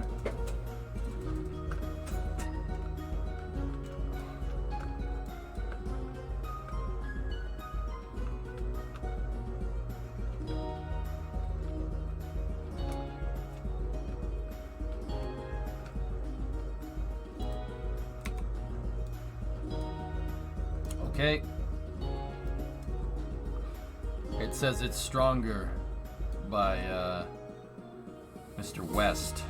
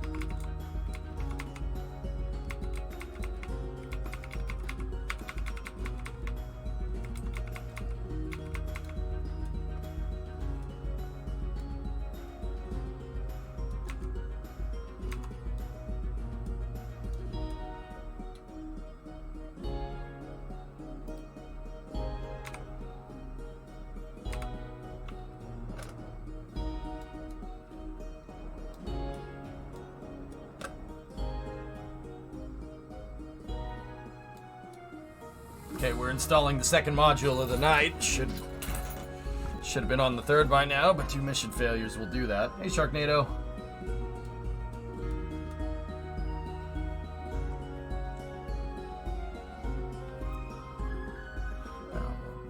Discovery, go Hey, and throttle up. Ouroboros. What's up, man? 61 months.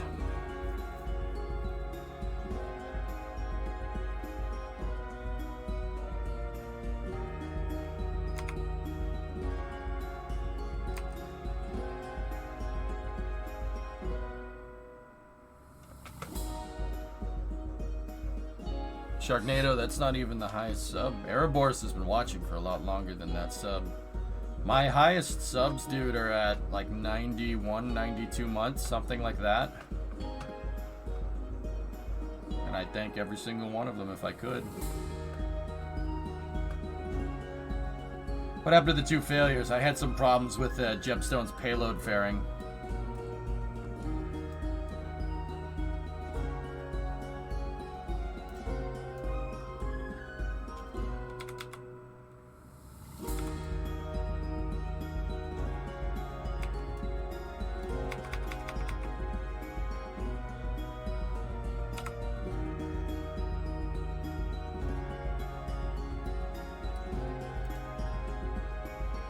Discovery, go and throttle up.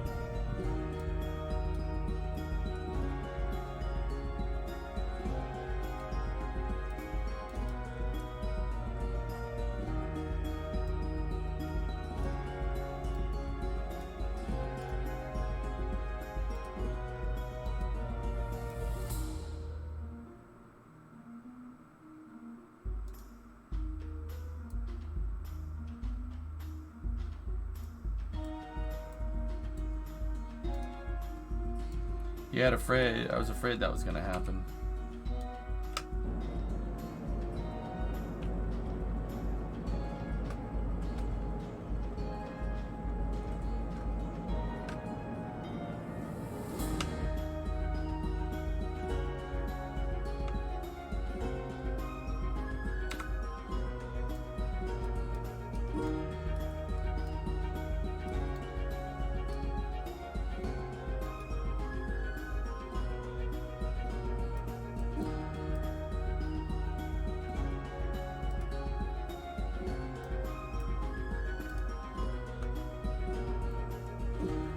It's a glitch that happens sometimes, dude.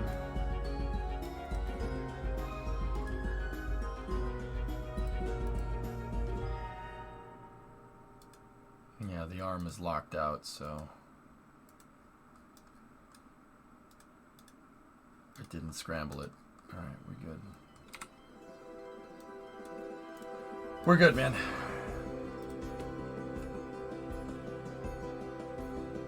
Yeah, that's what I thought that was.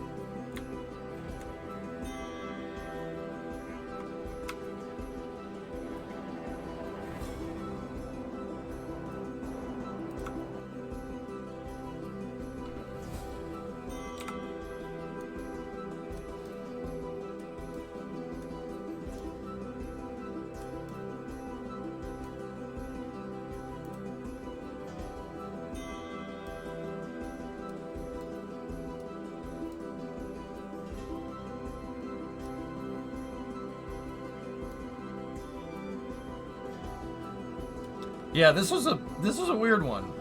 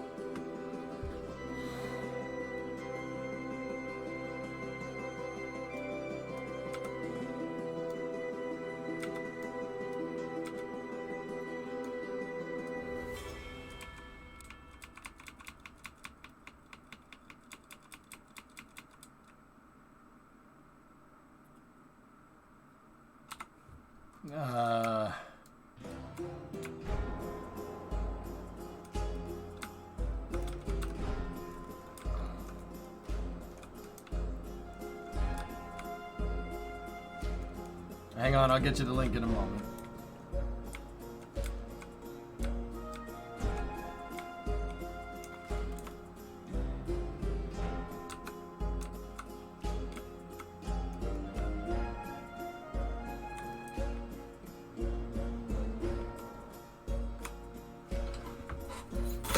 Oh, Blue Flare's got it. Thank you.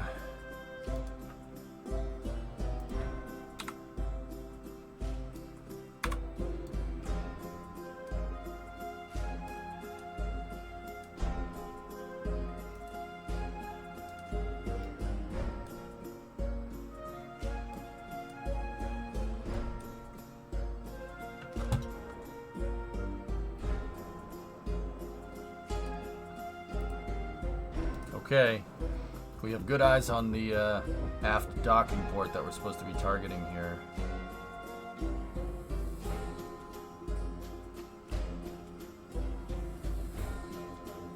Alright, this song sucks.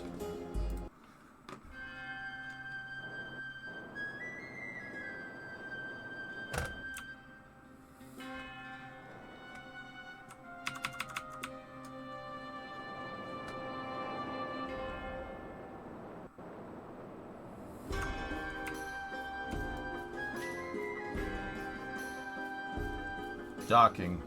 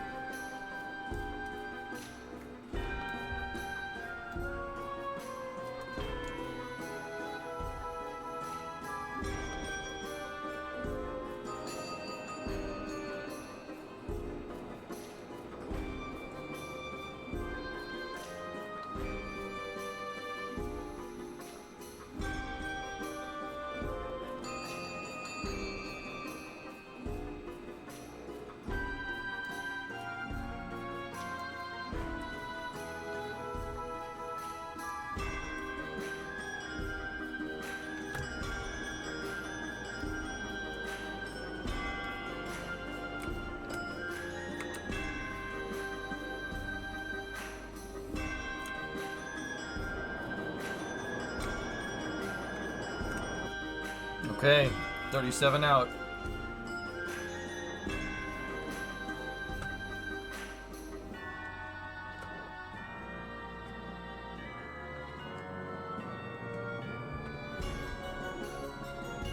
Closing in at 35 meters out, 0.4 meters a second.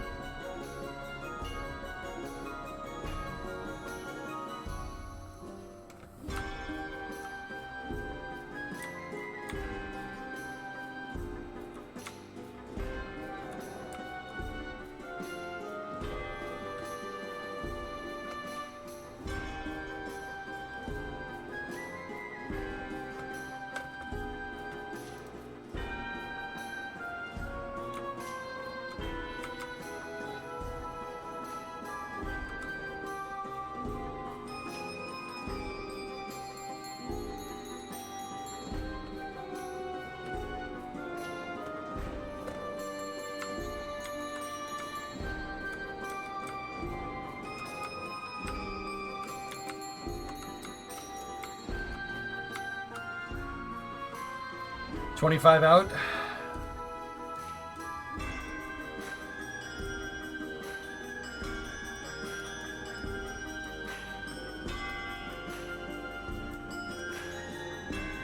How'd the cross nodes go? We did that with the arm loopy and it worked fine. And then I decided I had enough arm, so I installed the rest with my transfer vehicle that we made. I wanted to make a transfer vehicle. What this thing is going to end up being is a service module for my Centaur.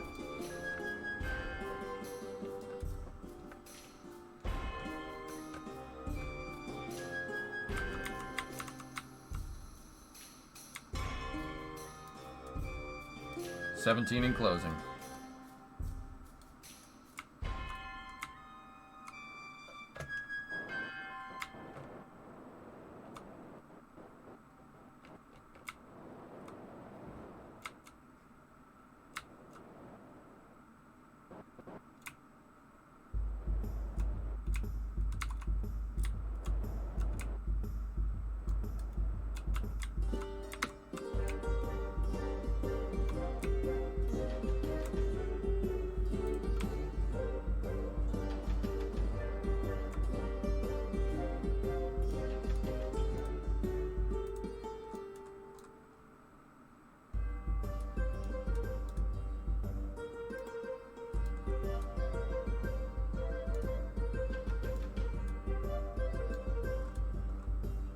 Yeah, pretty much, dude.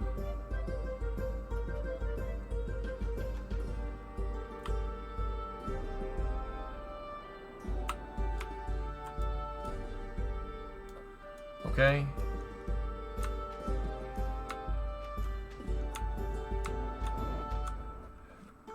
Going for final docking procedure here.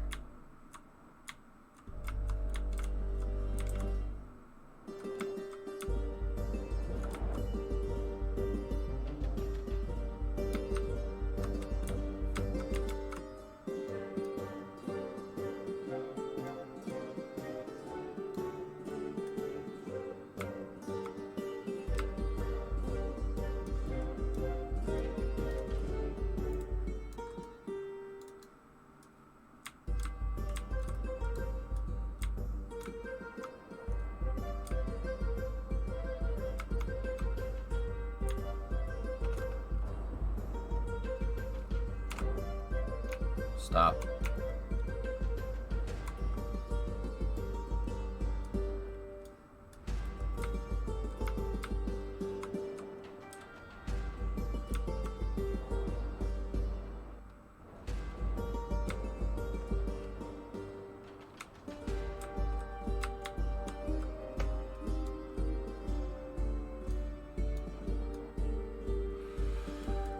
Okay, we're closing in. It says 9 meters, but that's 9 meters from control point.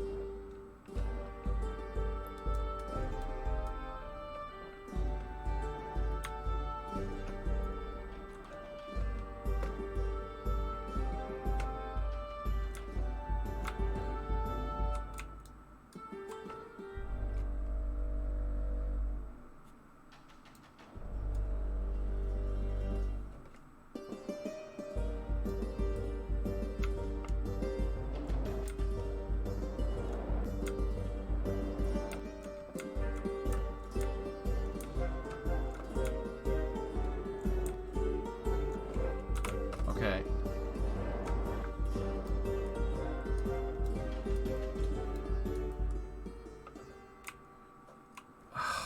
I missed.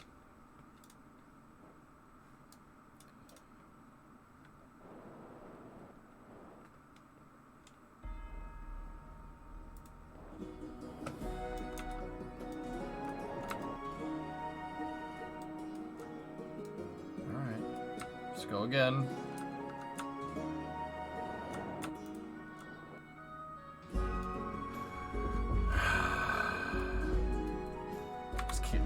Camera angle being freaking AIDS isn't helping me.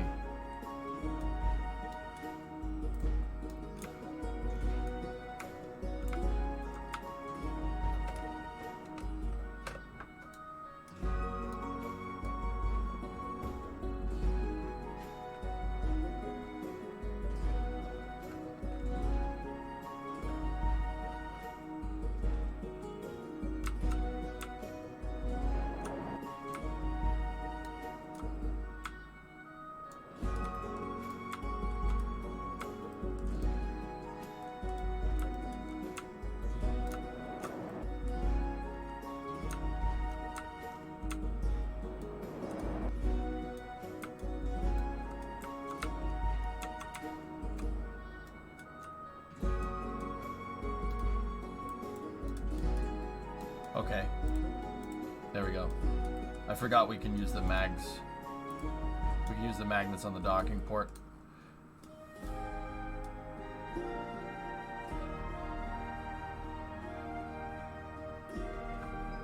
I guess my camera just decided it wanted to look at the inside of the nodes while it was docking, so sorry.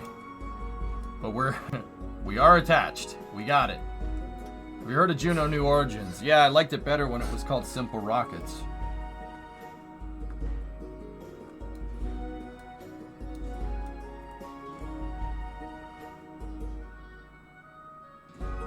It says Bound 2 by Kanye West. Yeah, it's a Kanye song.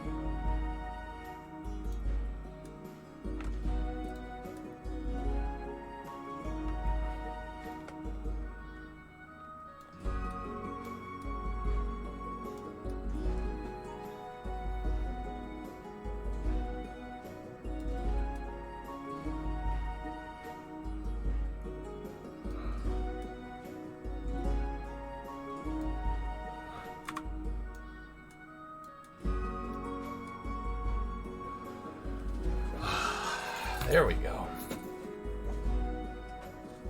So the cool part now is that we should be able to... I can use this as a booster right now. We can use the service module to... Actually, we got to bring our AP down a little bit.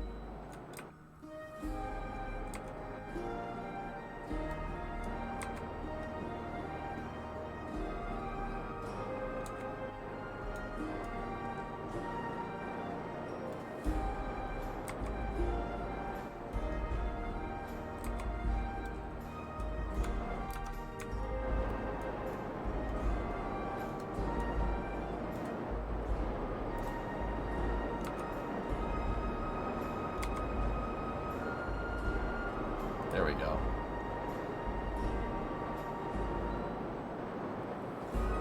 It came out today, apparently? What?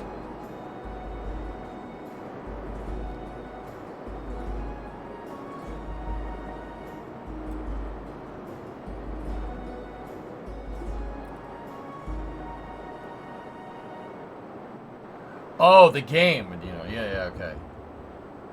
They're talking about the song. I'm like, I don't think so.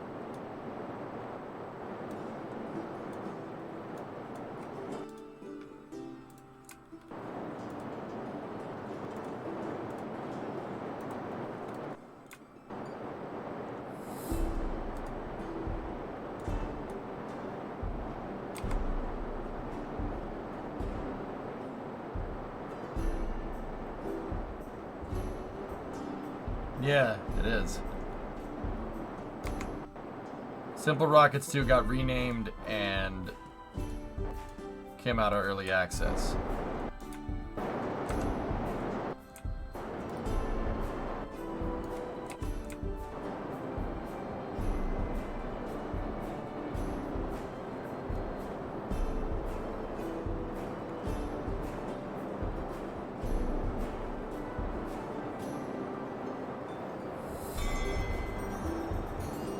That's just the way it is. Discovery, go at throttle up. Herpa derpa dippa deep.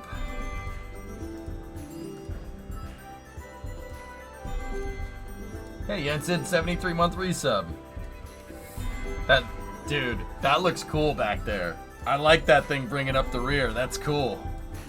In the rear with the gear.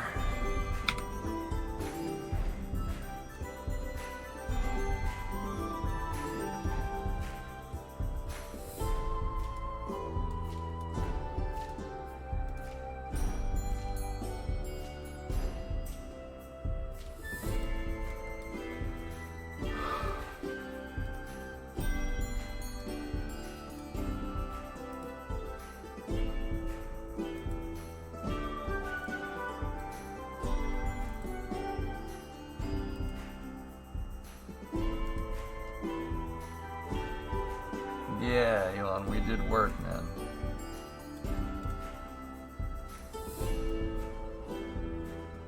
Yeah, that's real good for it.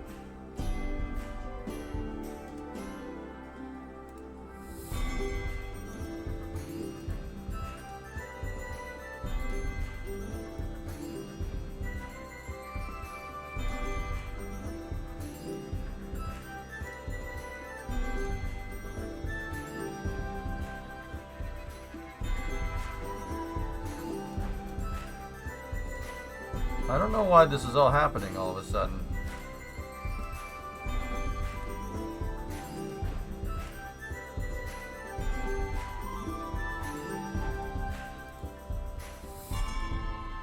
Anyway, how's it going, buddy? Love the station? Thanks, man. It's going good.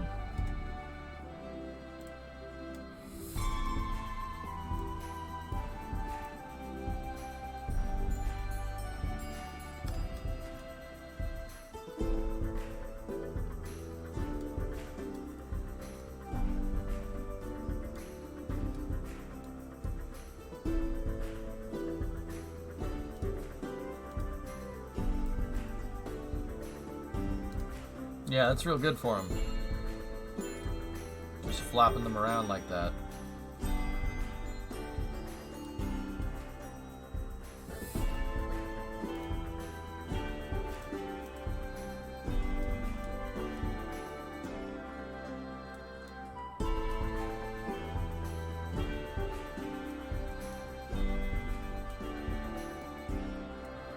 Yeah, you guys really like the playlist, huh? Dude, I like it because it's the guy that writes all this music. It's non-DMCA, so we can just chill. We can listen to the tunage.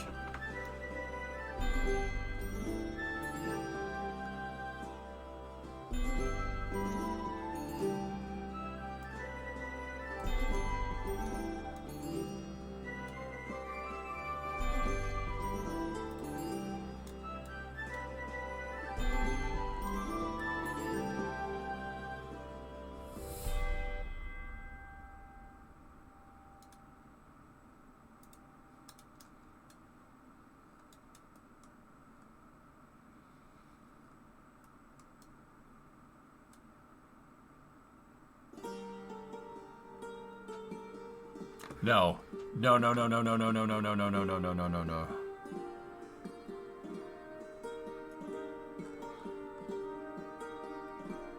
No. That'll get stuck in my head.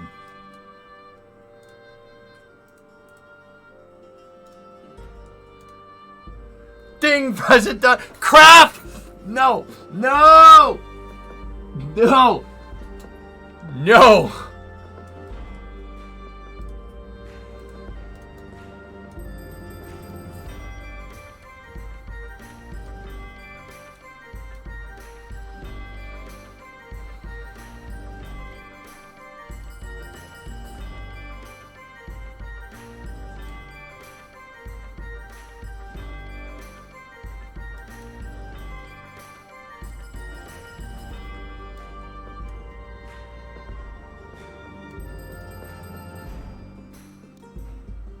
Okay.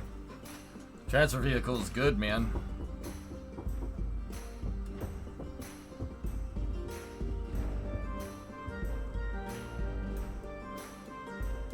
Yeah, rendezvous, I know what you mean.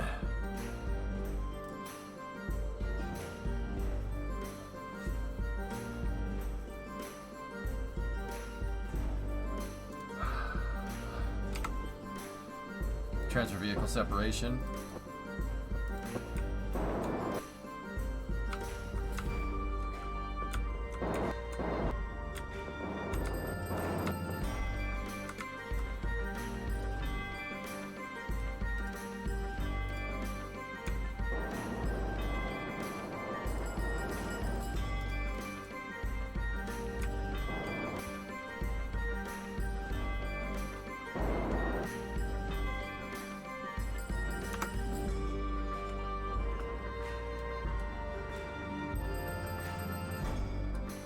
That's awesome.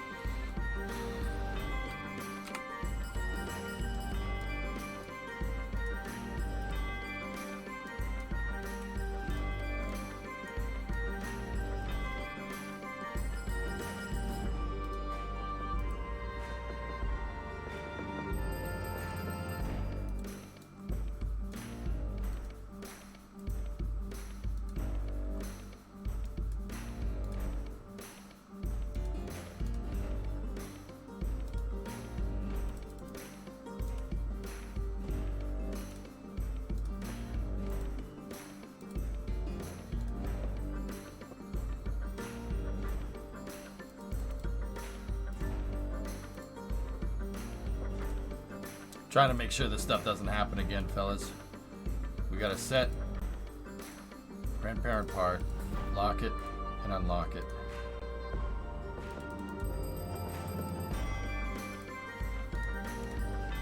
There we go. Alright.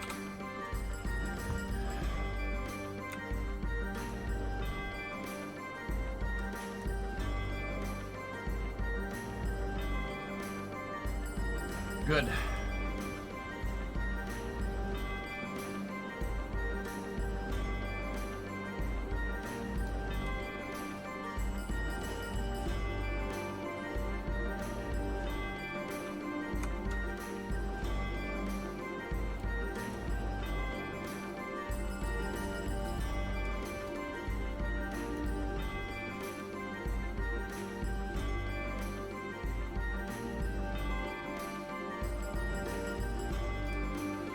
All right, let's do this.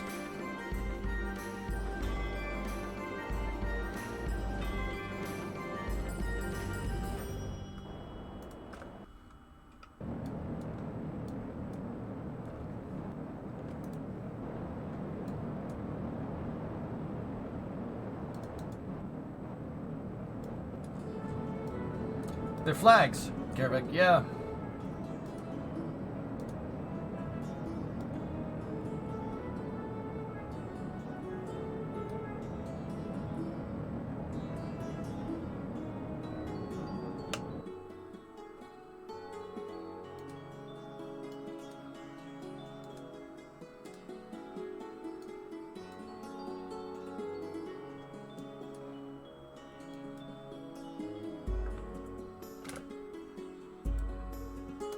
I don't care. All right, Echo Hab is installed.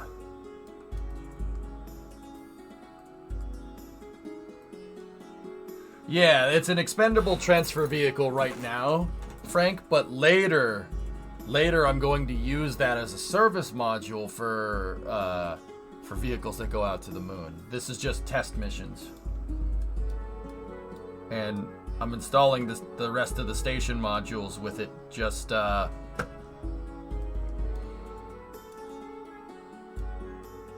we can get it done, dude.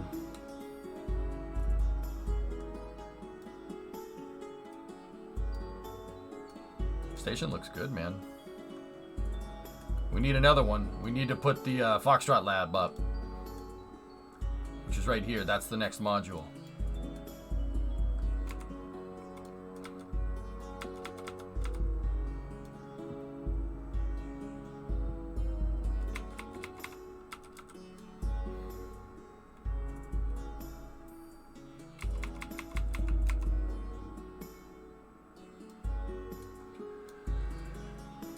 So we do have a new hab. There it is.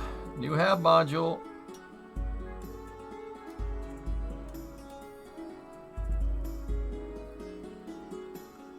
Excellent. Everyone ready for the comet? Oh yeah. Pythos, are we going to be able to see it? I don't even know if I'm going to be able to see it. Are you going to keep one of the service modules tugs at the station? Yeah. CW. Yes, absolutely. I just demonstrated that it's a really, really good tug. It's a really good propulsion module for the station. I think, yeah, I think we'll do that. Right? Like, what's the light pollution? Loopy, I live in the woods. That's the best part. I live in the woods. No light pollution.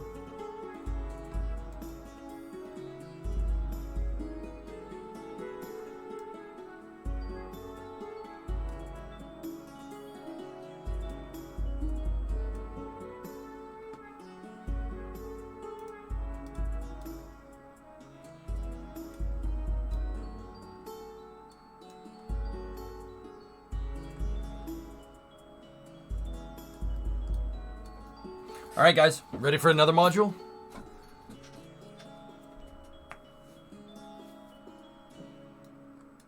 What, Bortle? All right, we'll time warp a couple of days here, and then we'll go.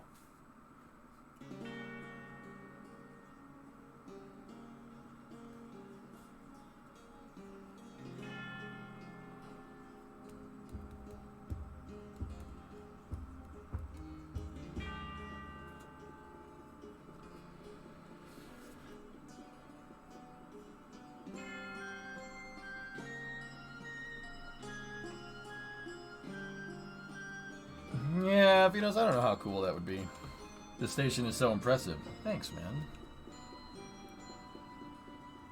In another timeline, King, the SSTO starts working, and we're building this station.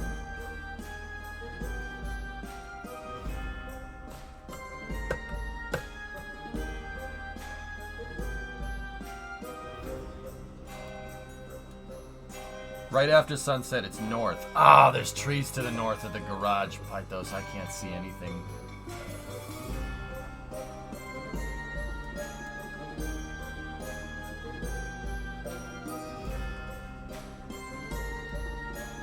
A ladder to the roof. They are pine trees, dude. Like, no, they're not pine trees. They're evergreens, so they're super freaking tall. The evergreens that are in the forest that I kind of live in are probably 5-6 stories tall easily. They're really big trees. But it smells great. I'll be honest with you, it smells great outside. It always smells really good. The timeline you discover hybrid tech a couple months earlier and everything is happy. Yeah, man. Hybrid tech, dude. We'd be going ham with those SSTOs. Let me put it to you like this. If Kerbal sucks, if Kerbal 2 sucks, which I highly doubt, but if it does,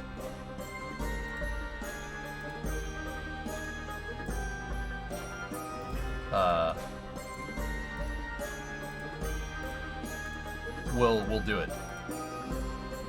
Or if for whatever reason I want to come back here. I don't think it will, though.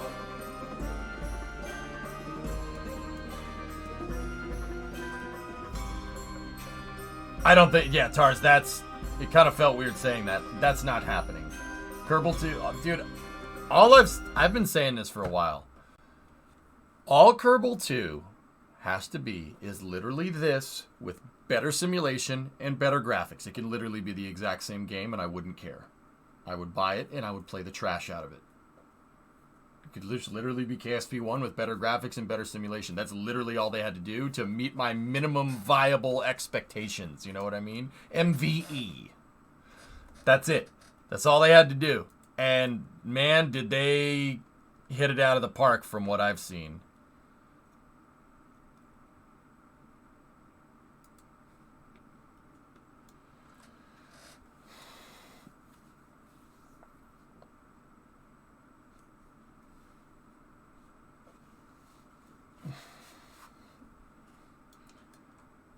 All right.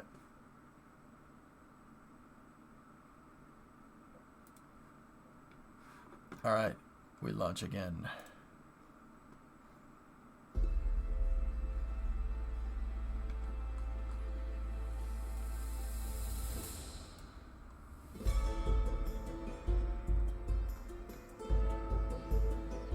Oh, no, this one.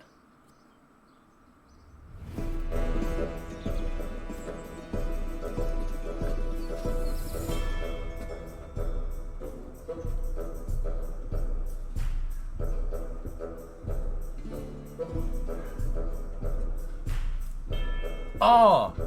Oh! Oh!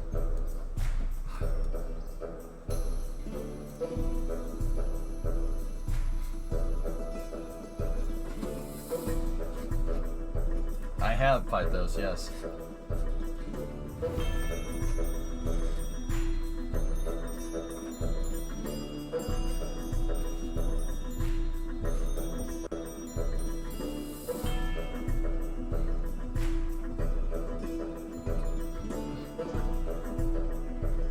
You guys know the song yet?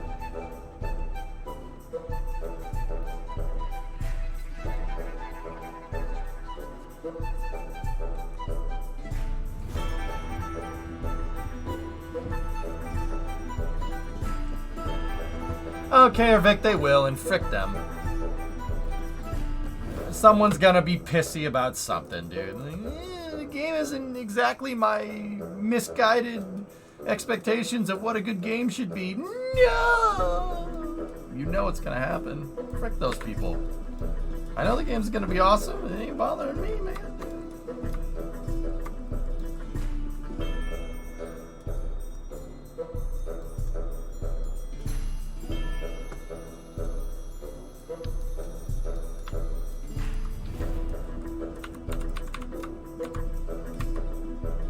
putting that in there as a control point. This is Hypnotized, dude. By Biggie.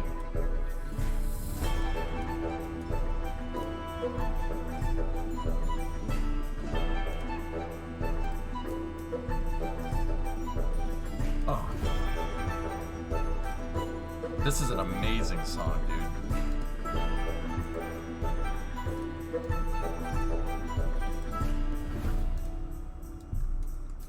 S-Car-Go, my car go. Look at that S-Car go. This is not a channel I would expect it to fall down the bardcore rabbit hole. It's just something different than synthwave, Grilani. But yeah, no, I wouldn't have expected that either, to be honest with you.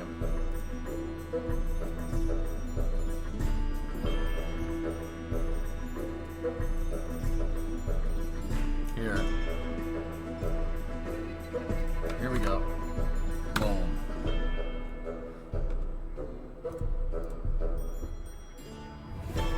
The transfer vehicle is so easy, it feels like cheating compared to the ARM dudes. Is that bad?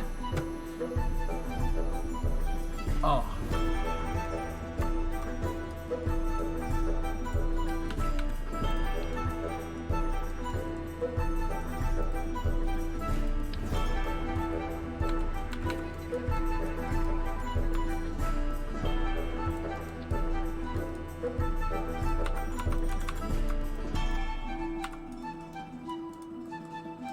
Yeah, well, Teak, I wanted to make sure that we could use the arms correctly. I think we proved that. As long as we have the right numbers for the arm, it'll work just fine.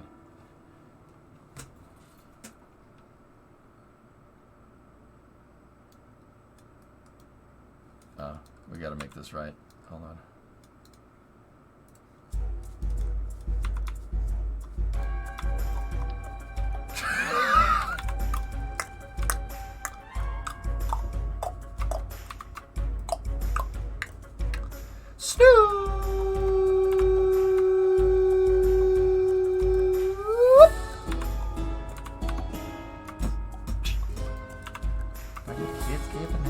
Drop it like it's hot, drop it like it's hot, drop it like it's hot.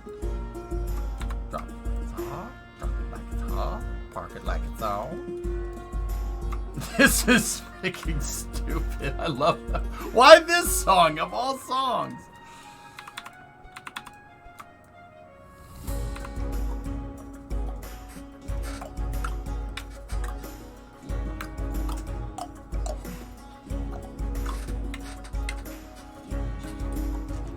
Shrink the E to squared? Ah, Yarg, that's how I put it on the module up there. E2? Alright, Foxtrot Lab.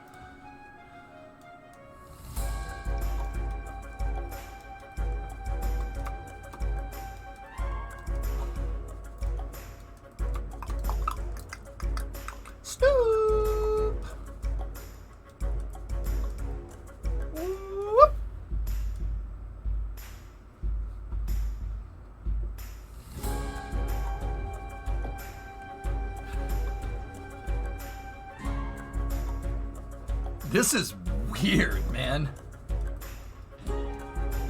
You need to fix the flag on that last one. Why?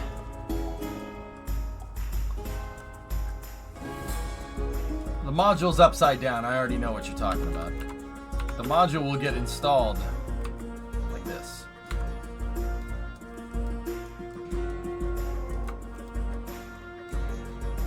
I got you, bud. I wouldn't make that mistake, dude.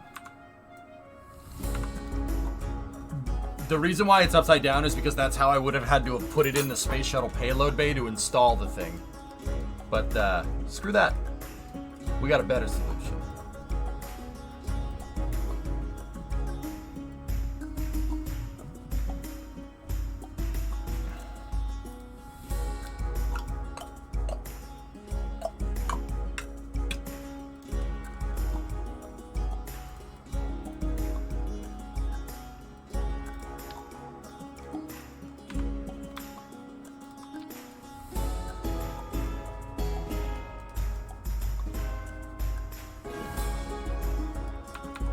Yes, this is Age of Empires. Yeah, sure. Wait, why no shuttle? I needed to build the transfer vehicle, dude. So this thing is what we're going to use partially to get to the moon, and I needed some way to test it. This is a service module vehicle. See that one in the center right there? That is designed to basically bolt to a Centaur and be the service module for a Centaur, for a transfer vehicle. So what we can do in the future is the shuttle can deploy this thing, right? And then I can put a transfer vehicle up on the front. We can put a hab module and a control point, right? And then put the Centaur on the back of that thing. And it'll probably end up looking something like Gateway.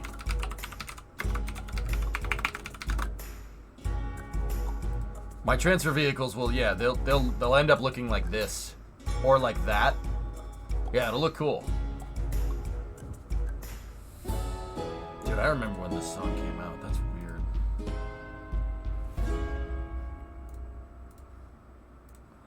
Alright, make sure that fairing is set to, yep, not clamshell deploy.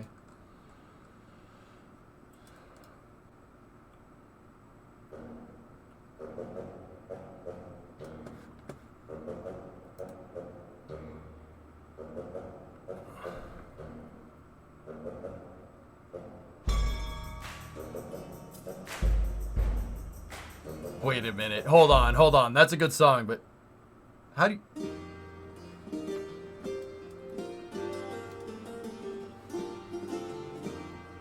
No way!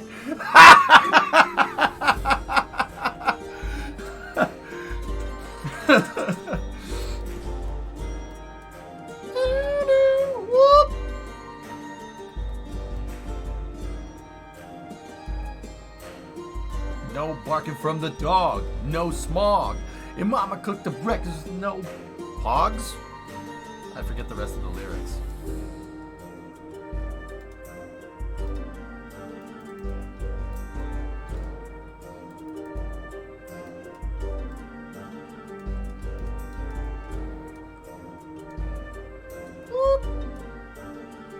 Is there a link to this playlist? There is a link to this playlist, John, and I will link it to you.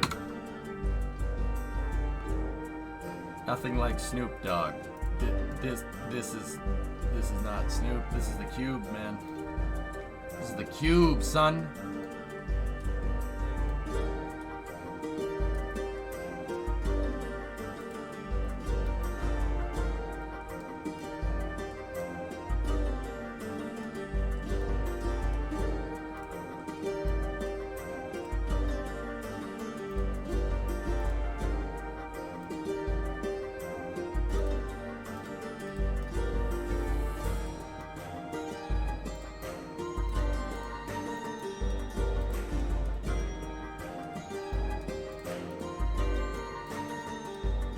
Okay, we're good. Let's roll. No Vaseline barred cord. That would just be weird, man.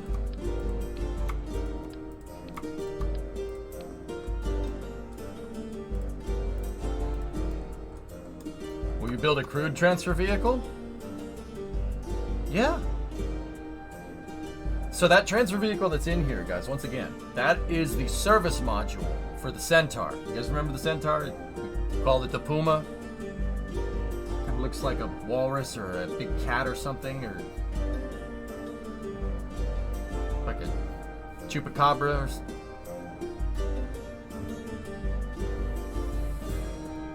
Discovery, go at throttle up.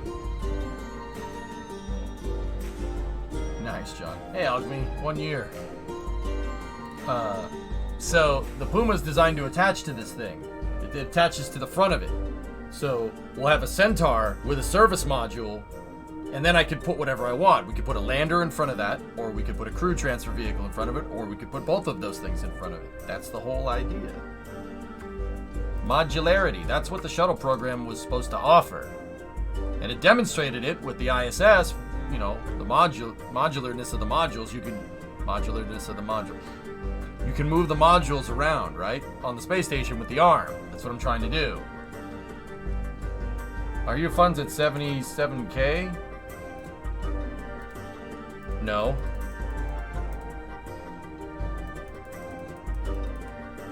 No. No, you missed the one.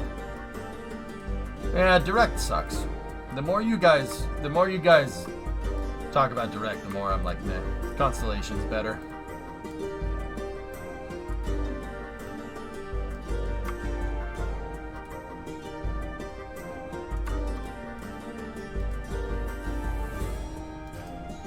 Apollo is best? Yeah, well, yeah, of course.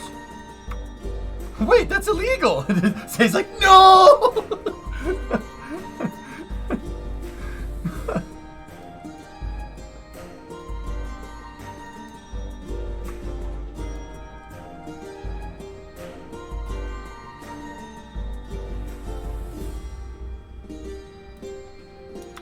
And one is the best? Yeah, it's the best if you like failing.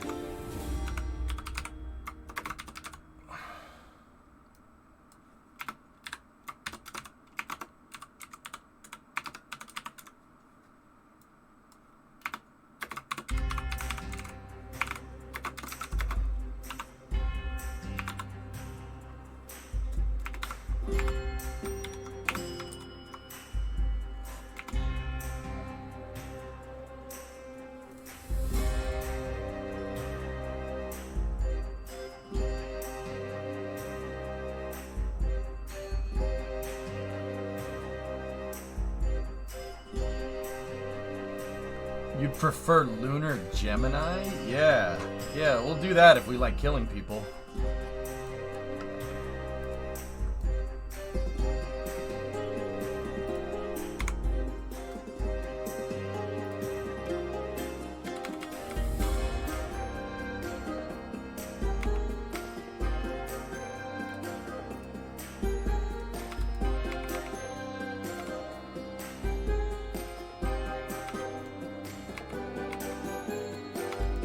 Trying to get in good phase with the station.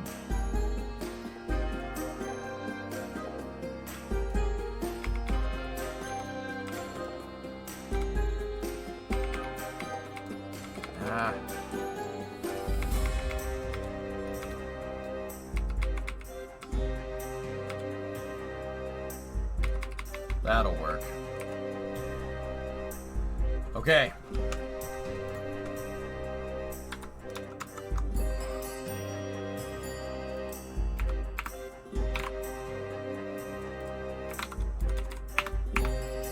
$159. Let's go 2 on the dot.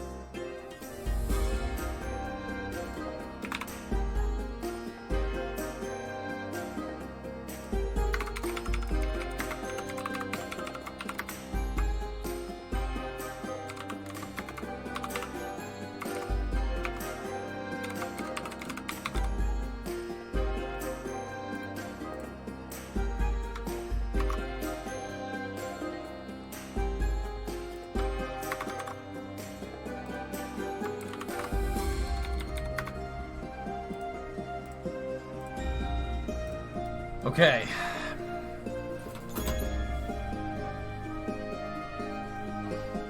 That was a joke, but now I'm intrigued on why you think it would kill people. What Loopy said.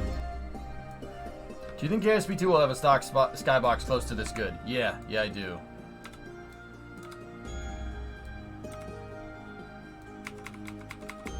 Alright, let's go.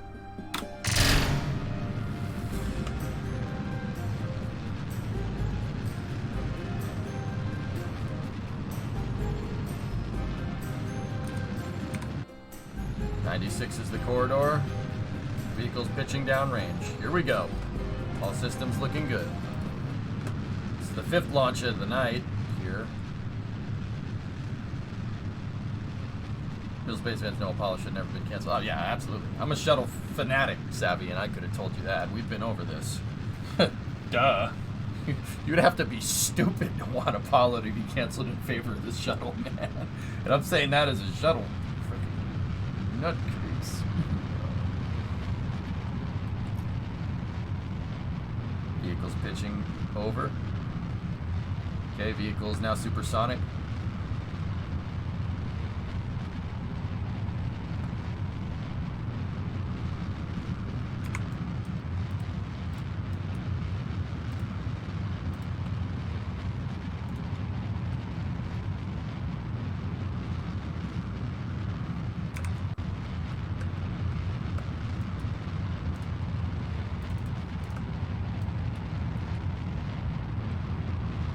Okay. Everything's looking good here.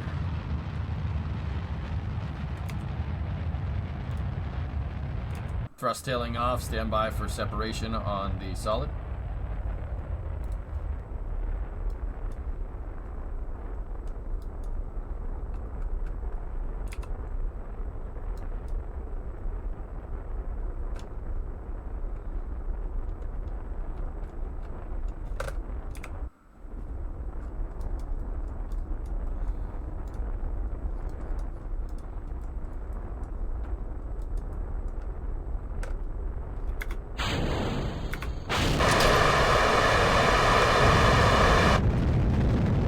Good ignition.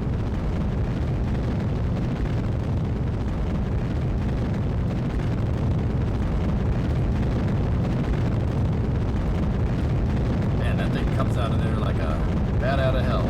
Stand by for PLF jettison. PLF jettison confirmed.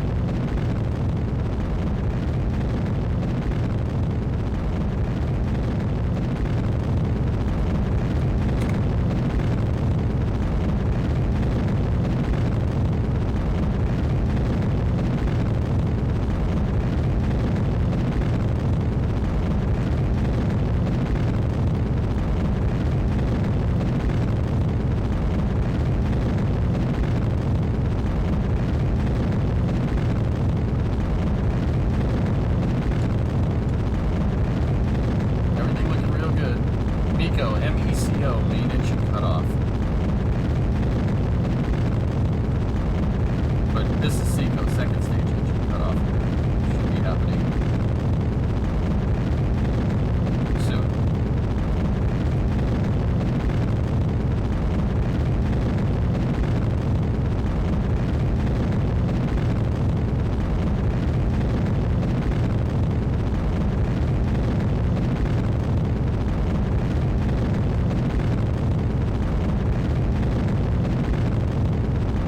Stand by for second stage engine cutoff. Man, that thing makes some good noise.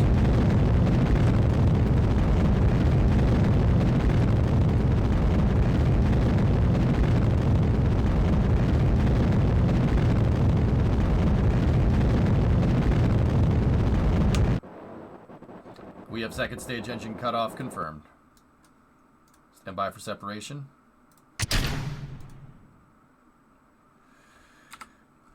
We got a good payload deploy.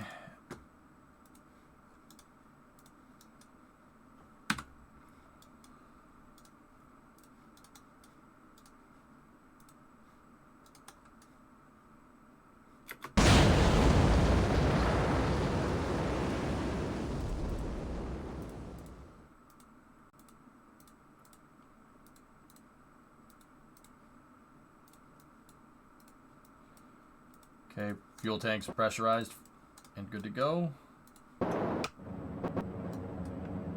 Good ignition.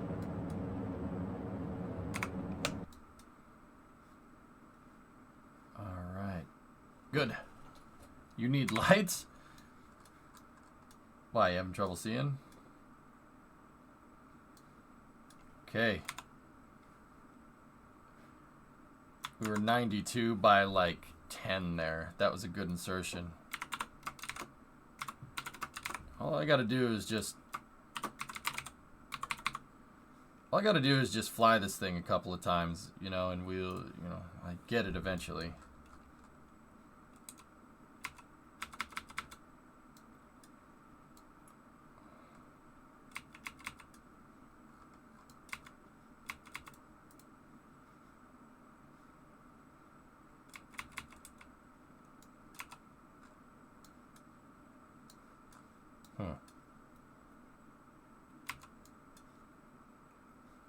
We don't have a signal?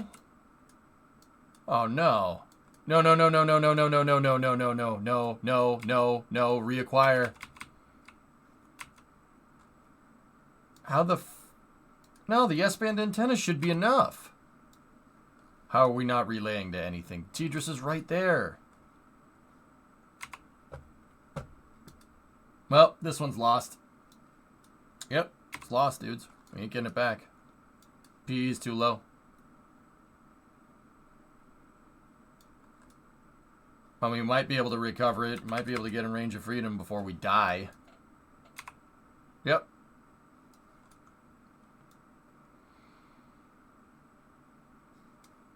I didn't deploy the antennas in time.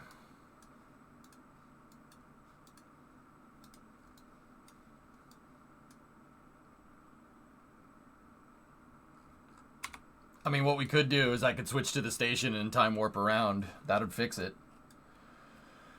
But, yeah, that sucks. We're right on the edge between two satellites. Yeah, look, we're like perfectly spaced. I can't believe there's a blackout spot in here. That's so freaking annoying. Oh, I don't care. I do care.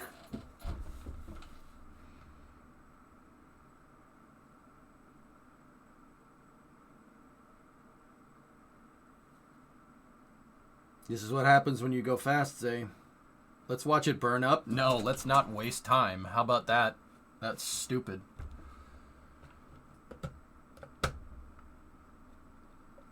The whole point of this was to get this done. I rushed it. I rushed this. We went too fast.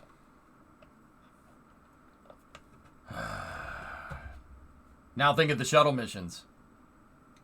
Yeah, that's how good a system that is.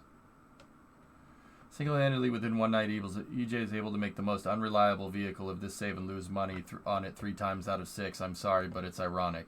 What's... How is that ironic, Zay? That's not irony. Do you know what that word means? What are you talking about?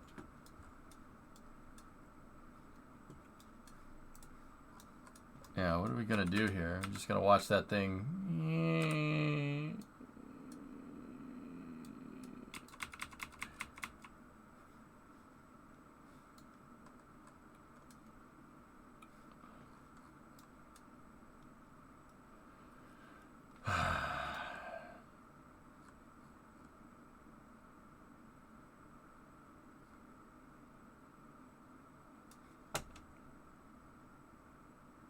Flames.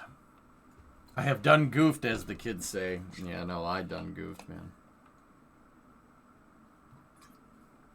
We have to, or else it's just gonna sit there. But at least we'll zip right to it and it'll blow up immediately. Watch it have connection. It's gonna have connection when we go to control it, isn't it? I wish we had a secondary network to fill in those blank spots. Those spots shouldn't... An S-band antenna should be good enough, but I guess it's not. I should have deployed the antennas, though. That's why I have 2 antennas on it to solve this stupid problem, but I forgot to because I'm an idiot because I'm going too fast.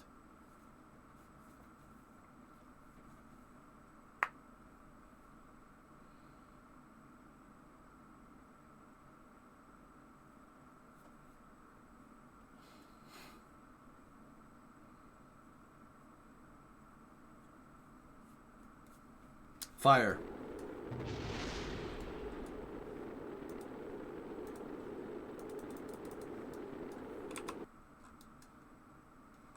Well, that slowed down pretty quick.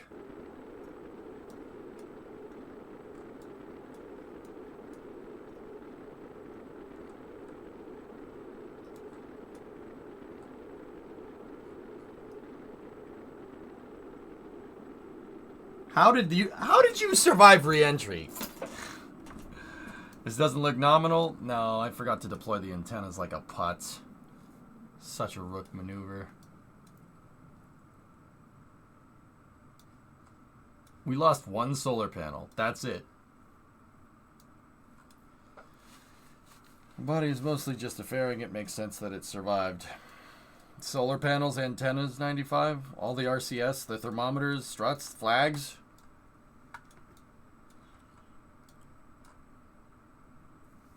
This is fine. Okay, cool. Abandoned mission. I don't care. I think it's because I warped to it when it was well inside of the atmosphere, so. I hate failing missions.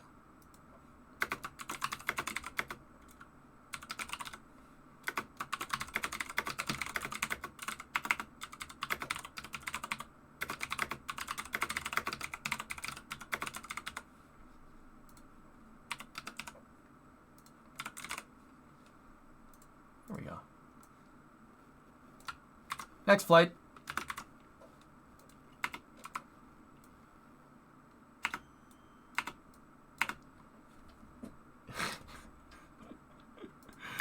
All right.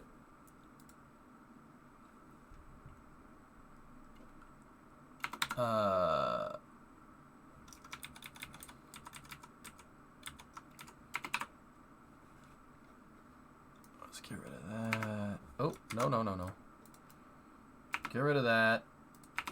Flight 12, Foxtrot Lab 2.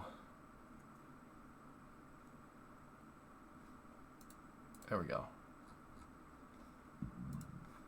We got to time warp a little bit because we've had an anomaly. I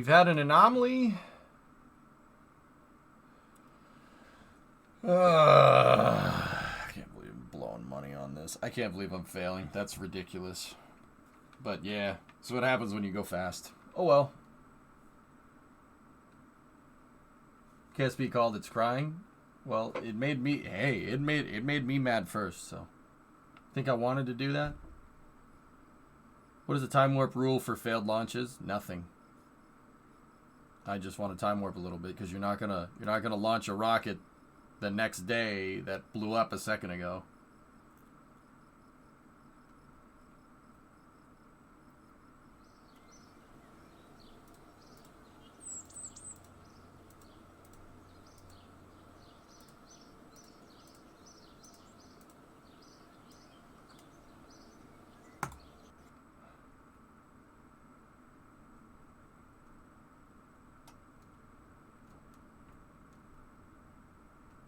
Bill, nice. I just showed the QVC Katana video to someone at work. Huh? Why? That's a... Okay.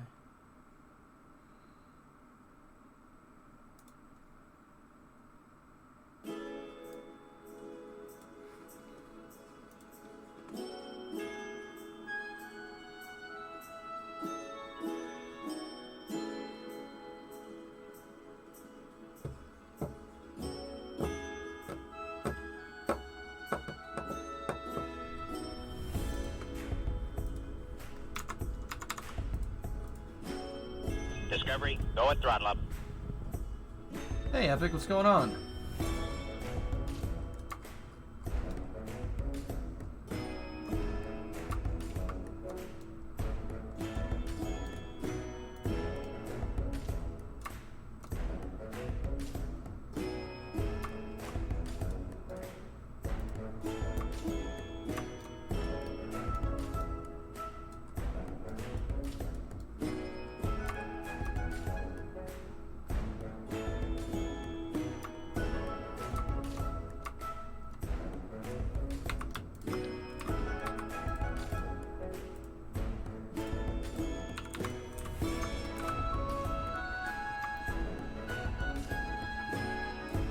Don't let them hold you down.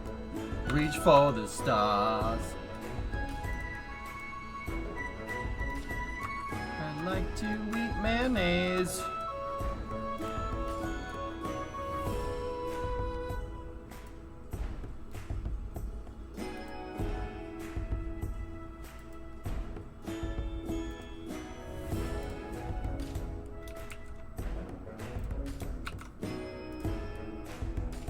Why not use MLV?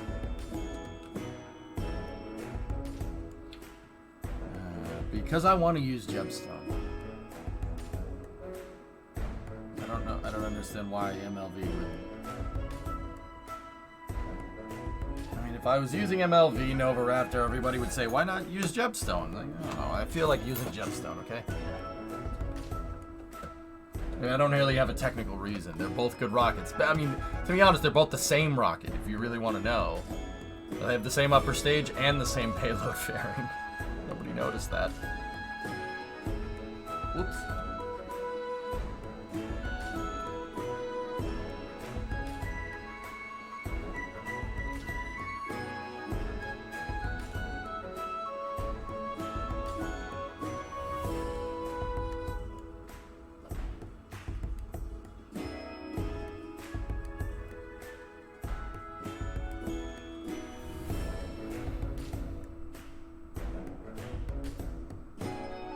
Yeah, Snackless, that's the other thing. It kind of makes sense. The MLV is its own thing. So it makes sense launching this off the same pad.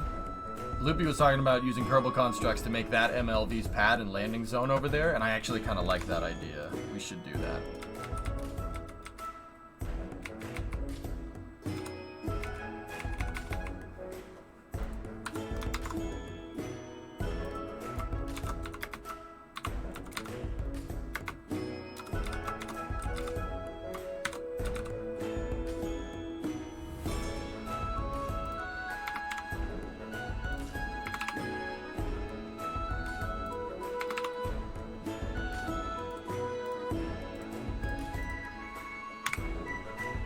No countdown, no fancy nothing, send it.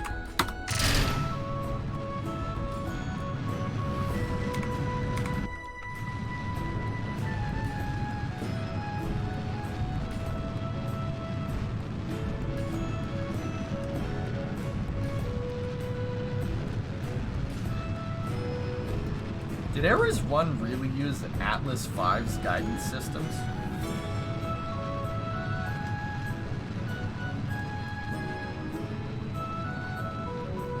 No, I failed 3 missions tonight. It's really, really annoying. I really don't like doing that.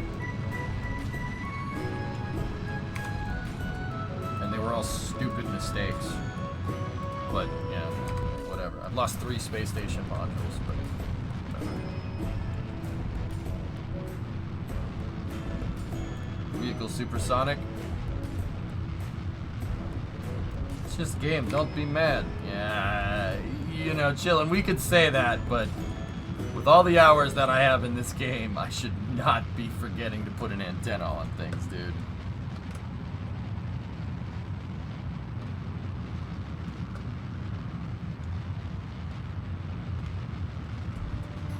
So what will happen to the shuttles? Nothing. The shuttles are my crew transport vehicle. Nothing's happening to them. Don't get me wrong. I didn't get like, oh, I don't want to do the shuttle anymore. I just don't want to use the damn arm anymore. We proved that it can work. I needed to test the transfer vehicle. The shuttle's still going to be the primary payload vehicle for this save. For crew. Yeah.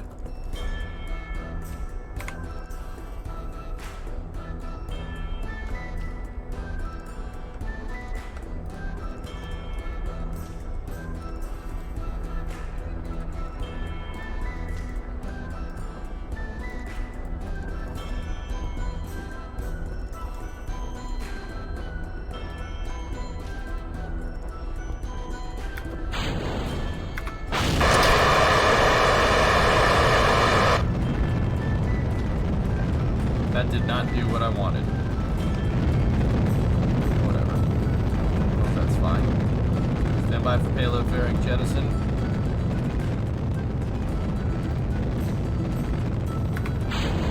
Okay, here we go.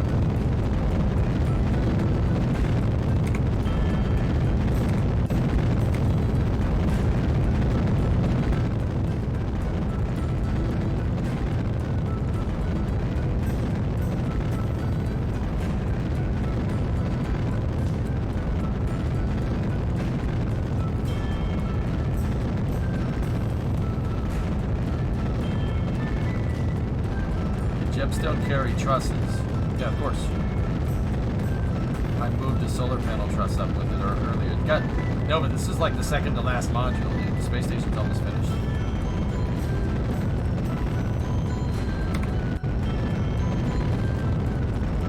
I gotta figure out what's going on with that payload fairing, though. That's really annoying. Actually, the other thing is, dude, that transfer vehicle right there is a shuttle payload. Shuttle, that thing's designed to be launched on a shuttle. I just use this for prototyping. I did prototype in mission mode, though. Really shouldn't do, but oh well.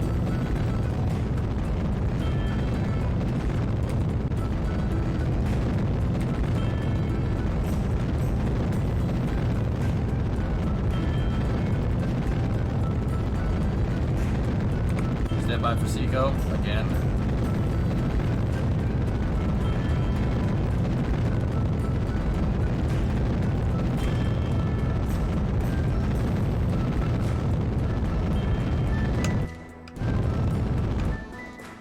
Go.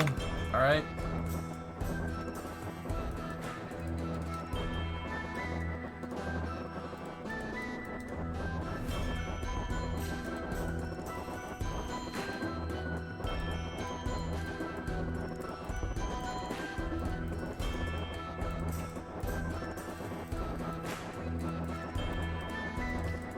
Okay. Go for SEP. We have good payload fairing, or payload deploy, excuse me.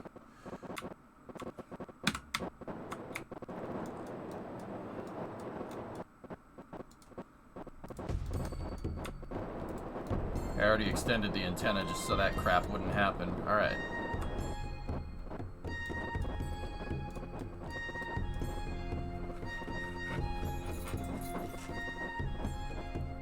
Yeah, chillin'. We can test it more in engineering mode. 72 by 19.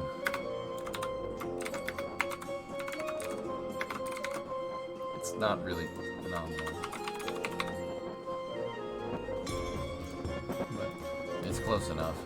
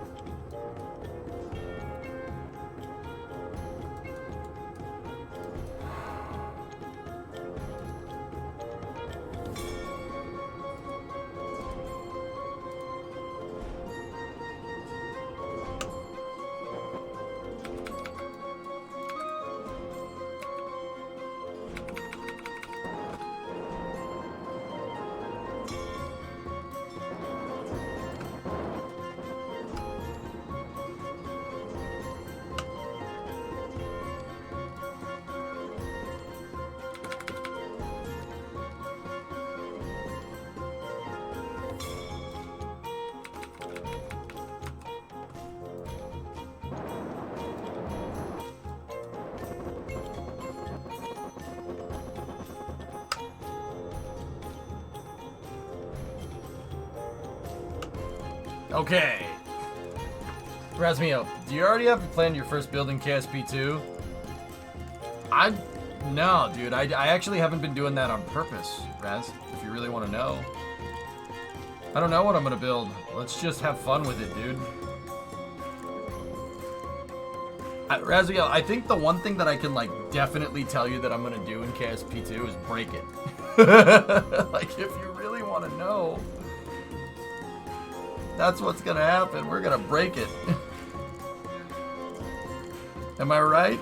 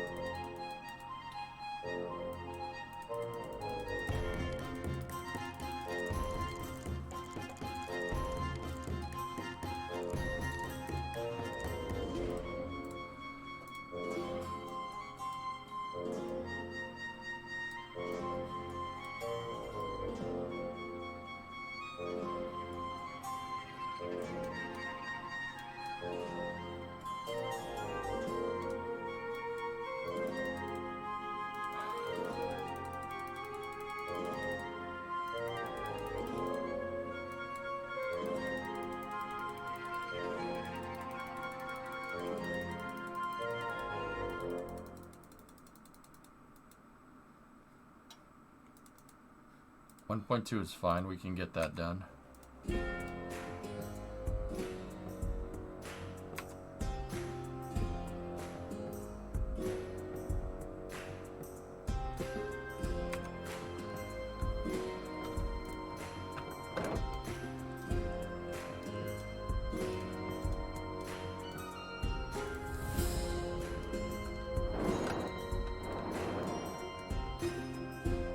Laid back.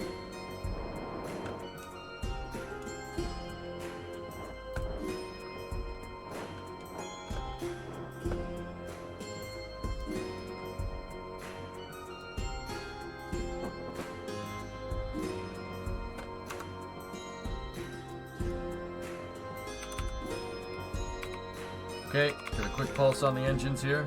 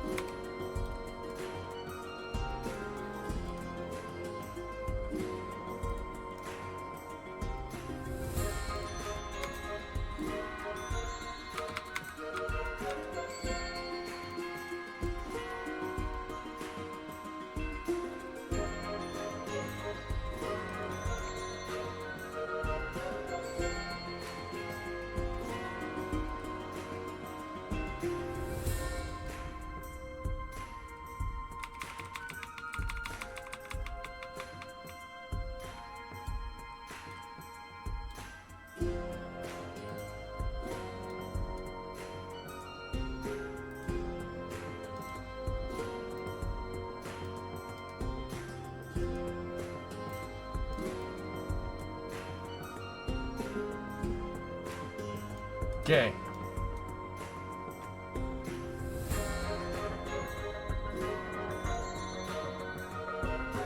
$1,900. Let's check on the station, make sure it came in all right.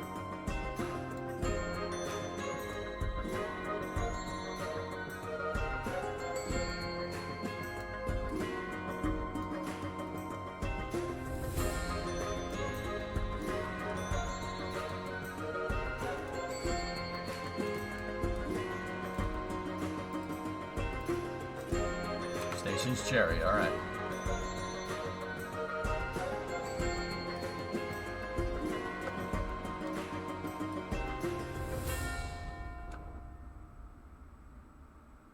Jeb with the double B.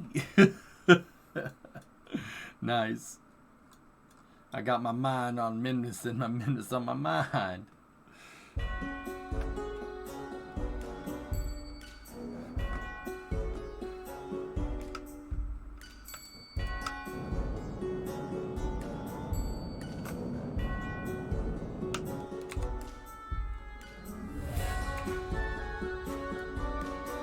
That's D12. Nice. Oh, no way. Hold on. I found another one.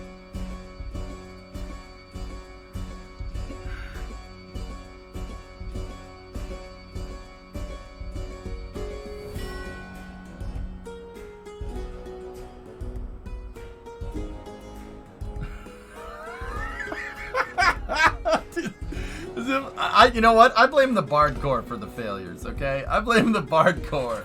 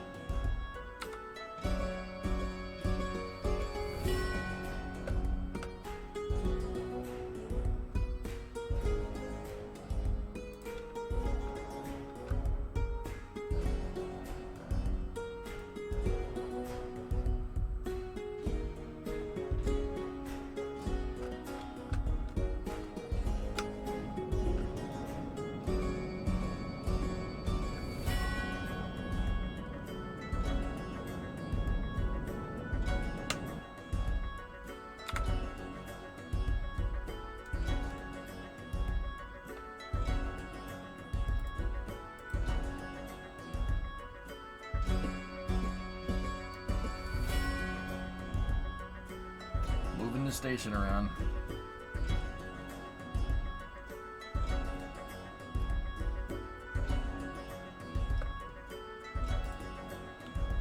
Not really, Quasi. I just wanted to play something different, dude. But cool. Thanks. You know what, Quasi? It's something I kind of learned. A lot of you guys really like Bardcore. Like, really like it. Because I've had nothing but people suggesting more Bardcore songs tonight. They're like, oh, well, if you like this, you're gonna like this. I gotta be careful about what I listen to. DMCA and whatnot, you know. But it is funny.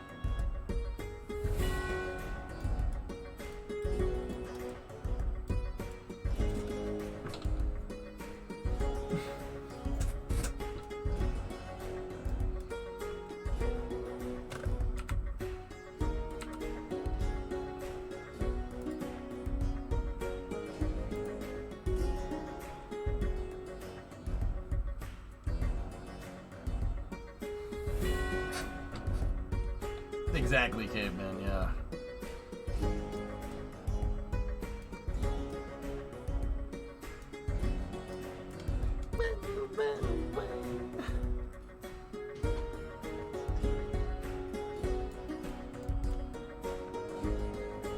It's Ghetto Superstar, Razmio. Classic, dude.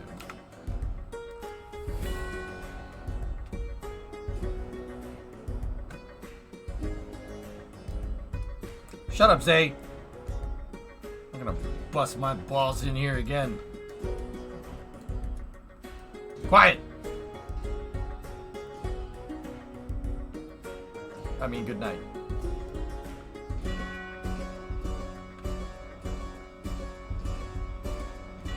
Oh. Oh. Oh.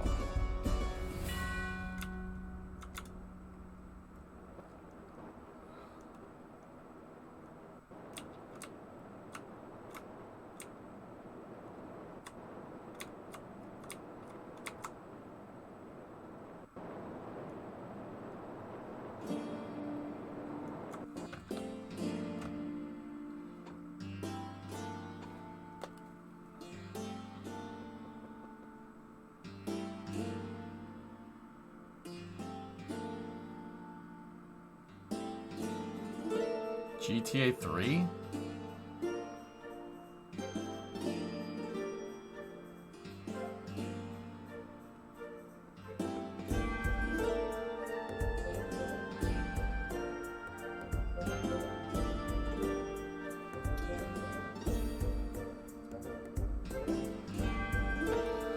Any Def Leppard? I haven't seen it. It's mostly hip-hop, which is interesting. 154 out. Did we finish the transfer vehicle? Yeah, granted, you're looking at it right here. I like the transfer vehicle. I am not liking the shuttle cradle, but shuttle crater is not something I want. I know a place on the edge of the red light district where we can lay low, but my hands is all messed up, so you better drive, brother. Nice, Jared. Yeah, I know those. I know the things too.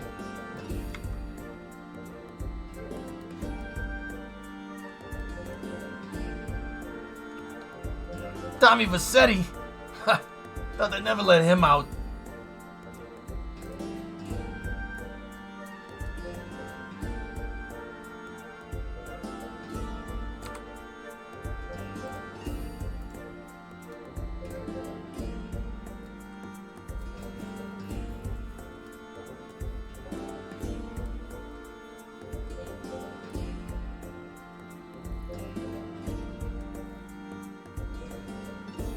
What's wrong with it? I rushed it. It's not handling as well as I would like, but it's good enough. It's good enough to get the point across. The transfer vehicle is fantastic, though. It's a really nice piece of equipment.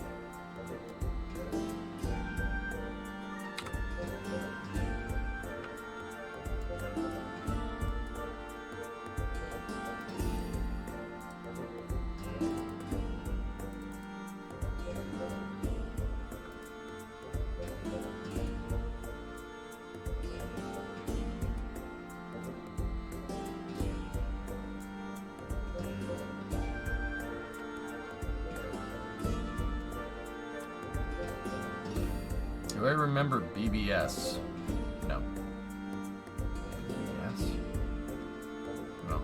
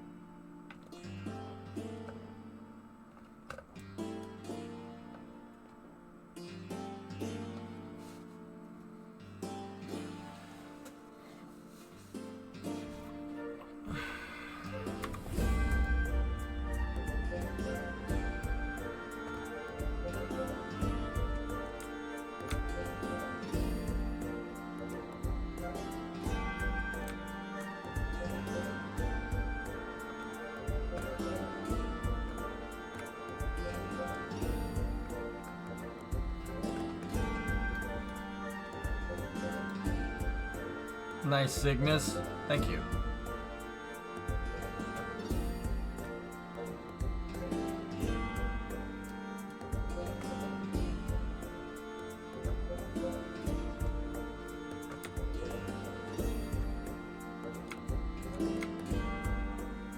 $50 in closing. PEV, I think this is PEV 6. We lost 3 of them. Yep, this is PEV 6.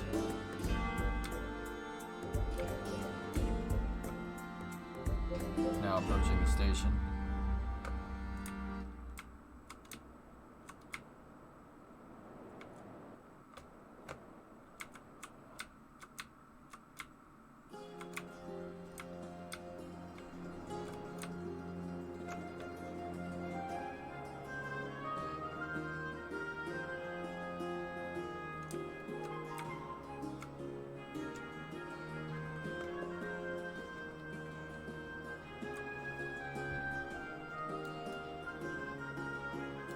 $40 in closing.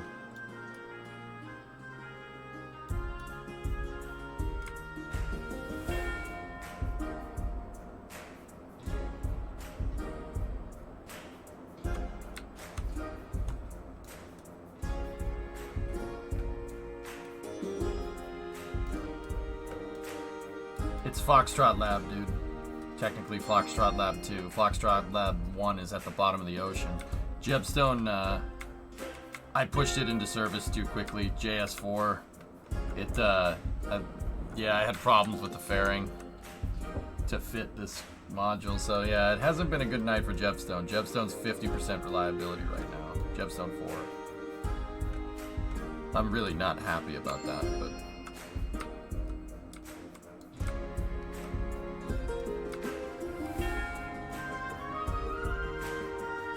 No, the fairing exploded on the first flight and killed the fairing plate and blew that apart. So the second stage and payload just tumbled into the water. Second one worked right. Third one, apparently Kerbal didn't save correctly, or I loaded up the wrong craft file. I don't understand how there's only one craft file, but same thing happened again. 4 was successful. The 5th one, I went to launch. And the 5th one I went to launch and I didn't deploy the antenna in time and got stuck in, I guess, a blackout zone where my TDRS satellites don't work with the single antenna. Like, I got it stuck right there between 2 satellites, and that deorbited by itself because it wasn't in space yet. And then this is the 6th mission.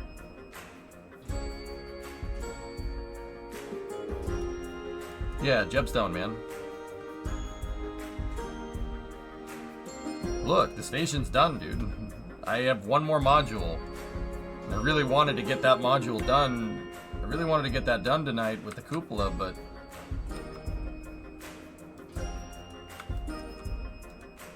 the cupola is the last one. I really wanted to finish that tonight, but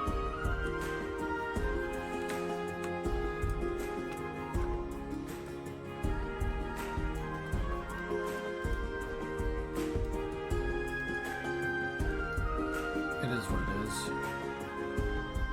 It looks great, thank you.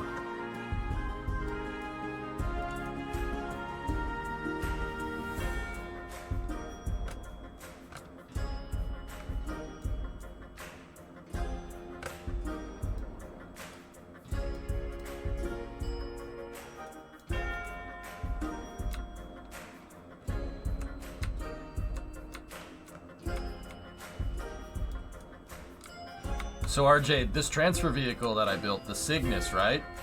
What I'm gonna do with it is, it's gonna, note there's a CBM on the back of it. I'm gonna bolt it to Centaur, or the Puma, and this can operate as a tug, but it'll also be the Puma's service module. And the RCS on this, coupled with the RCS on the back of the Puma, will give us translatable control. Then we'll put transfer vehicles on the front of that. Climb the massive heavy lifter thing you were making.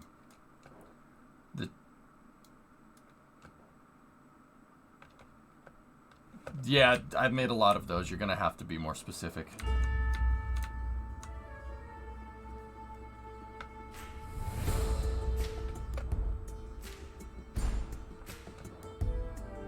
Like a Puma? Yeah, no. It's so it's a Centaur stage, Gold Duck. It's supposed to look like Centaur G Prime. You know, I just thought that, you know, I didn't want to call it Centaur. So what I ended up doing is calling it after another mythical creature, the Puma. You know, it's a made-up animal. Right? It was between that and Walrus, or Chupacabra. And they don't really roll off the tongue like Puma does.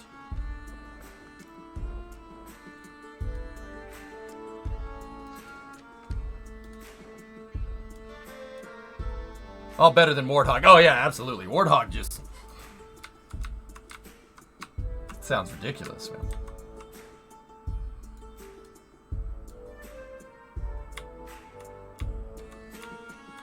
I tell you, chat, stop making up imaginary animals. See these toe hooks? They look like tusks. What kind of animal has tusks? A walrus. Maybe slugma?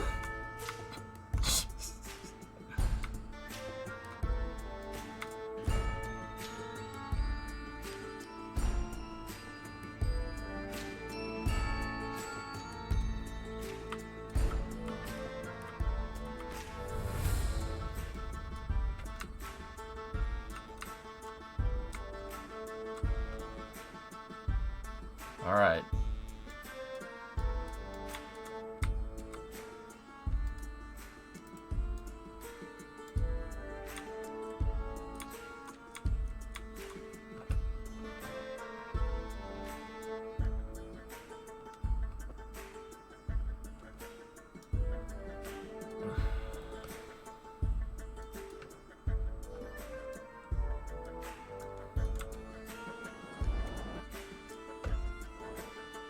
Okay. PEV6 is coming in for final duck. Stand by. Okay, we have soft capture. Hands off. Well, man, that's nice.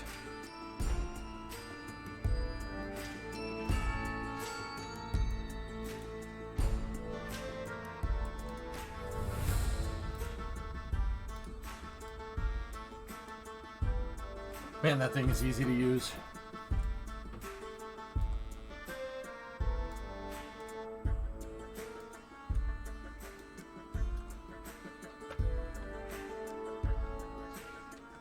Tug Scorpius, and of course I still love you, are leaving port for the Starlink 2-6 mission. Oh crap, there was a Starlink mission this morning. How did that go? Yeah, I slept right through my alarm. Yeah. Whoops.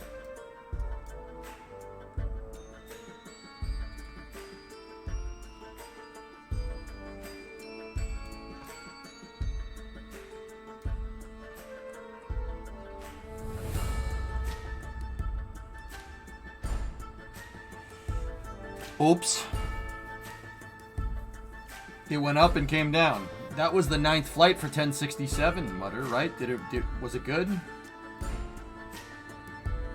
Average Starlink? Okay, cool. That's like the 4th or 5th Falcon 9 that I've missed. Actually, no, it's more like 6th. I think it's the 6th. The 6th Falcon 9 that I've missed. Most of them have been Starlink. Since 2013. That's in the last 10 years I've missed. In the last 10 years I've missed like 5 Falcon 9 launches. How many times has Falcon 9 launched? Like 200 or something? Yeah, that's right. That was the heaviest payload, Jasper. That's right.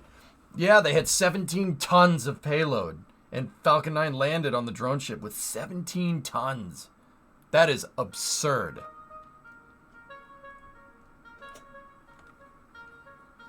Oh, no. That's how Falcon 9 rolls. Stop. Drop. Land on that drone ship head shop. Oh, no. That's how Falcon 9 rolls.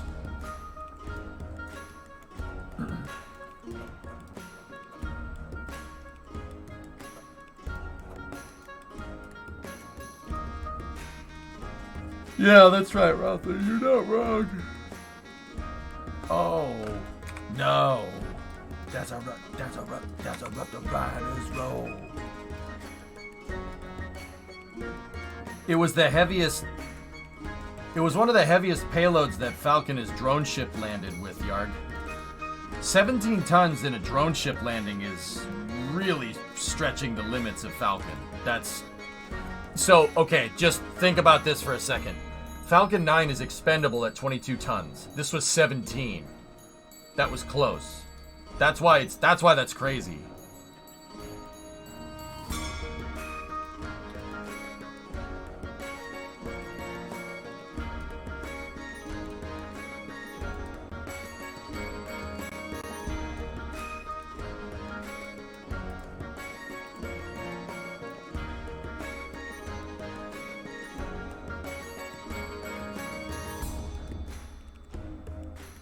Well, why was it heavier? They added more Starlink satellites, dude.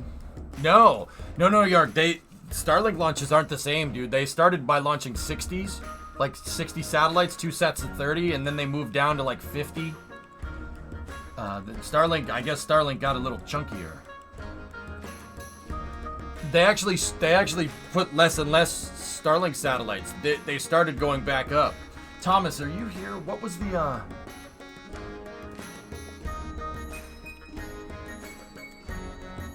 I'll check it, Sawyer.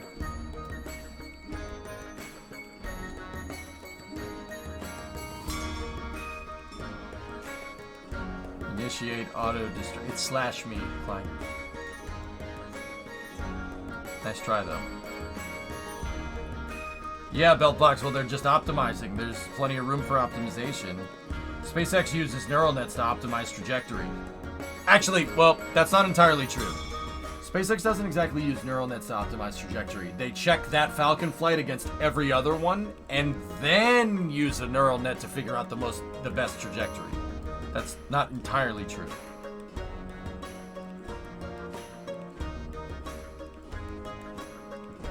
Oh, no. That's a rough rider's roll.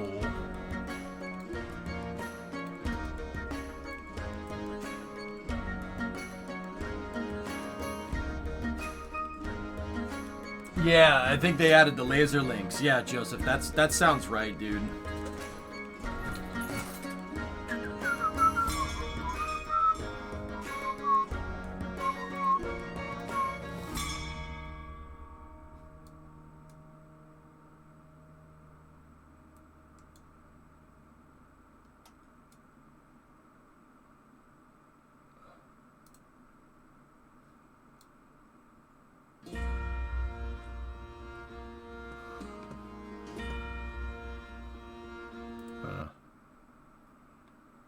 What? Dude, no.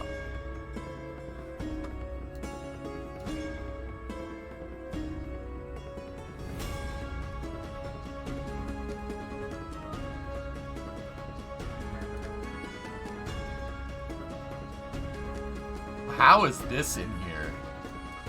Dish, I don't think you'd recognize this. Anybody know?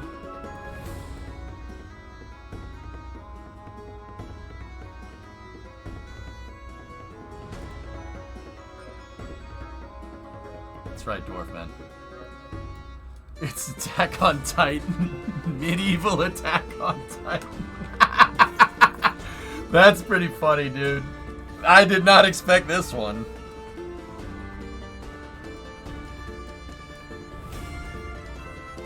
Where the weebs at?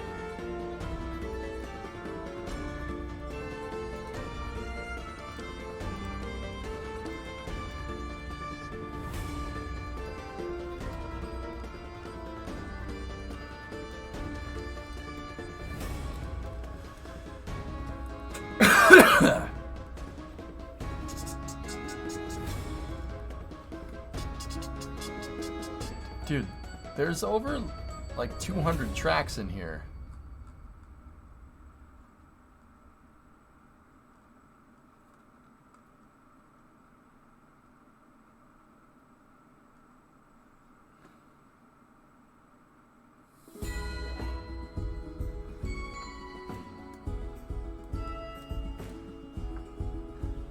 I'm coming! It's a question, where are the crew parts of the station? Boop! All the silver modules. So, okay, I have 2 Hab modules here. That's Charlie Hab, and that's Echo Hab.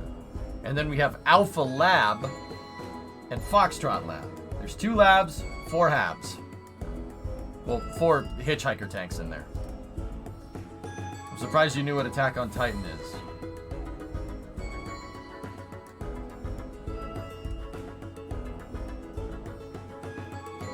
Nut. And then that's an airlock module, and these are 6-axis nodes. Shuttle docking port over there. The last thing we need is just the cupola. Seriously, cupola goes right there.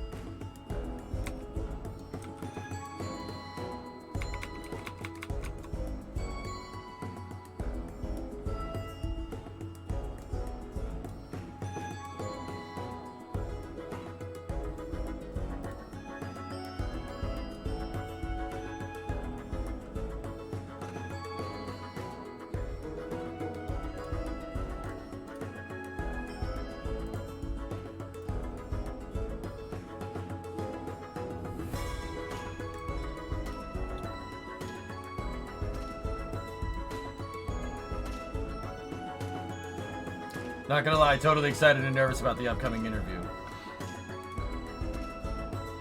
Nervous, is this the part where, or not nervous, Toa, is this the part where we go, no, don't get me wrong, it'll be fine, it'll be fine, it'll be fine.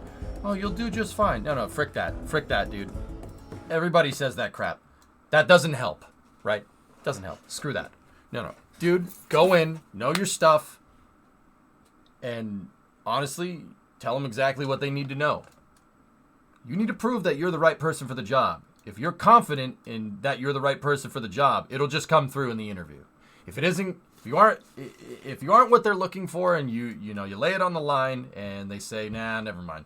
It wasn't meant to be, dude. Don't let it bother you. It happens. I've been rejected for many job interviews, dude. It happens. By NASA. It happens. Actually, NASA didn't even give me rejection. They didn't even call me back. Dude, it happens. Don't let it bother you. Go in. Be confident in what you know. Are you confident? Are you confident that you're the right person for the job?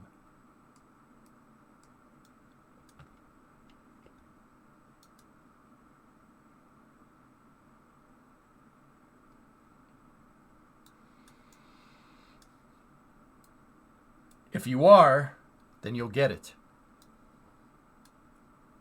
The job interviews in the past that have gone the best with me, Toa, are the ones where I was just honest. I was honest. I was honest, but I was confident in what I know. Like, I'm confident to know that this station isn't Kraken bait. I know because I engineered it. And I have 15,000 hours of KSP experience to prove it's not Kraken bait, and it's not Kraken bait. Except for the arm. But you can't get everything right. Nobody's perfect. Want to trade jobs? Hell no.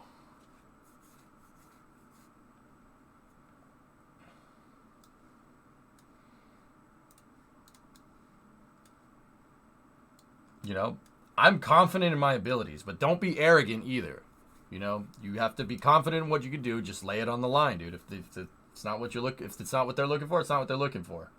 I mean, I probably shouldn't say this, but from what I've heard from people that you know, get interviews at SpaceX, like, if they call you, that means they want you. Just putting it out there, but don't let that go to your head. You know, that seems to be the case, but that doesn't mean that I haven't had people in here say they applied for a job at SpaceX and they told them to frick off.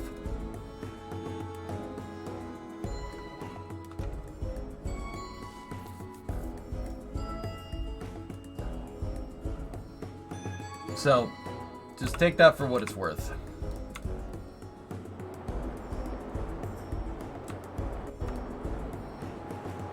You know, everybody's going to say, oh, you'll do great. Yeah, it'll be fine. You'll do great. No. No, you could bomb it. Be confident in what you do, and that's it. All right, we're going to test something here.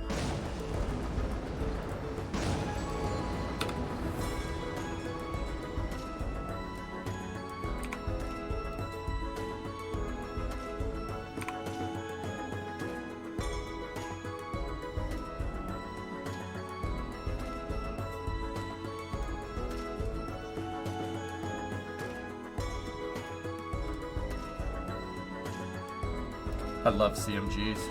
Control moment gyros. The SAS on this makes it so easy, dude. We're boosting the station.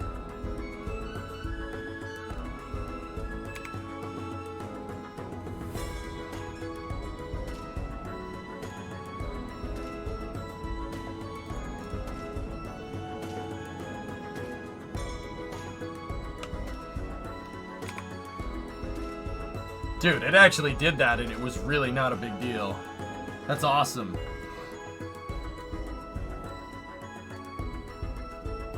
If they call you telling you they want you to apply, they're most likely just checking that you are who you say you are, so definitely be confident in yourself. There you go. Yeah, hotel, take a shower, yeah. Yeah, tell them, make sure you're all washed up. Make sure you put on your Sunday dress, you know what I'm saying? Not dress attire, not dress like the garment that women wear. You know what I mean? Is the station done? We just gotta put the cupola module on Lunprod, but yeah, for the most part.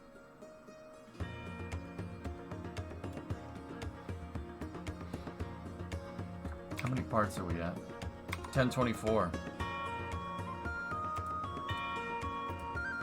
Actually, I've been doing all the time warping from the accident, from the Jebstone flights. CTS-16 brought them up on day 75. They've been up there for 75 days. Make it 100. I don't know, if really might do the trick. Yeah, depends on who you're interviewing with. Rev, you've been rejected from SpaceX interviews myself, but I know others who work there, and if they call you, they want you. There are so many people who try to get in it. Bingo. Exactly. If they call you, you're good.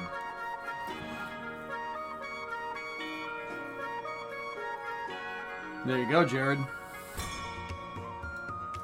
Joe, you can do it though, dude. I have faith.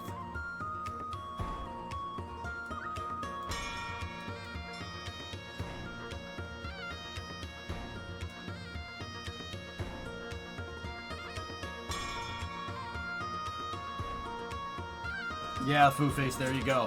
Being honest is one of the best things that I've learned. Be honest. Like, you know, I had a job interview a number of years ago, and nothing really came of it, but not because COVID pretty much killed that one. I can't really speak to the details, right? But had COVID not happened, stuff would have went down. But that's another story. I had a job interview, and they were like, okay, we want you to do this, this, this, and this. Can you do that? I'm like, I can do everything but this. This, I have no idea. I have no idea what that is. I have no idea what you're talking about. I do not know what this means, but that doesn't mean I can't learn it. And I basically, the job requirement for what I was trying to do for said thing, right? Once again, I have to be kind of hazy with the details, right? The job, like, they wanted me to work with something that I don't know anything about. And so what I did in the job interview was I said, look, you know who I am.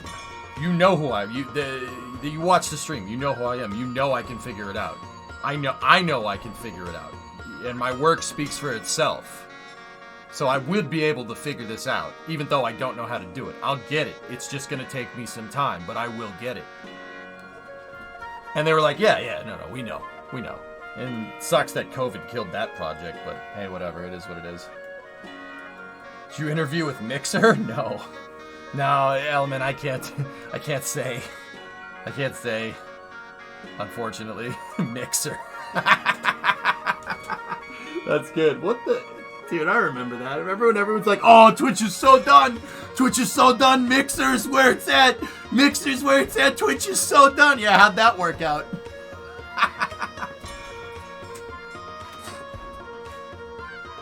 Yeah, how'd that work out? Yeah, that worked out real good, didn't it? Mixer went to crap. That's how it worked out. You're right. Yeah, dude. Ninja made out like a bandit. He went and signed for Mixer, and then when it went under, he went back and signed for Twitch for like crazy money from what I heard, dude. Good for him, man. Fucking happy for that dude. He's the biggest frick you to the people who say you can't make money playing video games. It's awesome. It's so good. Yeah, Hot Dog, that's right. It did work out for a few. Sorry, guys. I'm just enjoying it. Look at this thing.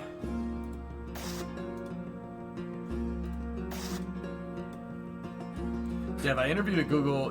Dev Random said, you interviewed at Google like 15 years ago, and they asked me 3 questions. The first 2 was no problem. The third one was how many IPs in a out of 17 did I in /17 I did not know, which is what I said, but told them how to calculate it. It was not good enough for them. Oof. Interesting.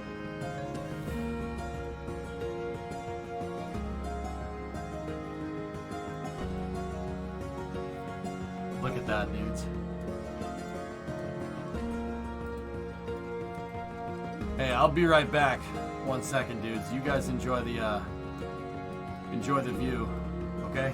I'll be back in a sec.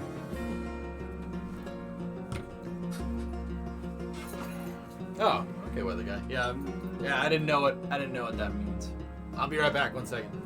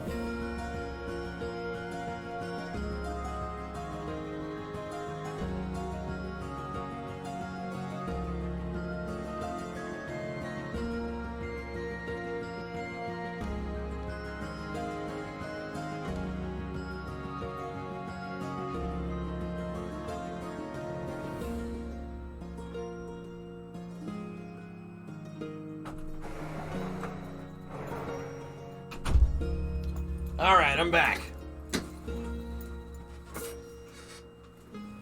Yeah, weather guy, that's where I'm at, dude. If I was ever running a company, if people were just telling me what I want to hear, I'd know it right away, dude. Right away. Did you miss us? Yeah, a little bit. Welcome back. A nice shirt. Thanks. I'm on a mission from Gad.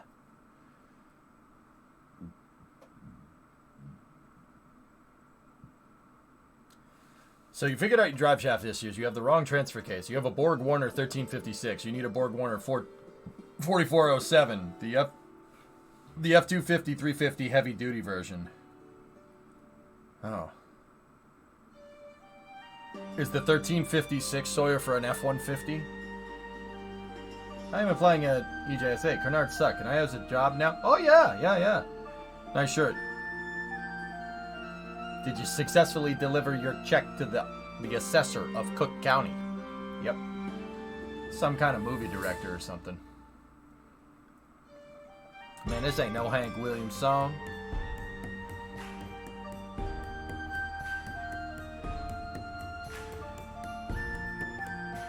Damn, dad joke, that's cool.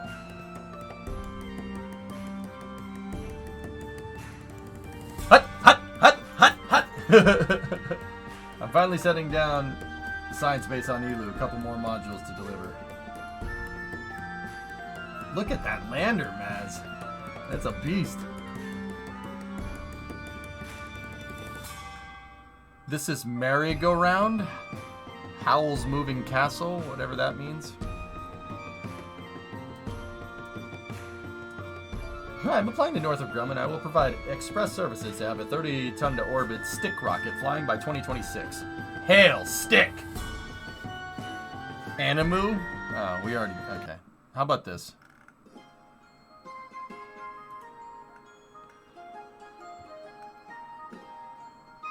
Wait, no. I got one. This one.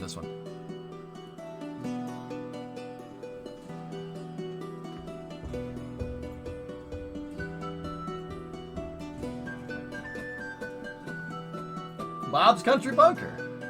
One night only, the fabulous Blues Brothers, Rhythm and Blues Review.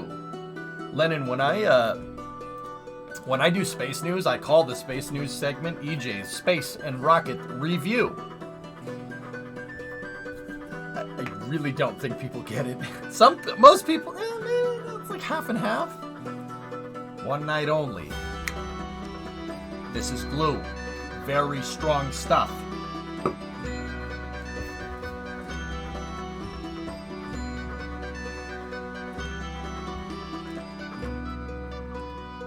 Blues Brothers is a masterpiece, dude. Wow.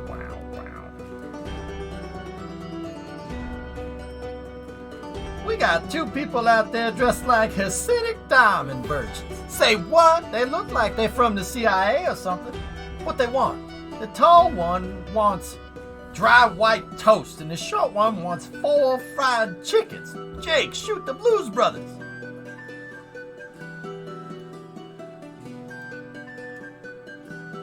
Actually, sometimes when I'm asking somebody for a favor, like if I'm asking Brimo, I'm like, Brimo, can you do this for me? Can you like do the dishes? And she's like, and I go, if you say no, I will come into this kitchen and eat breakfast, lunch, and dinner every day of the week. How much for the women? The little girl. Your women, I want to buy them. How much for them? Sell them to me. Sell me your children. In fact, if somebody does the 4-digit bit tip, somebody tips over 1,000. I'm not saying to. The Wario type scream, that sound bite. That's what that's from. It's a reference in itself. It's 106 miles to Chicago. We got a full tank of gas, half a pack of cigarettes. It's dark out, and we're wearing sunglasses. Hit it. Yeah, Lennon, exactly. The light was yellow, sir. Elwood, we see your license is currently under suspension. Step out of the car, please. Bits or dollars? Bits.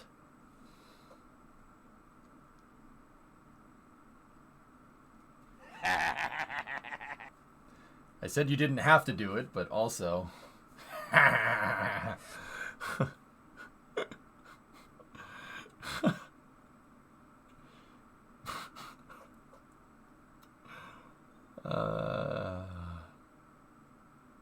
Will there be anything else? Yes. Do you have a Miss Piggy?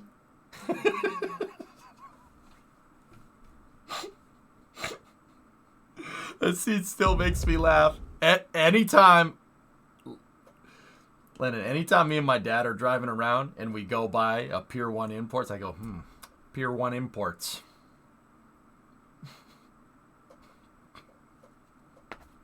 I literally did that. I literally made that reference this last Saturday.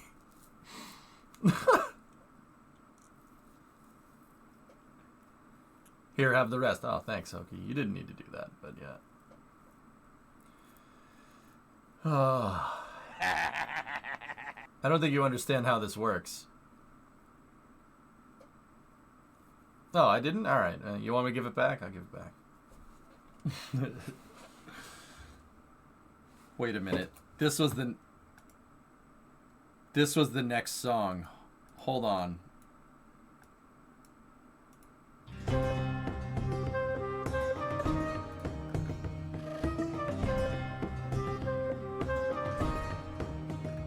Rum dum dum, bo da doo da da dum. Rum dum dum, bo da doo da da dum. Oh! Sock it to me one more time, yellow, yellow, yellow, yellow, yellow, get. Oh, to the solar panels, to the modules, to the modules. It worked.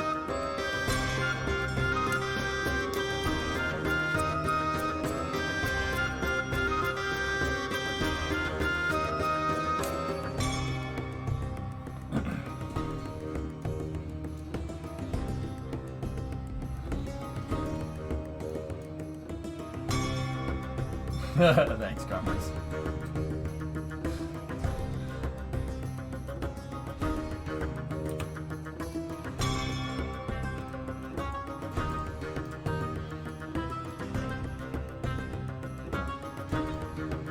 People watching the VOD are going to be like, what the hell? Yeah. Alright, let's detach Foxtrot Lab.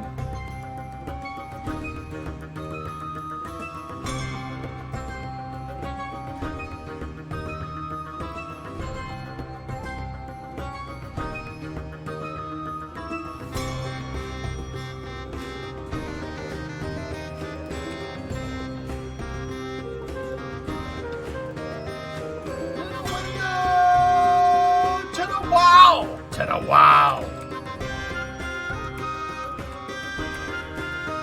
Crow! Skeet, skeet. Alright, Nick is out for the night. Gonna wake up really early in the AM to do number hunting. Enjoy the rest of your stream. Oh. Boy.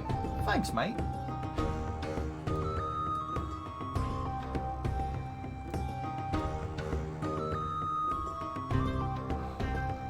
Nick out. Alright, Nick.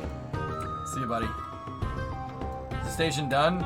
Trunks, we have the cupola to put in. That's the last module. I technically should put another, like my original design had another shuttle docking port over here. But the only reason why I wanted another shuttle docking port over here is so I could install these two modules easier. And now we don't need to do that. So I think the cupola is the last one, and then the station is good to roll. The station can RTLS, right? It can RTLS, just not in one piece. Take that however you might.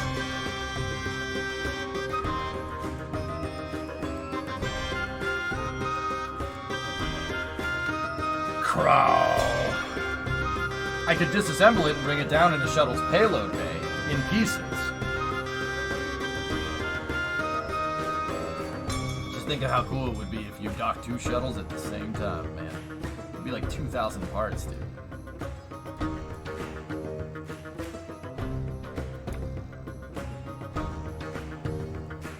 I don't know if you saw, 1356 comes in the Bronco F-150 and LD. Light duty 250.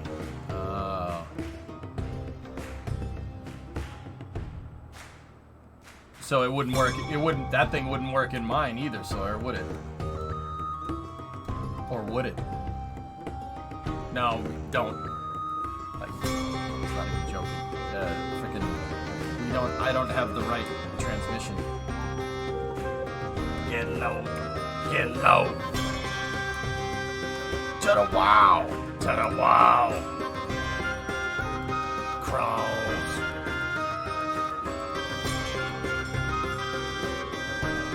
Goddamn.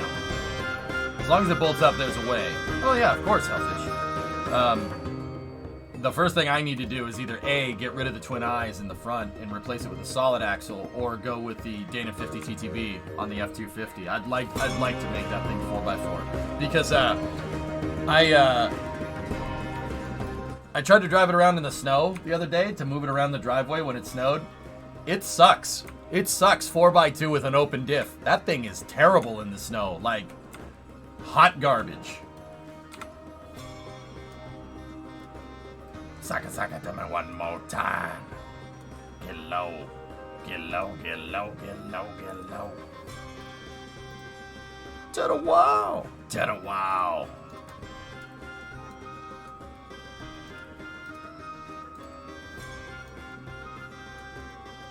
It's weird with the ZF5, that's a whole nother rabbit hole. Ugh. But I believe the 4407 will be good for the ZF5. Yeah, okay, so I need to go find one of those. That's better for me down the road. Where the arm go back onto the train, I can reattach it up there, sure. If we really want to. Oh, dude, look at that thing. It feels so good to see that up here. I only had 3 mission failures to do it. But wait, is that the shadow from the vehicle on the... Dude, this does that? Yo.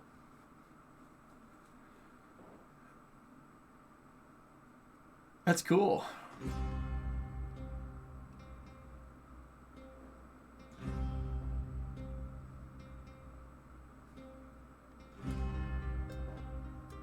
All right, station is saved.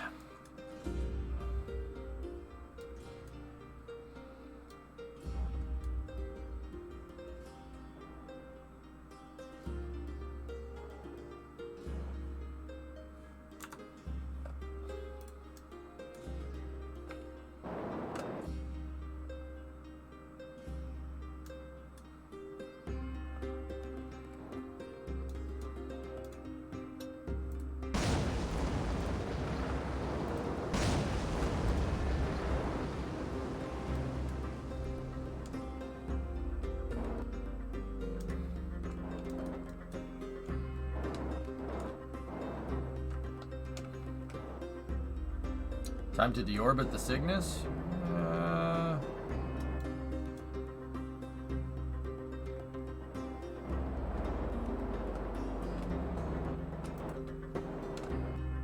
I had another idea.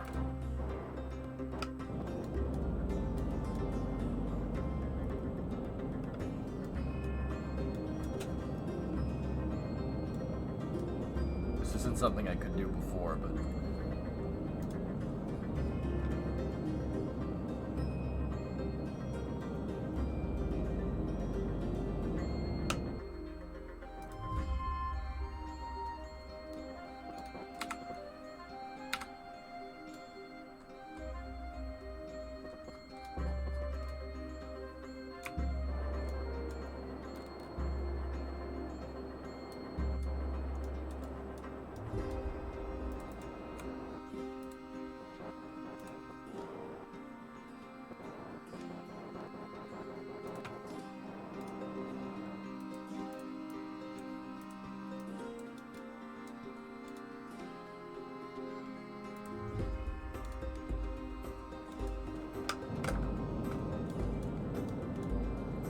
Actually, we don't have the monoprop to get this done, unfortunately.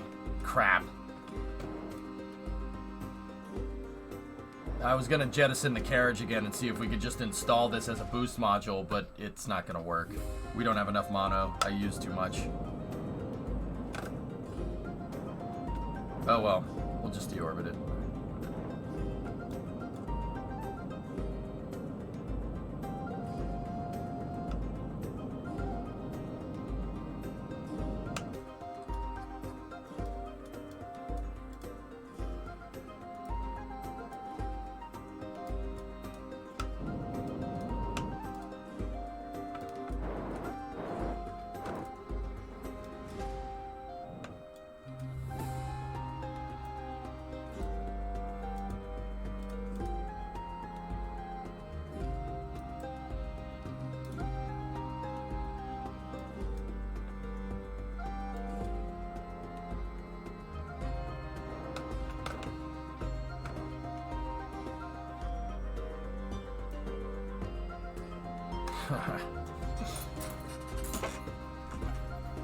This thing has like 1,000 meters a second.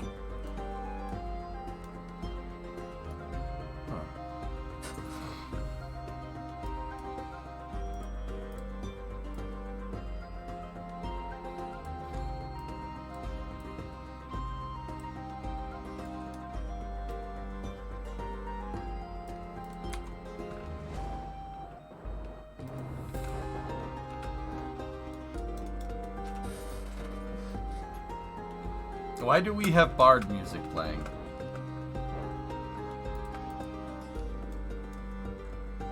Why? What? Because it's something different? I don't know. Because it slaps? Because it's good?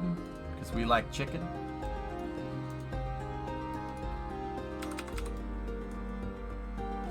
Yeah, well, that was a little too late for that. Whatever.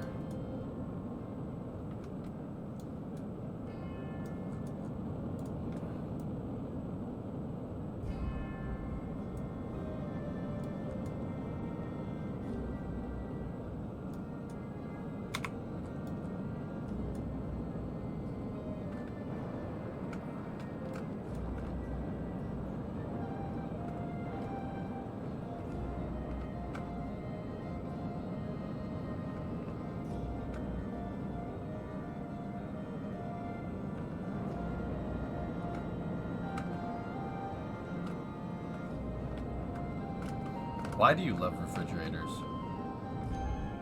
Nah, Nova, we just wanted to listen to something different, dude.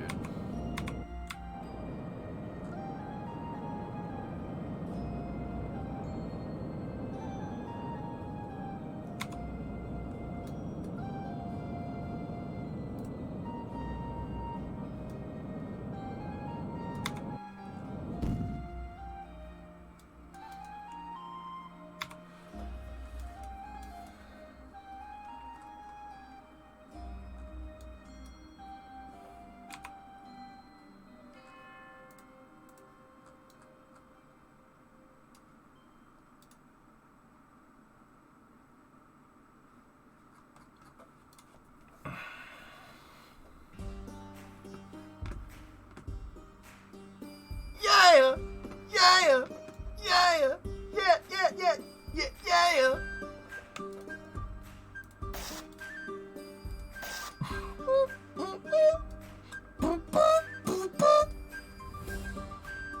What? Okay! Yeah! Yeah! Huh? What? Okay!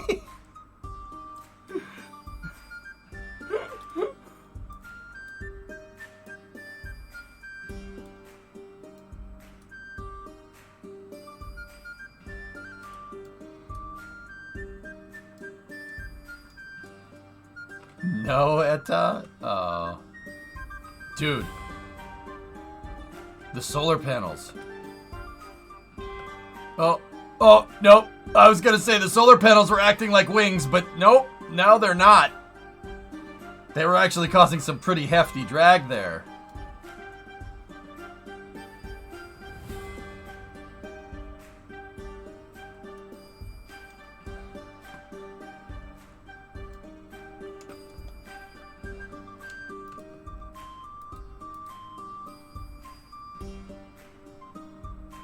This thing is actually decelerating pretty fast. Fellas?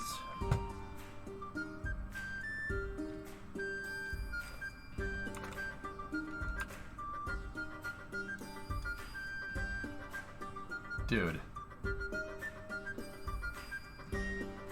Just to slap a chute on it and recover it. Well, these, Rothwood, we could bring them back down in the shuttle payload bay. Clouds. Or subsonic.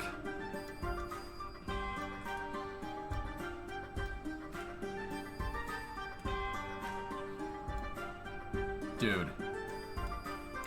What? What? Okay. Yeah, yeah.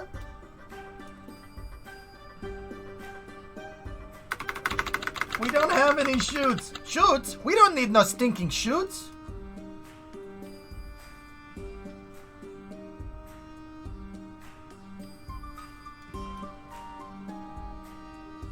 Okay, we're not slowing down from this. Have a nice flight. Okay. Landed with the engines. What do my engines run on? Hopes and dreams, dude? How about a life raft? Life raft? I mean, we're under 200. That's pretty good, man.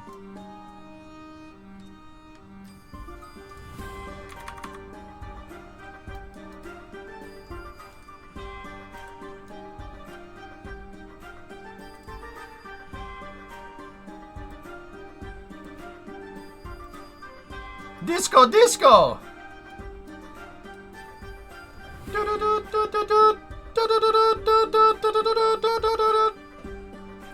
What are you watching?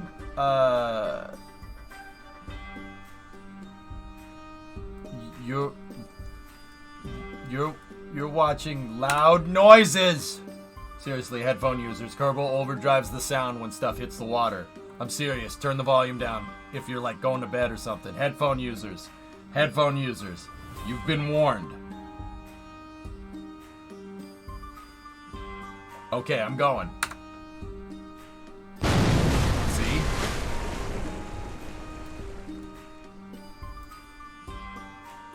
What? What? Chief, you want to see how I'm doing? Okay. No way.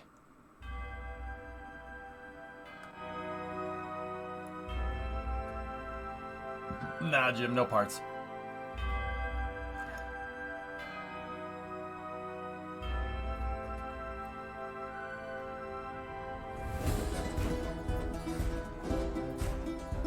Get down!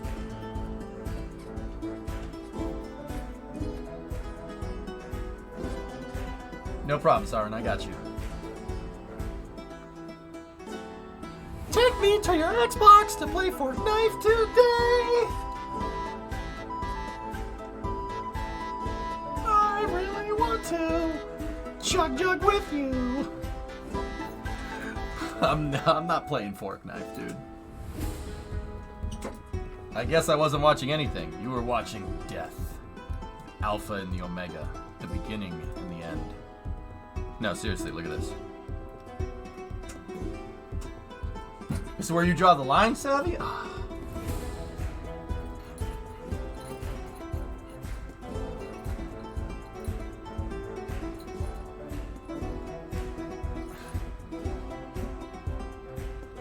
It's 95 made it, Hellfish. I didn't make it in this save.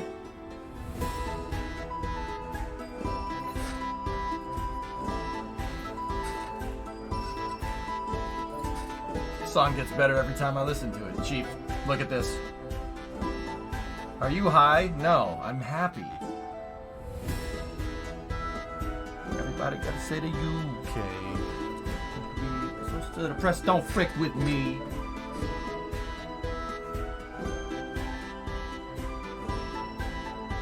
The original's a bop minus the Kanye verse. I mean, that joke, he's a good musical artist. That was dark humor. Very dark humor. That guy kind of... Okay. You crazy. All right. Well handled. Music artist. He was. Past tense. Dude. That last interview that he did, man.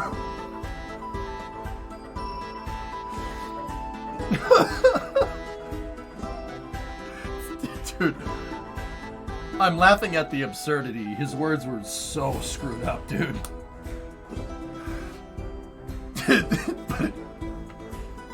Alright. It honestly, the whole thing played out like a talk show on like GTA radio or something. I must still be asleep. Check it out. I bet you $50. P Green walk, throws touchdown pass on first play. Check it out. You owe me $50.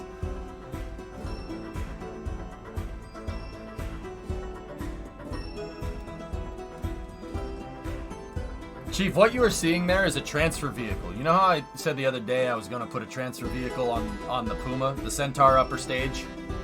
And we were going to give it a service module so it could go places, so we could extend the on-orbit duration.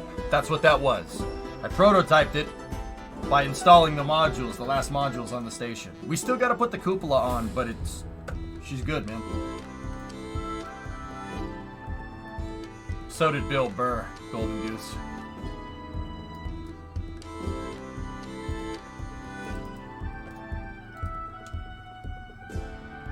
You ever see that Bill Burr skit?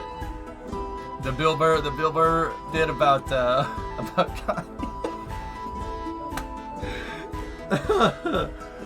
Oh, it's pretty accurate.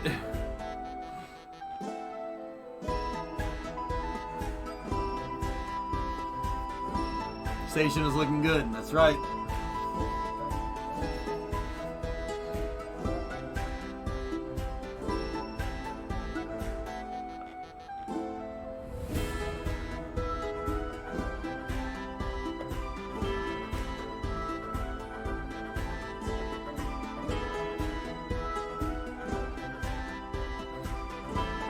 He's gonna be E by the end of the decade.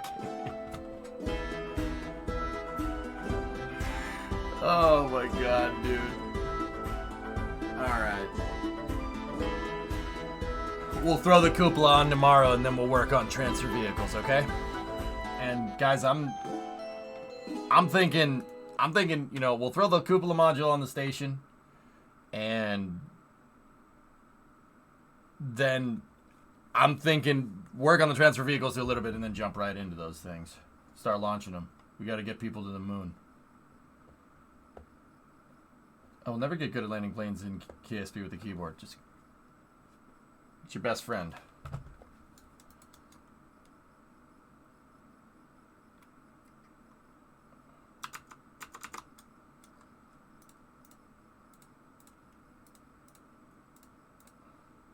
All right.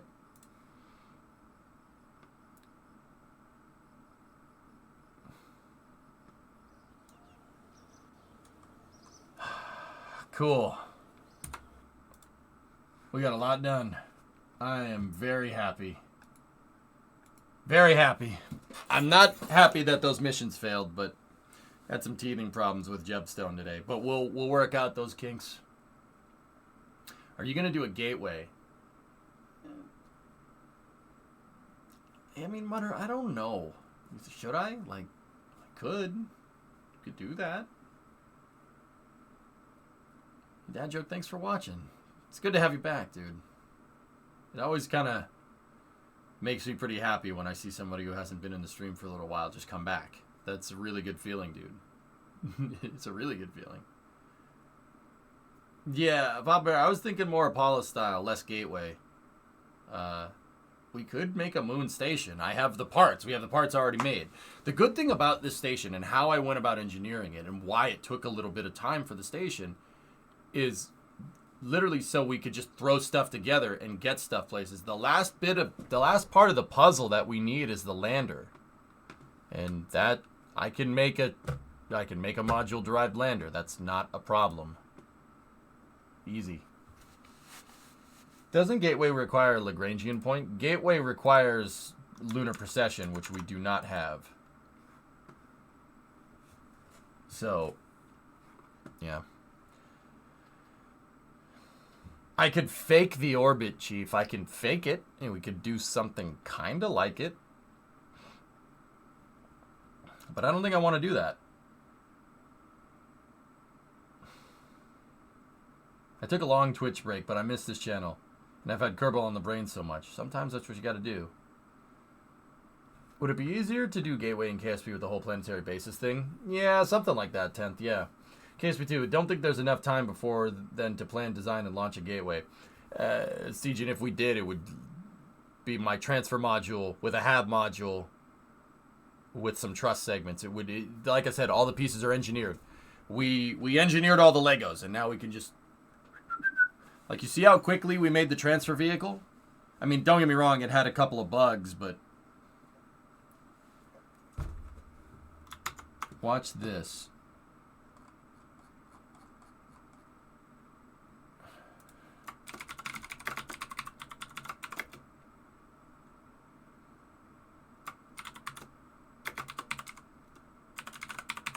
Hang on. Okay.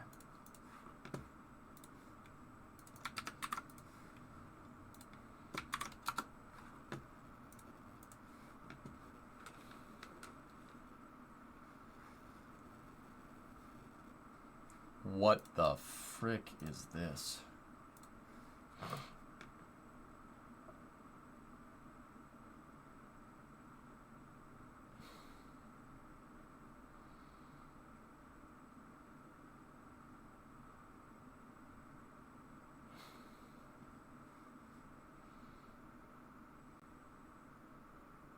Yeah, the encoder's probably taking a huge dump right now.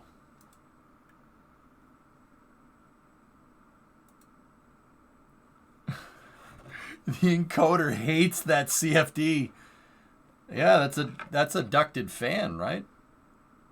214 terabyte visualized, 14 hours render time on one computer. Yeah, frick that, dude. All right. We're going to pack it in, guys. I'll see you guys tomorrow.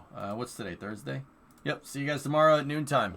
We'll work on transfer vehicles, and we'll get ready to go. Dude, seeing the station, like, mostly done is a huge weight off.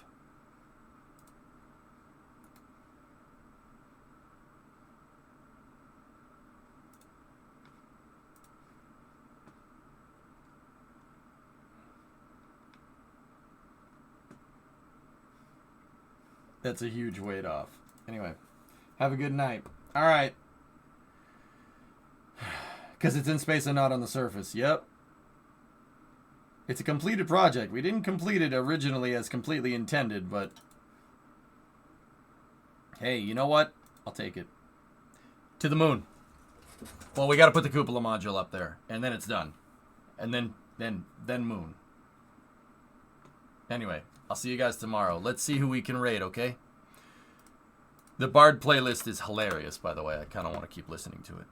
And we'll go from there.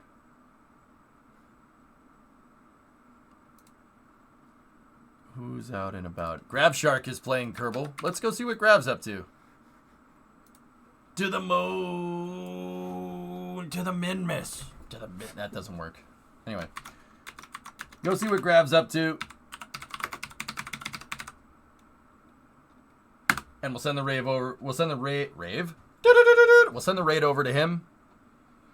And I'll talk to you guys all tomorrow at noontime. Thank you very much for watching. Transfer vehicles tomorrow. We're doing it with the shuttle. It's going to be dope. Have a good night. I'll see you later. Thank you for watching.